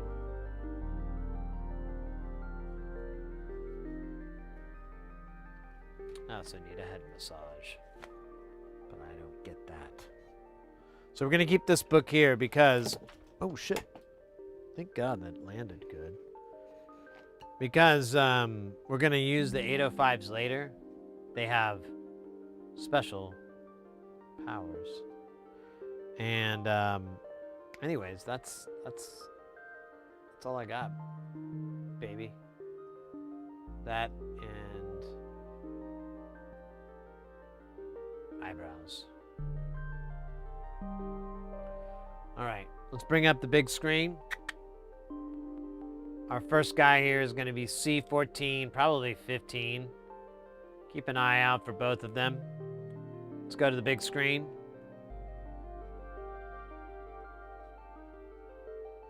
What did I say, 13? Yep, look at that. There's, oh wait, enhance.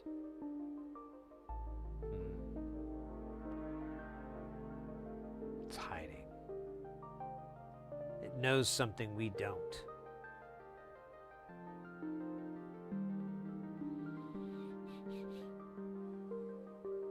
It smells something that we missed.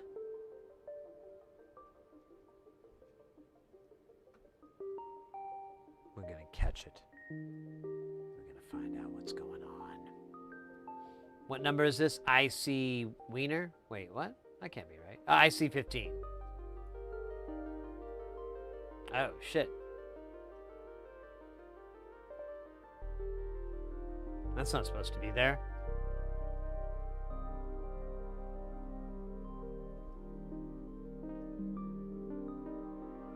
Oh wait, that's 13. Oh, I need to learn how to.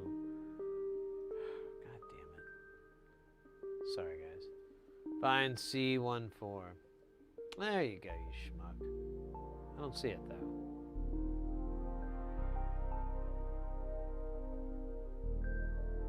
Zoom in and let me try again. There you go. Oh. Maybe I was looking at a different one, but okay, let's try that guy. I'm feeling good, feeling lucky. There it is, C14. And look at that, there's C15, just like in the book. Remember? Me neither. I made that book part up. I was just hoping that, you know, you'd think it was cool that I knew about the book. And then we'd be able to, you know, fight Ghostbusters. Not fight the Ghostbusters, but fight. We bust ghosts. We get our own Ecto-1. We call it the Ecto-2.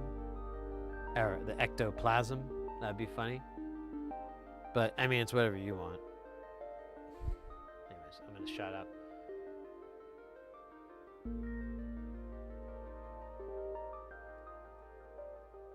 Nick, welcome in. Is that what this is? I think this is a plate. Oh wait, no, this is an elements, I think. I hope so, because that's what I'm looking at. And I've been putting all these components on under the assumption that's what it is. I'm wrong, so I guess we could just hit it with like a ton of heat and then wipe it off. Play some Creed or something while we do it.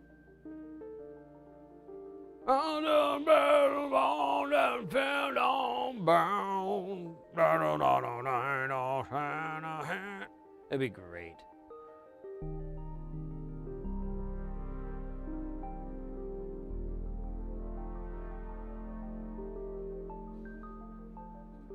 Do you think that C30 and C27 are also part of the what do you call it? The cabal? The cabal. Or the cabal. Ooh, I like that better. Sounds like a more festive event. Look at that, 27 and 30. just like it was written in the ancient text, starring Juliette Louise Dreyfus.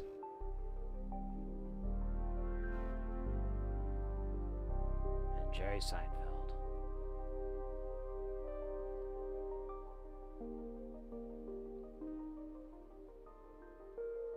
And the hit show Jerry and Elaine. It never took off because I made that all up. Well, in the sense that I pitched it, and those guys were so mad at me. They told me to leave and never come back. Which, of course, I ignored. Multiple times until the law got involved. And a judge reckoned I was best to stay away. And gave me a stay away order, or as you may commonly know it, a get the hell away order. Alright, I'm gonna shut up and look for the next cap. I don't know where the other cap is. That is a no cap, too. But I'm gonna put the ones on here. Oh, maybe this is it. Hell yeah, this is it. I love that. I also like, what's not Gary?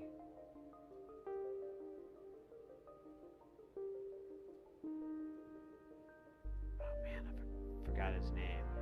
I'll think of it in a minute. 1 minute, go.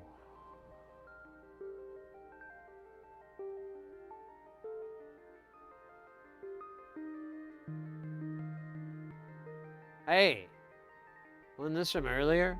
I put it in there, but I never soldered it in. What kind of Child's Play shit is that? Child's Play 2? Or the one where they introduce the baby?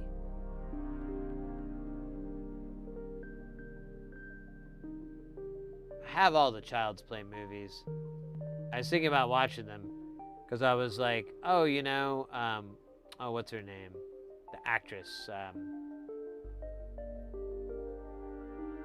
can't think of her name, but she did the one of the other characters, and I was like, you know, I forgot about that. That might be really fun to watch. Man, I'm really annoyed I can't think of her name right now. That's gonna come to me too. Gonna be a minute.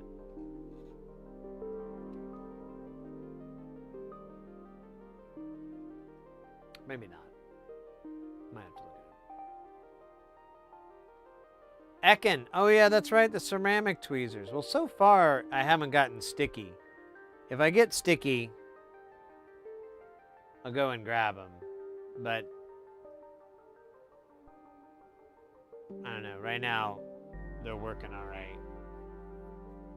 I don't know who to write about it.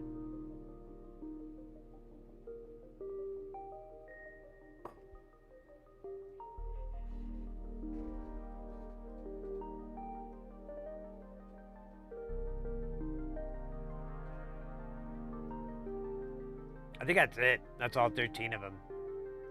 Let's solder them in, yeah? Alright.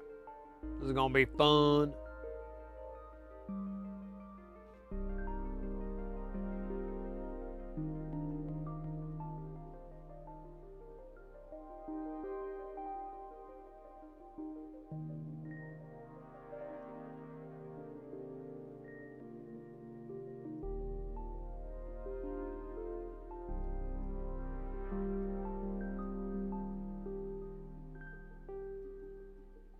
Alright, whatever. I don't care.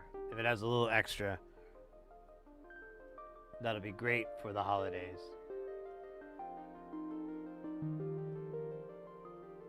Come on, man. I gave you the thing. You don't have to be a dick. There you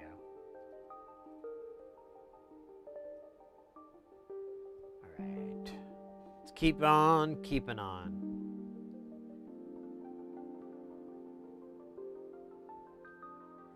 Keep on keeping on, I'm an on phone. Long gone.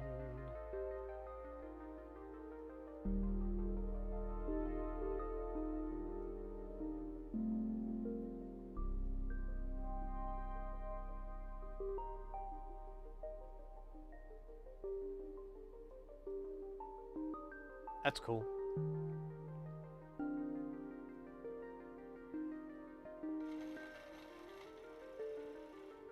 Mm.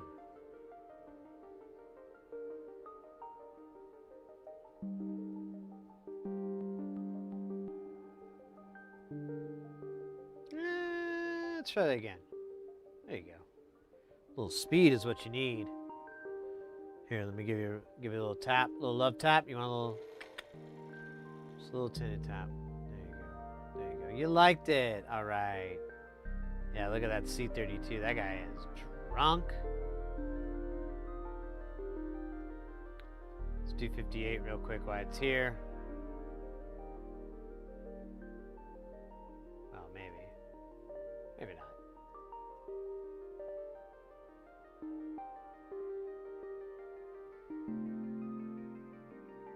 Oh. Alright, just need to get the other side so that no one got injured.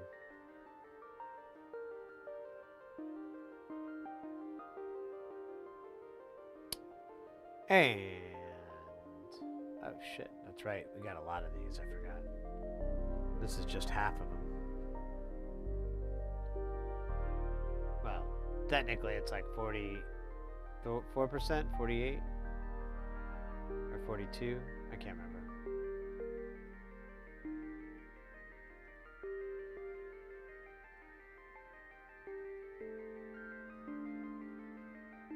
Yeah, uh-oh. Where did that guy go? Okay, he just went over there. That's kind of brutal, though.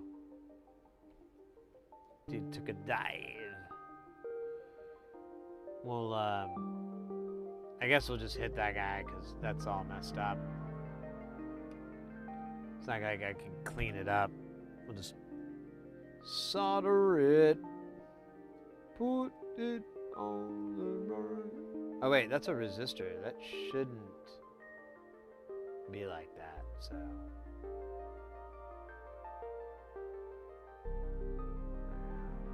One more time, just for. There we go. That's beautiful. Maybe it's Maybelline.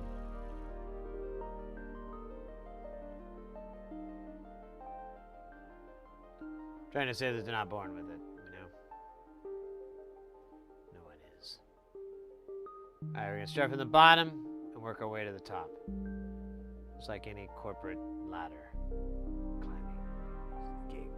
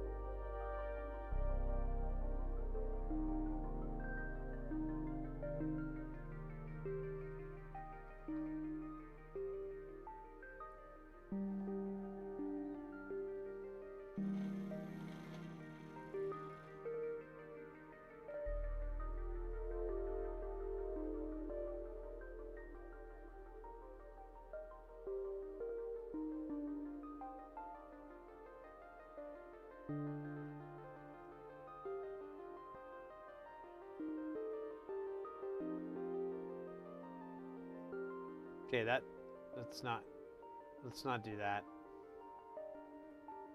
Thank you. Oh, no, no, thank you. There we go. Jesus Christ. Oh, cool, they already have solder on it. That's great.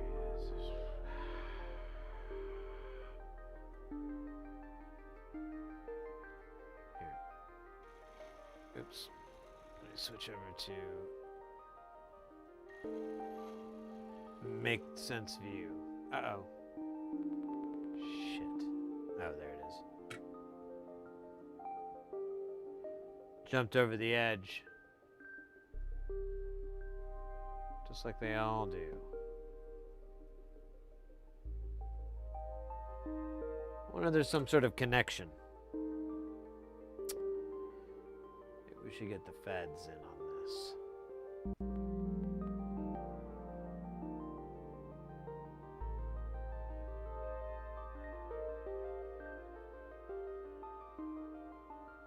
We could get, what was it, Agent Spaulding, and get her on the case.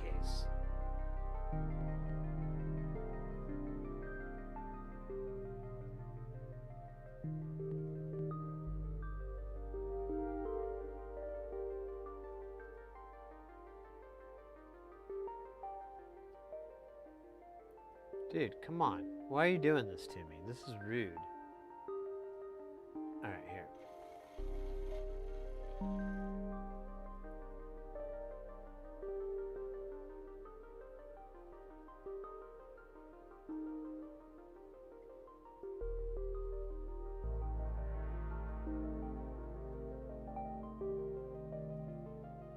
Dwell times? What are those?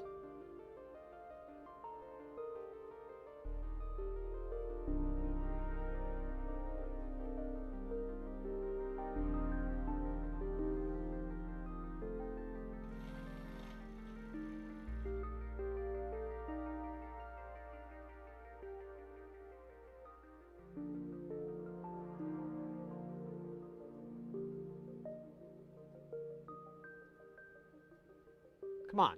Come on, buddy. There you go. All right. That is handsome. That is handsome. I'm gonna call that one Charlton Cheston. Now, he's gonna be my main source of income. Oh my God. Can you imagine if Meatwad was doing like TikTok? Like if they had a bit like that, like he was doing the whole NPC thing, like Yum yum bubblegum. Yum yum bubblegum. Yeah, I like that. Yeah, I like that. Ooh, big flower. Ooh, big flower. Thank you. Yum yum bubblegum. This is easy. I just read the pictures on the screen. I don't even have to know what the hell they say. I just know yum yum bubblegum and happy flower and biscuits. They give me a lot of biscuits and I go yum yum biscuits. They're good too. They nourish me financially. that would be a whole Aquatine bit.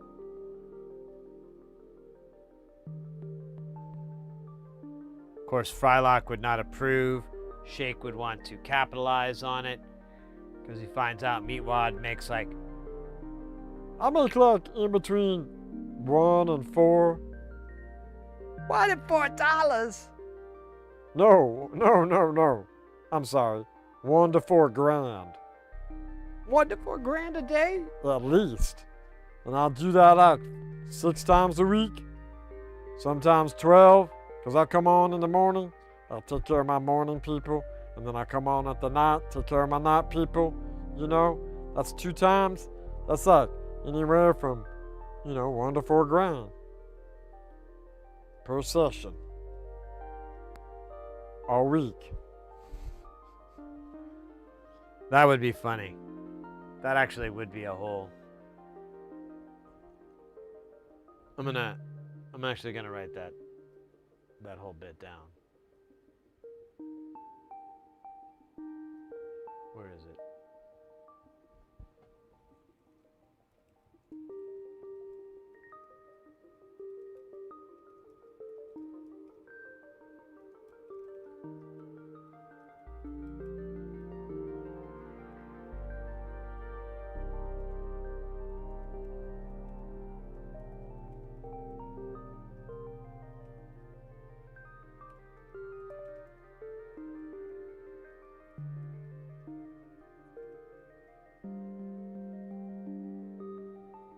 Alright, I've written the notes into the note machine.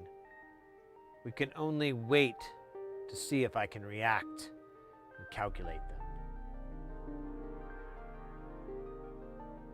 You stop conflicting on the components you destroyed with the heat of your solder iron. Yeah, it really is a zen, isn't it? I don't know if I destroyed them. I think I made them stronger, more powerful. Oh wait, that might just be my nose.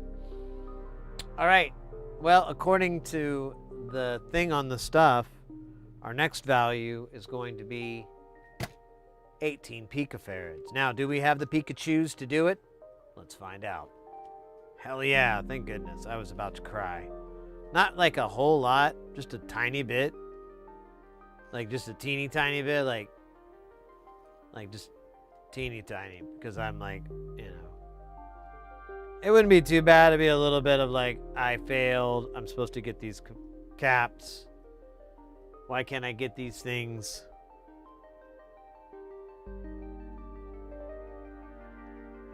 My father, buddy was right. My father's buddy was right.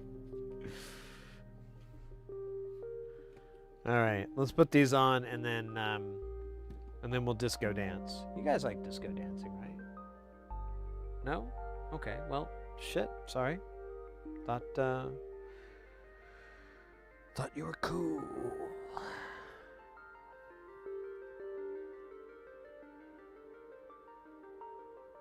Yeah, the labels don't make a whole lot of sense. And to be fair, I don't 100% understand the module. We could kind of take a look at it. I think this one has really cryptic labels. This is quarks. So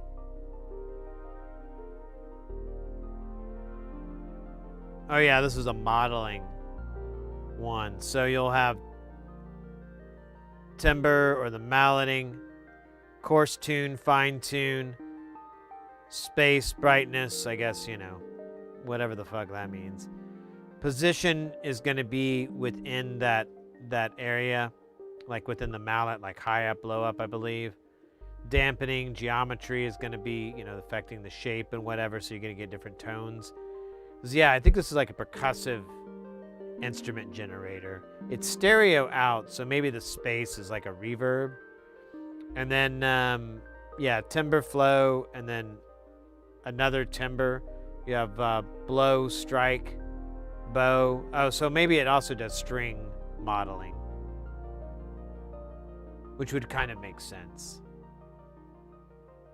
I don't know. It's going to make these kind of very unique oscillator sounds that you can tinker with. It does look like it has inputs for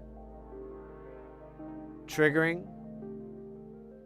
So if you were to use like a string or the mallet sound, you would have a beginning and end on it, and that's going to be kind of determined on these, how you do that. These ones on the side here are input attenuators, or excuse me, they're called attenuverters for all these inputs. So these all have CVNs for their different deals, and you have these attenuverters for it, I believe. Let me make sure I'm telling you the truth. Yes. And what these do is, like, their inputs are here, but they're going to affect the different thing. It's kind of weird these aren't labeled, but I'm sure you could figure it out. And what's cool with these is, like, at noon o'clock, they're basically the same as it turning all the way off. And as you turn it to the right, it increases it. When you go all the way, it's fully open, it's normal. You can attenuate that signal down. Now, if you go the other direction, it's the exact same behavior. It attenuates from the middle down. So if you go all the way to the left, it's full bore, but it's flipped 180. So it's the opposite polarity of you turning it to the right. So if you had CV or so forth, you could go forward. It's going to affect it in a positive manner. If you turn it the other way, it's going to affect it in a negative manner. Really useful for kind of stretching and trying out different things, and saves you a little bit of extra patching. So this has that built into all of them, which is cool. It gets more complicated, but I mean, on its surface, that's kind of what's going on. I forgot what I was doing, actually. What is going on? What is... Yeah, that's right. We were over here. We were doing 14, 15. We did that. Now we got to do 19, 20. But we did, instead, 30, 32. So now we're going to come over here. And what do we do? That's 54, 42. That's not part of our thing.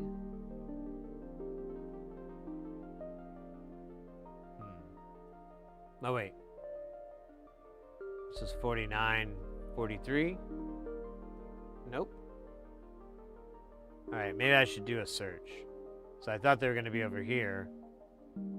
But either we did this and I forgot, which is maybe possible, but I think I would have remembered.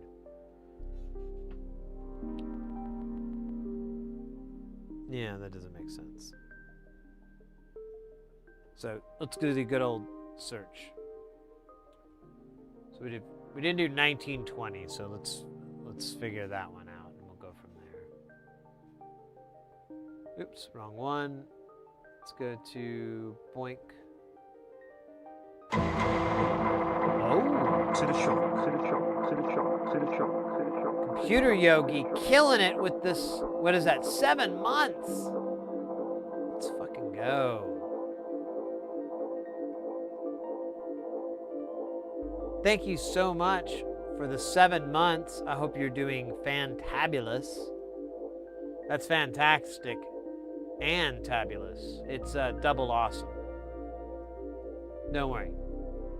It's perfectly natural. Oh, look at that. C19 and C20. Did I do this by mistake then? That would be embarrassing.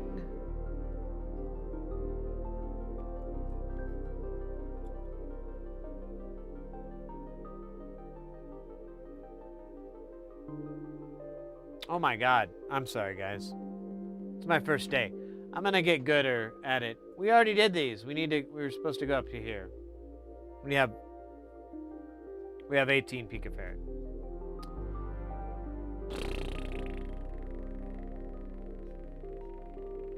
That was bad. But you know what's worse? Eating motor oil. It's terrible for you. I don't think it's healthy in any way. I don't think any good can come from it. That is not the C11 I was looking for. Not IC11. There you go. Atta-bum. Where the hell is that in the network? Oh. Up there, eh? I can make that happen. Look at that. C11. As beautiful as I am tall. And look at that. C12. Right next to it. Oh, these are for the crystal. Oh, shit. These are for the crystal. That means that this is going to be... there's not another crystal on this board. All right, we'll just figure it out.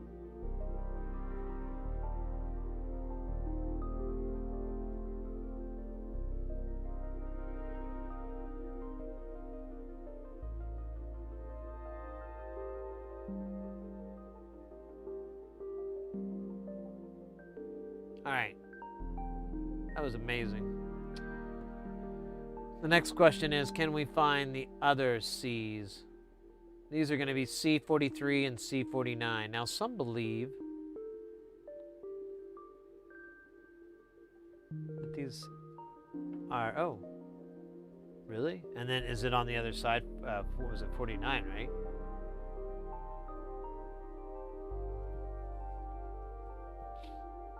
Nice. Yep.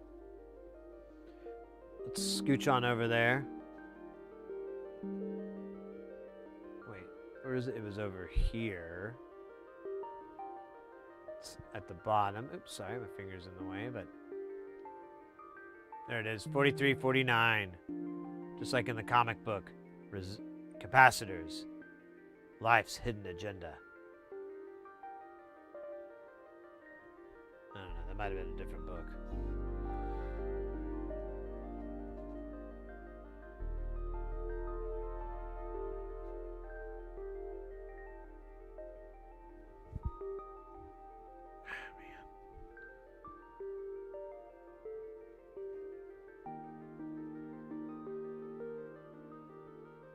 starting to get a little bit hungry.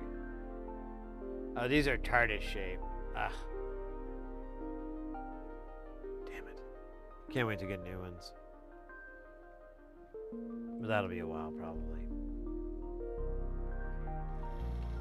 And then they'll change the TARDIS into something else.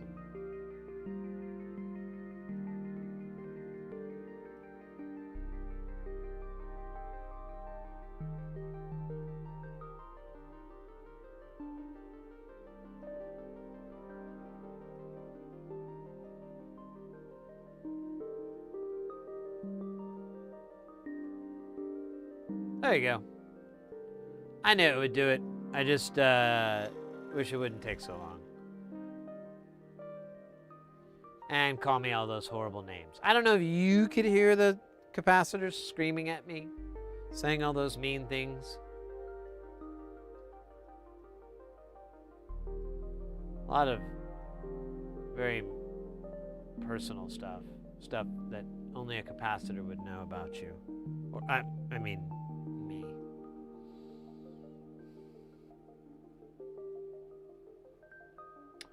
I don't think I'm supposed to have gotten solder in those holes.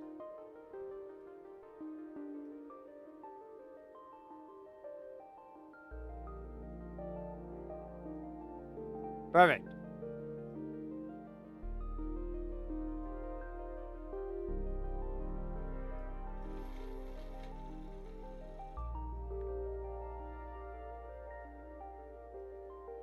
Nope. Try this again. Oh, there you go. There you go. And can I do it again? Thank you. Thank you. Let's try it. Can we repeat this? I'll take it. I'll take potent potables for 200, Alex. Oh, right. Wrong timeline. Wrong show, too. Who the hell? I forgot who's hosting it now. I don't even know who's hosting that fucking show. How am I supposed to make references to it?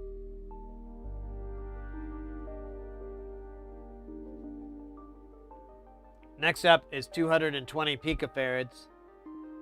Not to be confused with Pikachu's. And then we also have 1 microfarad, but we're going to get to that. We're going to get to that. One circuit at a time. 1 component. Step by step. Heart to heart. 220 picofarad? Oh my god, I hope I have that. That's kind of a weird value. Oh yeah. Yeah, I got it.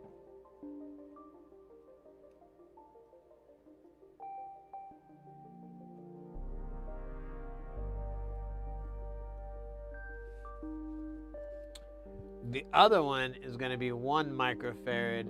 There's 3 of those. I just want to see if I have it before I get... Okay, we're good on there. We will come back because I don't like to mix them up. It's kind of hell on earth.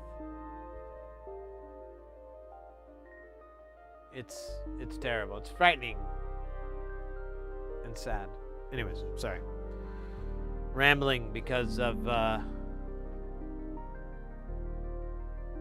all the oh wait, yeah. Okay, so let's go back to this and let's find C54 and C57.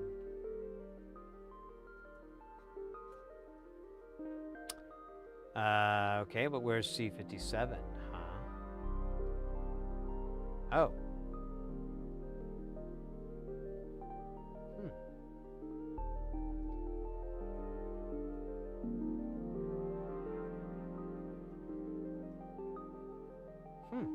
They are, I said 54, right? Oh, there we go. So there's C54 and then C57. That's the numbers, right? Now I can't remember anymore. Yep. Cool.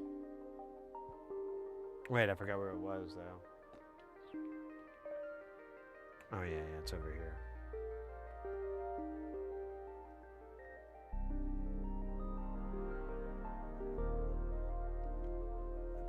side here? There's C54, if I ever seen it before. Almost looks like a Q. But that wouldn't make any sense. 54 transistors. I think I would have noticed that by now. And there it is. Old Awful herself. C50. Oh, damn it. I did that.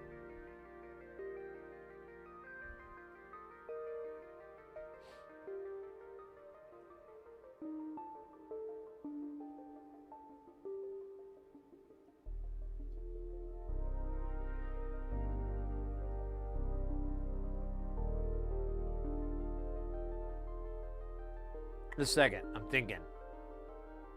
Oh, damn. That almost hurt. Sorry. That was a bad idea. I won't do that again.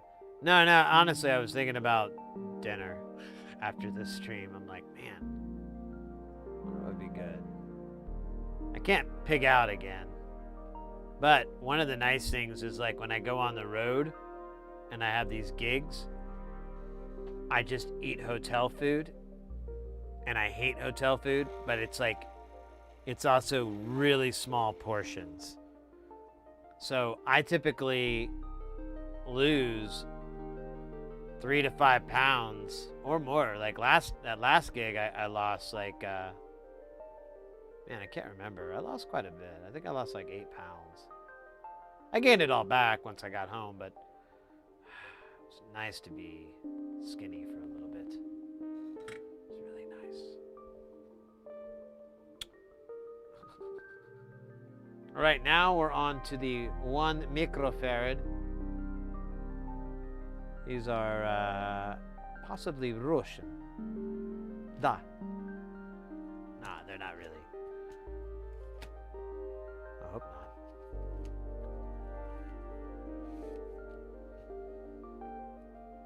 I hope not. No. It's just fun to say with that accent. That's all. Simple as that. And as complicated as that, too.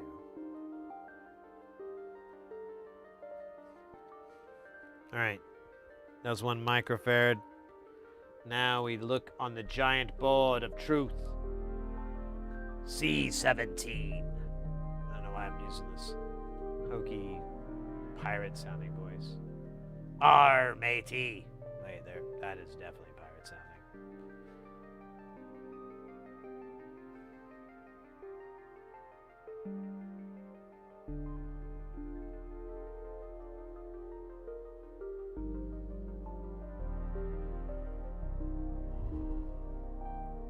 Who's the other one? Pardon me. 36? Oh, shit. Wasn't 36 down here? Yeah. Oh. These are additional filtering for the power rails. Sexy. Little 1 microfarad on there just for goodies. Yeah, I like that. It's a little bit excessive, but it's probably, probably best practices,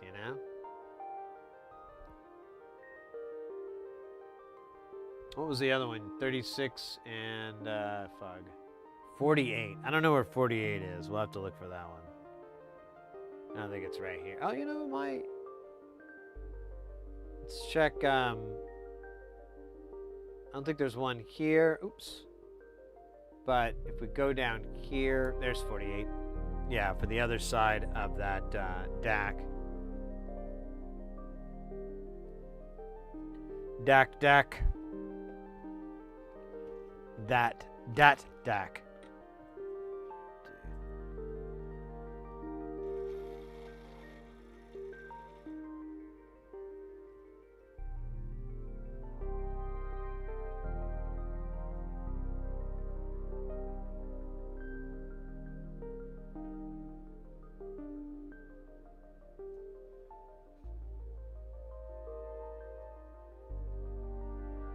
Ah, it's sad. Oh, there it is. Okay, good.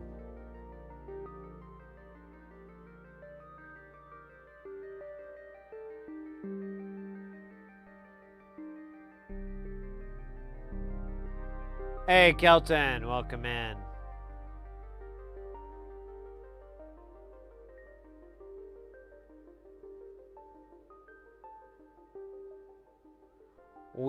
Oh.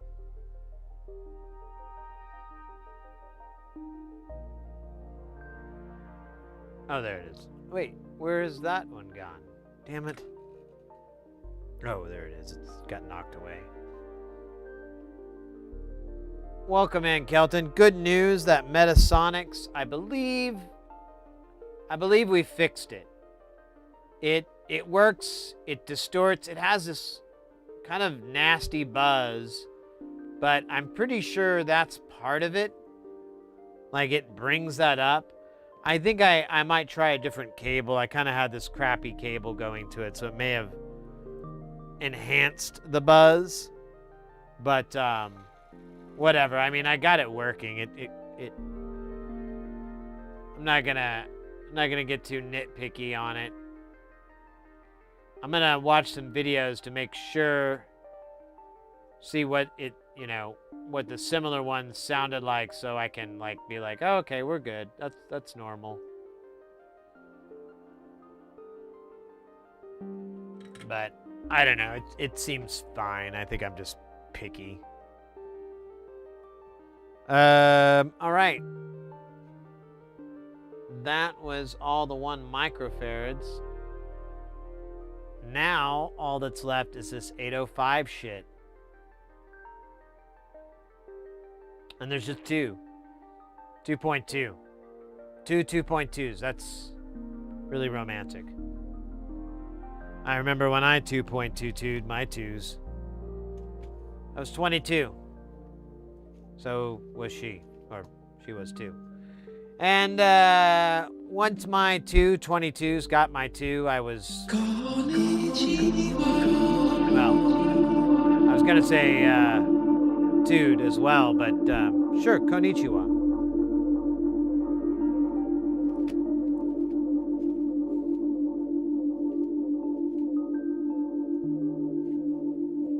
Yeah, yesterday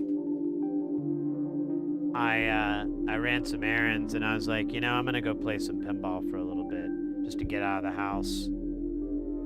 And I went and played at this place I normally don't go to. They don't stay open very long, and I literally went to see if they had any new games, and it's the exact same games they had like a year ago or 6 months or 9. I can't remember the last time I was there, but it was a while back. And I was like, oh, that's fine, I'm not really... They're good games, they're well maintained. The guy that they hired to take care of them, he's kind of famous here in the valley for servicing these. So I've seen him there. I met him once and he was chatting with me, but I'm like such a fucking dork. I didn't know what the hell. I thought for a minute I was in trouble or something. I don't know. I was pretty high, to be honest. So I never really replied back, and I think I kind of foobarred my chance of being buddies. But, sometimes you eat the bar, and sometimes you get bar salad for free. And you don't have to pay anybody for it. Those are really golden moments. Don't forget to cherish them as you cherish your chicken salads. There they are, C35 and C31. As beautiful as they are, handsome. I don't know why I'm sorry. For a moment there, I thought I sounded like Steve-O. Hey. So there I was, totally unprepared.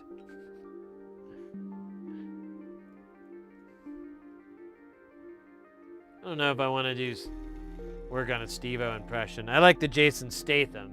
Ugh. But Steve-O would... And I guess you could have a conversation between Steve-O and Jason Statham, and that would be funny. What the hell are you doing with half your clothes off? Oh, wait. I need to watch more Jason. That was terrible. I could do him, like, after I watched a little bit of Transporter, but obviously I haven't watched Transporter in a while, or any of them lately, at least in 6 hours. All right, I've got good news and I've got licorice flavored news. The good news, that was all the capacitors. What the fuck is this? R91? Oh wait, are these the do not populate? There's a whole bunch of them. Oh no, this is not. Oh wait, it is. Or is it? Hold on. It is. I'm not, God. Sons of bitches. Is R97 one too?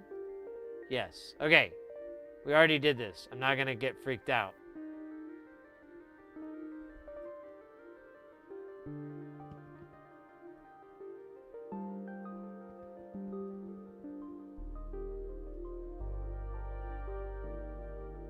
All right. That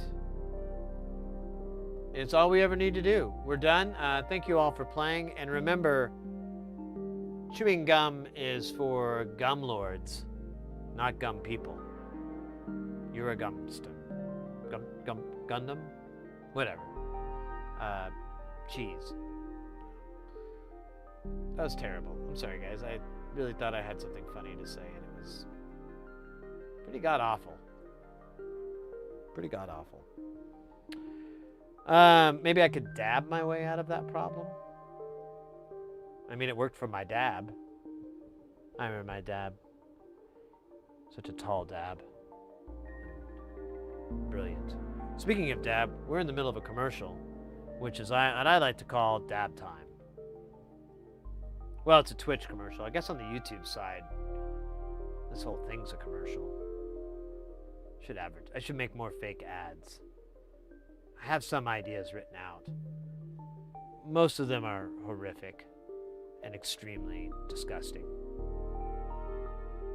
They have to do with eyebrow replacement surgery.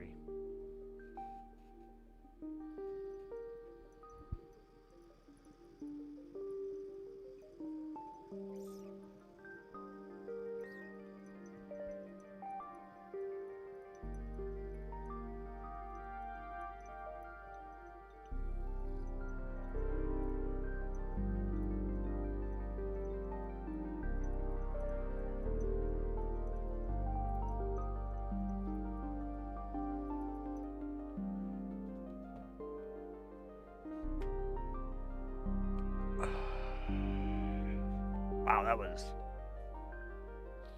that could have hurt somebody.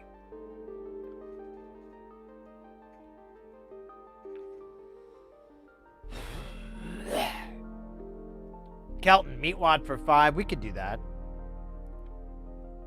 We could do that for sure. Really? I don't know. Let me cool my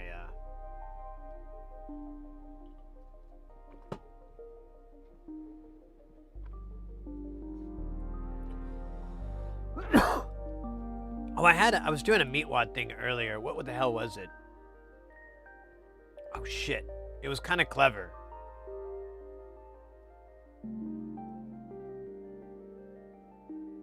Fuck. It was oh shit, I had a whole bit like shake. Did I write it down? Man. I don't know about you. Yes.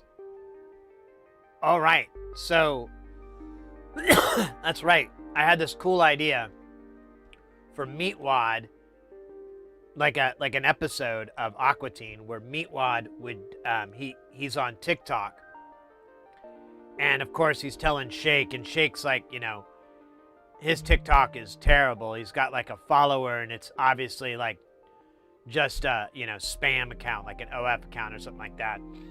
And of course Meatwad's blowing up because he's Meatwad, and his big thing is like he comes by it, or Shake comes by, and he's like sees Meatwad, and he's like on front of a table with like the phone on like a little tripod and everything, and he's doing the NPC thing. He's like, Yum, yum, bubblegum. Yum, yum, bubblegum. Ooh, them flowers smell nice. This flower smell nice. Them flowers smell nice. Strong woman. For some reason, he'll do that one. Strong woman. I gotta add that.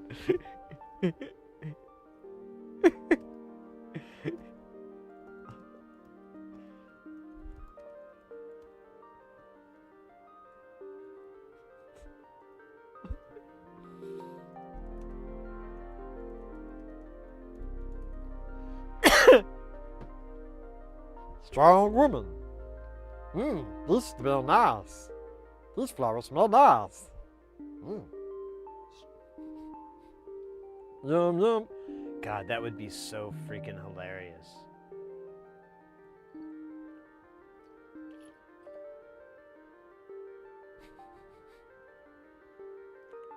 I would definitely. All right. Oh yeah, we're gonna do it right. Set a timer for 5 minutes. All right, thank you very much. So yeah, I'm on the TikTok. I just only got like a few million followers, nothing too crazy. I mean, ain't nobody that, well, I can't think of the name, but you know who the name is? Ain't them. And then shit gets on, man. He like, cause he ain't got no followers except like, you know, them fake robot followers. And there's like 2 of them. And they ain't got no content. You know, because they ain't really in the game of content creation. That's what I do here, you know. I make funny videos talking about my favorite kind of food and how I like to eat sand and how I don't like sand because, you know, it's sand. There's no nutrition in it. I show off my grill and I also show off where I sleep on my grill. Yeah, I did that. I like to take a lot of water photos over at Carl's pool. You know, I put that up on my gram account too. I got like, you know, I only got like 20 million followers on that gram account, but I'm doing pretty good there. You know, I get a lot of ladies saying, hey, that's pretty nice. And I'm like, yeah, I know, damn it. And then I give them a smiley face. No, I'm kidding. I don't do none of that. I hired this old boy. He does all that. His name's, I think his name's, it's Gavin or Nathan? I don't know. It might be Gabe, too. I can't remember. Or Gavin? Is that a real name? I don't know. Anyways, I got one of them old boys. I pay him a bunch of money every week to keep posting my shit on the gram so we can turn a profit. We turn the profits, then we put people onto our multi-level marketing system. See, everybody that signs up for the course, where I teach them how to become a millionaire, then they can teach people to teach them that course, and then that goes up to them, and then those people will teach a course, and then they get money from them people, and then it just keeps going and going, like an ice cream cone.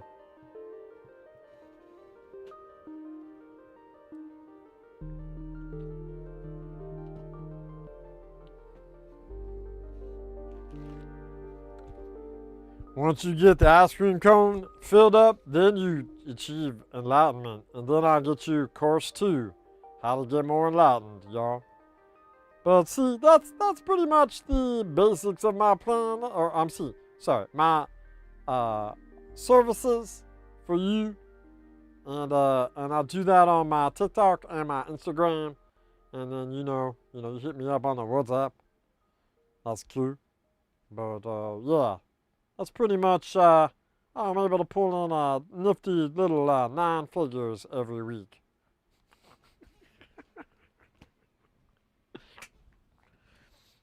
I don't know. Maybe I toned down some of those goofy numbers, but either way, it would be hilarious. I'm sorry. I'm sorry. I forgot. We're on the timer.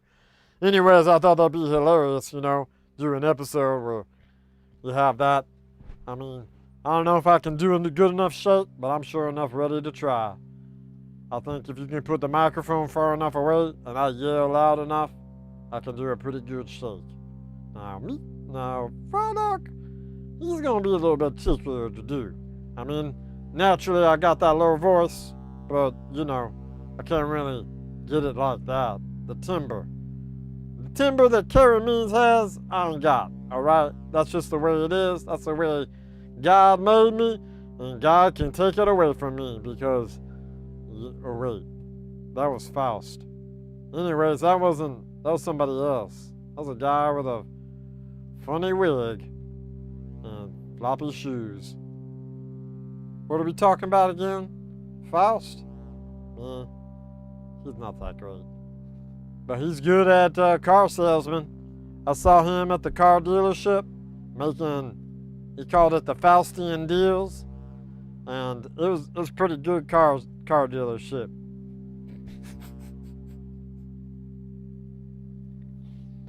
He had me do an ad where it's like, come on down to Faustian deals.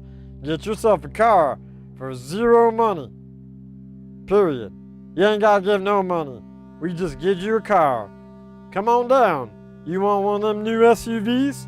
You can't afford it? That's cool. We got you. We'll take care of it.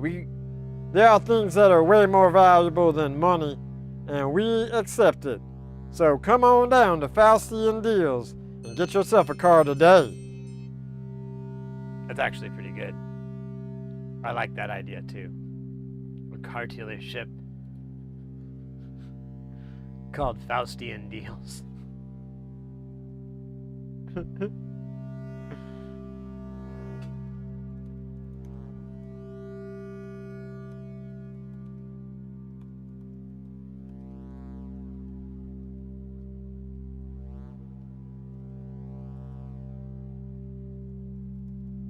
The Faustian Deals. You don't have money? That's fine. Some things are more valuable.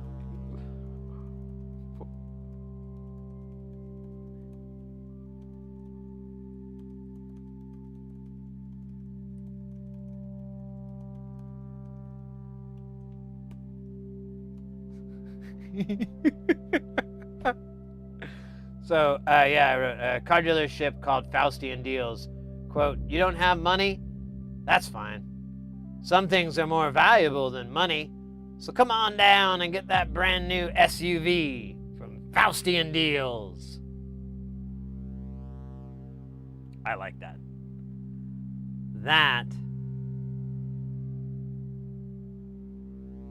That's not super cerebral. Cerebellum? No. Cerebrum? Nope. That's that's the thing that Professor X had, where he listened to his Jungle Records, I think. Remember that in X-Men?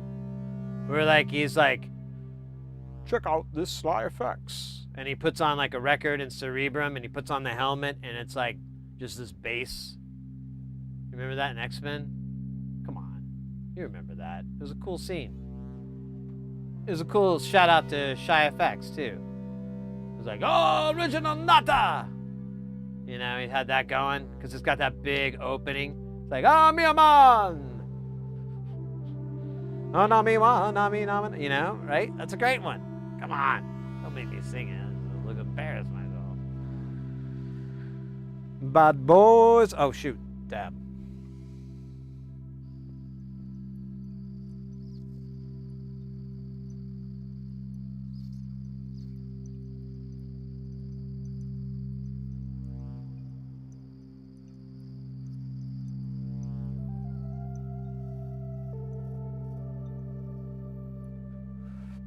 I think that's kind of all she wrote.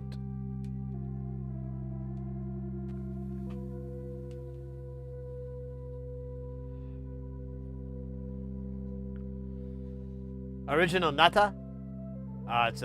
It's a great oh wait, maybe it's a great jungle song from like man, I don't remember what the year is. Probably like early 90s, early mid 90s. But I can't play it for copyright reasons. I don't want to be shot by the copyright police. Not again. But I can't remember. There's a whole story behind it, but it's not what you think. Although it is spelled the same way, which is very confusing.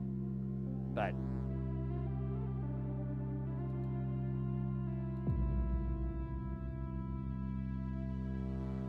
There's some story. I don't really want to get into it because that's a job for a channel that specializes in drum and bass jungle history. And I am mediocre at that on a good day. Although I'm a huge jungle fan, but I don't know, I've seen some people really kill it, really know their stuff. So, all right, what are we looking at here? We're looking at components that we could solder on here, just like in the movie.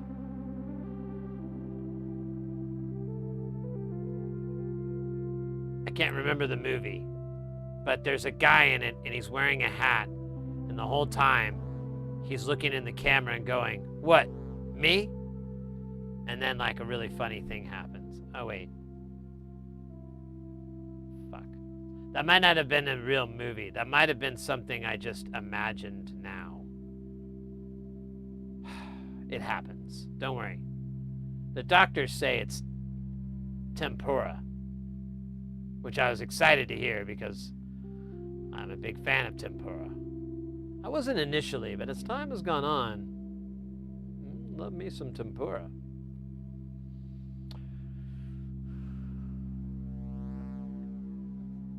Had some really good Korean barbecue the other day. Oh my God, I could eat that 5 times a week. Just cheese corn alone. That one ingredient, that one culinary piece, and you don't even have to go to you just go to a Korean restaurant, like they'll have it there. And oh, Kelton, you have not ever heard of cheese corn? It's a Korean dish. It's usually like a side or an appetizer kind of thing. I'm gonna level with you right now. The name is deceptively describes it, but it is. If you order it, whenever you order it, and I swear you're gonna thank me. However, unless it's really expensive, which maybe it's a large portion. But if it's like $5, $6 or less, it's probably not a very large portion, or it's a reasonable amount. But it's not an American-sized portion. And as soon as you like scrape the edge of it, you're gonna want more. But you're gonna feel kind of silly asking for another one. So as long as there's someone else there or something, I tried to do it earlier, but it didn't work. You should order 2. It's so good. I love it. It is the best. It's like, so it's cheese and corn, obviously, but there's some cream in there, and it's like it's so good. I don't even want to talk about it because I'm already hungry as it is. And if we dig into the cheese corn, cooked as the kids say. Let's even get some of these things in. D20, like the dice. Oh, MB15. All right. Is there any like? Okay, here we go. Here's some. These are some 1, 2, 3s, I believe.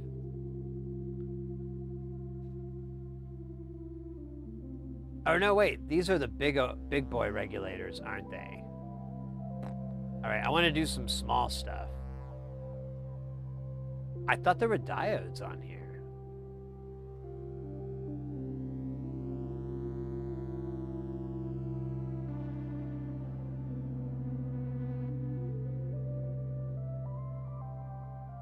No.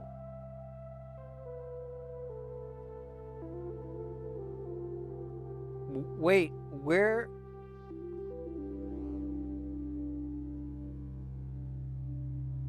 I mean, I get the LEDs or diodes. These are ferrets. I don't remember what the fuck this is supposed to be. I think it's just a fucking multi-pin. Oh, wait, yeah, it's the power connector, I believe. I don't remember. I think it's maybe the programming header, which we'll have, but I think we're using the JTAG, not the 6-pin, because the JTAG's sicker. And it's a little bit easier for me to pull off. That is, I don't know what that is exactly. I think that might be a dip. That is a big O dip. That is an FN, or it's like QFN, but it's an FN, I think, or whatever. It's a rectangle, or square. Not a rectangle. The other one's a rectangle. This is a square with pins all around it. It's not a QFN. It's a TFN, I think. Yeah, I think that's the term. Oh, my hair is all goofy. Has it been this way this whole time? God damn it. Big boy. I think this is the only thing that's small. Is this LM4040? I think this is a SOT123. It looks like a transistor. I think it is the only transistor besides, there's one down here. This 3904. Those are the only two transistors on this whole frickin' thing. And I believe that's it. It's just these two. So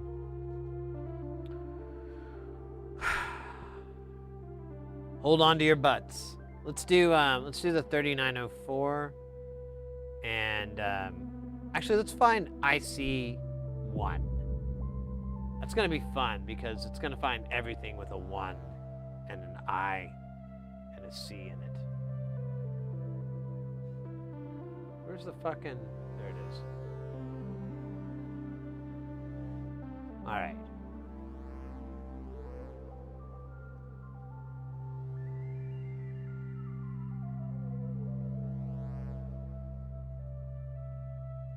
There it is. And there it is. Right in the middle.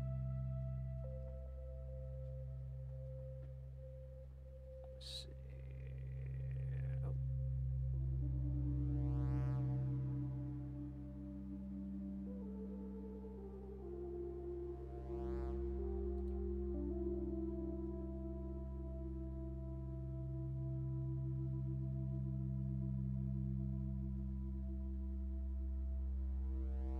Oh, there's Q2. Let's just do that now that we're right next to it. Because the other one's like just a little bit off to the side.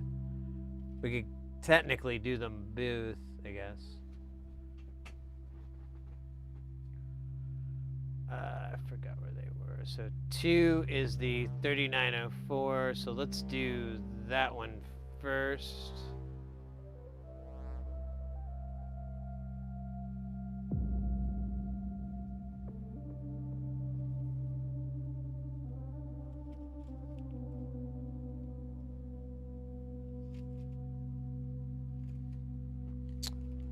I always forget where these guys are. Oh, there's our... We'll need this. We might as well just take one out. Nice.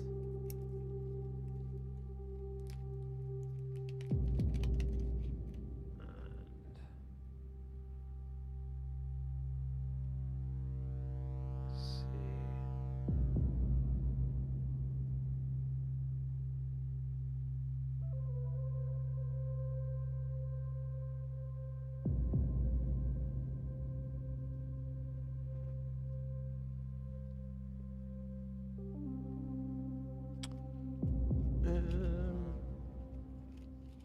Let me go back. Maybe I forget how stupid I organize these. Oh yeah, never mind. It's after these, and then we get into the transistors. There we go. So we're I forgot already what we were looking for. Love?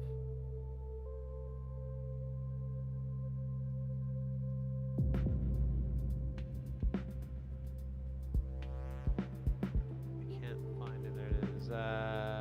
3904. So there's that guy. We can drop this dude in.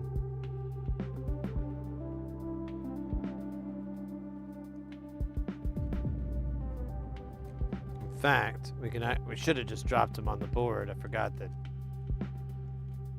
that was the plan all along. And then we can do, while we got the book out, let's go ahead and grab the other guy. This is a chicken fajita? No, an LM4040 B10, just like in the movies. Starring Philip Seymour Hoffman and Johnny Depp. Oh, there it is. Yeah, these are wildly different. Don't want to get them confused. That's why we're going to put them on at the exact same time, so we can avoid total confusion.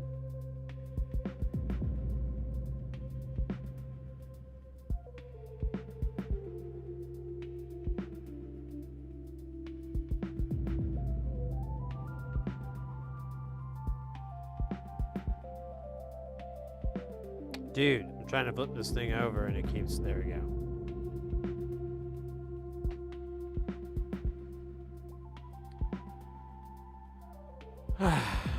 Alright, there's that. I think that's kind of all I want to mess with for now. We could do the ferrite beads. Actually, let's drop those guys in. L1 and L2, I believe, are near the power connector, which is in Australia? What? Where is the power connector?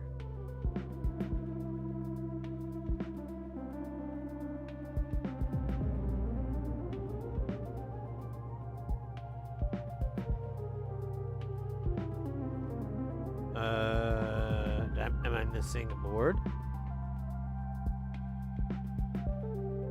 Am I missing something? Oh, I am. My own eyesight.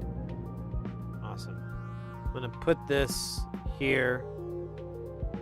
So L1 and L2 though.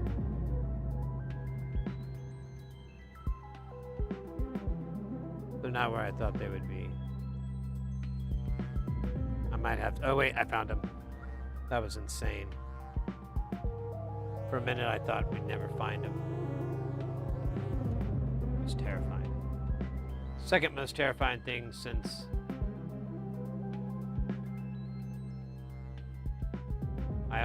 I got a surprise nose piercing.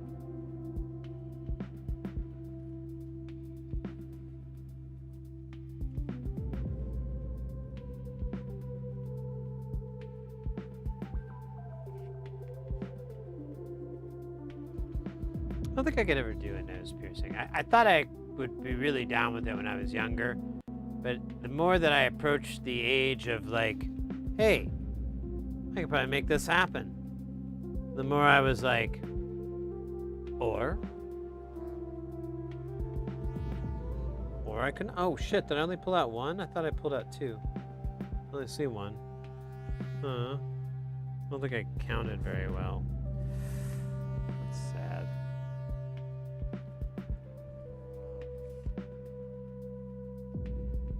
Oh shoot, you know what? I need more of these. I don't think I have any more stowed anywhere. Let me put it on the old grocery list here.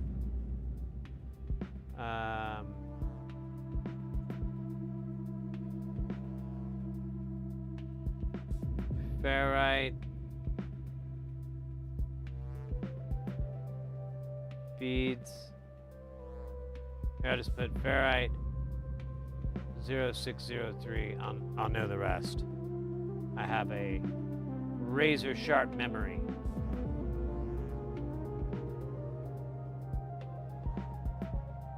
Razor sharp. Like talons.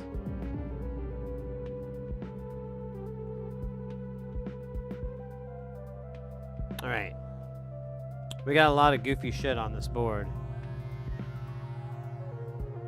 Should we add some more? Is there any more I could add? I don't think there is. There's these power regulators. I mean, I guess we could drop those on. They're nice and delicious. Some find them nutritious. Yeah, what the hell are they? They're LM1111111117s, 3.3s. That's exaggeration, of course. 3.3 is right here. The 1111117. Why the hell are they all the same? It's terrifying. What does it mean? Who put them up to it? What are they paying you? How many do I need of these? Deuce? That's so crazy that there's like 2 of these. I don't know if one's doing positive or negative or something. I don't think so. I think one is for the STM and the other one is for the IC chip, the whatever, the DAC, which I think is actually, I think it's a multi. I think it has like multiple channels in and out. I can't remember. It's the, oh shice, I even can't find it on the stupid list. The WM8731. I think that's a Burr Brown. Maybe not. But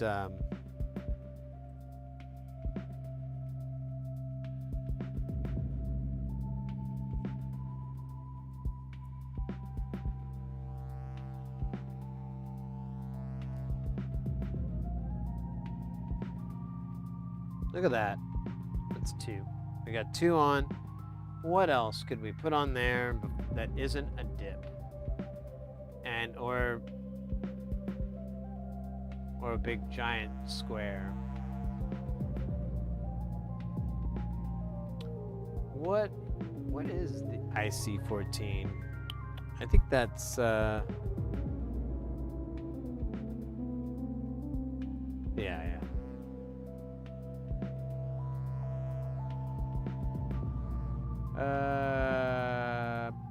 Shit, that's it, isn't it?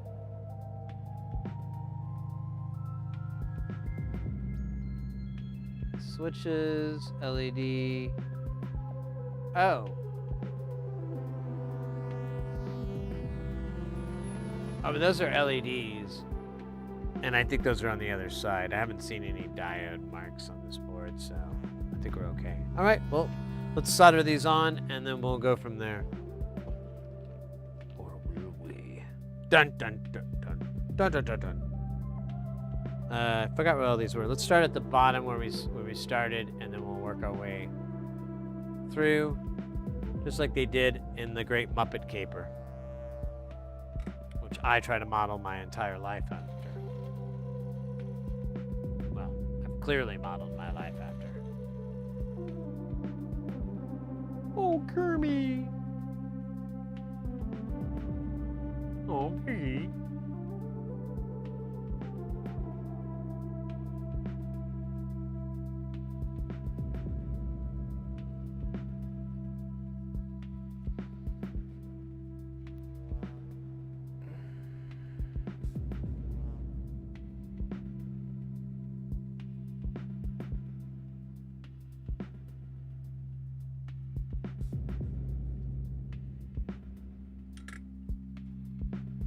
I'm sorry, I don't know why I did that.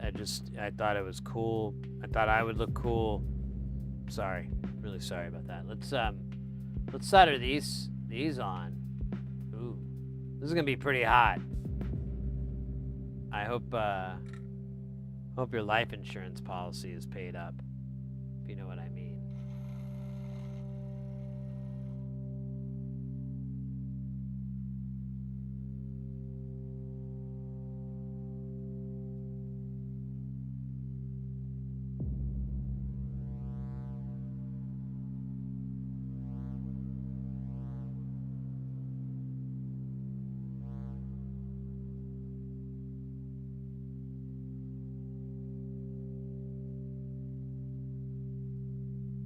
No! God! No! God, please, no! Maybe I got it straight. No! No? Alright. Let me just use the tweezers. It'll be a lot easier.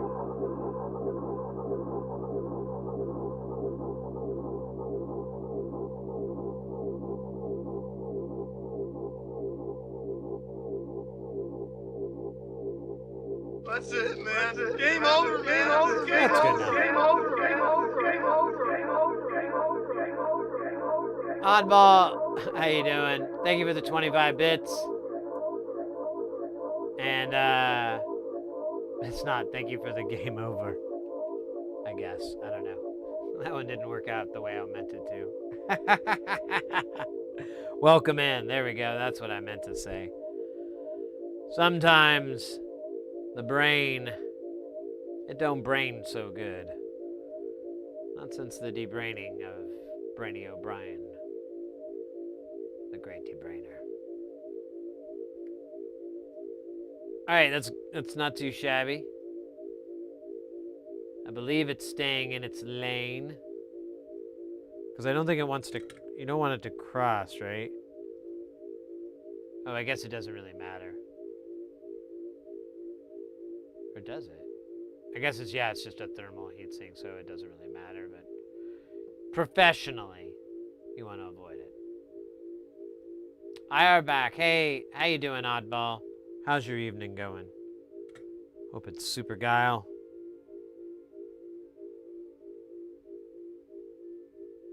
I can't remember what we were doing when you were in last. It's all a blur.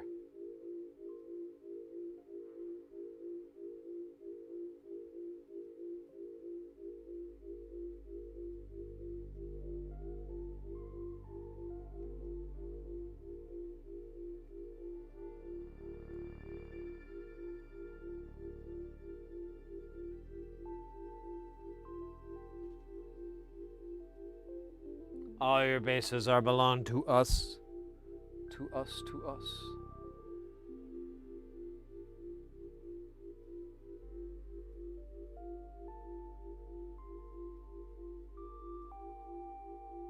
Ooh, that one sat better. I can't tell if that one's crossing. I guess it's not. I think it's just a shadow, but you know what they say about shadows. I don't know, it's in a Skinny Puppy song. Shadows walk across everything. Wait a minute. I had the L2 and then I didn't.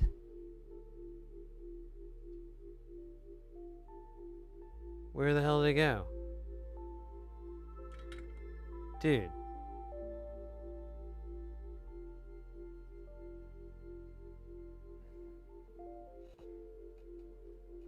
Hold up. I see L1 here.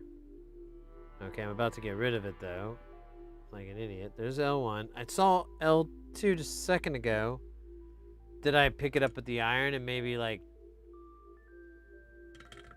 eat it? I mean, that's a chance. It wouldn't be the first time. Or the last. Yeah, I don't know where the hell it just went. That's weird.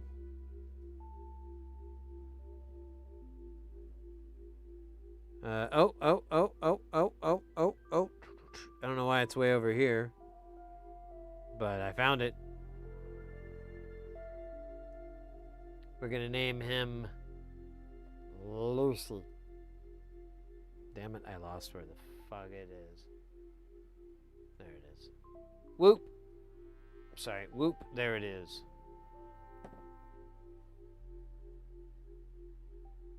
I fell asleep on the sofa and then had to go out. Raw. The tube thingamajig on the side note. Oh yeah, we got the thing working. I forgot to put like one of the caps in. So I got the caps and we got it assembled. It seems to be fine. It is noisy, but I was feeding it a really bad source. And I don't really have the patience right now to try testing it with a cleaner source, so I'm just gonna deal with that later. And also I wanted to kind of find a video of the module, see if I can get a sense of what it's supposed to sound like. Because it may just be the way it is, I don't know. It does bring it up, but like the buzz is pretty loud, man. It's kind of weird that anyone would find that even remotely okay. But who am I? But a humble synth wizard. All right, this is fun. This is important too. All right. This is okay, cool.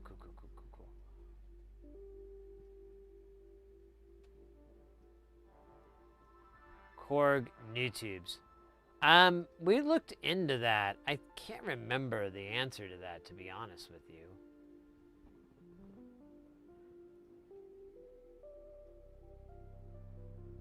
All right. So see where this says positive, and you see where there's a plus? That's what we need to line up. Now, it is completely opposite from this, and I don't really know what the hell the deal is, and I don't really care anymore. I just know that these lines are coming from the eurorack input, and then they go into this rectifier. Positive comes out here, and that's what we need to match up. Everything else will just line up as well. I shouldn't have done that during the ads. Anybody that's not ad committed won't know. Okay, well, I'll say it again, but in a cool wrap. Oh shit, there's like still a ton in there. That's nice. Guess I was a fool. You know what? I have enough time for another dab. Maybe the thing wasn't sealed very good. I don't know. I could go hotter. Sometimes more heat is the way to go. It's hotter. Oh shoot, we never did do the speed run. I had it all set up to. Ah, well. Another day, I guess. Maybe, well, I don't know.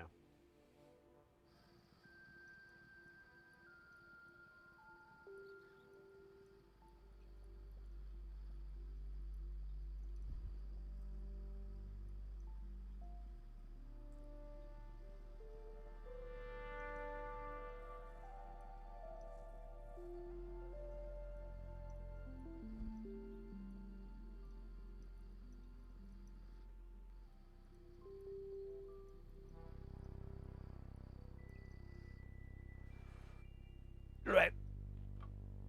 Great ads, guys. Great ads. So, I was talking about this, and I think we went into the ad, so I just wanted to point out. So, plus and minus the plus needs to mark up. Nice fucking model! Oddball. Thank you so much for those 25 bits. So you see how the input comes from one leg here and then this other one? And it says either way, so it doesn't really matter what it gets. It'll spit out positive here and negative here, so that's all we need to line up. Even though this dip is backwards. So it's super confusing. I know I'm going to get letters, but that's the way it is.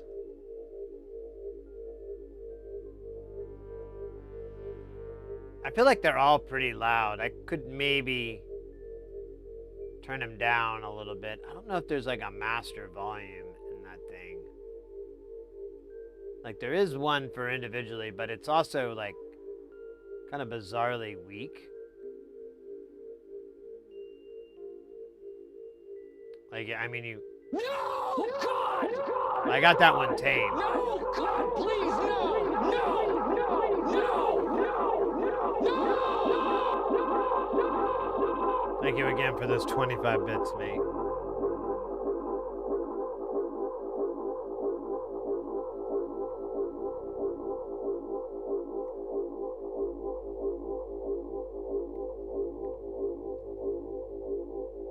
Oh, actually, that reminds me. I just remembered.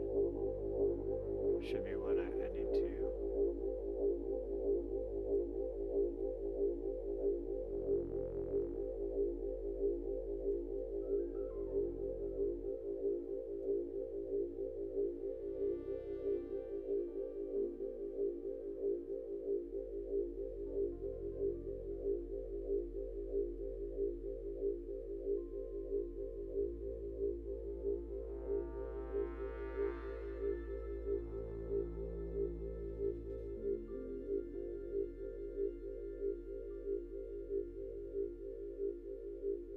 second. I forgot.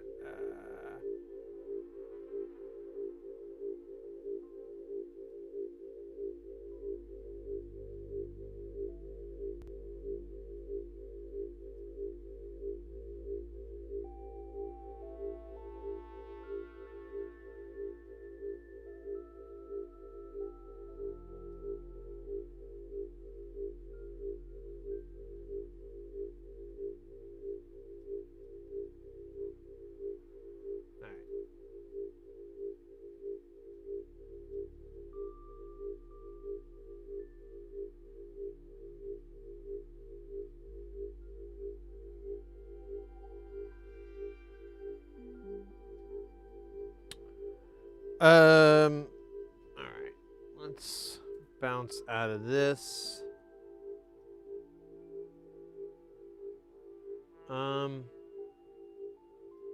We're looking pretty good. There's the crystal and these caps here, all these electrolytic caps, but I kind of want to just put those on when we do the reflow. Because it's just easier to solder them on that way. The other thing with the crystal is I kind of like to put, I've noticed like if I put like what I think is a normal amount, it'll be way too much and the thing will kind of float on top of these two big balls of solder. Just like in my nightmares. And my dreams. But I don't really want that here. And, you know, you press down with your tweezers and all that, but it's kind of dumb. Oh man, a little bug dropped down. All right, screw you, buddy. Truly hope terrible things happen to that bug. Anyways, what are we doing now? What time is it? What time is it? 11:20. That is not a number that relates to anything. Not like 420. That makes sense. 11:20. I don't fucking get that one. I don't know what that's about. What are we doing now? I'm gonna get you a buck one of these days. What the hell does that even mean? Oh, up to? Yeah. So yeah. Okay. Yeah.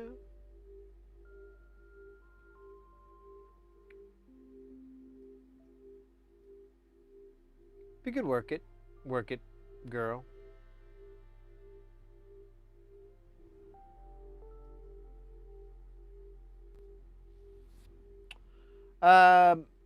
Let's see what else can we do here? We've got the diodes, got everything on. Really, it kind of looks like all we have is dips and chips, which is kind of the same thing. Yeah, honestly, that's all I'm seeing on this board. There's a couple of the resistors that are open. Oh yeah, now we can flip this over. For one, I wanted to see if anything falls off. Cool, nothing did. Now there's a bunch of LEDs. Yeah, D1. Okay, so that was what we saw. It said like D1, 2, 3. So that's the ones that sit under here. Now we do have these jacks, but we don't have like a boatload. Ooh. 11 hours. What a man. Micro man, enough of my 11 hours. Let's talk about your 27 months. Respect. Killer. That's pretty cool. I bet whenever you go places, you tell people that. Like kind of, not gently, gently bring it up. Like, hey,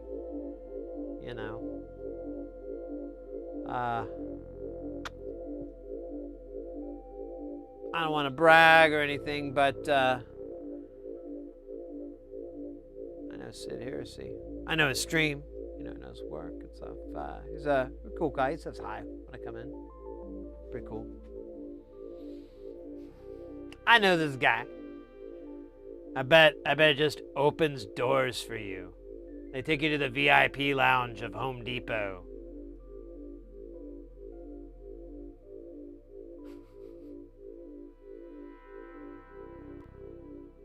You go to like Starbucks and they just like take 20% off your drink. You just bring me up and they're like, oh yeah, Sid, right? Cool. You might have to put yours under that name though, just so you know. Excuse me. And only once per visit.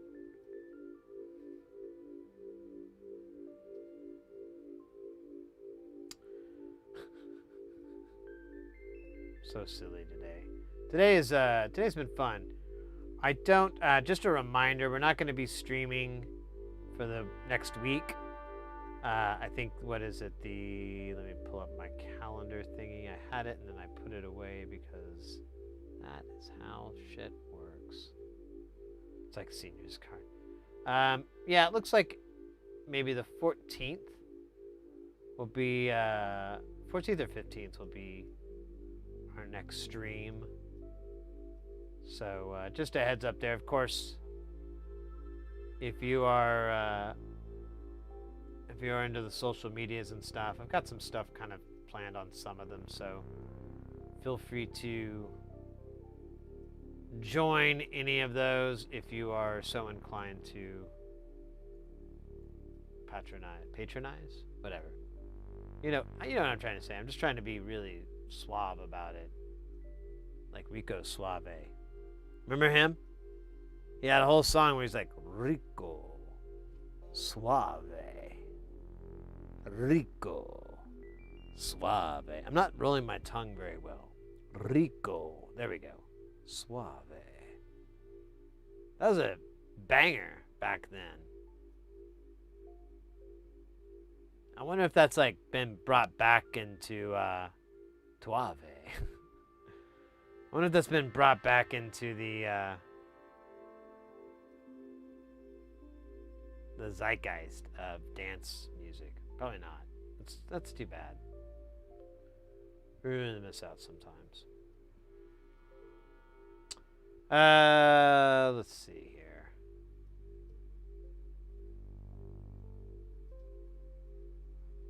Oh my god, my back. Oh, did he? I don't know. I missed the VH1. Where are they now? I kind of got rid of my VH1. I really should try to find like some sort of YouTube variant or version of that. Like I found someone that did like really good rock and roll history. I kind of like them. But then I need to find somebody that does like Where Are They Now stuff.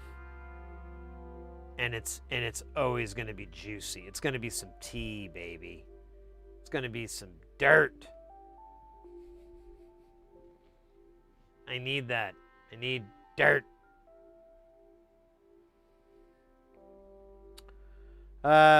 Dude. Man.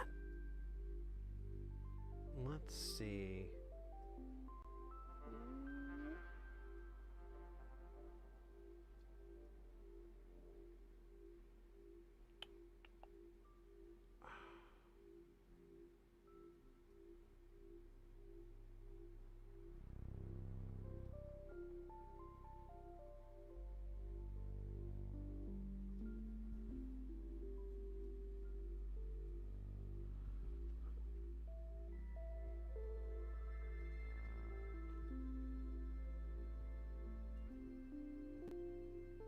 Let's see here. Wait. Fucker is still alive and 1 year older than myself. Ouch. Ouch.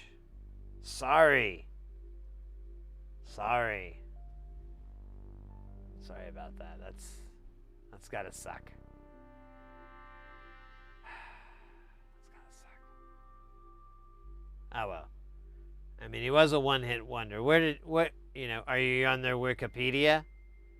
What did he do with his career? What's he doing now? Like, is he just like being a dad or something, I don't know. Like Rico is lives in, southern Los Angeles and and is the father to his two kids, and he occasionally performs at the airport. I don't know, man. Rico. All right, I gotta stop that. That's embarrassing. Let's see here. What do we have? Yeah, we can do this. This will be fine. Yeah, I think we'll head out for the night. What are we at? 11 and a half hours? Just shy, like 30 seconds shy. Give us like 30 more seconds. Hold your breath. No, I'm kidding. Don't do that. It's very unhealthy for you.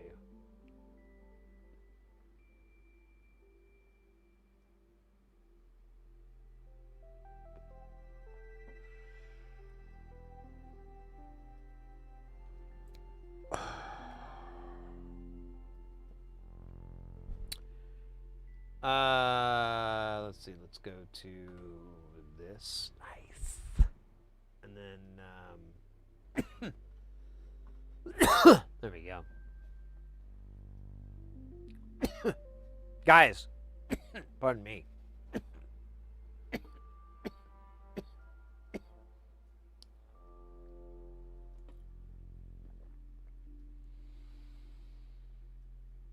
Thank you so much for hanging out this week. Like I said, we'll be gone for a little bit, but at the end of the month, like the last week of the month, we'll be back in full force, and we'll be back for quite a while. So definitely, keep watch of that. But thanks everybody for hanging out. We've got over on Twitch, we've got let me see, we got Sharp Balloon. They are streaming. They do balloon art. It's really cool. It's really weird. It's really wild, and it's high energy. Really fun place. So I think that'd be a fun place for us to roll out to for the end of the night. You guys be guile, stay cool. Don't party too hard, but party hard enough, Find that limit, and then just,